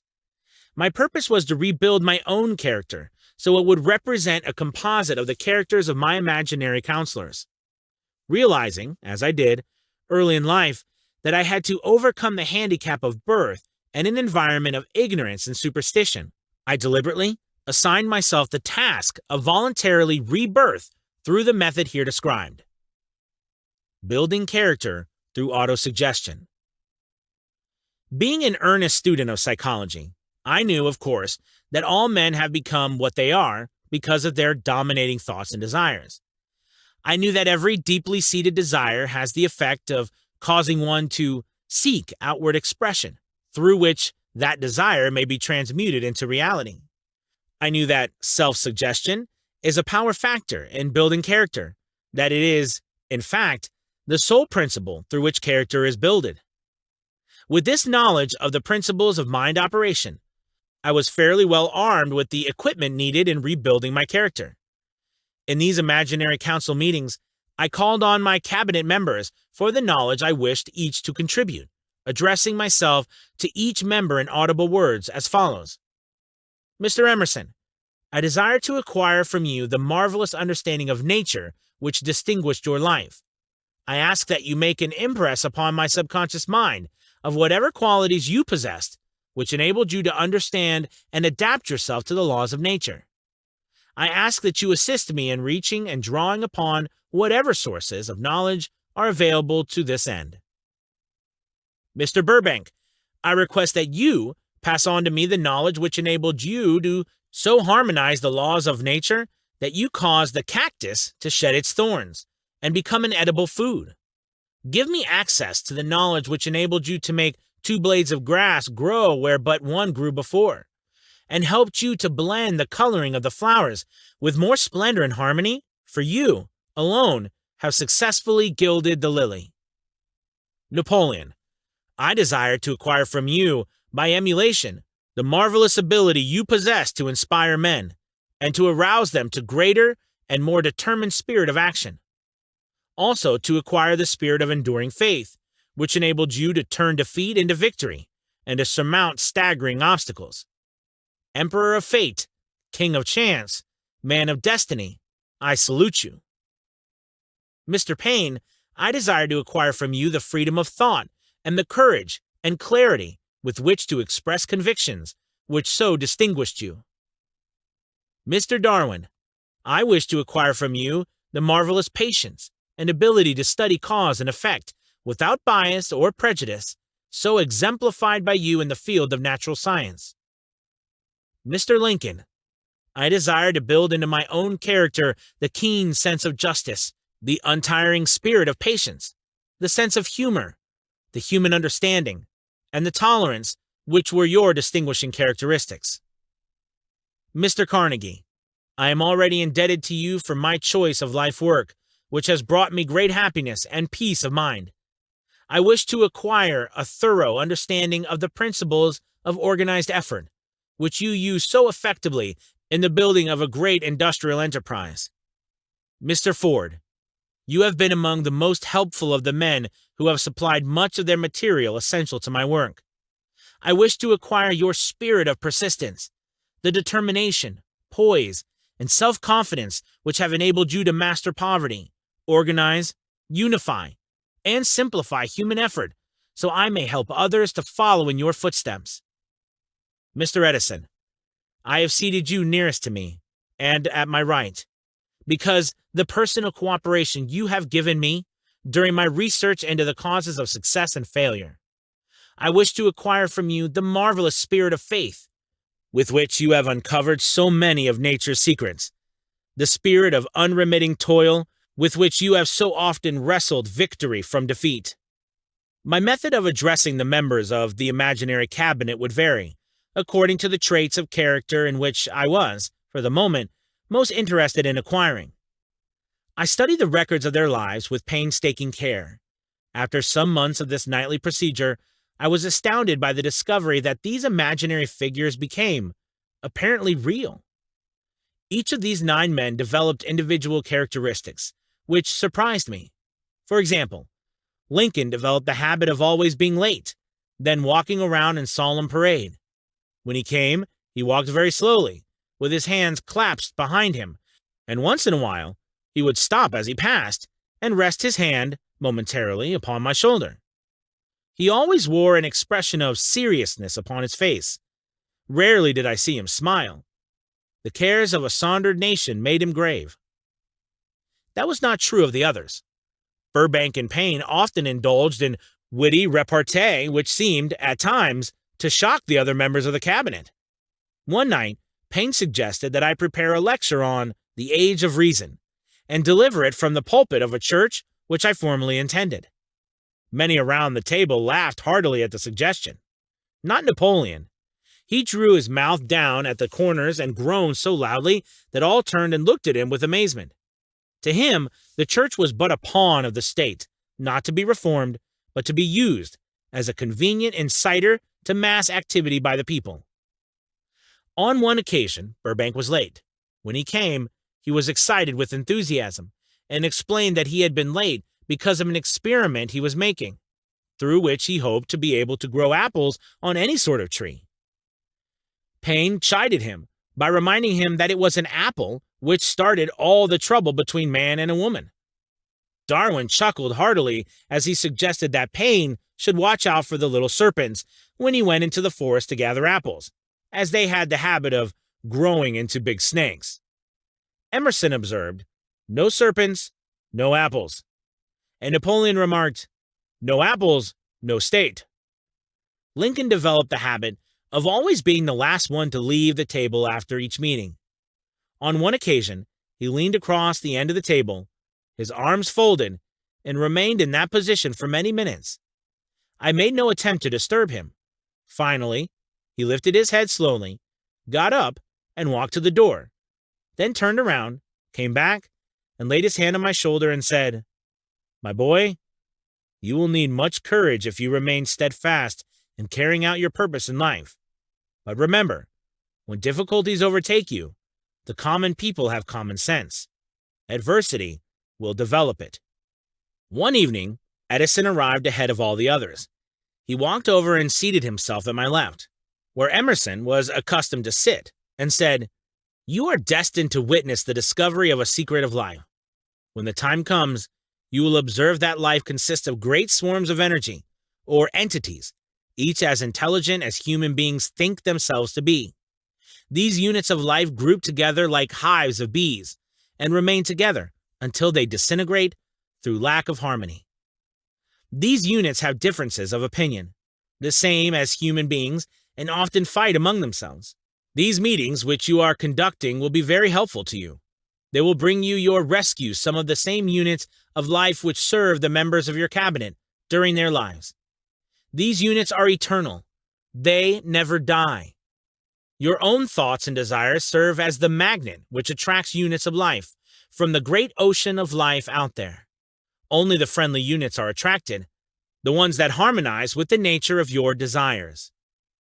The other members of the cabinet began to enter the room. Edison got up and slowly walked around to his own seat. Edison was still living when this happened. It impressed me so greatly that I went to see him and told him about the experience. He smiled broadly and said, "Your dream was more a reality than you may imagine it to have been." He added no further explanation to his statement. These meetings became so realistic that I became fearful of their consequences and discontinued them for several months. The experiences were so uncanny, I was afraid if I continued them, I would lose sight of the fact that the meetings were purely experiences of my imagination. Some 6 months after I had discontinued the practice, I was awakened one night, or thought I was, when I saw Lincoln standing at my bedside. He said, "The world will soon need your services. It is about to undergo a period of chaos which will cause men and women to lose faith and become panic-stricken. Go ahead with your work and complete your philosophy. That is your mission in life. If you neglect it, for any cause whatsoever, you will be reduced to a primal state and be compelled to retrace the cycles through which you have passed during thousands of years." I was unable to tell, the following morning, whether I had dreamed this or had actually been awake, and I have never since found out which it was, but I do know that that dream, if it were a dream, was so vivid in my mind the next day that I resumed my meetings the following night. At our next meeting, the members of my cabinet all filed into the room together and stood at their accustomed places at the council table, while Lincoln raised a glass and said, "Gentlemen, let us drink a toast to a friend who has returned to the fold." After that, I began to add new members to my cabinet, until now it consists of more than 50, among them Christ, St. Paul, Galileo, Copernicus, Aristotle, Plato, Socrates, Homer, Voltaire, Bruno, Spinoza, Drummond, Kant, Schopenhauer, Newton, Confucius, Albert Hubbard, Braun, Ingersoll, Wilson, and William James. This is the first time that I have had the courage to mention this. Heretofore, I have remained quiet on the subject, because I knew, from my own attitude in connection with such matters, that I would be misunderstood if I described my unusual experience.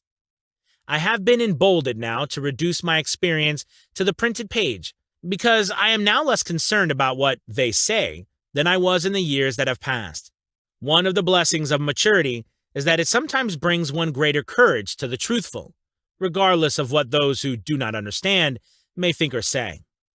Lest I be misunderstood, I wish here to state most emphatically that I still regard my cabinet meetings as being purely imaginary, but I feel entitled to suggest that, while the members of my cabinet may be purely fictional, and the meetings existent only in my imagination, that they led me into glorious paths of adventure, rekindled an appreciation of true greatness, encouraged creative endeavor, and emboldened the expression of honest thought. Somewhere in the cell structure of the brain is located an organ which receives vibrations of thought ordinarily called hunches. So far, science has not discovered where this organ or the sixth sense is located, but this is not important.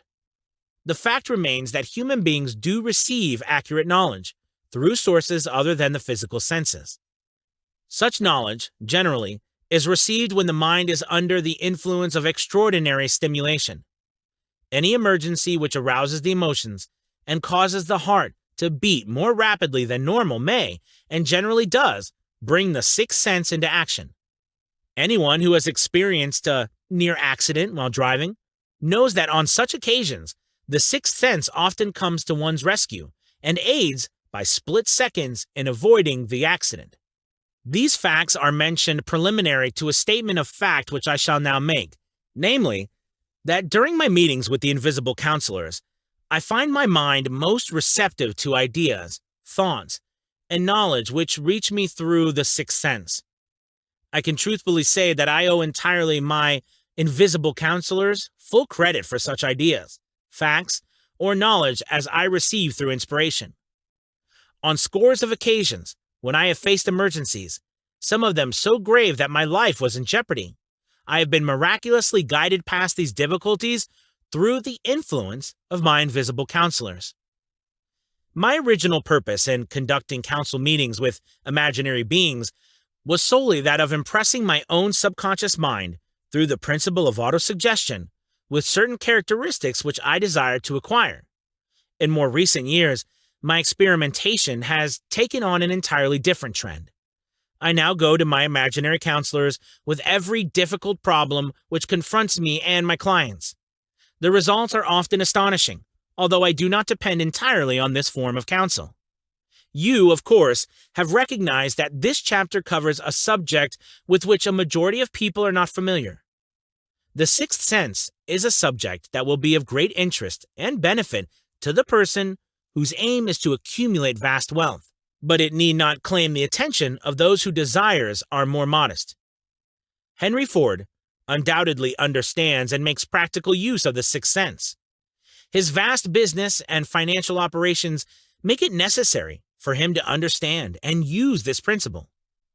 The late Thomas A. Edison understood and used the sixth sense in connection with the development of inventions, especially those involving basic patterns, in connection with which he had no human experience and no accumulated knowledge to guide him, as was the case while he was working on the talking machine and the moving picture machine. Nearly all great leaders, such as Napoleon, Bismarck, Joan of Arc, Christ, Buddha, Confucius, and Mohammed, understood and probably made use of the sixth sense almost continuously. The major portion of their greatness consisted of their knowledge of this principle. The sixth sense is not something that one can take off and put on at will.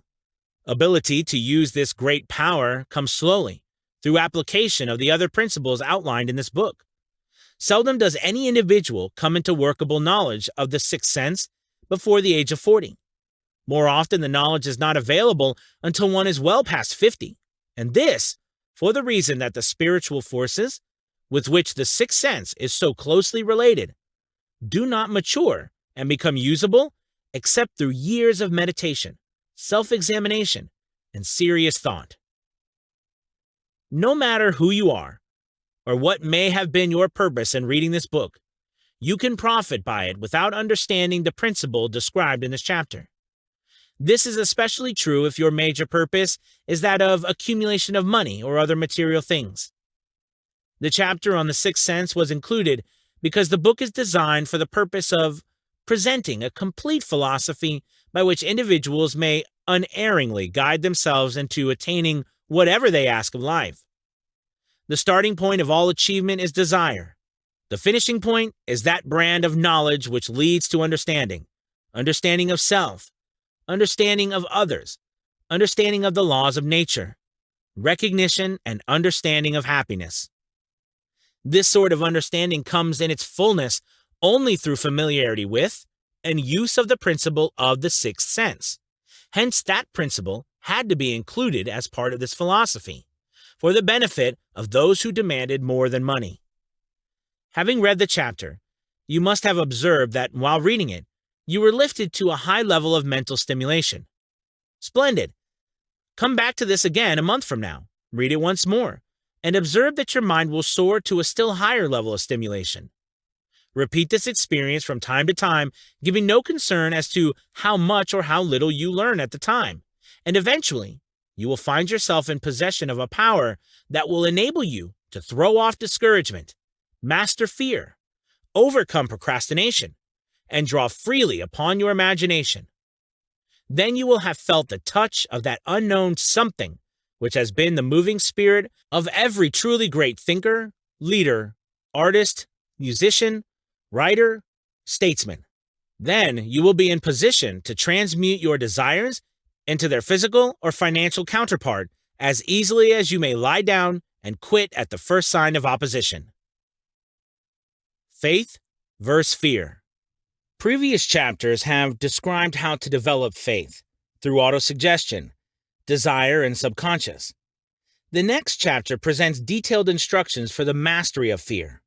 Here will be found a full description of the 6 fears which are the cause of the discouragement, timidity, procrastination, indifference, indecision, and the lack of ambition, self-reliance, initiative, self-control, and enthusiasm. Search yourself carefully as you study these 6 enemies, as they may exist only in your subconscious mind, where their presence will be hard to detect. Remember, too, as you analyze the 6 ghosts of fear, that they are nothing but ghosts because they exist only in one's mind. Remember also that ghosts, creations of uncontrolled imagination, have caused most of the damage people have done to their own minds. Therefore, ghosts can be dangerous as if they lived and walked on the earth in physical bodies. The ghost of fear of poverty, which seized the minds of millions of people in 1929, was so real that it caused the worst business depression this country has ever known. Moreover, this particular ghost still frightens some of us out of our wits. Chapter 15. How to outwit the 6 ghosts of fear. Take inventory of yourself as you listen to this closing chapter and find out how many of the ghosts are standing in your way. Before you can put any portion of this philosophy into successful use, your mind must be prepared to receive it. The preparation is not difficult. It begins with study, analysis, and understanding of 3 enemies which you shall have to clear out. These are indecision, doubt, and fear. The sixth sense will never function while these 3 negatives, or any of them, remain in your mind. The members of this unholy trio are closely related. Where one is found, the other 2 are close at hand. Indecision is the seedling of fear. Remember this as you read. Indecision crystallizes into doubt. The 2 blend and become fear. The blending process often is slow. This is one reason why these 3 enemies are so dangerous.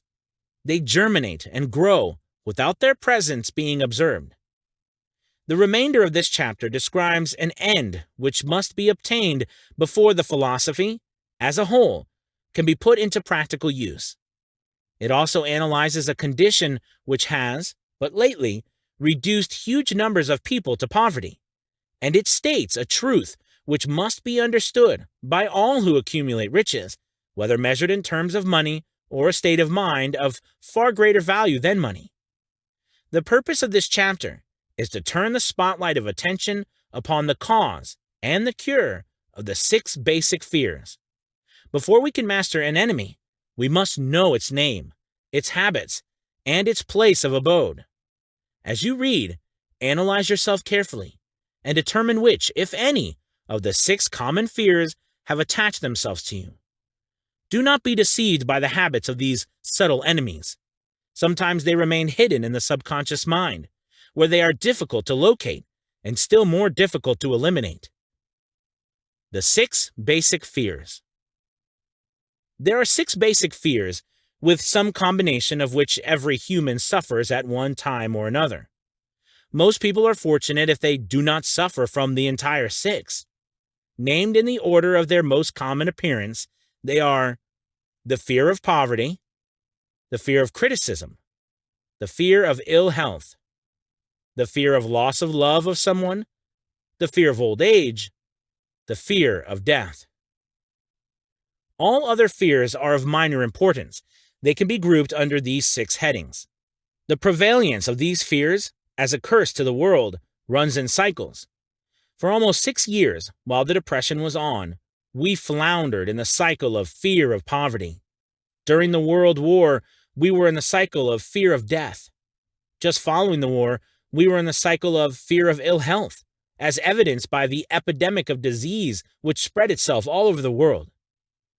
Fears are nothing more than states of mind. One state of mind is subject to control and direction. Physicians, as everyone knows, are less subject to attack by disease than ordinary laymen, for the reason that physicians do not fear disease. Physicians, without fear or hesitation, have been known to physically contact hundreds of people daily who were suffering from such contagious diseases as smallpox without being infected. Their immunity against the disease consisted, largely, if not solely, in their absolute lack of fear. Man can create nothing which he does not first conceive in the form of an impulse of thought. Following this statement comes another of still greater importance, namely, man's thought impulses begin immediately to translate themselves into their physical equivalent, whether those thoughts are voluntary or involuntary. Thought impulses which are picked up through the ether by merely chance, thoughts which have been released by other minds, may determine one's financial, business, professional, or social destiny, just as surely as do the thought impulses which one creates by intent and design. We are here laying the foundation for the presentation of a fact of great importance to the person who does not understand why some people appear to be lucky, while others, of equal or greater ability, training, experience, and brain capacity, seem destined to ride with misfortune. This fact may be explained by the statement that every human being has the ability to completely control his own mind, and with his control, obviously, every person may open his mind to the tramp thought impulses which are being released by other brains, or close the doors tightly and admit only thought impulses of his own choice. Nature has endowed man with absolute control over but one thing, and that is thought. This fact, coupled with the additional fact that everything which man creates begins in the form of thought, leads one very near to the principle by which fear may be mastered. If it is true that all thought has a tendency to clothe itself in its physical equivalent, and this is true beyond any reasonable room for doubt, it is equally true that thought impulses of fear and poverty cannot be translated into terms of courage and financial gain. The people of America began to think of poverty following the Wall Street crash of 1929. Slowly but surely, that mass thought was crystallized into its physical equivalent, which was known as a depression. This had to happen. It is in conformity with the laws of nature. The fear of poverty. There can be no compromise between poverty and riches. The two roads that lead to poverty and riches travel in opposite directions. If you want riches, you must refuse to accept any circumstance that leads towards poverty. The word riches is here used in the broadest sense, meaning financial, spiritual, mental, and material estates. The starting point of the path that leads to riches is desire. In Chapter 1, you received full instructions for the proper use of desire. In this chapter, on fear, you have complete instructions for preparing your mind to make practical use of desire. Here, then, is the place to give yourself a challenge which will definitely determine how much of this philosophy you have absorbed. Here is the point at which you can turn prophet and foretell accurately what the future holds in store for you. If, after reading this chapter, you are willing to accept poverty, you may as well make up your mind to receive poverty. This is one decision you cannot avoid. If you demand riches, determine what form and how much will be required to satisfy you. You know the road that leads to riches. You have been given a roadmap which, if followed, will keep you on that road. If you neglect to make the start or stop before you arrive, no one will be to blame but you. This responsibility is yours. No alibi will save you from accepting the responsibility if you now fail or refuse to demand riches of life, because the acceptance calls for but one thing. Incidentally, the only thing you can control, and that is a state of mind. A state of mind is something that one assumes. It cannot be purchased. It must be created. Fear of poverty is a state of mind, nothing else. But it is sufficient to destroy one's chances of achievement, if any undertaking, a truth which became painfully evident during the Depression.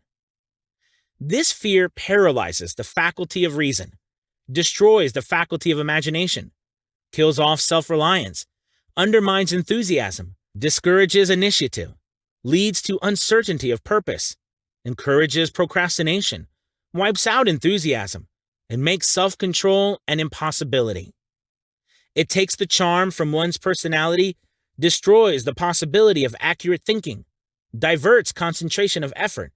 It masters persistence, turns the willpower into nothingness, destroys ambition, beclouds the memory, and invites failure in every conceivable form. It kills love and assassinates the finer emotions of the heart, discourages friendship, and invites disaster in 100 forms, leads to sleeplessness, misery, and unhappiness. And all this despite the obvious truth that we live in a world of overabundance of everything the heart could desire, with nothing standing between us and our desires, excepting lack of a definite purpose. The fear of poverty is, without doubt, the most destructive of the 6 basic fears. It has been placed at the head of the list because it is most difficult to master. Considerable courage is required to state the truth about the origin of this fear, and still greater courage to accept the truth after it has been stated. The fear of poverty grew out of man's inherited tendency to prey upon his fellow man economically. Nearly all animals lower than man are motivated by instinct, but their capacity to think is limited. Therefore, they prey upon one another physically. Man, with his superior sense of intuition, with the capacity to think and to reason, does not eat his fellow man bodily. He gets more satisfaction out of eating him financially. Man is so avaricious that every conceivable law has been passed to safeguard him from his fellow man. Of all the ages of the world, of which we know anything, the age in which we live seems to be one that is outstanding because of man's money madness. A man is considered less than the dust of the earth unless he can display a fat bank account. But if he has money, never mind how he acquired it. He is a king or a big shot. He is above the law. He rules in politics. He dominates in business. And the whole world about him bows in respect when he passes. Nothing brings man so much suffering and humility as poverty. Only those who have experienced poverty understand the full meaning of this. It is no wonder that man fears poverty. Through a long line of inherited experiences, man has learned, for sure, that some men cannot be trusted where matters of money and earthly possessions are concerned. This is a rather stinging indictment, the worst part of it being that it is true. The majority of marriages are motivated by the wealth possessed by one or both of the contracting parties. It is no wonder, therefore, that the divorce courts are busy. So eager is man to possess wealth that he will acquire it in whatever manner he can, through legal methods if possible, through other methods if necessary or expedient. Self-analysis may disclose weaknesses which one does not like to acknowledge. This form of examination is essential to all who demand of life more than mediocrity and poverty. Remember, as you check yourself point by point, that you are both the court and the jury, the prosecuting attorney and the attorney for the defense, and that you are the plaintiff and the defendant. Also, that you are on trial. Face the facts squarely. Ask yourself definite questions and demand direct replies. When the examination is over, you will know more about yourself. If you do not feel that you can be an impartial judge in this self-examination, call upon someone who knows you well to serve as judge while you cross-examine yourself. You are after the truth. Get it, no matter at what cost, even though it may temporarily embarrass you. The majority of people, if asked what they fear most, would reply, "I fear nothing." The reply would be inaccurate, because few people realize that they are bound, handicapped, whipped spiritually and physically through some form of fear. So subtle and deeply seated is the emotion of fear that one may go through life burdened with it, never recognizing its presence. Only a courageous analysis will disclose the presence of this universal enemy. When you begin such an analysis, search deeply into your character. Here is a list of symptoms for which you should look. Symptoms of fear of poverty. Indifference. Commonly expressed through lack of ambition, willingness to tolerate poverty, acceptance of whatever compensation life may offer without protest, mental and physical laziness, lack of initiative, imagination, enthusiasm, and self-control. Indecision. The habit of permitting others to do one's thinking, staying on the fence. Doubt. Generally expressed through alibis and excuses designed to cover up, explain away, or apologize for one's failures, sometimes expressed in the form of envy of those who are successful, or by criticizing them. Worry. Usually expressed by finding fault with others, a tendency to spend beyond one's income, neglect of personal appearance, scowling and frowning, intemperance in the use of alcoholic drink, sometimes through the use of narcotics, nervousness, lack of poise, self-consciousness, and lack of self-reliance.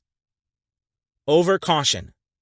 The habit of looking for the negative side of every circumstance, thinking and talking of possible failure instead of concentrating upon the means of succeeding, knowing all the roads to disaster, but never searching for the plans to avoid failure, waiting for the right time to begin putting ideas and plans into action until the waiting becomes a permanent habit, remembering those who have failed and forgetting those who have succeeded, seeing the hole in the donut, but overlooking the donut.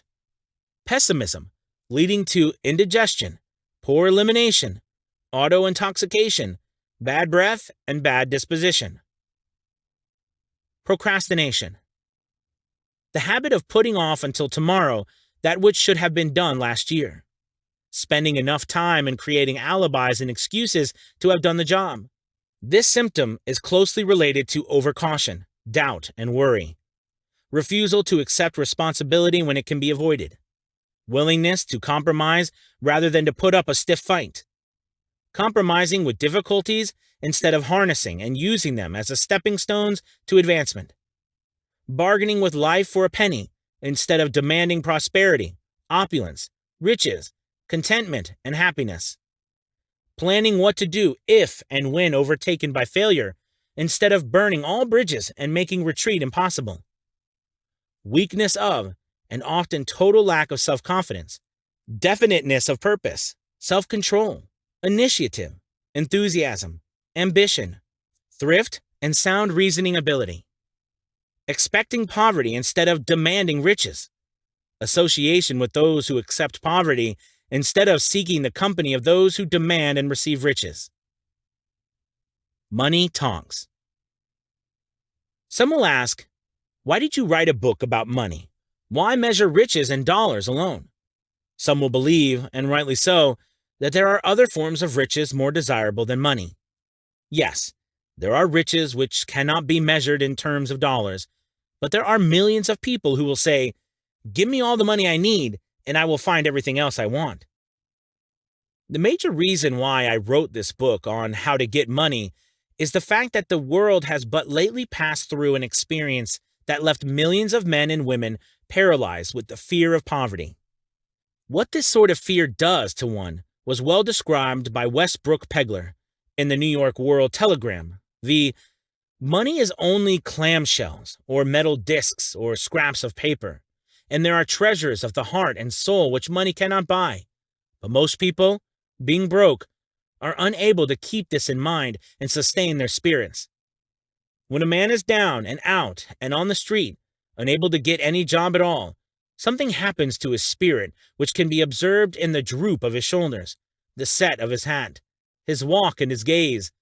He cannot escape a feeling of inferiority among people with regular employment, even though he knows they are definitely not his equals in character, intelligence, or ability. These people, even his friends, feel, on the other hand, a sense of superiority and regard him, perhaps unconsciously, as a casualty. He may borrow for a time, but not enough to carry on his accustomed way, and he cannot continue to borrow very long. But borrowing in itself, where a man is borrowing merely to live, is a depressing experience, and the money lacks the power of earned money to revive his spirits. Of course, none of this applies to bums or habitual ne'er-do-wells, but only to men of normal ambitions and self-respect. Women conceal despair. Women in the same predicament must be different. We somehow do not think of women at all in considering the down and outers. They are scarce in the breadlines, they rarely are seen begging on the streets, and they are not recognizable in crowds by the same plain signs which identify busted men. Of course, I do not mean the shuffling hags of the city streets who are the opposite number of the confirmed male bums. I mean reasonably young, decent, and intelligent women. There must be many of them, but their despair is not apparent. Maybe they kill themselves. When a man is down and out, he has time on his hands for brooding. He may travel miles to see a man about a job and discover that the job is filled, or that it is one of those jobs with no base pay, but only a commission on the sale of some useless knick-knack which nobody would buy except out of pity. Turning that down, he finds himself back on the street with nowhere to go but just anywhere. So he walks and walks. He gazes into store windows at luxuries which are not for him, and feels inferior and gives way to people who stop to look with an active interest. He wanders into the railroad station or puts himself down in the library to ease his legs and soak up a little heat. But that isn't looking for a job, so he gets going again. He may not know it, but his aimlessness would give him away even if the very lines of his figure did not. He may be well dressed in the clothes left over from the days when he had a steady job, but the clothes cannot disguise the droop. Money makes a difference. He sees thousands of other people, bookkeepers or clerks or chemists or wagon hands, busy at their work, and envies them from the bottom of his soul.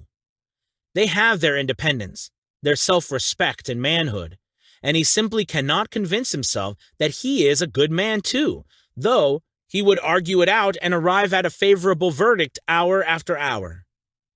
It is just money which makes this difference in him. With a little money, he would be himself again. Some employers take the most shocking advantage of people who are down and out. The agencies hang out little colored cards offering miserable wages to busted men. $12 a week, $15 a week. An $18 a week job is a plum, and anyone with $25 a week to offer does not hang the job in front of an agency on a colored card.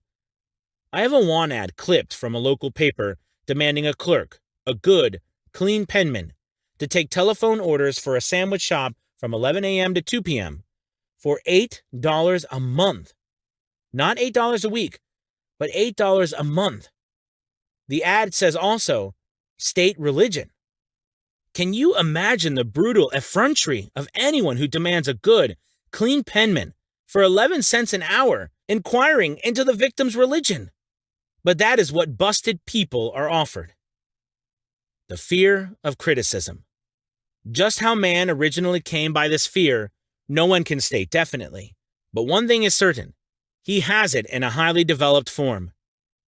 Some believe that this fear made its appearance above the time that politics became a profession. Others believe it can be traced to the age when women first began to concern themselves with styles and wearing apparel. This author, being neither a humorist nor a prophet, is inclined to attribute the basic fear of criticism to that part of man's inherited nature which prompts him not only to take away his fellow man's goods and wares, but to justify his actions by criticism of his fellow man's character. It is a well-known fact that a thief will criticize the man from whom he steals, that politicians seek office not by displaying their own virtues and qualifications, but by attempting to besmirch their opponents. The fear of criticism takes on many forms, the majority of which are petty and trivial. Bald-headed men, for example, are bald for no other reason than their fear of criticism. Heads become bald because of the tight-fitting bands of hats which cut off the circulation from the roots of the hair. Men wear hats, not because they actually need them, but mainly because everyone is doing it. The individual falls into line and does likewise, lest some other individual criticize him. Women seldom have bald heads or even thin hair because they wear hats which fit their heads loosely, the only purpose of the hats being adornment.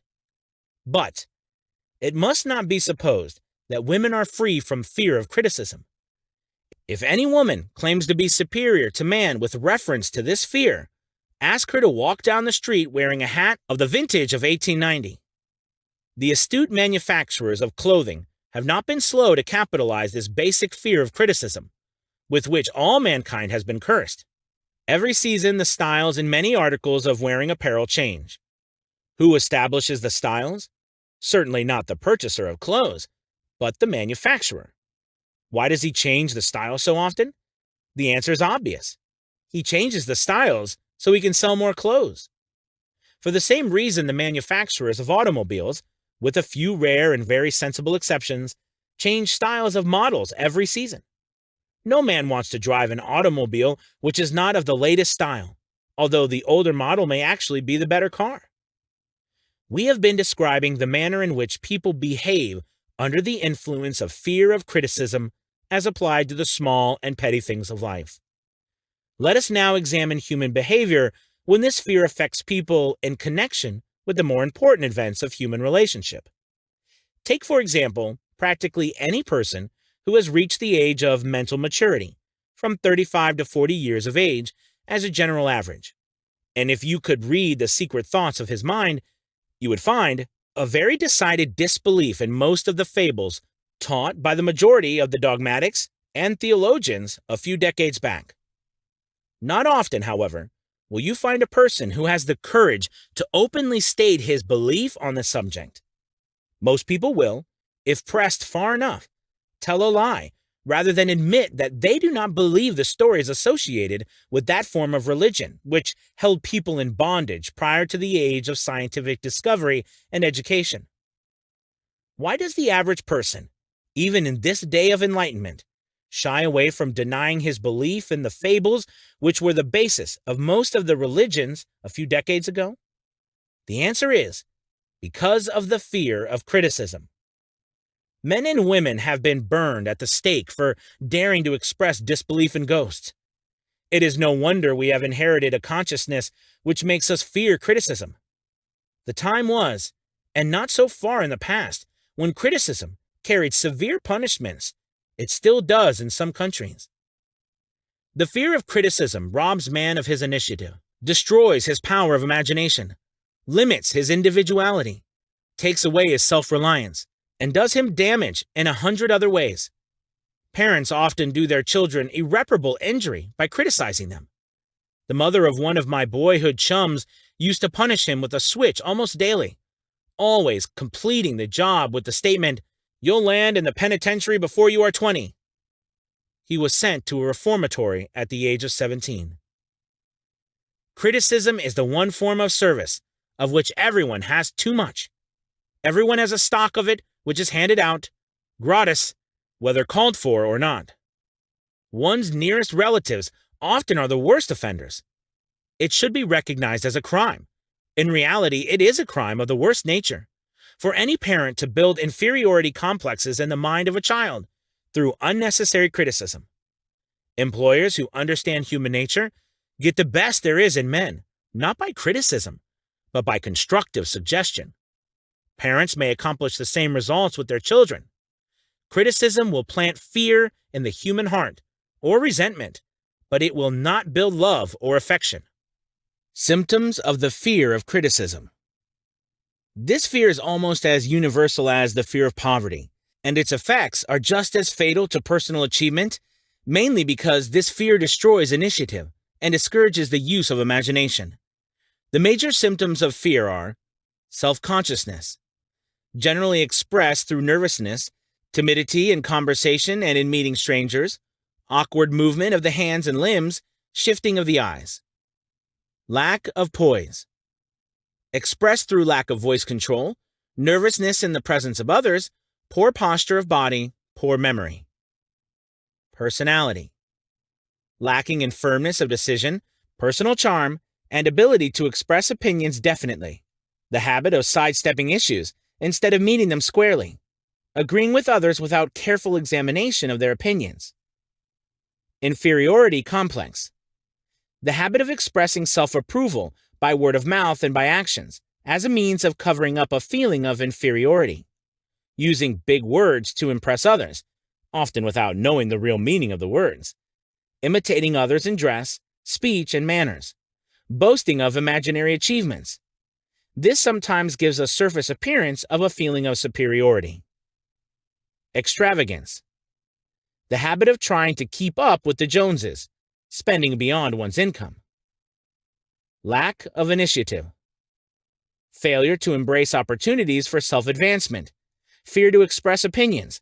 Lack of confidence in one's own ideas. Giving evasive answers to questions asked by superiors. Hesitancy of manner and speech. Deceit in both words and deeds. Lack of ambition. Mental and physical laziness. Lack of self-assertion. Slowness in reaching decisions, easily influenced by others. The habit of criticizing others beyond their backs and flattering them to their faces. The habit of accepting defeat without protest. Quitting an undertaking when opposed by others. Suspicious of other people without cause. Lacking in tactfulness of manner and speech. Unwillingness to accept the blame for mistakes. The fear of ill health. This fear may be traced to both physical and social heredity. It is closely associated, as to its origin, with the causes of fear of old age and the fear of death, because it leads one closely to the border of terrible worlds of which man knows not, but concerning which he has been taught some discomforting stories. The opinion is somewhat general, also, that certain unethical people engaged in the business of selling health have had not a little to do with keeping alive the fear of ill health. In the main, man fears ill health because of the terrible pictures which have been planted in his mind of what may happen if death should overtake him. He also fears it because of the economic toll which it may claim.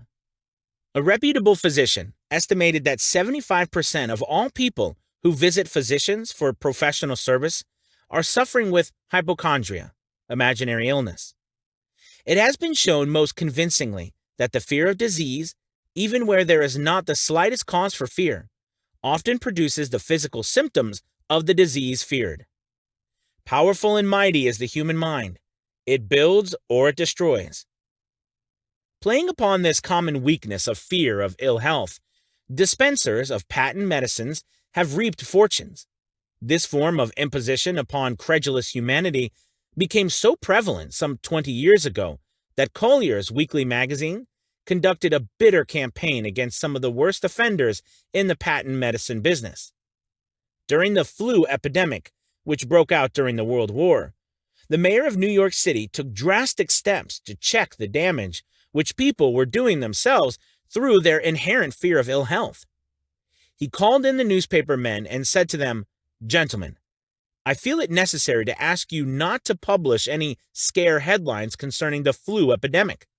Unless you cooperate with me, we will have a situation which we cannot control." The newspapers quit publishing stories about the flu, and within 1 month, the epidemic had been successfully checked. Through a series of experiments conducted some years ago, it was proved that people may be made ill by suggestion. We conducted this experiment by causing 3 acquaintances to visit the victims, each of whom asked the question, "What ails you?" "You look terribly ill." The first questionnaire usually provoked a grin and a nonchalant, "Oh, nothing, I'm all right," from the victim. The second questionnaire usually was answered with the statement, "I don't know exactly, but I do feel badly." The third questionnaire was usually met with the frank admission that the victim was actually feeling ill. The third questioner was usually met with the frank admission that the victim was actually feeling ill. Try this on an acquaintance if you doubt that it will make him uncomfortable, but do not carry the experiment too far. There is a certain religious sect whose members take vengeance upon their enemies by the hexing method. They call it placing a spell on the victim. There is overwhelming evidence that disease sometimes begins in the form of negative thought impulse. Such an impulse may be passed to one mind from another, by suggestion, or created by an individual in his own mind. A man who was blessed with more wisdom than the incident might indicate once said, "When anyone asks me how I feel, I always want to answer by knocking him down." Doctors send patients into new climates for their health because a change of mental attitude is necessary. The seed of fear of ill health lives in every human mind. Worry, fear, discouragement, disappointment in love and business affairs cause this seed to germinate and grow. The recent business depression kept the doctors on the run because every form of negative thinking may cause ill health. Disappointments in business and in love stand at the head of the list of causes of fear of ill health. A young man suffered a disappointment in love, which sent him to a hospital. For months, he hovered between life and death. A specialist in suggestive therapeutics was called in. The specialist changed nurses, placing him in charge of a very charming young woman who began, by prearrangement with the doctor, to make love to him the first day of her arrival on the job. Within 3 weeks, the patient was discharged from the hospital, still suffering, but with an entirely different malady. He was in love again. The remedy was a hoax, but the patient and the nurse were later married. Both are in good health at the time of this writing. Symptoms of the fear of ill health.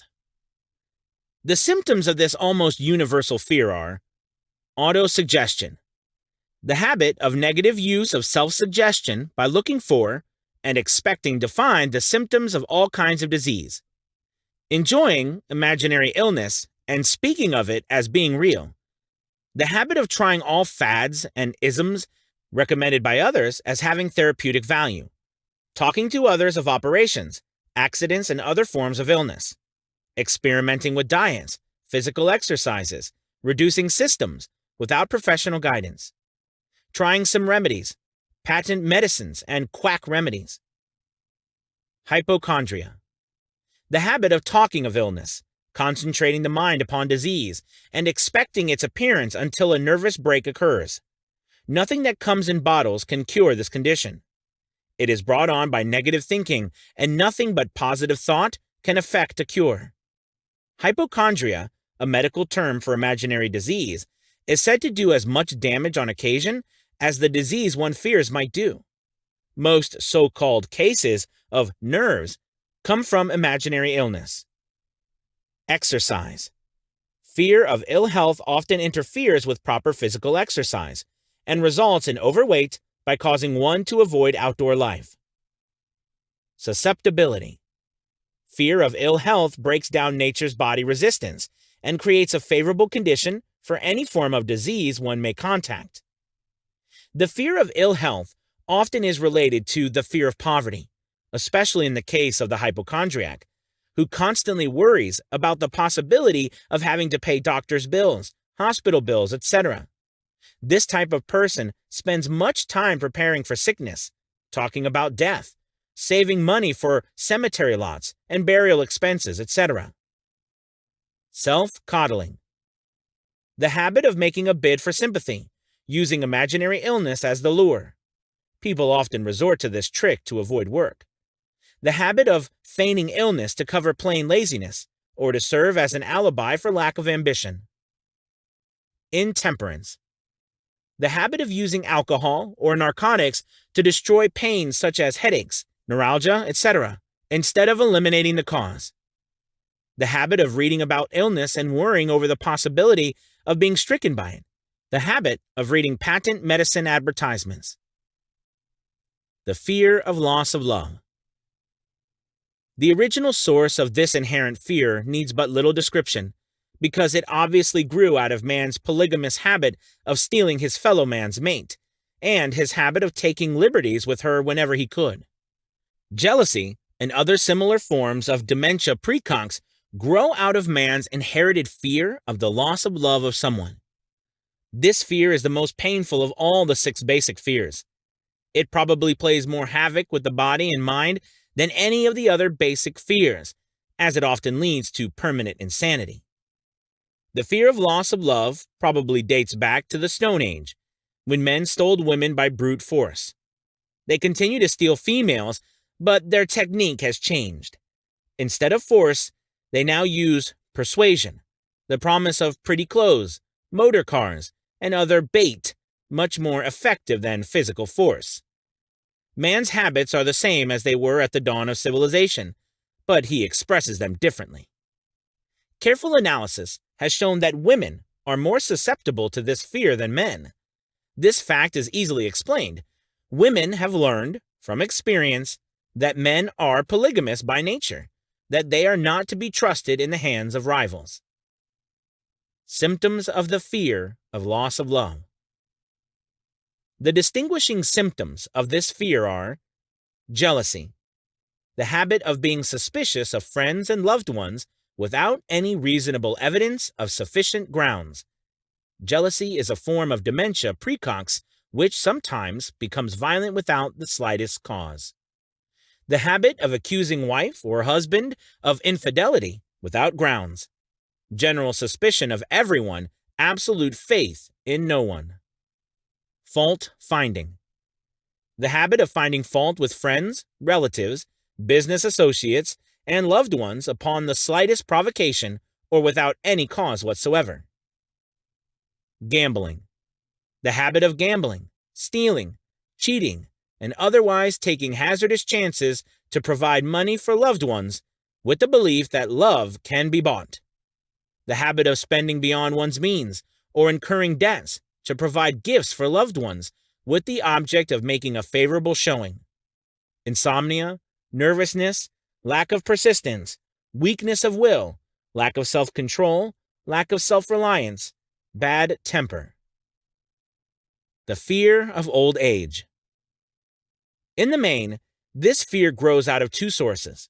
First, the thought that old age may bring with it poverty.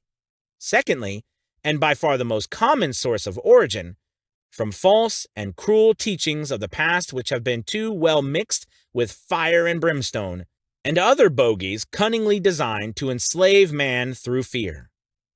In the basic fear of old age, man has two very sound reasons for his apprehension. One growing out of his distrust for his fellow man, who may seize whatever worldly goods he may possess, and the other arising from the terrible pictures of the world beyond, which were planted in his mind through social heredity before he came into full possession of his mind. The possibility of ill health, which is more common as people grow older, is also a contributing cause of this common fear of old age.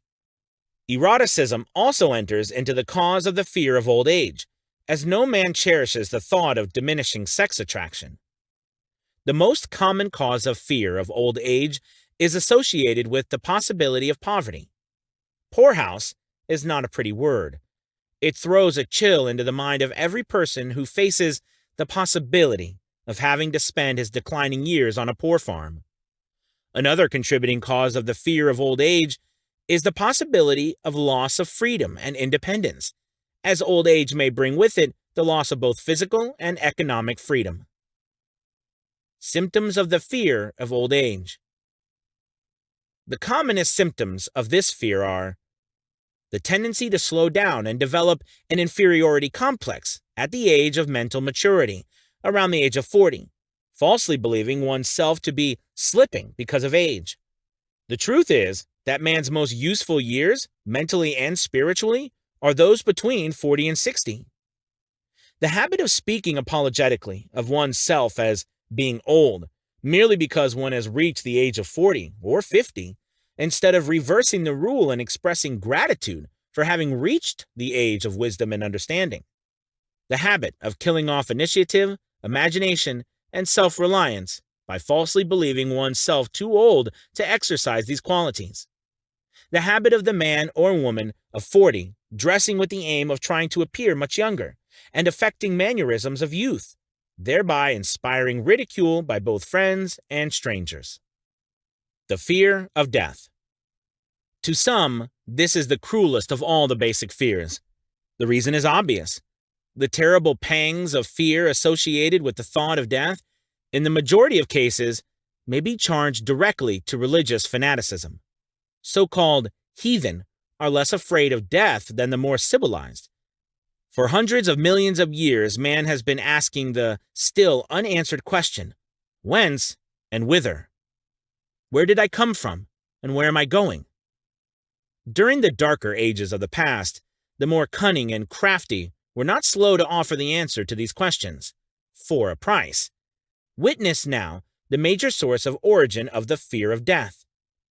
Come into my tent, embrace my faith, accept my dogmas, and I will give you a ticket that will admit you straight away into heaven when you die, cries a leader of sectarianism. Remain out of my tent, says the same leader, and may the devil take you and burn you throughout eternity. Eternity is a long time. Fire is a terrible thing. The thought of eternal punishment with fire not only causes man to fear death, it often causes him to lose his reason. It destroys interest in life and makes happiness impossible. During my research, I reviewed a book entitled A Catalogue of the Gods, in which were listed the 30,000 gods which man has worshipped. Think of it, 30,000 of them, represented by everything from a crawfish to a man. It is little wonder that men have become frightened at the approach of death. While the religious leader may not be able to provide safe conduct into heaven, nor, by lack of such provision, allow the unfortunate to descend into hell, the possibility of the latter seems so terrible that the very thought of it lays hold of the imagination in such a realistic way that it paralyzes reason and sets up the fear of death. In truth, no man knows, and no man has ever known, what heaven or hell is like, nor does any man know if either place actually exists. This very lack of positive knowledge opens the door of the human mind to the charlatan, so he may enter and control that mind with his stock of legerdemain and various brands of pious fraud and trickery. The fear of death is not as common now as it was during the age when there were no great colleges and universities. Men of science have turned the spotlight of truth upon the world, and this truth is rapidly freeing men and women from this terrible fear of death. The young men and women who attend the colleges and universities are not easily impressed by fire and brimstone. Through the aid of biology, astronomy, geology, and other related scientists, the fears of the Dark Ages which gripped the minds of men and destroyed their reason have been dispelled. Insane asylums are filled with men and women who have gone mad because of their fear of death. This fear is useless. Death will come, no matter what anyone may think about it. Accept it as a necessity, and pass the thought out of your mind. It must be a necessity, or it would not come to all. Perhaps it is not as bad as it has been pictured. The entire world is made up of only two things, energy and matter. In elementary physics, we learn that neither matter nor energy, the only two realities known to man, can be created nor destroyed. Both matter and energy can be transformed, but neither can be destroyed. Life is energy, if it is anything. If neither energy nor matter can be destroyed, of course life cannot be destroyed. Life, like other forms of energy, may be passed through various processes of transition or change, but it cannot be destroyed. Death is mere transition. If death is not mere change or transition, then nothing comes after death except a long, eternal, peaceful sleep, and sleep is nothing to be feared. Thus you may wipe out, forever, the fear of death. Symptoms of the fear of death. The general symptoms of this fear are the habit of thinking about dying instead of making the most of life, due, generally, to lack of purpose or lack of suitable occupation. This fear is more prevalent among the aged, but sometimes the more youthful are victims of it. The greatest of all remedies for the fear of death is a burning desire for achievement, backed by useful service to others. A busy person seldom has time to think about dying. He finds life too thrilling to worry about death. Sometimes the fear of death is closely associated with the fear of poverty, where one's death would leave loved ones poverty-stricken. In other cases, The fear of death is caused by illness and the consequent breaking down of physical body resistance.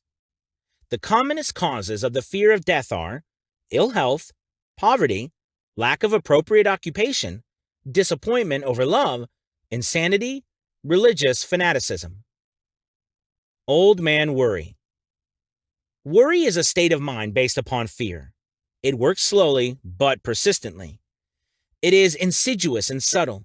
Step by step, it digs itself in until it paralyzes one's reasoning faculty, destroys self-confidence and initiative.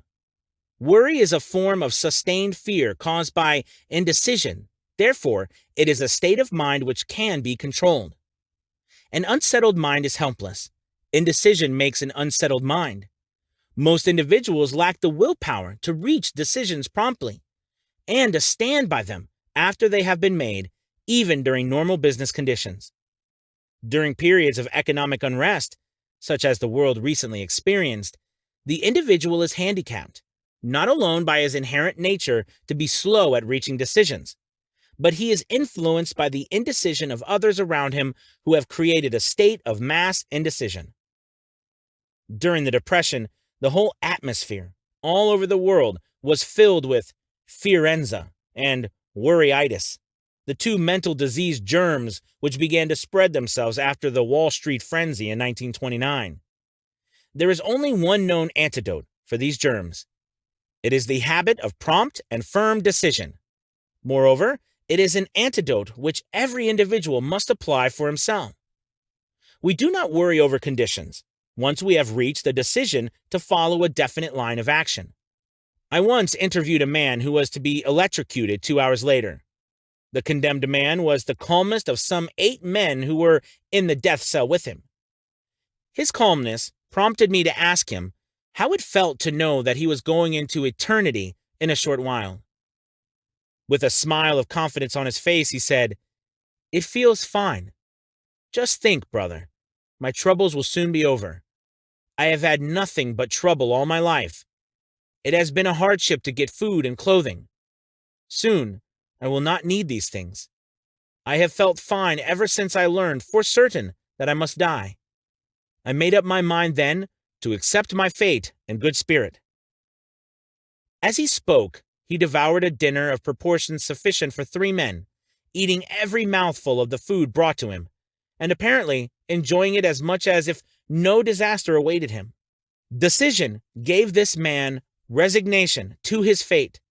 Decision can also prevent one's acceptance of undesired circumstances. The 6 basic fears become translated into a state of worry through indecision. Relieve yourself forever of the fear of death by reaching a decision to accept death as an inescapable event.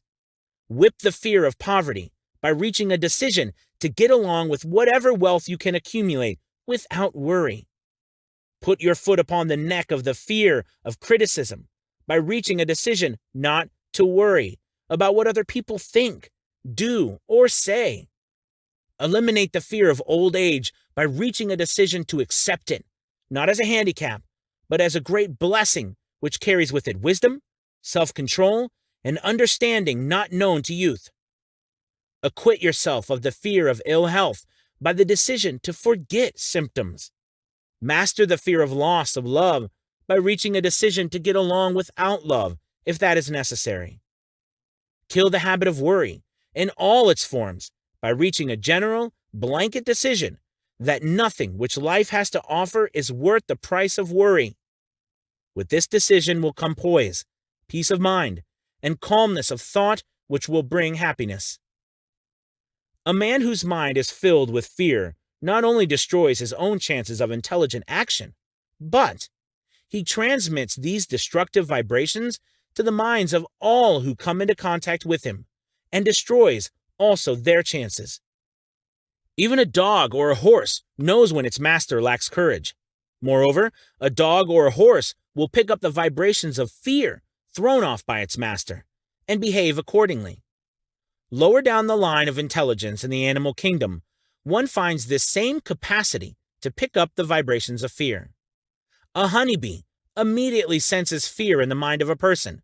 For reasons unknown, a bee will sting the person whose mind is releasing vibrations of fear, much more readily than it will molest the person whose mind registers no fear.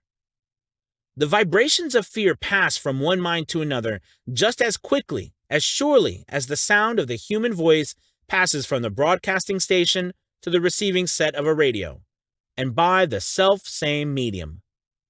Mental telepathy is a reality. Thoughts pass from one mind to another, voluntarily, whether or not this fact is recognized by either the person releasing the thoughts or the person who pick up those thoughts.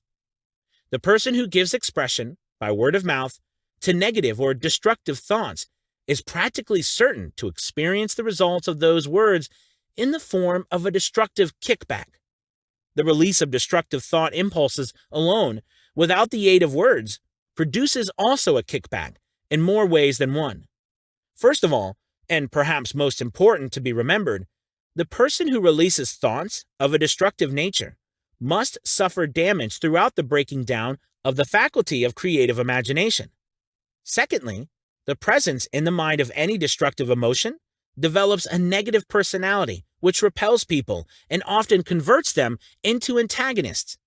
The third source of damage to the person who entertains or releases negative thoughts lies in this significant fact.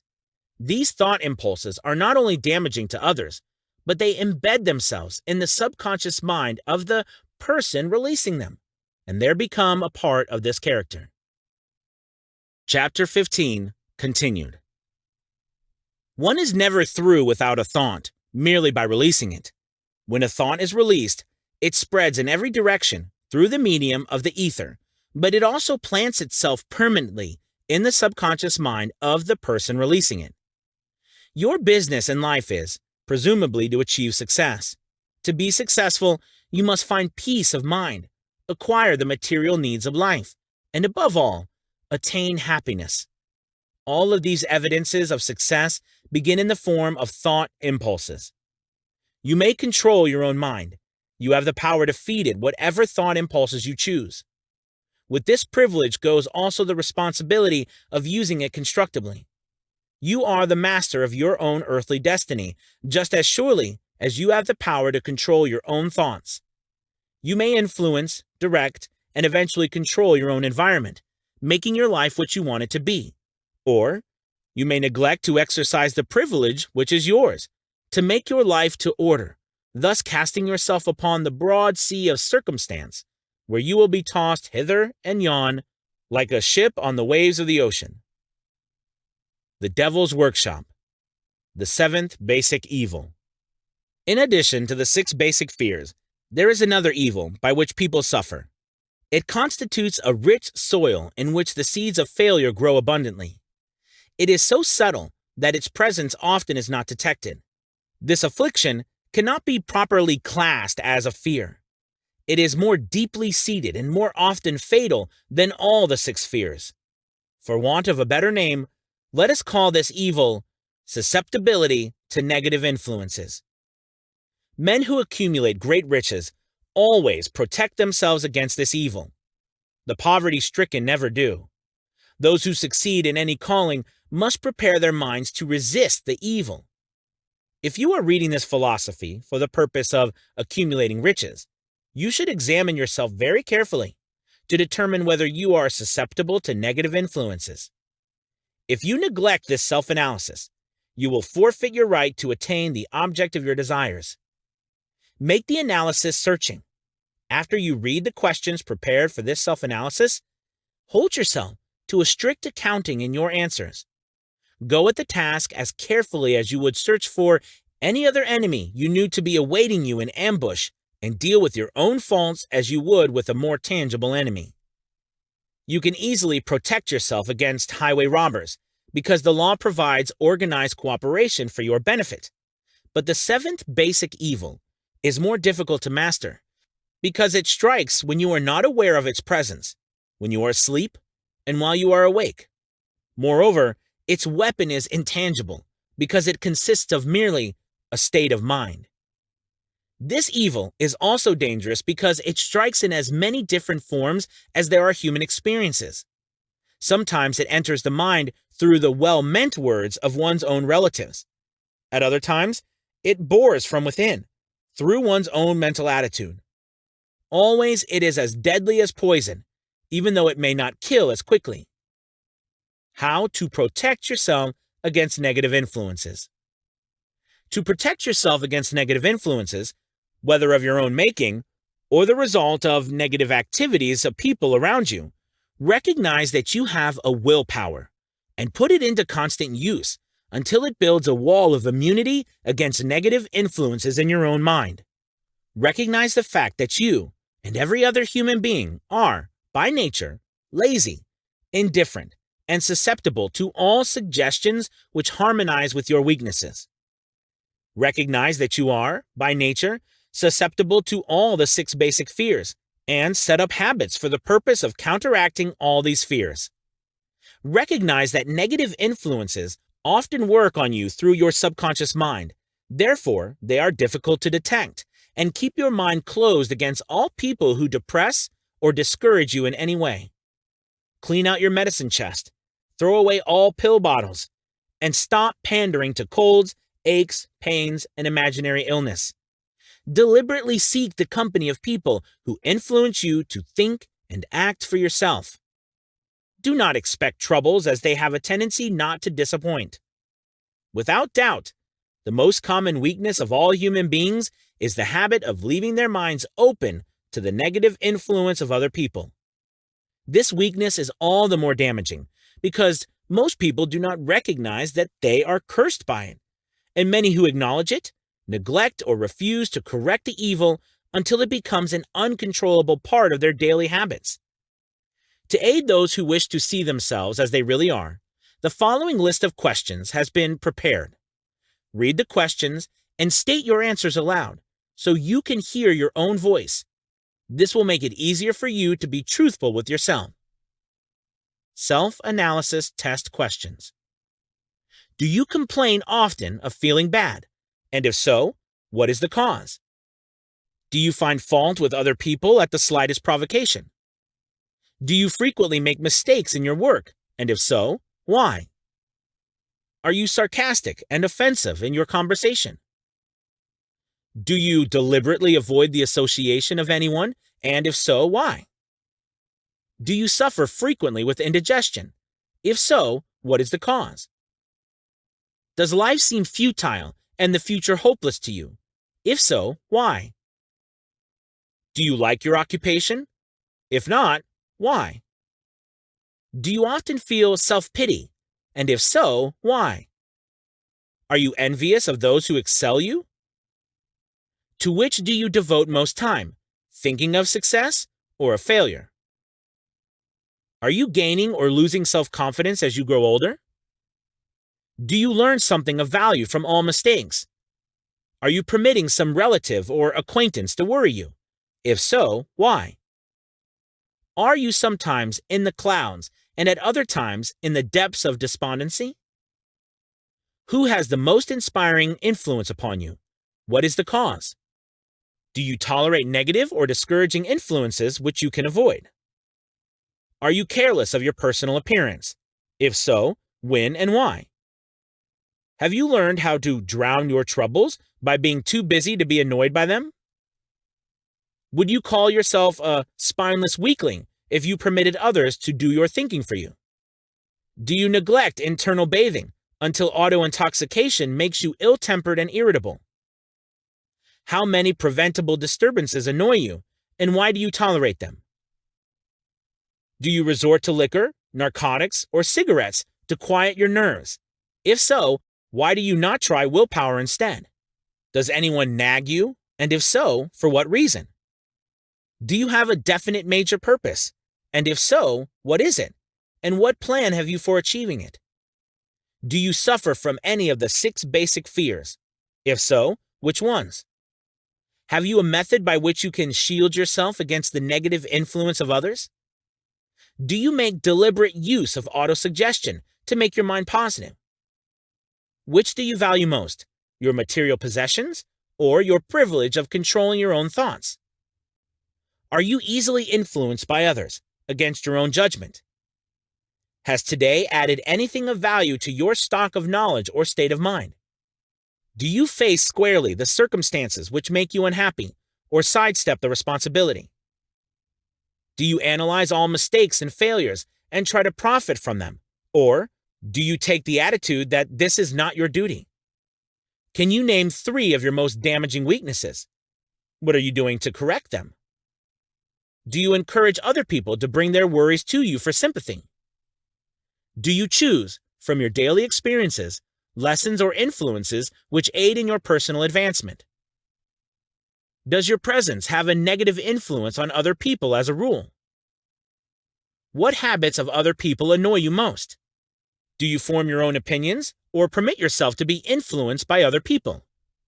Have you learned how to create a mental state of mind with which you can shield yourself against all discouraging influences? Does your occupation inspire you with faith and hope?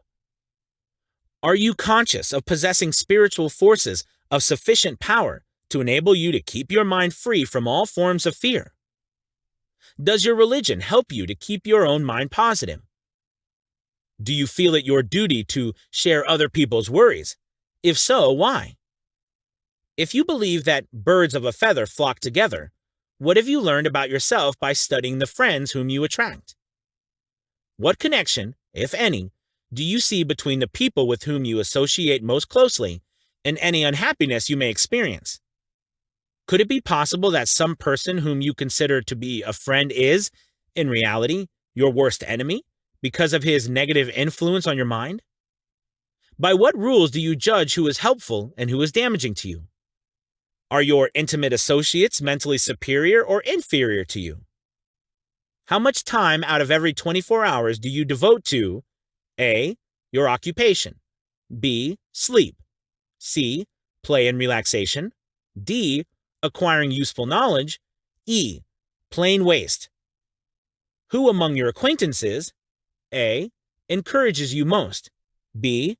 Cautions you most, C. Discourages you most, D. Helps you most in other ways? What is your greatest worry? Why do you tolerate it? When others offer you free, unsolicited advice, do you accept it without question or analyze their motive? What, above all else, do you most desire? Do you intend to acquire it? Are you willing to subordinate all other desires for this one?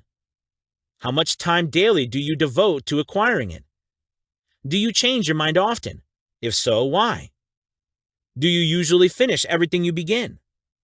Are you easily impressed by other people's business or professional titles, college degrees, or wealth?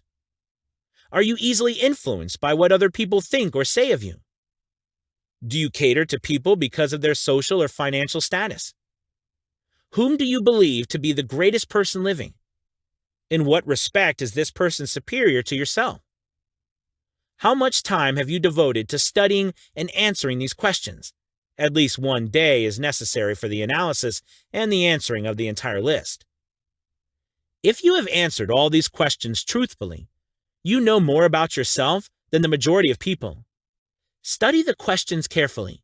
Come back to them once each week for several months and be astounded at the amount of additional knowledge of great value to yourself you will have gained by the simple method of answering the questions truthfully.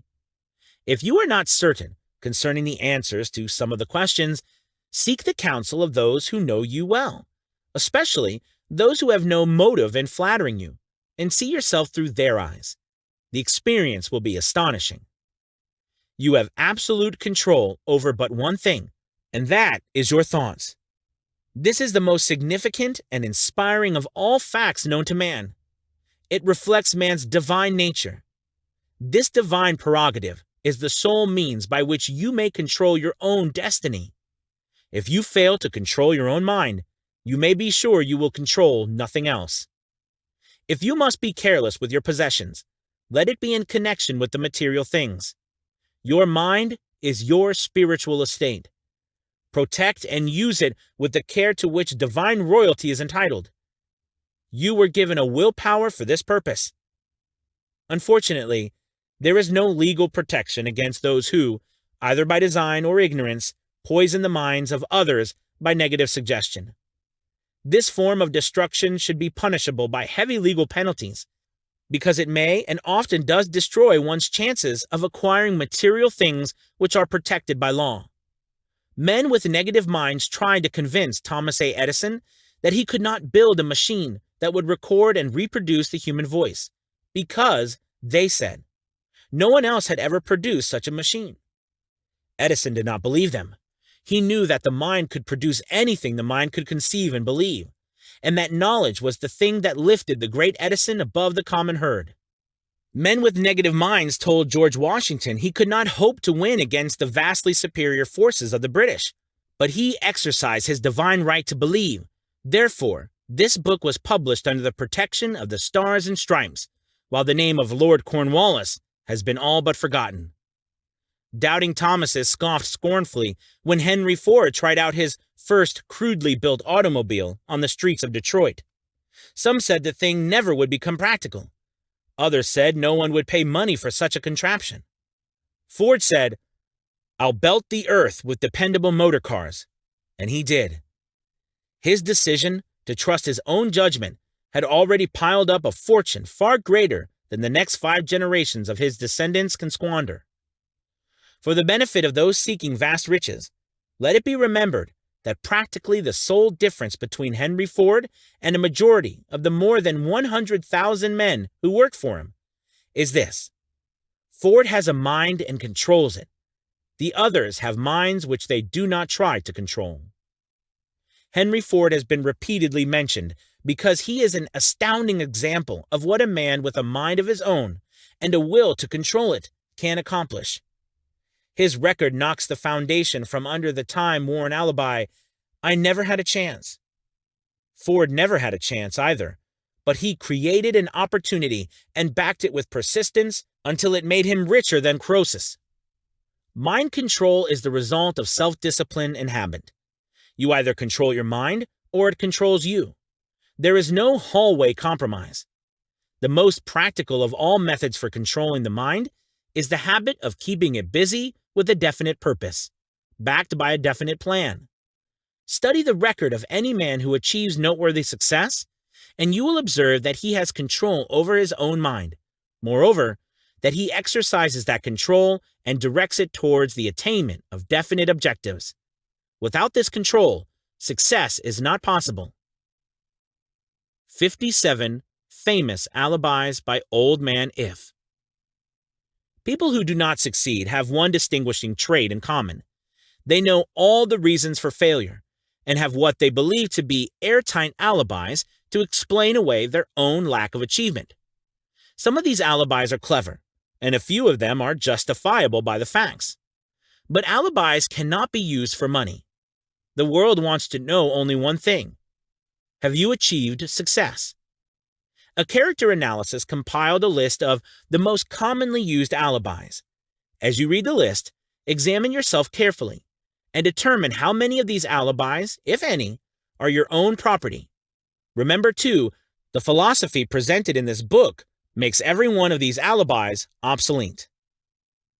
If I didn't have a wife and family, if I had enough pull, if I had money, if I had a good education, if I could get a job, if I had good health, if I had time, if times were better, if other people understood me, if conditions around me were only different, if I could live my life over again, if I did not fear what they would say, if I had been given a chance, if I now had a chance, if other people didn't have it in for me, if nothing happens to stop me, if I were only younger, if I could only do what I want, if I had been born rich, if I could meet the right people, if I had the talent that some people have, if I dared assert myself, if I only had embraced past opportunities,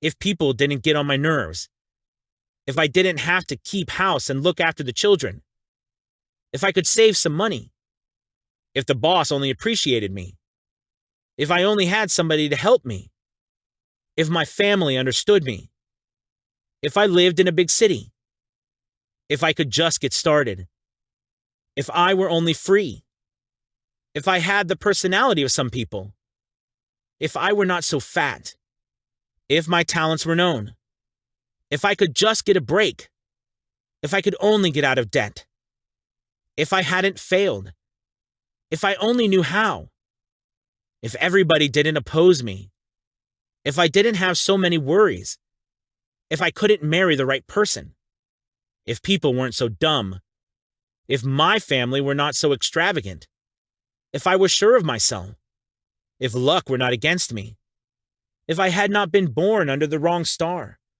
if it were not true that what is to be will be, if I did not have to work so hard, if I hadn't lost my money, if I lived in a different neighborhood, if I didn't have a past, if I only had a business of my own, if other people would only listen to me, if, and this is the greatest of them all, I had the courage to see myself as I really am, I would find out what is wrong with me and correct it. Then I might have a chance to profit by my mistakes and learn something from the experience of others, for I know that there is something wrong with me, or I would now be where I would have been if I had spent more time analyzing my weaknesses and less time building alibis to cover them. Building alibis with which to explain away failure is a national pastime. The habit is as old as the human race and is fatal to success. Why do people cling to their pet alibis? The answer is obvious. They defend their alibis because they create them. A man's alibi is the child of his own imagination. It is human nature to defend one's own brainchild. Building alibis is a deeply rooted habit.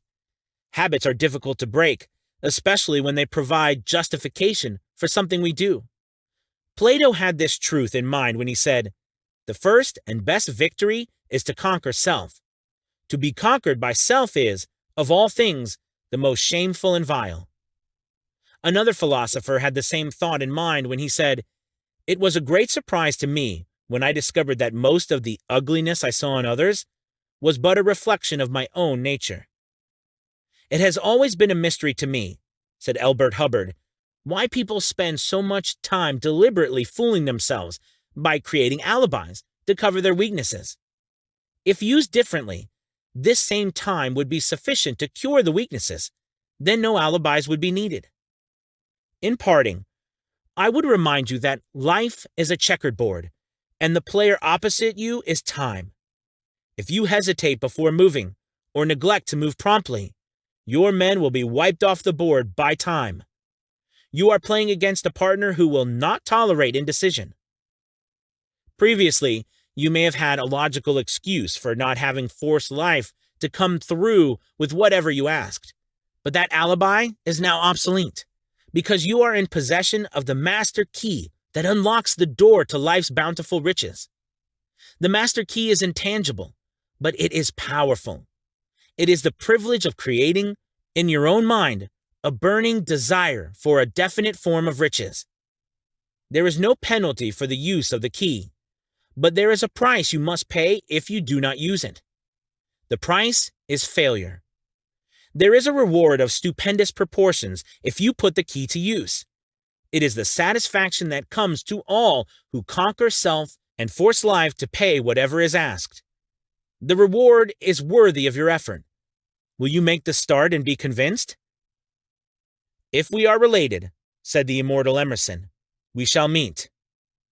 In closing, may I borrow his thought and say, if we are related, we have, through these pages, met.